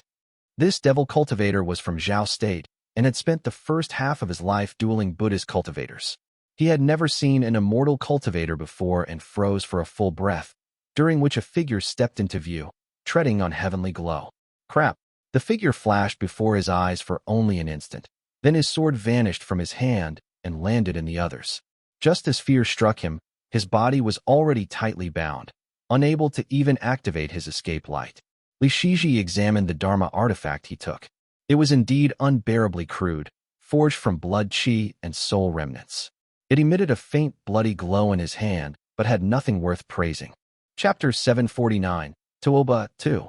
Li Shiji rode the heavenly glow to the front of the formation, the captured men still bound behind him. Using a command token to activate the formation, he saw an unbelievably small marketplace nestled in the valley. A few figures rode the wind to welcome him. This marketplace consisted of no more than a few courtyards. It was extremely crude in appearance. The formation looked newly set, likely placed by Azure Pond sect. As the group reached him, they all bowed deeply. Li Shiji examined them. One was at the mid-stage of the chi cultivation realm, 3 were early stage, and the rest were only at the embryonic breathing realm. How pitiful! He felt somewhat troubled as these cultivators of Baixiang Valley were so overjoyed they hadn't slept for days, each of them eagerly addressing him as Peak Master. The mid-stage chi cultivation realm old man seemed to be the overseer of Baixiang Valley. He was moved and emotional, saying, "Peak Master, sir, I've long heard that Jiangnan is a flourishing land of immortal cultivation. To come such a long way to aid us, I, am deeply grateful. Please accept my bow." Li Shiji was momentarily stunned. After asking a few questions, he realized all of them were surnamed Bai. They were the local cultivators of Su State. Apart from establishing a formation in Baixiang Valley, no other Azure Pond cultivators had arrived yet. He chuckled and shook his head, letting out a breath of relief and thought, of course, Baixiang Valley is a crucial defensive point. They wouldn't leave just a few Qi cultivation realm disciples for me. I've just grown too wary after being schemed against by the Qi family. With the rest yet to arrive, Li Shiji wasn't in a rush to interrogate the devil cultivators. He had them clear out some rooms and waited quietly. Just as the night passed, 2 escape lights flew in, one ahead and one behind.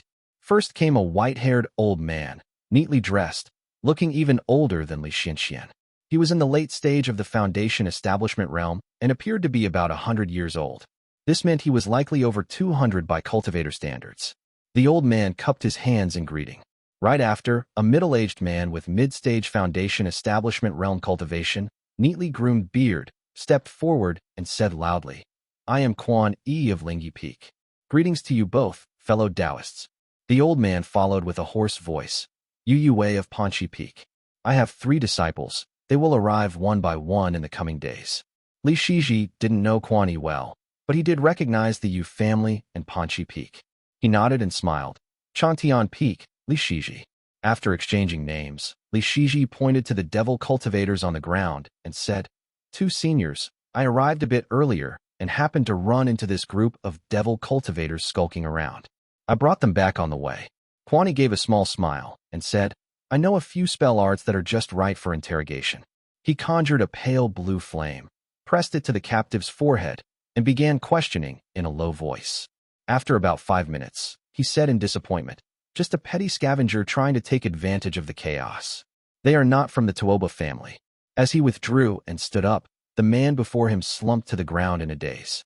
The surrounding devil cultivators looked increasingly terrified, but they were still sealed by heavenly glow and unable to move. Li Shiji, ever thorough, casually picked up the devil cultivator's storage pouch. After rummaging through it, he found nothing more than some blood chi, tattered clothing, and a few worn-out cultivation manuals. Inside the clothing was a hidden letter. He opened it in front of the two others, but it was nothing more than a family letter with handwriting that were blurred and aged. Quan turned away in disappointment. The three of them clearly understood where the true threat in this region lay. Yue gently shook his head and stroked his beard, saying, "Fellow Taoist, if these were truly spies from the Tuoba family, they would never leave behind anything incriminating. The Tuoba are extremely skilled in manipulating souls. It's difficult to detect. Even though Azure Pawn sex techniques are excellent, I fear we still fall short of their level." These words didn't give Quan much face, but he didn't mind. He nodded, seemingly enlightened, and casually slapped the captives to death. The captives let out a brief gasp of terror before their lives were snuffed out. Only then did he smile and say, "I was too rash. Senior, you're well experienced, having served as peak master for many years and coming from an esteemed family. Could you explain a bit more about the Tuoba family?" Yue nodded slightly and said, "The Tuoba family has a grand background. Though they are now in decline, they were once a first-class great family. Are you aware of how Northern Qi replaced Wei, and then Great Liang destroyed Qi?" Both nodded. When Yue mentioned the rise of Northern Qi over Wei, Quan cast a subtle glance at Li Shiji. Yue continued softly. Emperor Taiwu of Liang was surnamed Tuoba, with given name Xiantan. So they were once the imperial family of the northern dynasties, muttered Quan as his expression grew increasingly grim. He was clearly shaken by the name. Li Shiji hadn't expected the Tuoba background to be this deep either, and fell into silent thought. Yue continued softly. Later, the emperor of Liang perished, and the lesser Yang devil monarch died as well. Great Liang reached its peak, and then fell hard. With Great Liang's territory shattered, the Tuoba family suffered heavy losses. Only by relying on the Shengla heaven did they recover slowly over the years. Now, they have re-established themselves in Yen state. They even have a grotto heaven. Quan looked at the two with a complicated expression, calculating with his fingers before speaking in a low voice. With the three of us, plus Senior's 3 disciples, if the Tuoba family sends just one person, we might be able to fend them off.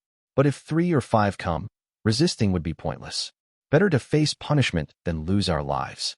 Yue laughed heartily and patted him on the shoulder, saying, "Fellow Taoist, you worry too much. So many years have passed. The Tuoba family is no longer what it once was. Even if they have a few prodigies left, they wouldn't send them to a place like this.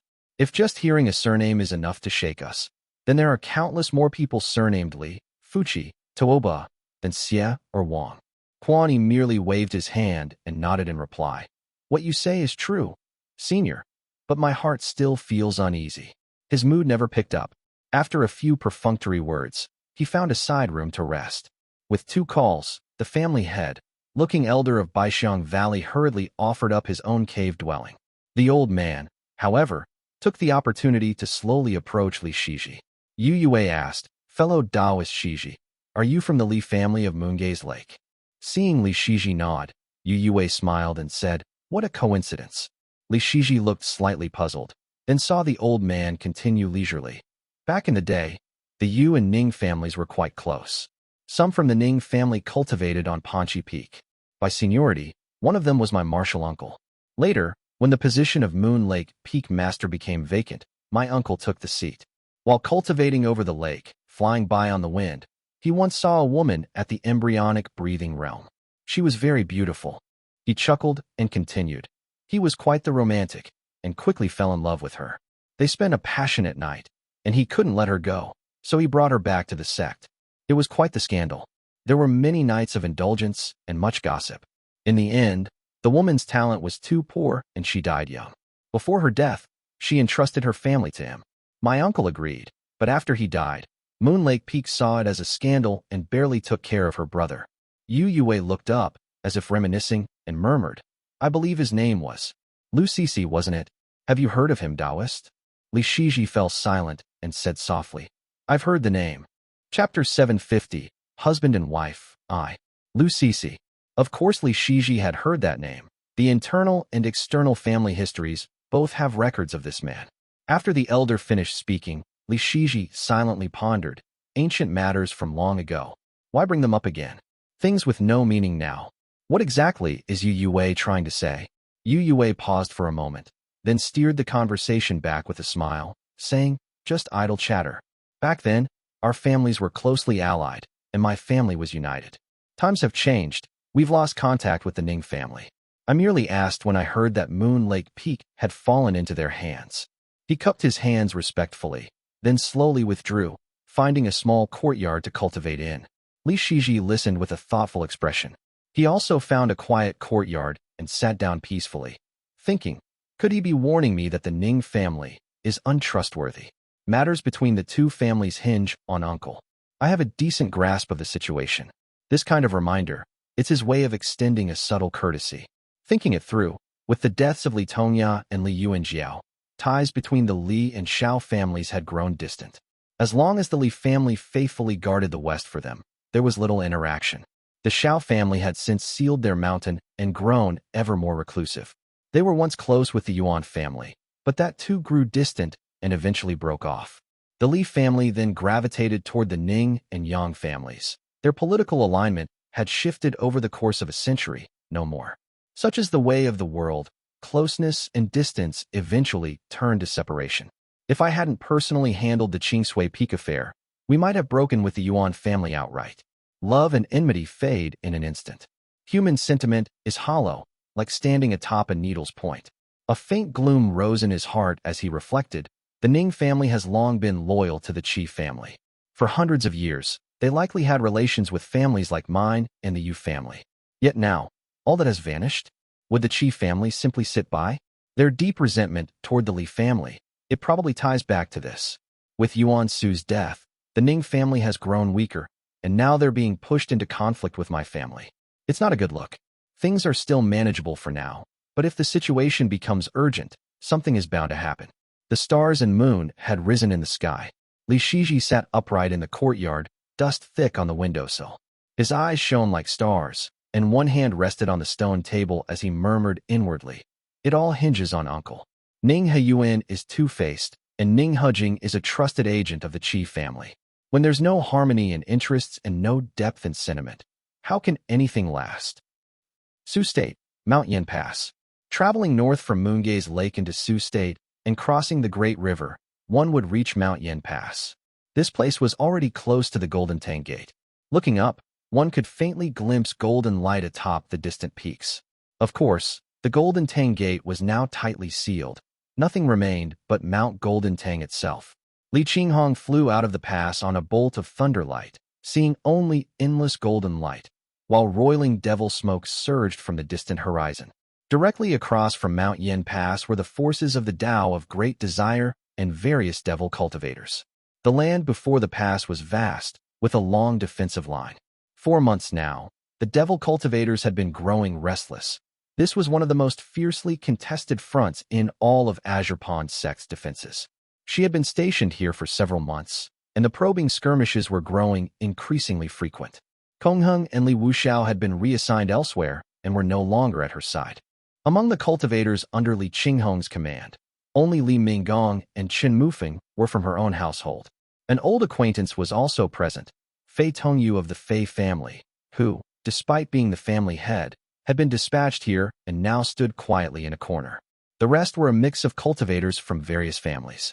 This arrangement had only one purpose, to prevent cowardice or inaction in the face of danger. The great families had been deliberately mixed across the defensive lines, forcing every segment to support one another without bias. Li Qinghong closely observed the devil smoke to the north. It was far more massive than previous scouting waves. She took out the jade ring issued to her and saw it glowing entirely red, with only a few dim white spots. Take your positions in the formation. Prepare to engage. She gave a command and pulled a spear from her storage pouch. The other cultivators hurried into formation.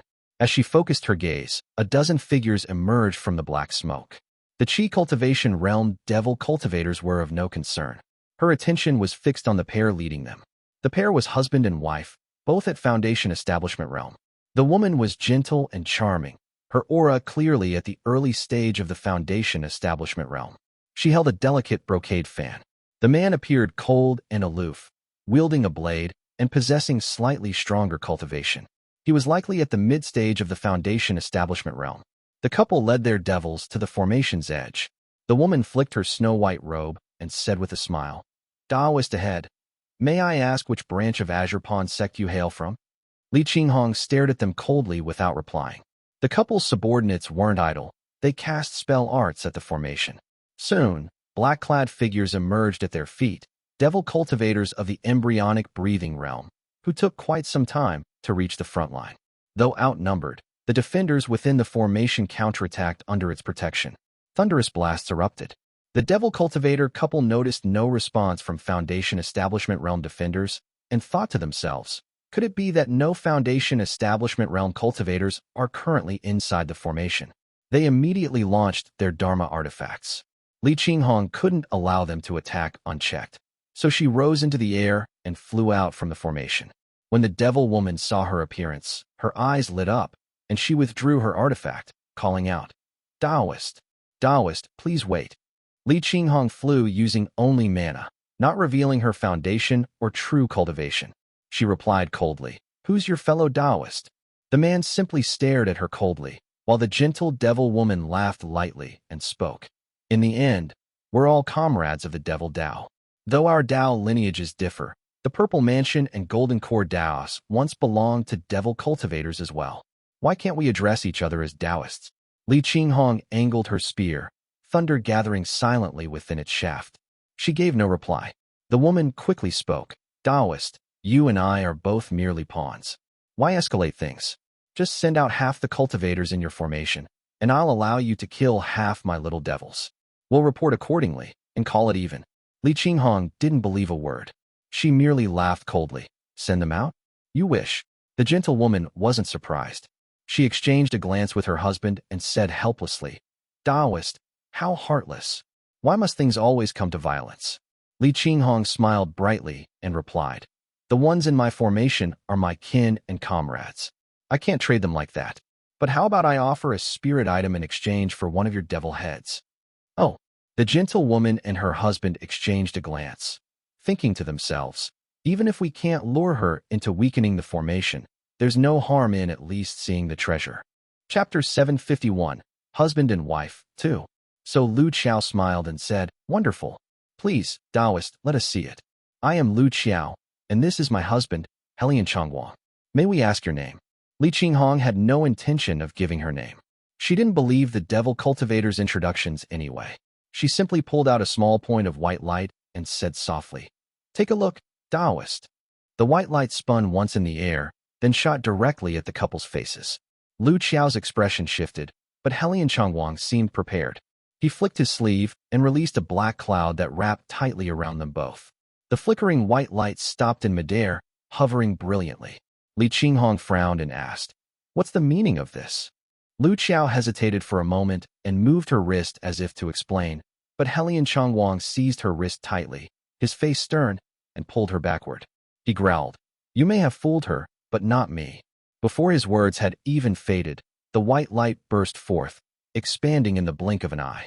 Concentrated lightning exploded outward, shifting from pure white to violet white, then splintered into a torrential rain of lightning that lit up the sky with vibrant hues. Boom. Even the devil cultivators on the ground below were stunned and breathless. They had no choice but to raise their Dharma artifacts in defense as the lightning rain poured down. The cultivators within the formation seized the opportunity and unleashed a barrage of spells. Morale surged among the defenders. Li Qinghong also seized the moment. She drew her spear, and bolts of lightning formed avian shapes that flew into the crackling glow.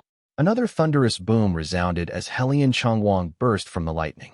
Black chi rose around him, while his face was cold and scorched with soot. He raised his blade to block the lightning and shouted, Thunder Cultivator! Lu Qiao had fared worse. Her robe was charred black, and blood was trickling from her mouth. She waved her brocade fan, stirring up a gust of dark wind, and said in a low voice, Damn you, you wretched thing. Once I break your formation, I'll turn every one of your kin into blood food. Li Qinghong's almond-shaped eyes widened slightly. She said nothing, but silently committed the words to memory. Though the devil pair had suffered heavily from the exchange, they didn't retreat. They charged her together with black smoke billowing. Lu Qiao thought to herself, that power must have come from a talisman technique. Yet this woman doesn't understand the art of timing. She should have used it when exhausted to turn the tide. Wasting it early, how fortunate for us. Helian Changwang was far more cautious. He secretly used mana to transmit a voice message. Shower. Could this woman be a direct descendant of a Purple Mansion Realm cultivator? And a Thunder cultivator at that? We should be careful. Lu Qiao dismissed the concern and replied, how could she be a direct descendant of a Purple Mansion Realm without even a feathered robe? Besides, where in the mainland is there a great Thunder cultivation family? She may be strong, but she must be carrying treasures. The two attacked Li Qinghong in tandem as they conversed. Her spear flickered with violet lightning, dispersing the black smoke with ease. After exchanging a few moves, she had already gauged them in her heart. Helian Changwang is quite powerful, while Lu Qiao is weak and unfocused. They are clearly not on the same level. Helian could match an esteemed descendant, but Lu Qiao feels like a mere foundation establishment realm rogue cultivator. Her thunder spear danced through the air with practiced ease, blocking their attacks completely. Every now and then, she'd suddenly thrust, forcing Lu Qiao into narrow escapes and cold sweats. Frowning, Helian Changwang took out a skull-shaped artifact and tossed it into the air. Gray-red smoke billowed out, and beams of light shot from the skull's hollow eyes, enveloping the couple. Still feeling it wasn't enough, he retrieved a red agate from his storage pouch and suspended it at his side. It emitted beams of crimson light aimed at Li Qinghong's eyes. What a deep arsenal. Li Qinghong's eyes narrowed. Her family also practiced perception techniques. It was nothing too advanced, but decent enough to resist the glare without being heavily affected. Still, she could no longer strike at will, and her mind quickly calculated the shift in balance. The brocade fan and robe on the female cultivator were foundation establishment realm items. It was nothing outstanding, but still respectable. They clearly didn't match her strength. They were likely gifts from her Dao companion. Meanwhile, Helian had consecutively taken out 2 foundation establishment realm Dharma artifacts. Though not top grade, they were clearly sufficient to reveal his identity. He was most likely a direct descendant of some devil family. Devil cultivators found it easier to forge Dharma artifacts compared to immortal sects, albeit they were lesser in quality. Even so, these 2 foundation establishment Dharma artifacts were already tipping the fight. One restricted Li Qinghong, while the other protected Helian. They were slowly gaining the upper hand. After dozens of exchanges, Helian noticed Li Qinghong hadn't taken out any artifacts or talismans. He breathed easier and assumed he had been overthinking it.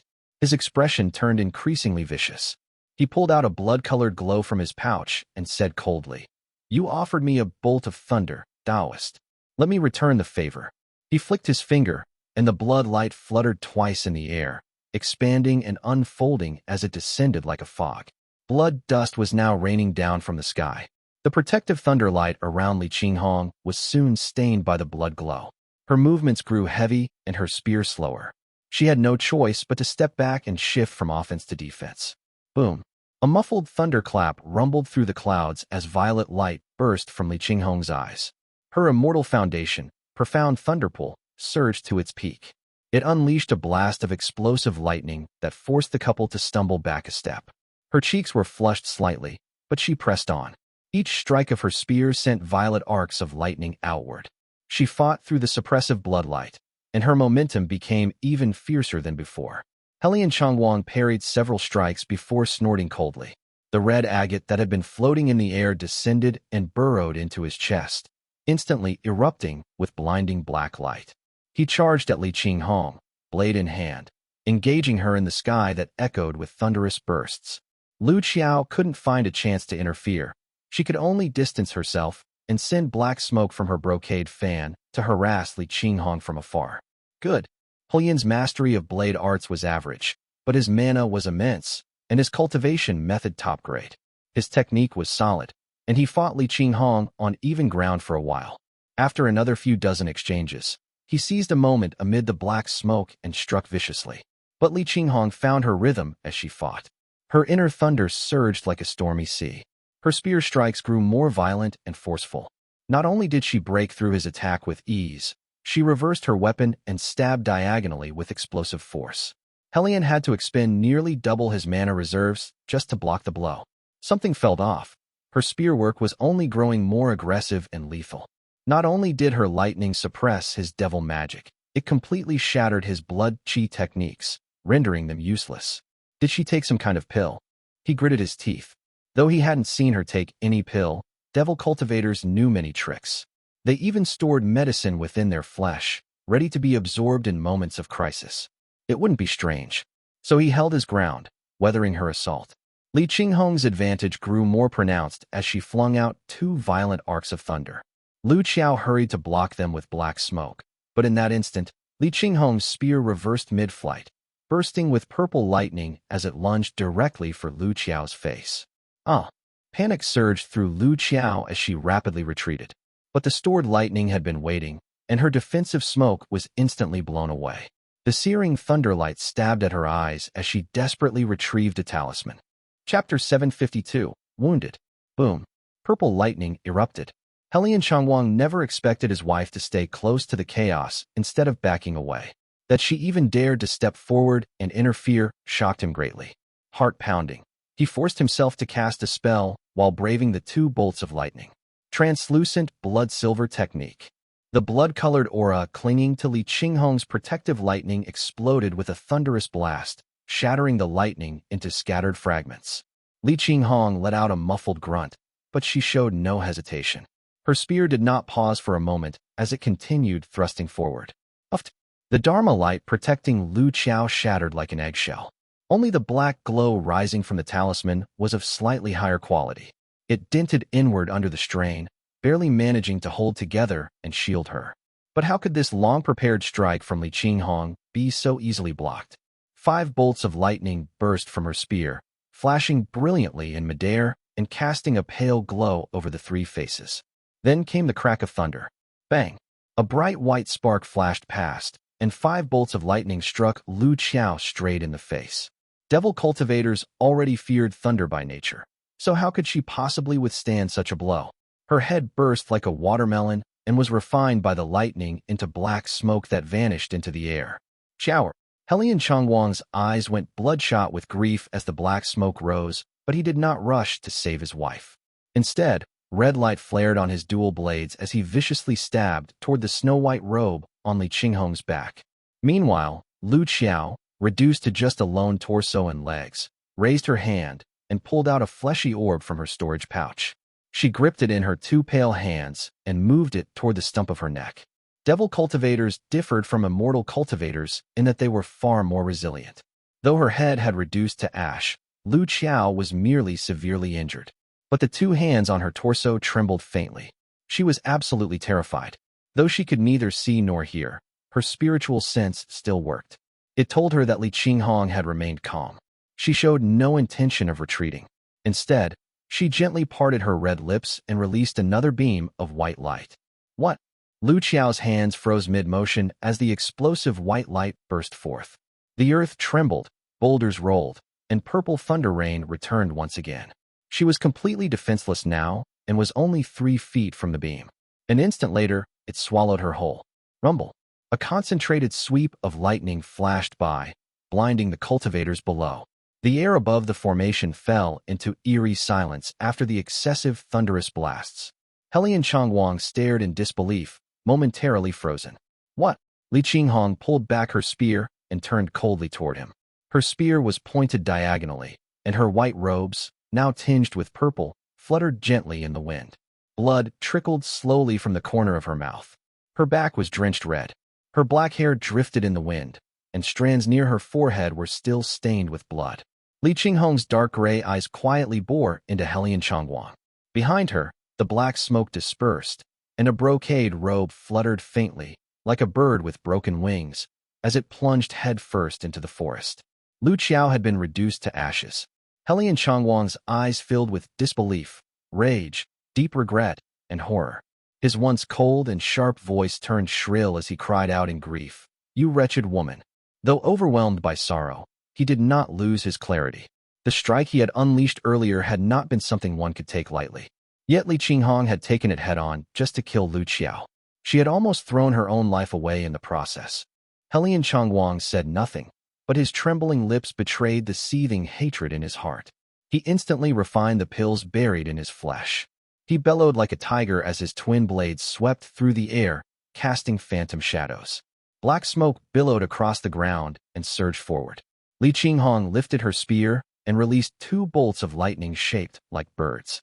They shot forward, and at nearly the same instant, 5 more lightning bolts leapt from her spear, bursting into brilliant white sparks. Heyun Changwang took the spear's strike head-on and nearly spat blood. Lightning surged through his internal organs, boiling them. His grip on his blades faltered as he cried out in shock. "You!" Li Qinghong's white robes were now covered in radiant purple lightning, streaks of energy spreading from the hem. Her garments had transformed into violet robes, tinged with hues of blood red. Purple lightning crawled up her neck, tracing patterns across her cheeks. The blood in her hair condensed into tiny beads, suspended in the air under the thunder's magnetic force. She thrust her spear again. This time, it was with a vastly different level of power. Heyun Changwang couldn't comprehend it. The purple-clothed thunder cultivator before him was clearly injured, yet it was as if she had unlocked some hidden power. Her strength had increased by at least 50%. The force of her strike left him breathless and his legs numb. He was trembling in fear. The terrifying lightning before him crushed all will to resist. He had no choice but to swallow his rage and take another hit. His abdomen tore open like tofu, leaving a small hole. Lightning started to spread from the wound. Heyun Changwang exclaimed in horror, "I can't stall any longer." His left eye burst with a pop, and his body transformed into a streak of blood light.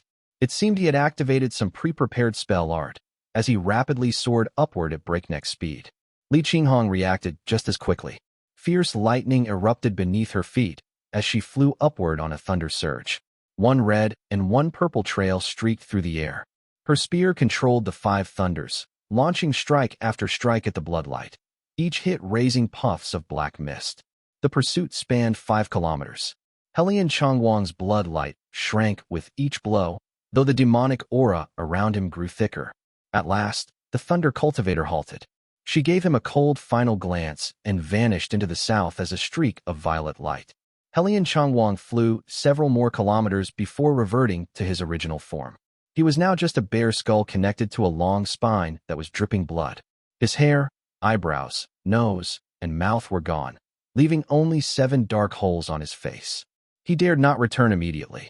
He pulled out a corpse he had prepared in advance from his storage.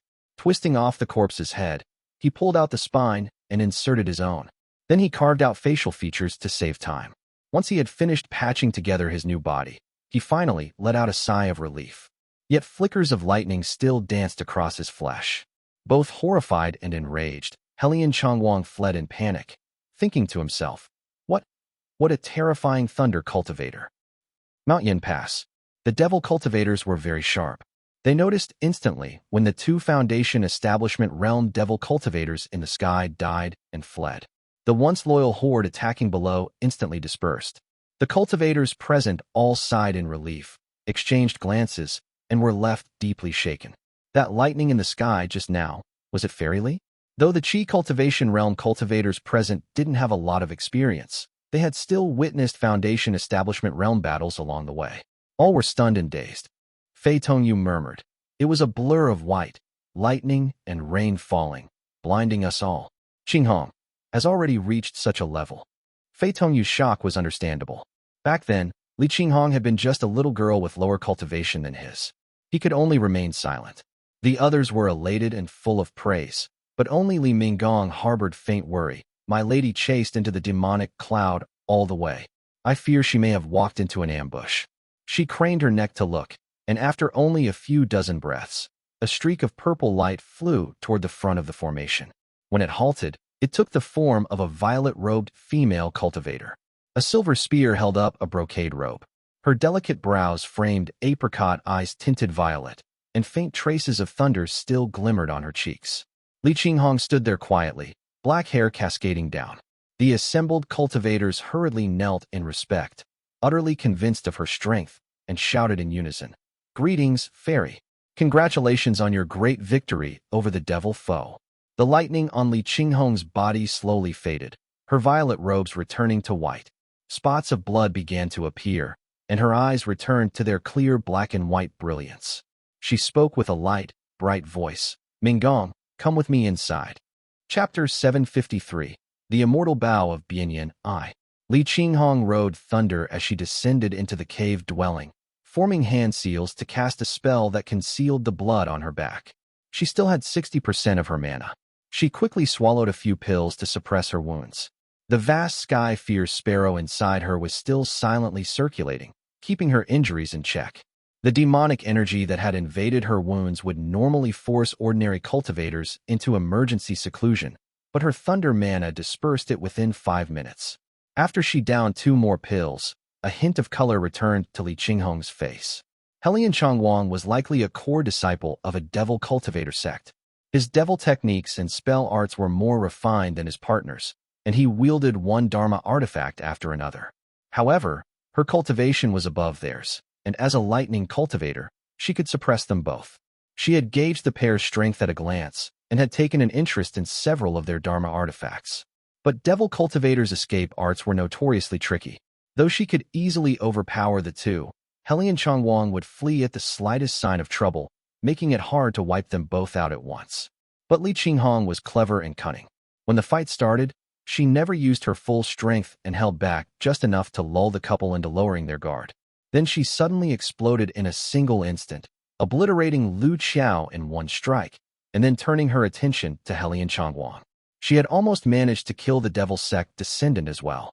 But Heyun Changwang does have some skill. He still managed to injure me. She frowned lightly and pressed her forehead.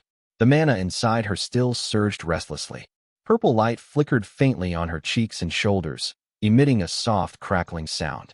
In the past, Li Yuanjiao had always watched over her, so Li Qinghong was rarely injured. This was perhaps the worst she'd been hurt in decades. The vast sky-fierce sparrow circulation boosted her combat power by 20%. So, she had gone all out in the final clash with Heyun Changwang. She used the vast sky-fierce sparrow's boost to attack with overwhelming force, stunning Heyun Changwang in just a few moves. If he had not followed his instincts to flee immediately, he would have died there and then. As she pondered this, Li Minggong quickly approached and bowed, saying respectfully, "Congratulations." Li Qinghong merely waved her off and said softly, "Just listen." She took out a purple jade pendant from her robes and handed it to Li Minggong. "Though we've repelled the devil cultivators here, I need to check how things stand elsewhere. This jade pendant holds power for 3 days. If any devil cultivators attack, crush it, and I'll come immediately." Li Qinghong still felt uneasy and reminded her, "Only tell the subordinates that I'm recovering in seclusion. Don't let this matter spread. I'm afraid it may shake morale or lead to an information leak." Minggong understands. Li Minggong nodded in agreement, then hesitantly said, "But Aunt, your wounds haven't been treated yet, and you're rushing off to reinforce another location." "It's nothing serious." Li Qinghong had already suppressed her injuries with pills. There was only a tightness in her chest now. She smiled and said, "I'm at the late stage of the Foundation establishment realm. One of them was just mid-stage, and the other early stage. What could they possibly do to me? Li Wushao's strength is lacking. I don't know if he can hold the line. I must see for myself. If we lose that ground, it may cost him his life, as well as Li Wan and Ensiming." Li Minggong was at a loss for words, and could only respond respectfully. "My cultivation is shallow. I cannot see the full picture.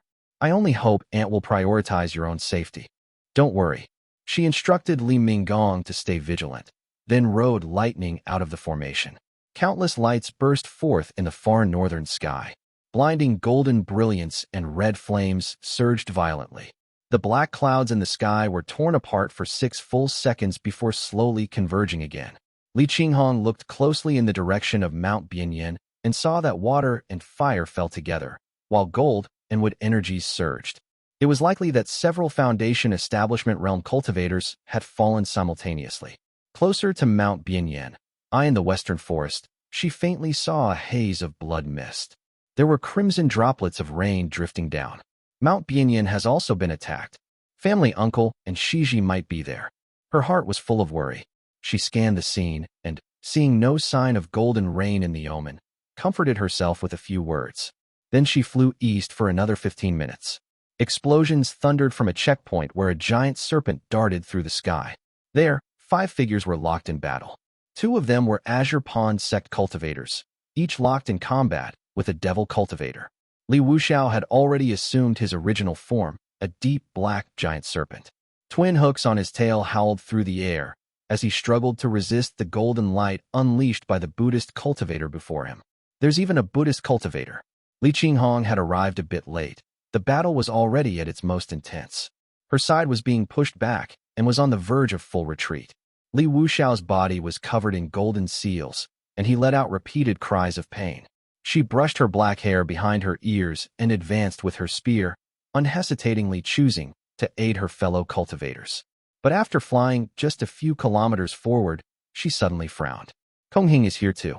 A new thought sprang up in Li Qinghong's mind. She concealed her presence and vanished from sight. Li Wuxiao was utterly miserable, since he was being thoroughly beaten down by the Buddhist cultivator. His body was covered in golden palm prints. Black smoke hissed from them as they burned into his scales. He had to counter with twice as much mana for every bit of mana the opponent used. The kindly-looking old man was a master monk of the Great Desire sect. He arrived with gentle words, calling himself Master Monk Uxian.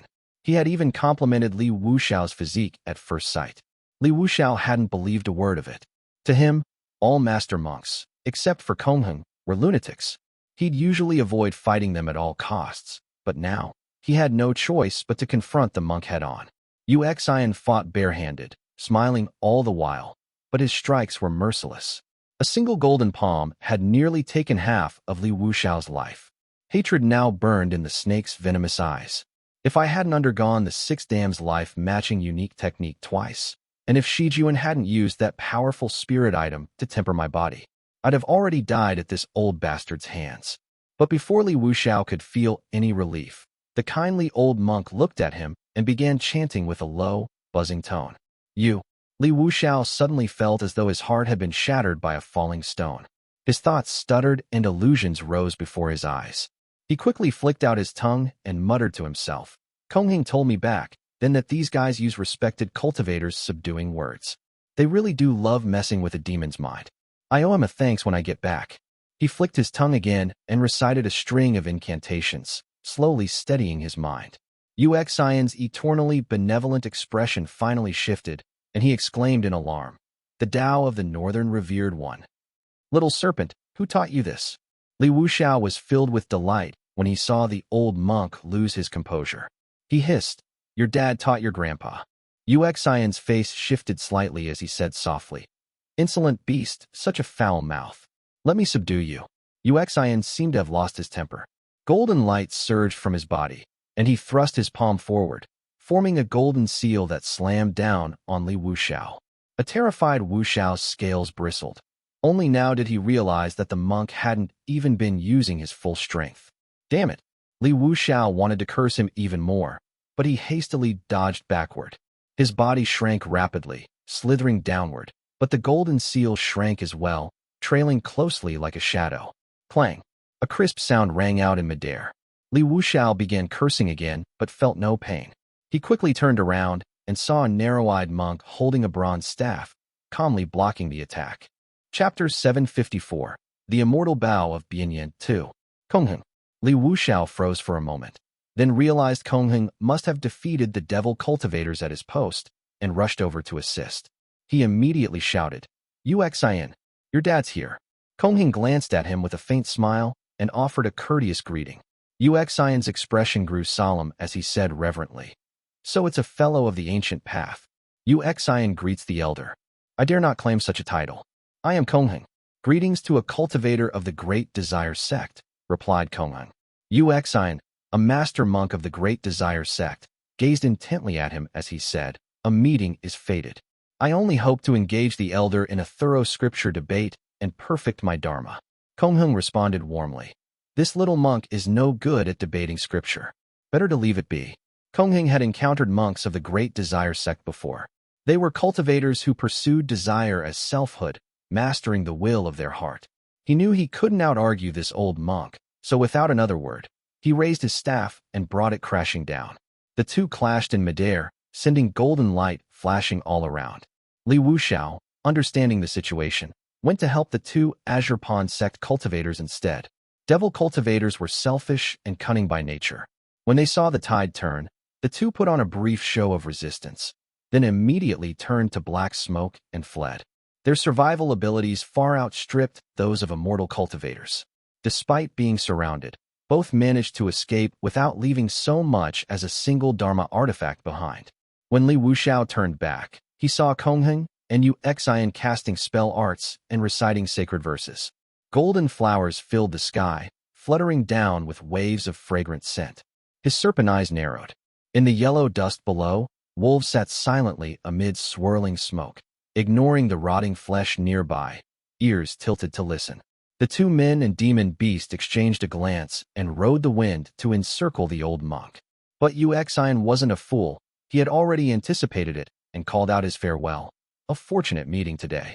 If time permits, I shall seek the elder again. His hollow voice echoed in the desert air. A spell art he had long prepared activated, transforming his body into golden petals that fluttered away and reformed several kilometers away. He was making his escape. After a full hour of battle, nearly everyone on Li Wuxiao's side was injured, and they hadn't even managed to seize a single Foundation establishment realm storage pouch. How could they just let him go? All of them took to the wind in pursuit. Yuan, however, shifted forms repeatedly, flying faster and faster, secretly nodding in satisfaction. Good old Chenghui. If I could speak with him at length, my cultivation would surely advance. As for this pack of fools, if they keep chasing me, they'll just be throwing away their lives. He arched his long white brows, savoring his success, but his satisfied expression slowly faded. His spiritual sense suddenly stirred, and he gritted his teeth, shouting, "Which fellow cultivator?" A figure clad in white, crackling with purple lightning, appeared in front of him, blocking his path with a long spear.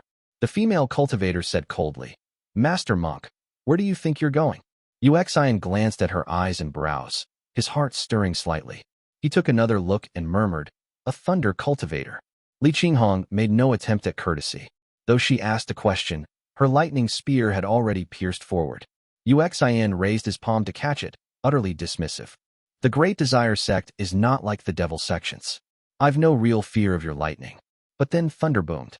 Bright white sparks burst from Yuan's palm. He cried out in pain and instantly snatched his hand back. When he examined it, he found that his palm had been scorched black. He immediately grew serious, golden light flaring once more as his expression darkened. Behind him, the Azure Pond cultivators and Chenghui were already closing in. Damn it! Starlight glittered over Moongaze Lake as Li Zhouwei landed atop Chengdu Peak. The household had emptied out, and Chengdu Peak felt even more deserted. He walked forward a few steps, only finding the elder, Li Xianxian, seated within the main hall. The Li family had deployed a great many people. Li Xianxian had come out of seclusion to find the house mostly empty. He had rushed out to seek Li Shijuan, only to find that the young man had already gone out to patrol the lake. At the moment, he was holding a registry list, frowning as his aged finger traced name after name, counting which branch each belonged to and who their ancestors were. When Li Zhouwei entered the hall, the old man's tense wrinkles finally eased upon seeing the treasured heir. His spiritual sense swept over him and said, "Fourth stage of the Qi cultivation realm already. Good." He pointed to the registry and said, Your father decided this? Why wasn't I informed of such a major matter? Why was Yueshang sent out?" It was Chengdu's direct order. Li Zhouwei's broad shoulders sank heavily into the seat as he responded. Li Xianxian simply muttered, "That child, Shijuan." Li Zhouwei understood. It would only burden Li Xianxian with worry to get involved. But the elder continued, "You lot. None of you have pity for your own kin." Li Zhouwei quietly listened to the old man's complaints. Then suddenly, Li Xianxian remembered something and said, "Since the Eastern Sea is in such chaos, why not call your uncle Chenghui back?" Li Zhouwei nodded but did not reply. After holding his breath for a moment, Li Xianxian exhaled and asked, "And what's with that Ning family fellow pulling so many of our people? I heard the Azure Pond sect only asked for 50%, but he's taking whatever he pleases. If I were there, I'd show him some real attitude." Li Zhouwei cupped his hands and answered simply, "Azure Pond sect can't be fully trusted. I've only heard that Uncle Shijuan received the Radiant Snow Pine Ridge. His cultivation is rising steadily. Ever since then, he doesn't get angry. As long as the interests are clear, it's fine."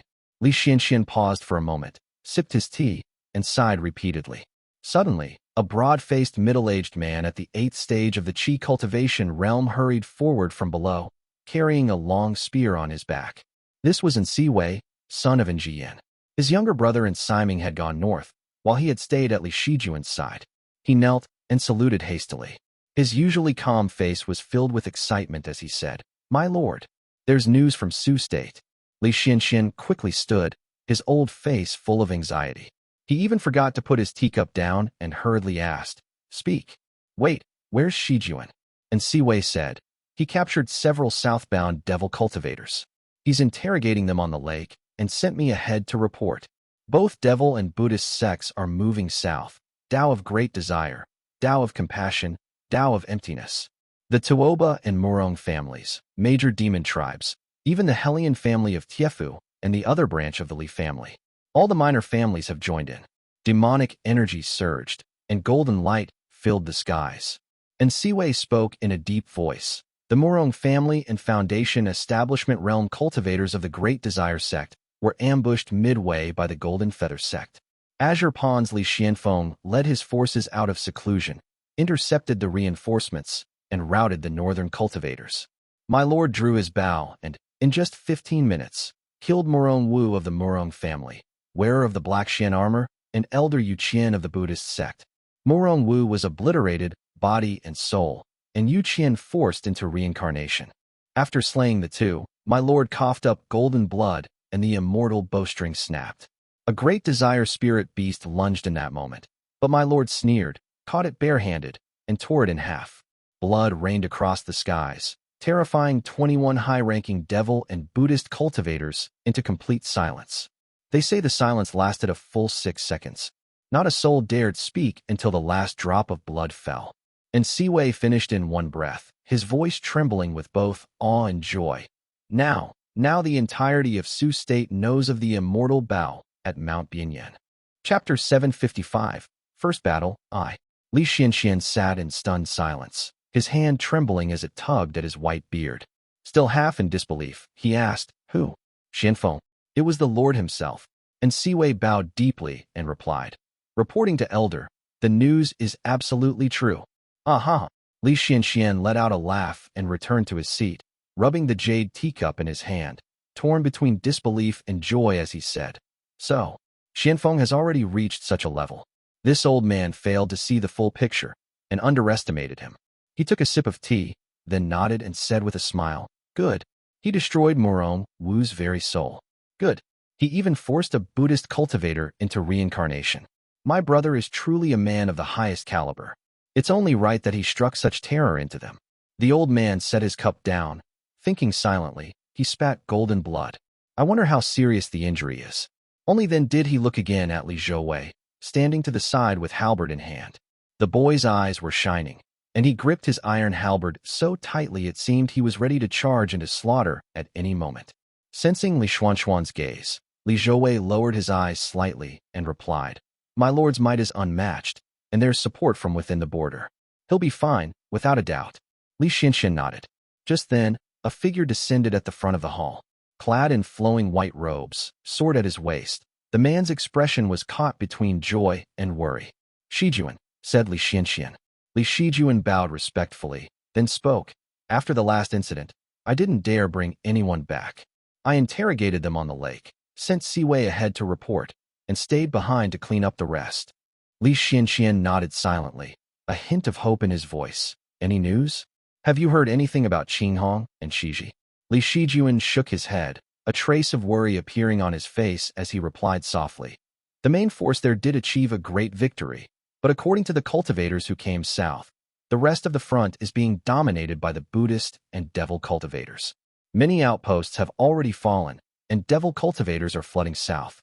Most of the outposts were raided. The Tuoba family broke through near Lake Xian.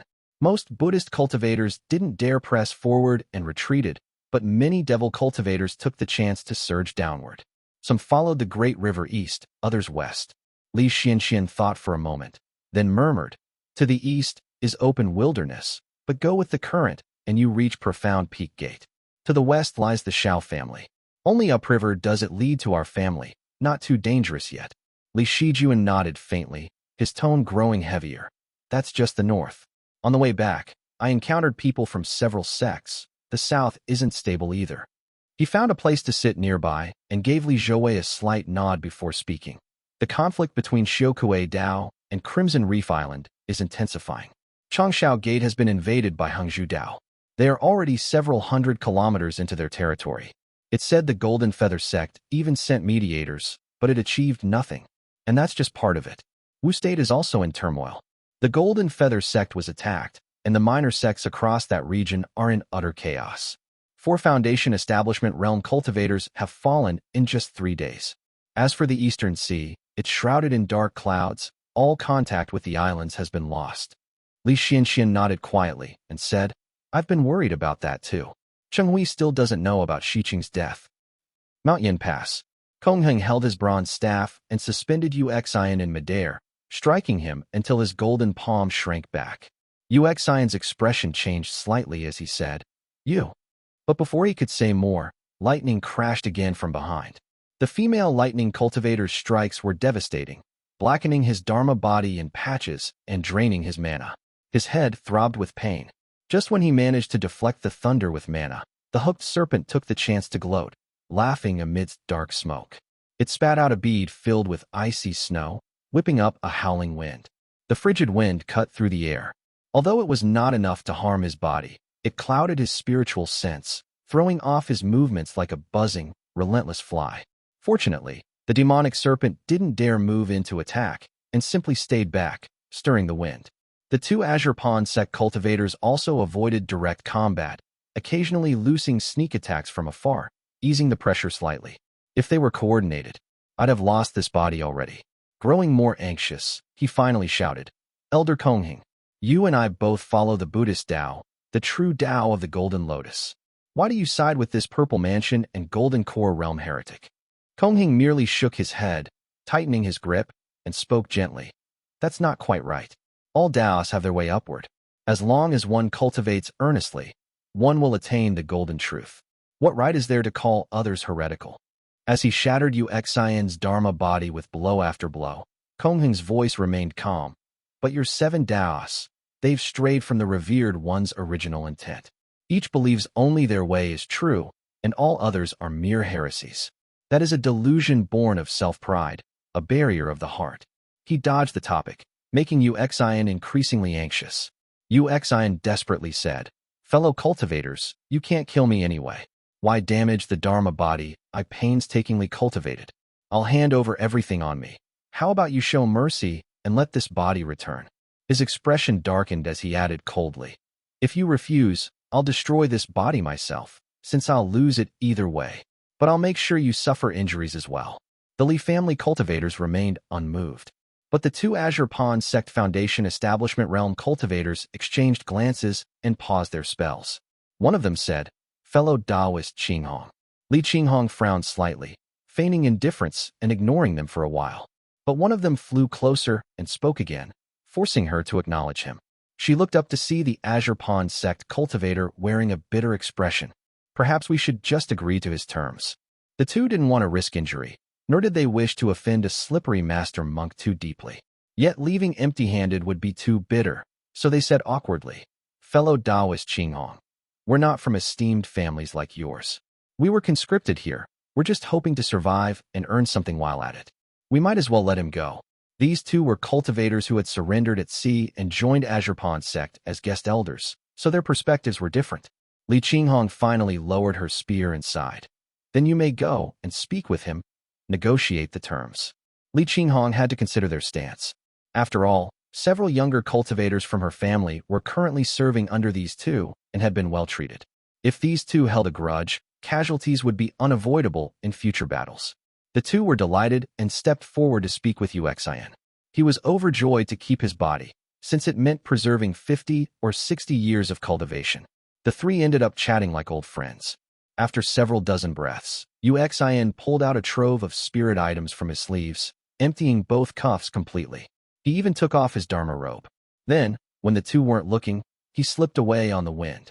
Chapter 756, First Battle, 2. The 2 returned laden with treasures and allowed him to leave. They picked through the items and said with a grin, Fellow Taoist Qinghong. Li Qinghong glanced at them. It was indeed a valuable collection, but nothing truly enticing. She feared there might be some hidden trick behind accepting them, so she responded gently, You 2 keep them. It's fine. But, The two looked awkward, as if the items were burning in their hands. Li Qinghong smiled faintly and said softly, "There are a few younger members of my family under your command. I hope you'll continue looking after them." Of course, of course. The two immediately understood, laughed heartily, and accepted the gift with peace of mind before flying off. Only then did Kongheng reveal a look of guilt. "Qinghong, I failed to properly guide the juniors." Li Qinghong's heart sank as she asked, "Who was it? What happened?" Kongheng shook his head, voice filled with remorse. "The terrain at my post was lower and got hit much earlier. Devil cultivators appeared as early as this morning. My comrades and I went out to meet them in battle. We fought for 2 hours and just barely held on. The formation beneath us was broken early on. Everyone was mixed together. It was chaos. Eventually, reinforcements arrived from both flanks and drove the devil cultivators back. The city's defenses were re-established, but when we counted the casualties, everyone was wounded, and even a Foundation Establishment Realm cultivator had fallen." He continued softly, 3 embryonic breathing realm cultivators from our family died. I've kept their names. A late-stage Qi cultivation cultivator, Li Chengchu, also fell. I gathered his remains in haste before rushing here to help." Li Qinghong pursed her lips and asked, "Was his body intact?" "Only the head remained. His younger brother cried until he fainted," replied Kongheng. Li Qinghong said simply, "I'll go with you to see." The Li brothers were among the first to begin training at Mount Qingdu. Chengchu had progressed even faster than his brother. Li Qinghong hadn't seen much of him herself, but Li Shijuan had interacted with him often. She flew back with Kongheng, and she soon encountered Zhao Tingui on the city wall, who was hurrying along with several Ning family cultivators toward the eastern flank. The man no longer had his former composure. He was dusty and bloodstained. His sword was still dripping with blood, and his face was heavy with tension. When he ran into Li Qinghong, even someone as smooth-tongued as he could only manage a strained smile. "Fellow Taoist Qinghong, my greetings. It's thanks to your family's Wanglin blossom that my junior brother survived." Li Qinghong knew full well he likely had plenty of life-saving tools beyond just the Wanglin blossom, but he was giving her family credit. She responded kindly, "A late-stage Qi cultivation cultivator from my family fell. I'm going to recover the remains." Her bluntness left Zhao Tingui speechless. He wiped his sword with a sigh and said, "My condolences, fellow Taoist." Li Qinghong quickly asked, "How is the situation at the pass?" "Not promising." Zhao Tingui's face darkened as he spoke. There was a deep anger in his voice. The Foundation Establishment Realm guest cultivators from the Eastern Sea were fine, but can you believe a few who grew up under Azurpan sect actually trusted what the devil cultivators said? When the fight wasn't going in their favor, they really handed over a few of our people to them, thinking it would settle things. Ridiculous. It shattered morale among the Qi cultivation cultivators, and panic and terror spread. Some almost fled on their own. One of them even got ambushed right as the formation opened and barely survived. Zhao Tingui's face grew even uglier as he said coldly, "And there were those who, after repelling the devil cultivators, let greed get the better of them and chased the enemy for over 50 kilometers. By the time they hesitated and turned back, the formation had already been breached." What kind of nonsense is that? Li Qinghong simply offered calm reassurance. Jiangnan cultivators were raised inland, where the sects all value reason. They're easy to confuse or mislead in a crisis. It's only natural that they fell for it. They can't compare to the devil cultivators of the Eastern Sea or the North, but given time, they'll adapt. Zhao Tingui nodded, a hint of envy flashing in his eyes. He sighed. "Qinghong, have you heard? Your family's elder has already struck fear into the hearts of the devil cultivators." Mount Bianyan. White mist coiled thick in the sky. The atmosphere was humid and sticky, and mist condensed on silver armor, turning into sparkling, glinting droplets. The armor had a silver-gray sheen, its intricate patterns depicting several dragon beasts bearing fangs and claws, as if ready to come alive and unleash cold, piercing light. The heavy armor hung in Li Xuanfeng's hand as he stood silently among the clouds. Sticky blood trickled down the silver edges of the armor. Moments ago, it had coalesced into a serpent as it attempted to reform. But when it was struck by arrow intent, it scattered into the wind. The devil and Buddhist cultivators stood frozen amidst the black clouds, staring blankly at him. Murong Wu had been truly powerful. Of all the Foundation Establishment Realm cultivators Li Xianfeng had slain, he ranked near the top. In truth, He was far stronger than Sidu Chun of Golden Tang Gate. He was a tough opponent indeed. When the young devil cultivator had first descended in his armor, his demonic aura had surged to the heavens. The silver armor gleamed brilliantly, and his long saber burned with roaring mana flames. He had even sneered and said, Azure Pawn sect wasted all its treasured panaceas on Chi Wei, and now they send some old relic like you to fight? This boy is far too arrogant, thought Li Xianfeng. He remained expressionless, gave him no chance to act, and shot him down outright. When an unknown Buddhist elder tried to intervene, he too was felled with 5 arrows piercing his skull. Morong Wu had raged furiously, but he'd already fallen into Li Xuanfeng's rhythm of the hunt. He was no longer free to come and go. In the end, he had to admit his defeat, lost his halberd, and abandoned his body. Everyone had expected him to reincarnate from the devil ranks, but only black fluid fell from the sky. They were horrified to realize Morong Wu was truly dead. The fool was careless and got caught in my arrow intent. Both soul and body were turned to ash. How could there be any life left? He had slain one Buddhist, one devil, and even torn a spirit beast in half, yet hadn't uttered a single boast. He stood there with his snapped golden bowstring, silently and coldly staring at them. Li Xuanfeng's gaze swept across the battlefield, leaving all cultivators paralyzed in uncertainty.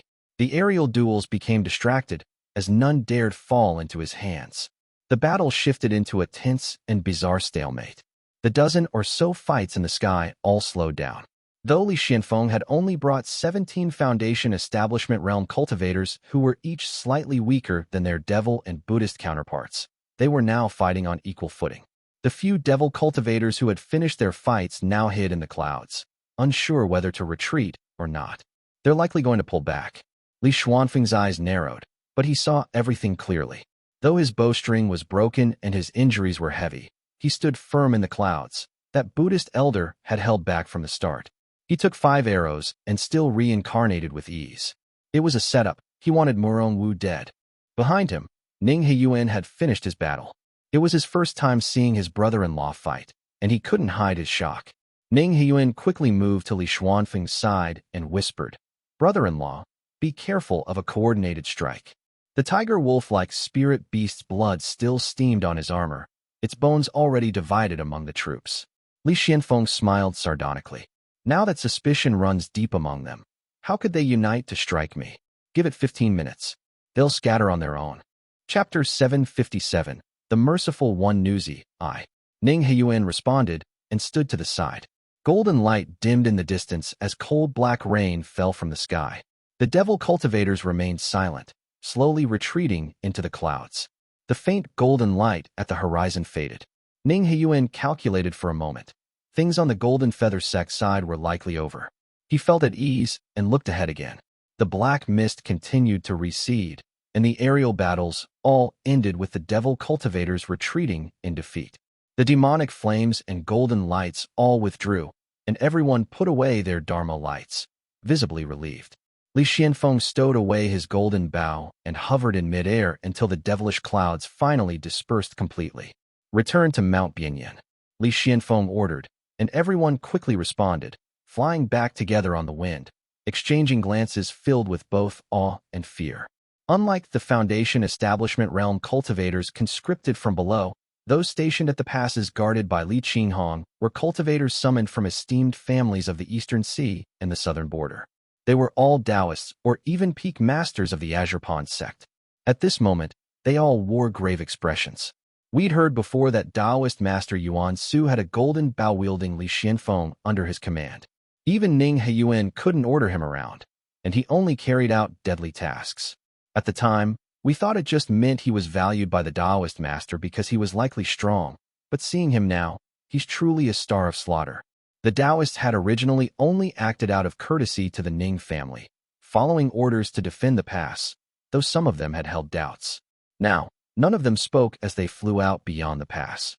Once they flew out, Li Xianfeng turned around, still holding the coldly gleaming armor in his hand, and said in a low voice, "Thank you for coming out of the mountain with me. Please return to your respective posts to guard the passes." Everyone answered in unison. Some left in pairs, and others alone as they headed to different parts of the mountains.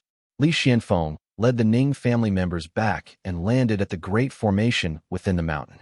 He finally descended as Fei Yihe hurriedly came up to him. Li Xianfeng removed his armor, revealing bloodied cracks in his palm.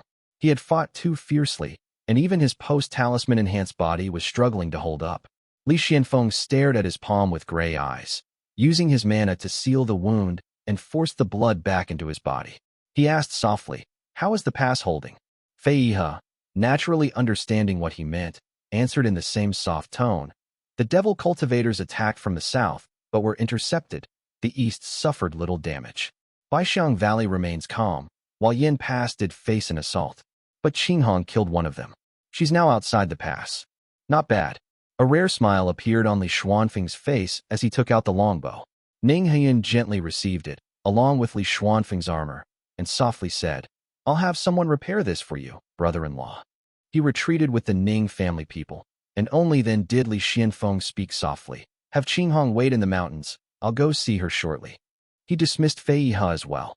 His organs still burned like fire, so he took out a few pills and swallowed them, meditating briefly. A cool sensation slowly eased into his body, and after coughing up a few mouthfuls of black blood, he felt much more at ease. Li Xianfeng sat quietly to recover, thinking, killing a direct descendant of the Murong family has significantly shifted the balance. This matter won't die down so easily. There will definitely be more trouble ahead. I'll have to be ready. Meanwhile, Fei Yihe, filled with excitement now that he had Li Xuanfeng's order, boldly sought out the Ning family people and calmly said, "Please ask Taoist Qinghong to await orders at General Peak." Although Fei Yihe was senior to Li Qinghong in age, he had no background and low cultivation. He held no right to speak of seniority here. Were it not for carrying a message, he would normally address any Foundation Establishment realm cultivator as senior, let alone someone like Li Qinghong, a rising star in the late stage of the Foundation Establishment realm. The Ning family members ahead looked down on him, but still respected Li Xuanfeng's name and nodded in assent. The old man hurried to the peak, thinking to himself, "Li Qinghong is wise and gentle. She's the kindest among the Li family. Now that she's here in the mountains, she surely knew I was with the general. There's a good chance she brought Tongyu with her." After a short wait, a slightly pale Li Qinghong entered. She wore an ordinary white robe and looked somewhat weary. As Fei Yihe expected, behind her stood Fei Tongyu, who had come with her from Moongaze Lake. His eldest son no longer bore the gentle elegance and charm he had when he left home. Now, he looked haggard and worn, like a completely different person. Fei Tongyu also seemed injured. His neck was bruised and pale, his eyes deeply sunken, and his cheeks gaunt. The fan he always carried was gone, replaced by a short spear clenched tightly in his white-knuckled hands. If the old man hadn't recognized him with spiritual sense, he wouldn't have known who he was. He stood there in a daze and simply asked, "Tongyu?" Fei Tongyu jerked his head up like he'd been shocked, looked at him twice, and asked, "And you are?" Li Qinghong had expected this scene. She simply said, "You two talk," and stepped out of the hall. The evening breeze blew in with a cold and biting mist. The muffled sound of father and son sobbing in each other's arms from within the hall. Li Qinghong stood in the wind, arms folded, allowing her white robe to flutter. Her black hair flowed gently. After several breaths of time, a man approached with a seal hanging at his waist. He looked at her with some surprise and smiled. "I've always seen you in armor. This is the first time I've seen you in a skirted robe." It was none other than Ning Heyun, who was also in the late stage of the Foundation Establishment realm. Li Qinghong simply smiled and shook her head. "I don't place much importance on things like that." Li Qinghong had always been this way. She had never taken youth-preserving pills nor used any treasured panaceas. Ning Heyun nodded in agreement, but then golden lights began to appear in the sky, trailing fiery tails as they hovered and flickered unpredictably. "The people from the Golden Feather sect are here." Ning Heyun furrowed his brow. He saw a streak of golden light wait briefly at the edge of the formation. The light entered the formation, circled twice, and landed before them, transforming into a golden-robed woman. She lowered her gaze, half her face veiled by golden gauze. Her expression was composed as she spoke gently. "Fellow Taoist Heyun, I hope I may see Li Xianfeng." Fairy Duanyan. Ning Heyun recognized her at once. She was a junior who served by the side of a purple mansion realm cultivator from the Golden Feather sect. He immediately nodded, not daring to delay, and went into the cave dwelling. It didn't take long for him to bring Li Xianfeng out. Li Xianfeng had been meditating for long enough to somewhat recover. When he heard that someone from the Golden Feather sect was asking for him, he instantly thought, so they've come? Just as expected. He calmly donned his armor and stepped outside. His gaze was steady, and his presence commanding without anger. Once he was in front of the golden-robed woman, he gave a slight nod and cupped his fists. Greetings, fairy. Zhang Duanyan cultivated the Immortal Foundation technique Golden Aperture Heart, which made her extremely perceptive. The moment she saw him, she felt a sudden tightness in her chest, as she felt the sheer ferocity radiating from him, and thought, this senior must have slain more Foundation Establishment Realm cultivators than one could possibly count. Chapter 758, The Merciful One Nuzi 2. Zhang Duanyan extended a portion of the golden light beneath her feet and said politely, Senior has rendered a great service. My sect's Taoist master wishes to meet with you. Please come with me. Li Xianfeng knew there was no room to refuse. He simply nodded, stepped onto the light, and rose into the air with her. Zhang Duanyan added politely, Senior, my grandfather is Zhang Yuan, who was once an old acquaintance of a senior from your esteemed family. She continued to converse diplomatically to avoid an awkward silence as they ascended into the clouds. At last, Li Xianfeng asked in a deep voice, May I ask which Taoist master has summoned me? Li Xianfeng had encountered more Taoist masters than most, likely even more than members of the chief family. When he posed the question, Zhang Duanyan simply smiled and said, Look up, and the Taoist master is right before you. Sure enough, radiant golden light was emerging from the clouds. A rosy cloud floated in the air, and upon it sat a woman in yellow robes and a gauzy veil. Her white hand held two intertwined golden rings. Greetings, Taoist Master Qiushui. Li Xianfeng recognized her immediately. She was none other than Taoist Master Qiushui of the Golden Feather sect, who had intervened during the fall of Yuan. It was said that she had reached the late stage of the Purple Mansion realm. She sat lightly upon the clouds and slowly removed her veil. Zhang Qiushui's face looked no older than 16 or 17 and had a rounded chin with large, bright, gentle eyes. She spoke softly. When I heard the news, I thought, of course it was you. There are only 2 or 3 in all of Azure Pond sect's domain who are this fierce. Though both were old acquaintances of Yuan, Taoist Master Qiushui was clearly much easier to speak with than Taoist Master Zipei, and appeared more gentle as well.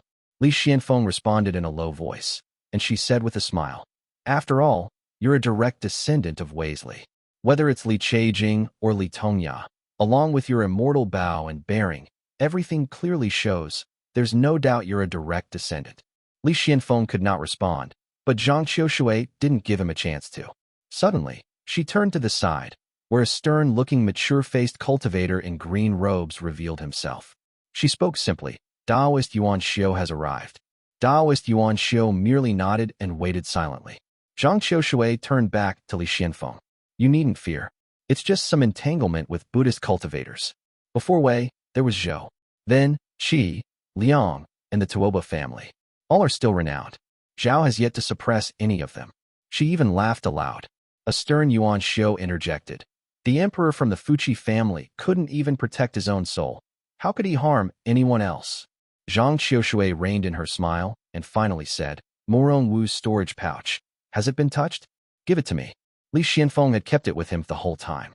He presented it with both hands. Zhang Qiushui examined the pouch, saw it had not been tampered with, and nodded in approval. Su's state isn't worth much. You made a few of the Merciful ones suffer slight losses. That gives me leverage, so of course I must reward you. She looked to Taoist Yuan Xiu. After a brief moment, he finally took out a jade vial from his sleeve and said solemnly, A reward is fitting. This gung metal triple chi pill was a gift from Taoist Master Qiushui to me. Take it and use it. A pill. Li Xianfeng bowed and gave thanks, receiving it gently. When the 2 Taoist masters fell silent, the golden-robed Zhang Duanyan quickly caught on and softly said, Allow me to escort you down, senior.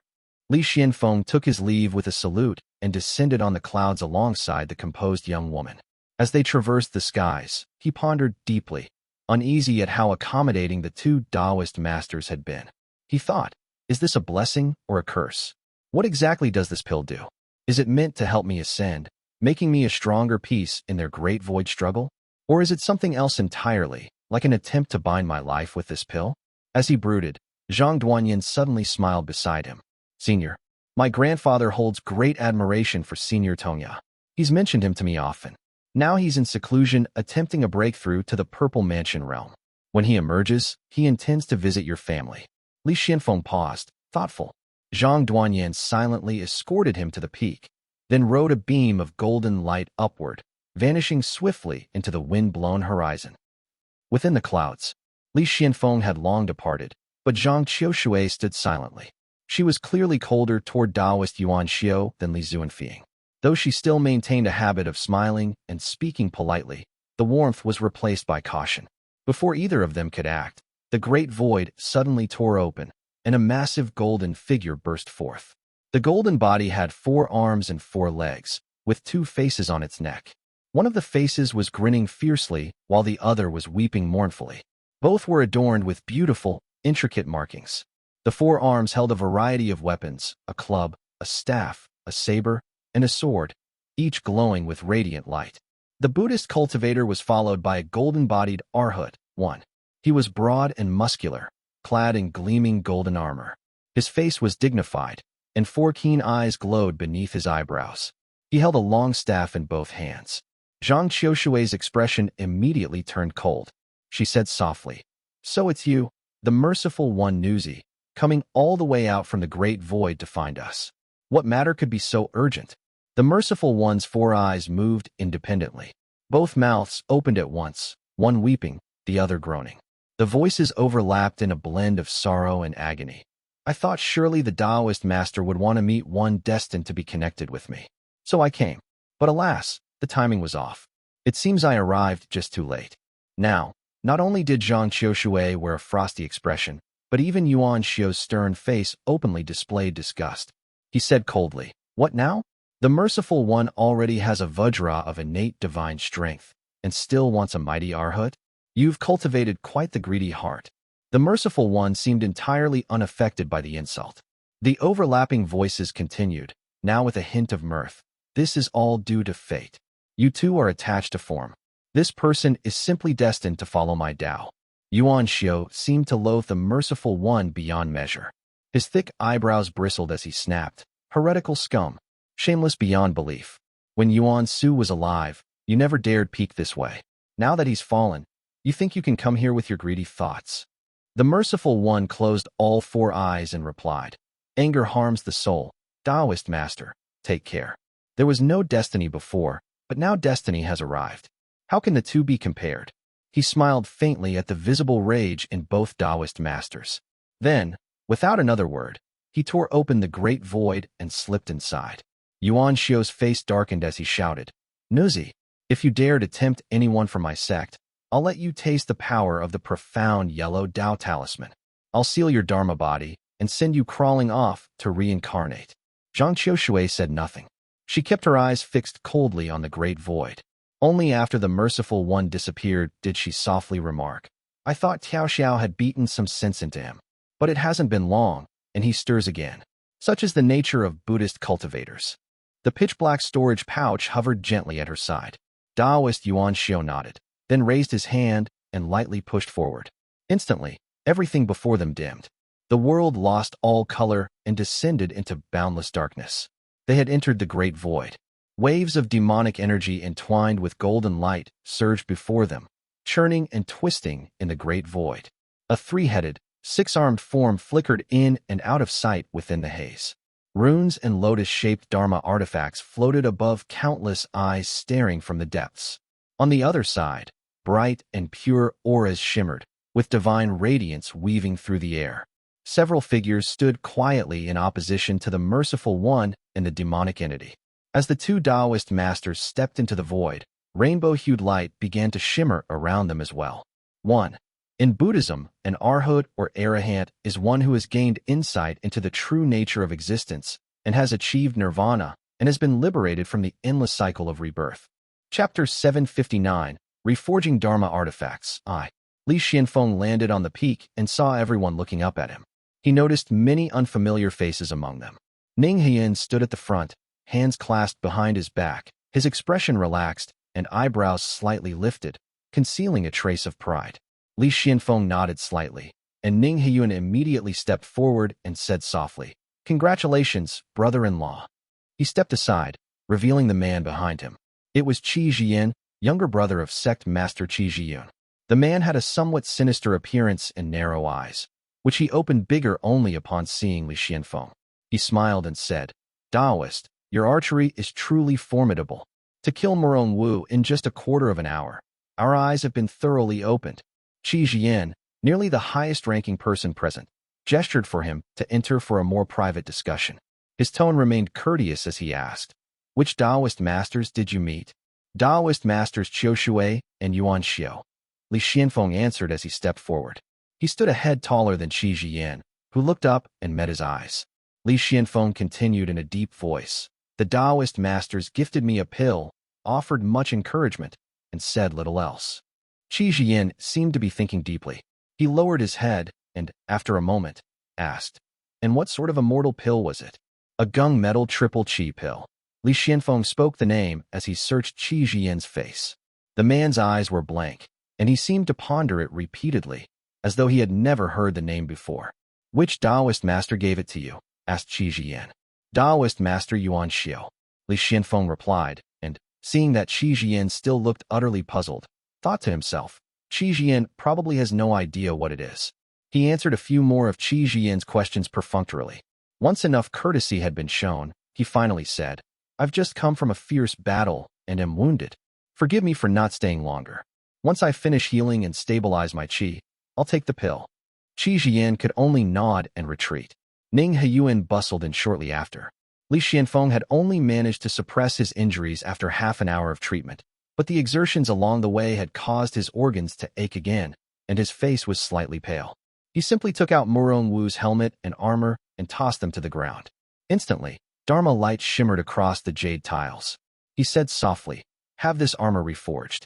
Find a few artifact smiths to present a couple of designs for recasting. I'll choose one or two." Ning Heyun nodded lightly. Li Xianfeng quickly made his way down and saw Li Qinghong waiting in the hall. When she saw him approach, she looked at him with concern.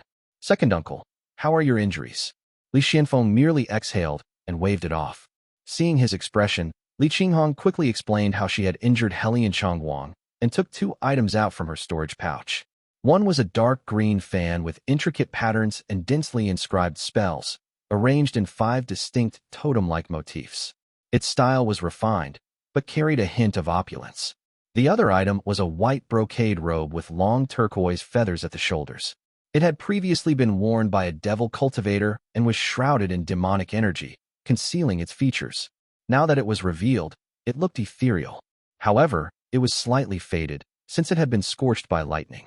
Li Xianfeng listened carefully, then activated the array in the hall and said, "Qinghong, the Heyun family is of royal blood in the Tifo state, north of Zhao. From your description, Heyun Changwang holds some status. To fight two and kill one on your own is not an easy feat." His old eyes beneath his brows were still sharp. He stood with arms crossed. Even in his injured state, his voice was crisp and firm. "But offending that man isn't a good thing. I'll make a note of it. Stay within the pass for now and cultivate. When I make a circuit eastward, I'll find him and shoot him before he has time to hold a grudge." Li Qinghong was taken aback. Though she wasn't afraid of the man, she had family in the pass and couldn't remain constantly on guard. There was some risk. Still, unwilling to trouble Li Xianfeng too much, she replied, "Thank you, second uncle, but your own matters are more important." Li Xianfeng only shook his head and said with a slightly hoarse voice, "Even if you weren't the strongest in the family, you would be going regardless. Killing a single devil cultivator isn't an issue." He didn't say more. After a closer look, he pointed at the 2 Dharma artifacts and said, "The Heyun family has deep foundations. These 2 Dharma artifacts are of decent quality. I know you're uneasy wielding them. Go find Ning Heyun and have him assign someone to escort you to the central region to have them reforged." Li Xianfeng paused, then gave special instructions. "Don't reforge them on Mount Bianyan. There are too many eyes and too many complications. I'll have Murong Wu's armor remade and delivered home to the younger generation." Li Qinghong understood that by younger generation, he meant Li Zhouwei. She nodded and kept it in mind. Li Xianfeng already looked tired as he waved his hand and started to make his way out. Li Qinghong accompanied him out of the hall, thinking to herself, second uncle's authority grows heavier by the day. She went to find Ning Heyun, who was now quite enthusiastic. He brought several artifact smiths under his command and specifically introduced one, a burly old man in red robes. Ning Heyun said with a smile, "This is Taoist Chu. He once practiced at the Moongaze Lake Market. He's an old acquaintance of my brother-in-law." Li Qinghong nodded. She understood what Li Xianfeng meant about the mountain being crowded with watching eyes. She had already grown restless, so she didn't exchange many words with Taoist Chu before hurriedly taking her leave with him. She brought along Fei Tongyu, who still looked weary and dispirited. The three of them flew off together. As they flew, Li Qinghong quickly offered an apology and asked, "The matter is urgent, so I dared not linger. May I ask for your name, fellow Taoist?" "Chu Minglian."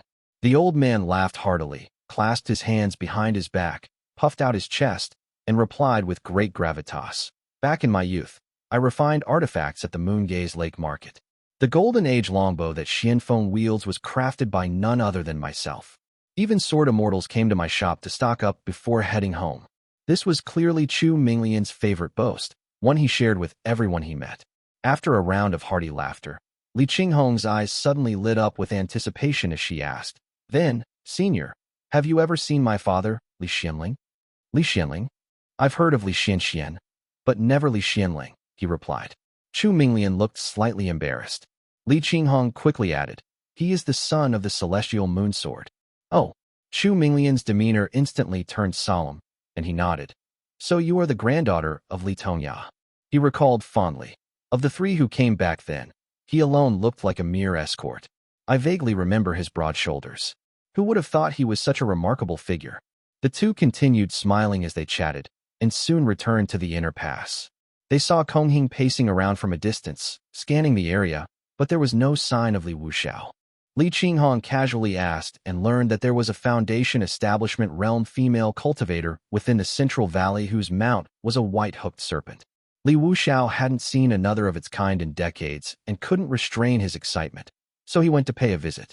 The news surprised Li Qinghong a little. She chuckled softly, then led Chu Minglian and Konghing forward before bringing out the two Dharma artifacts. Chapter 760, Reforging Dharma Artifacts, 2. Chu Minglian examined them carefully, but Kongheng was the first to speak, his voice thoughtful. "This fan looks like something from the Heyun family. As for the robe, hard to say, but it carries an ancient aura." Chu Minglian paused, slightly surprised by the monk's sharp insight. He then showed his own depth of knowledge and said softly, "I've never been to the north, so I can't speak much on the fan.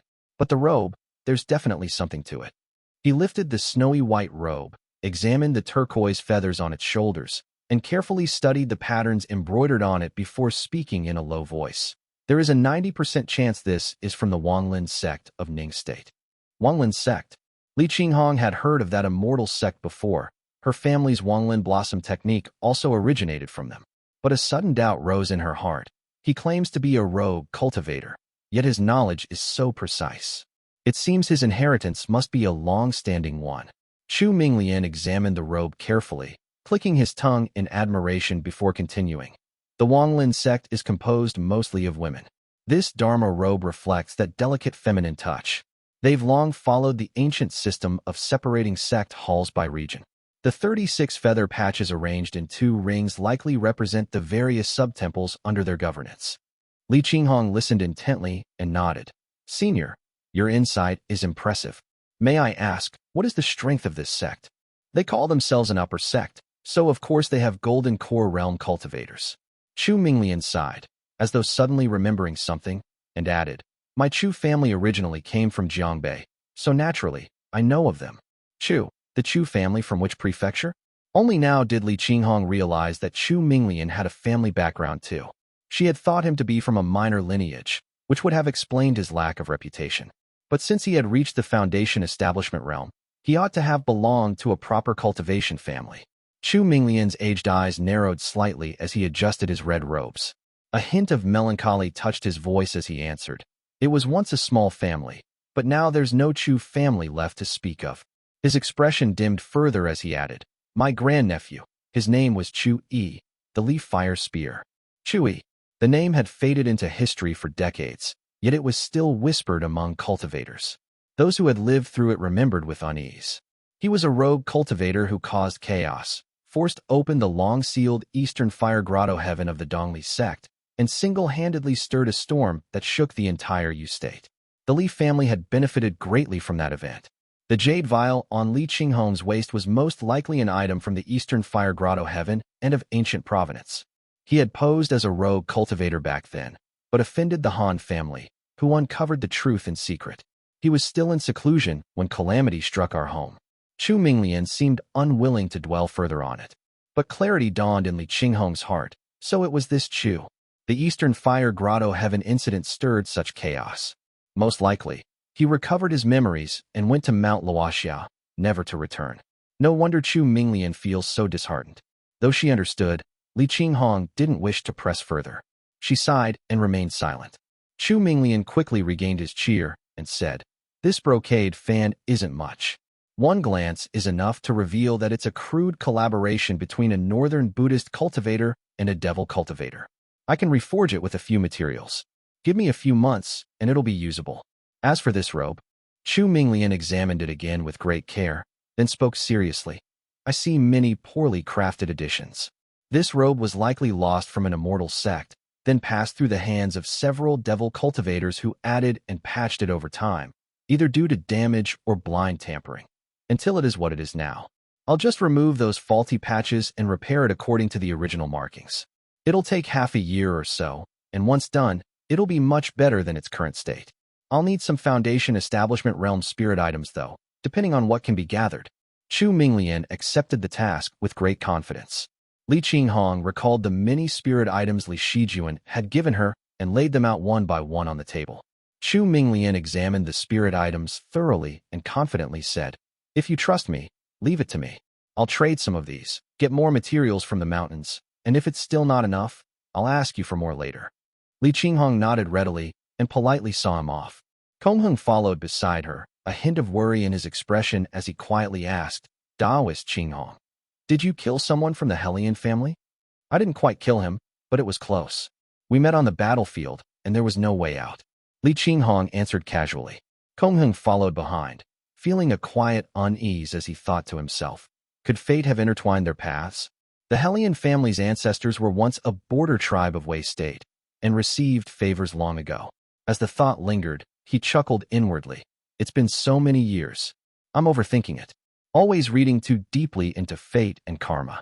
Now I've gone and entangled myself in it too. Mount Chengdu. Li Shijuan received the remains of those who had returned from the north. He collected the bones of Li Changchu, then examined the other corpses one by one. 2 were from lesser branches, 1 from the Chun family, 2 from the Su family, and 1 from the Dou family. Li Shijuan had watched Li Changchu grow up. He was quiet, reserved, and a fast cultivator. Now, as he looked at his cold remains, all Li Shijuan could do was sigh. The Ning family had offered some compensation. Li Shijuan, on behalf of the family, also provided a stipend and arranged for the remains to be returned to their respective families. Under the clear moonlight, he silently reflected, this is only the beginning. He had received word from Li Qinghong. She and Li Xianfeng were only lightly wounded. Li Shiji's Baisheng Valley had also been among the few places untouched by conflict, which gave Li Shijuan a measure of relief.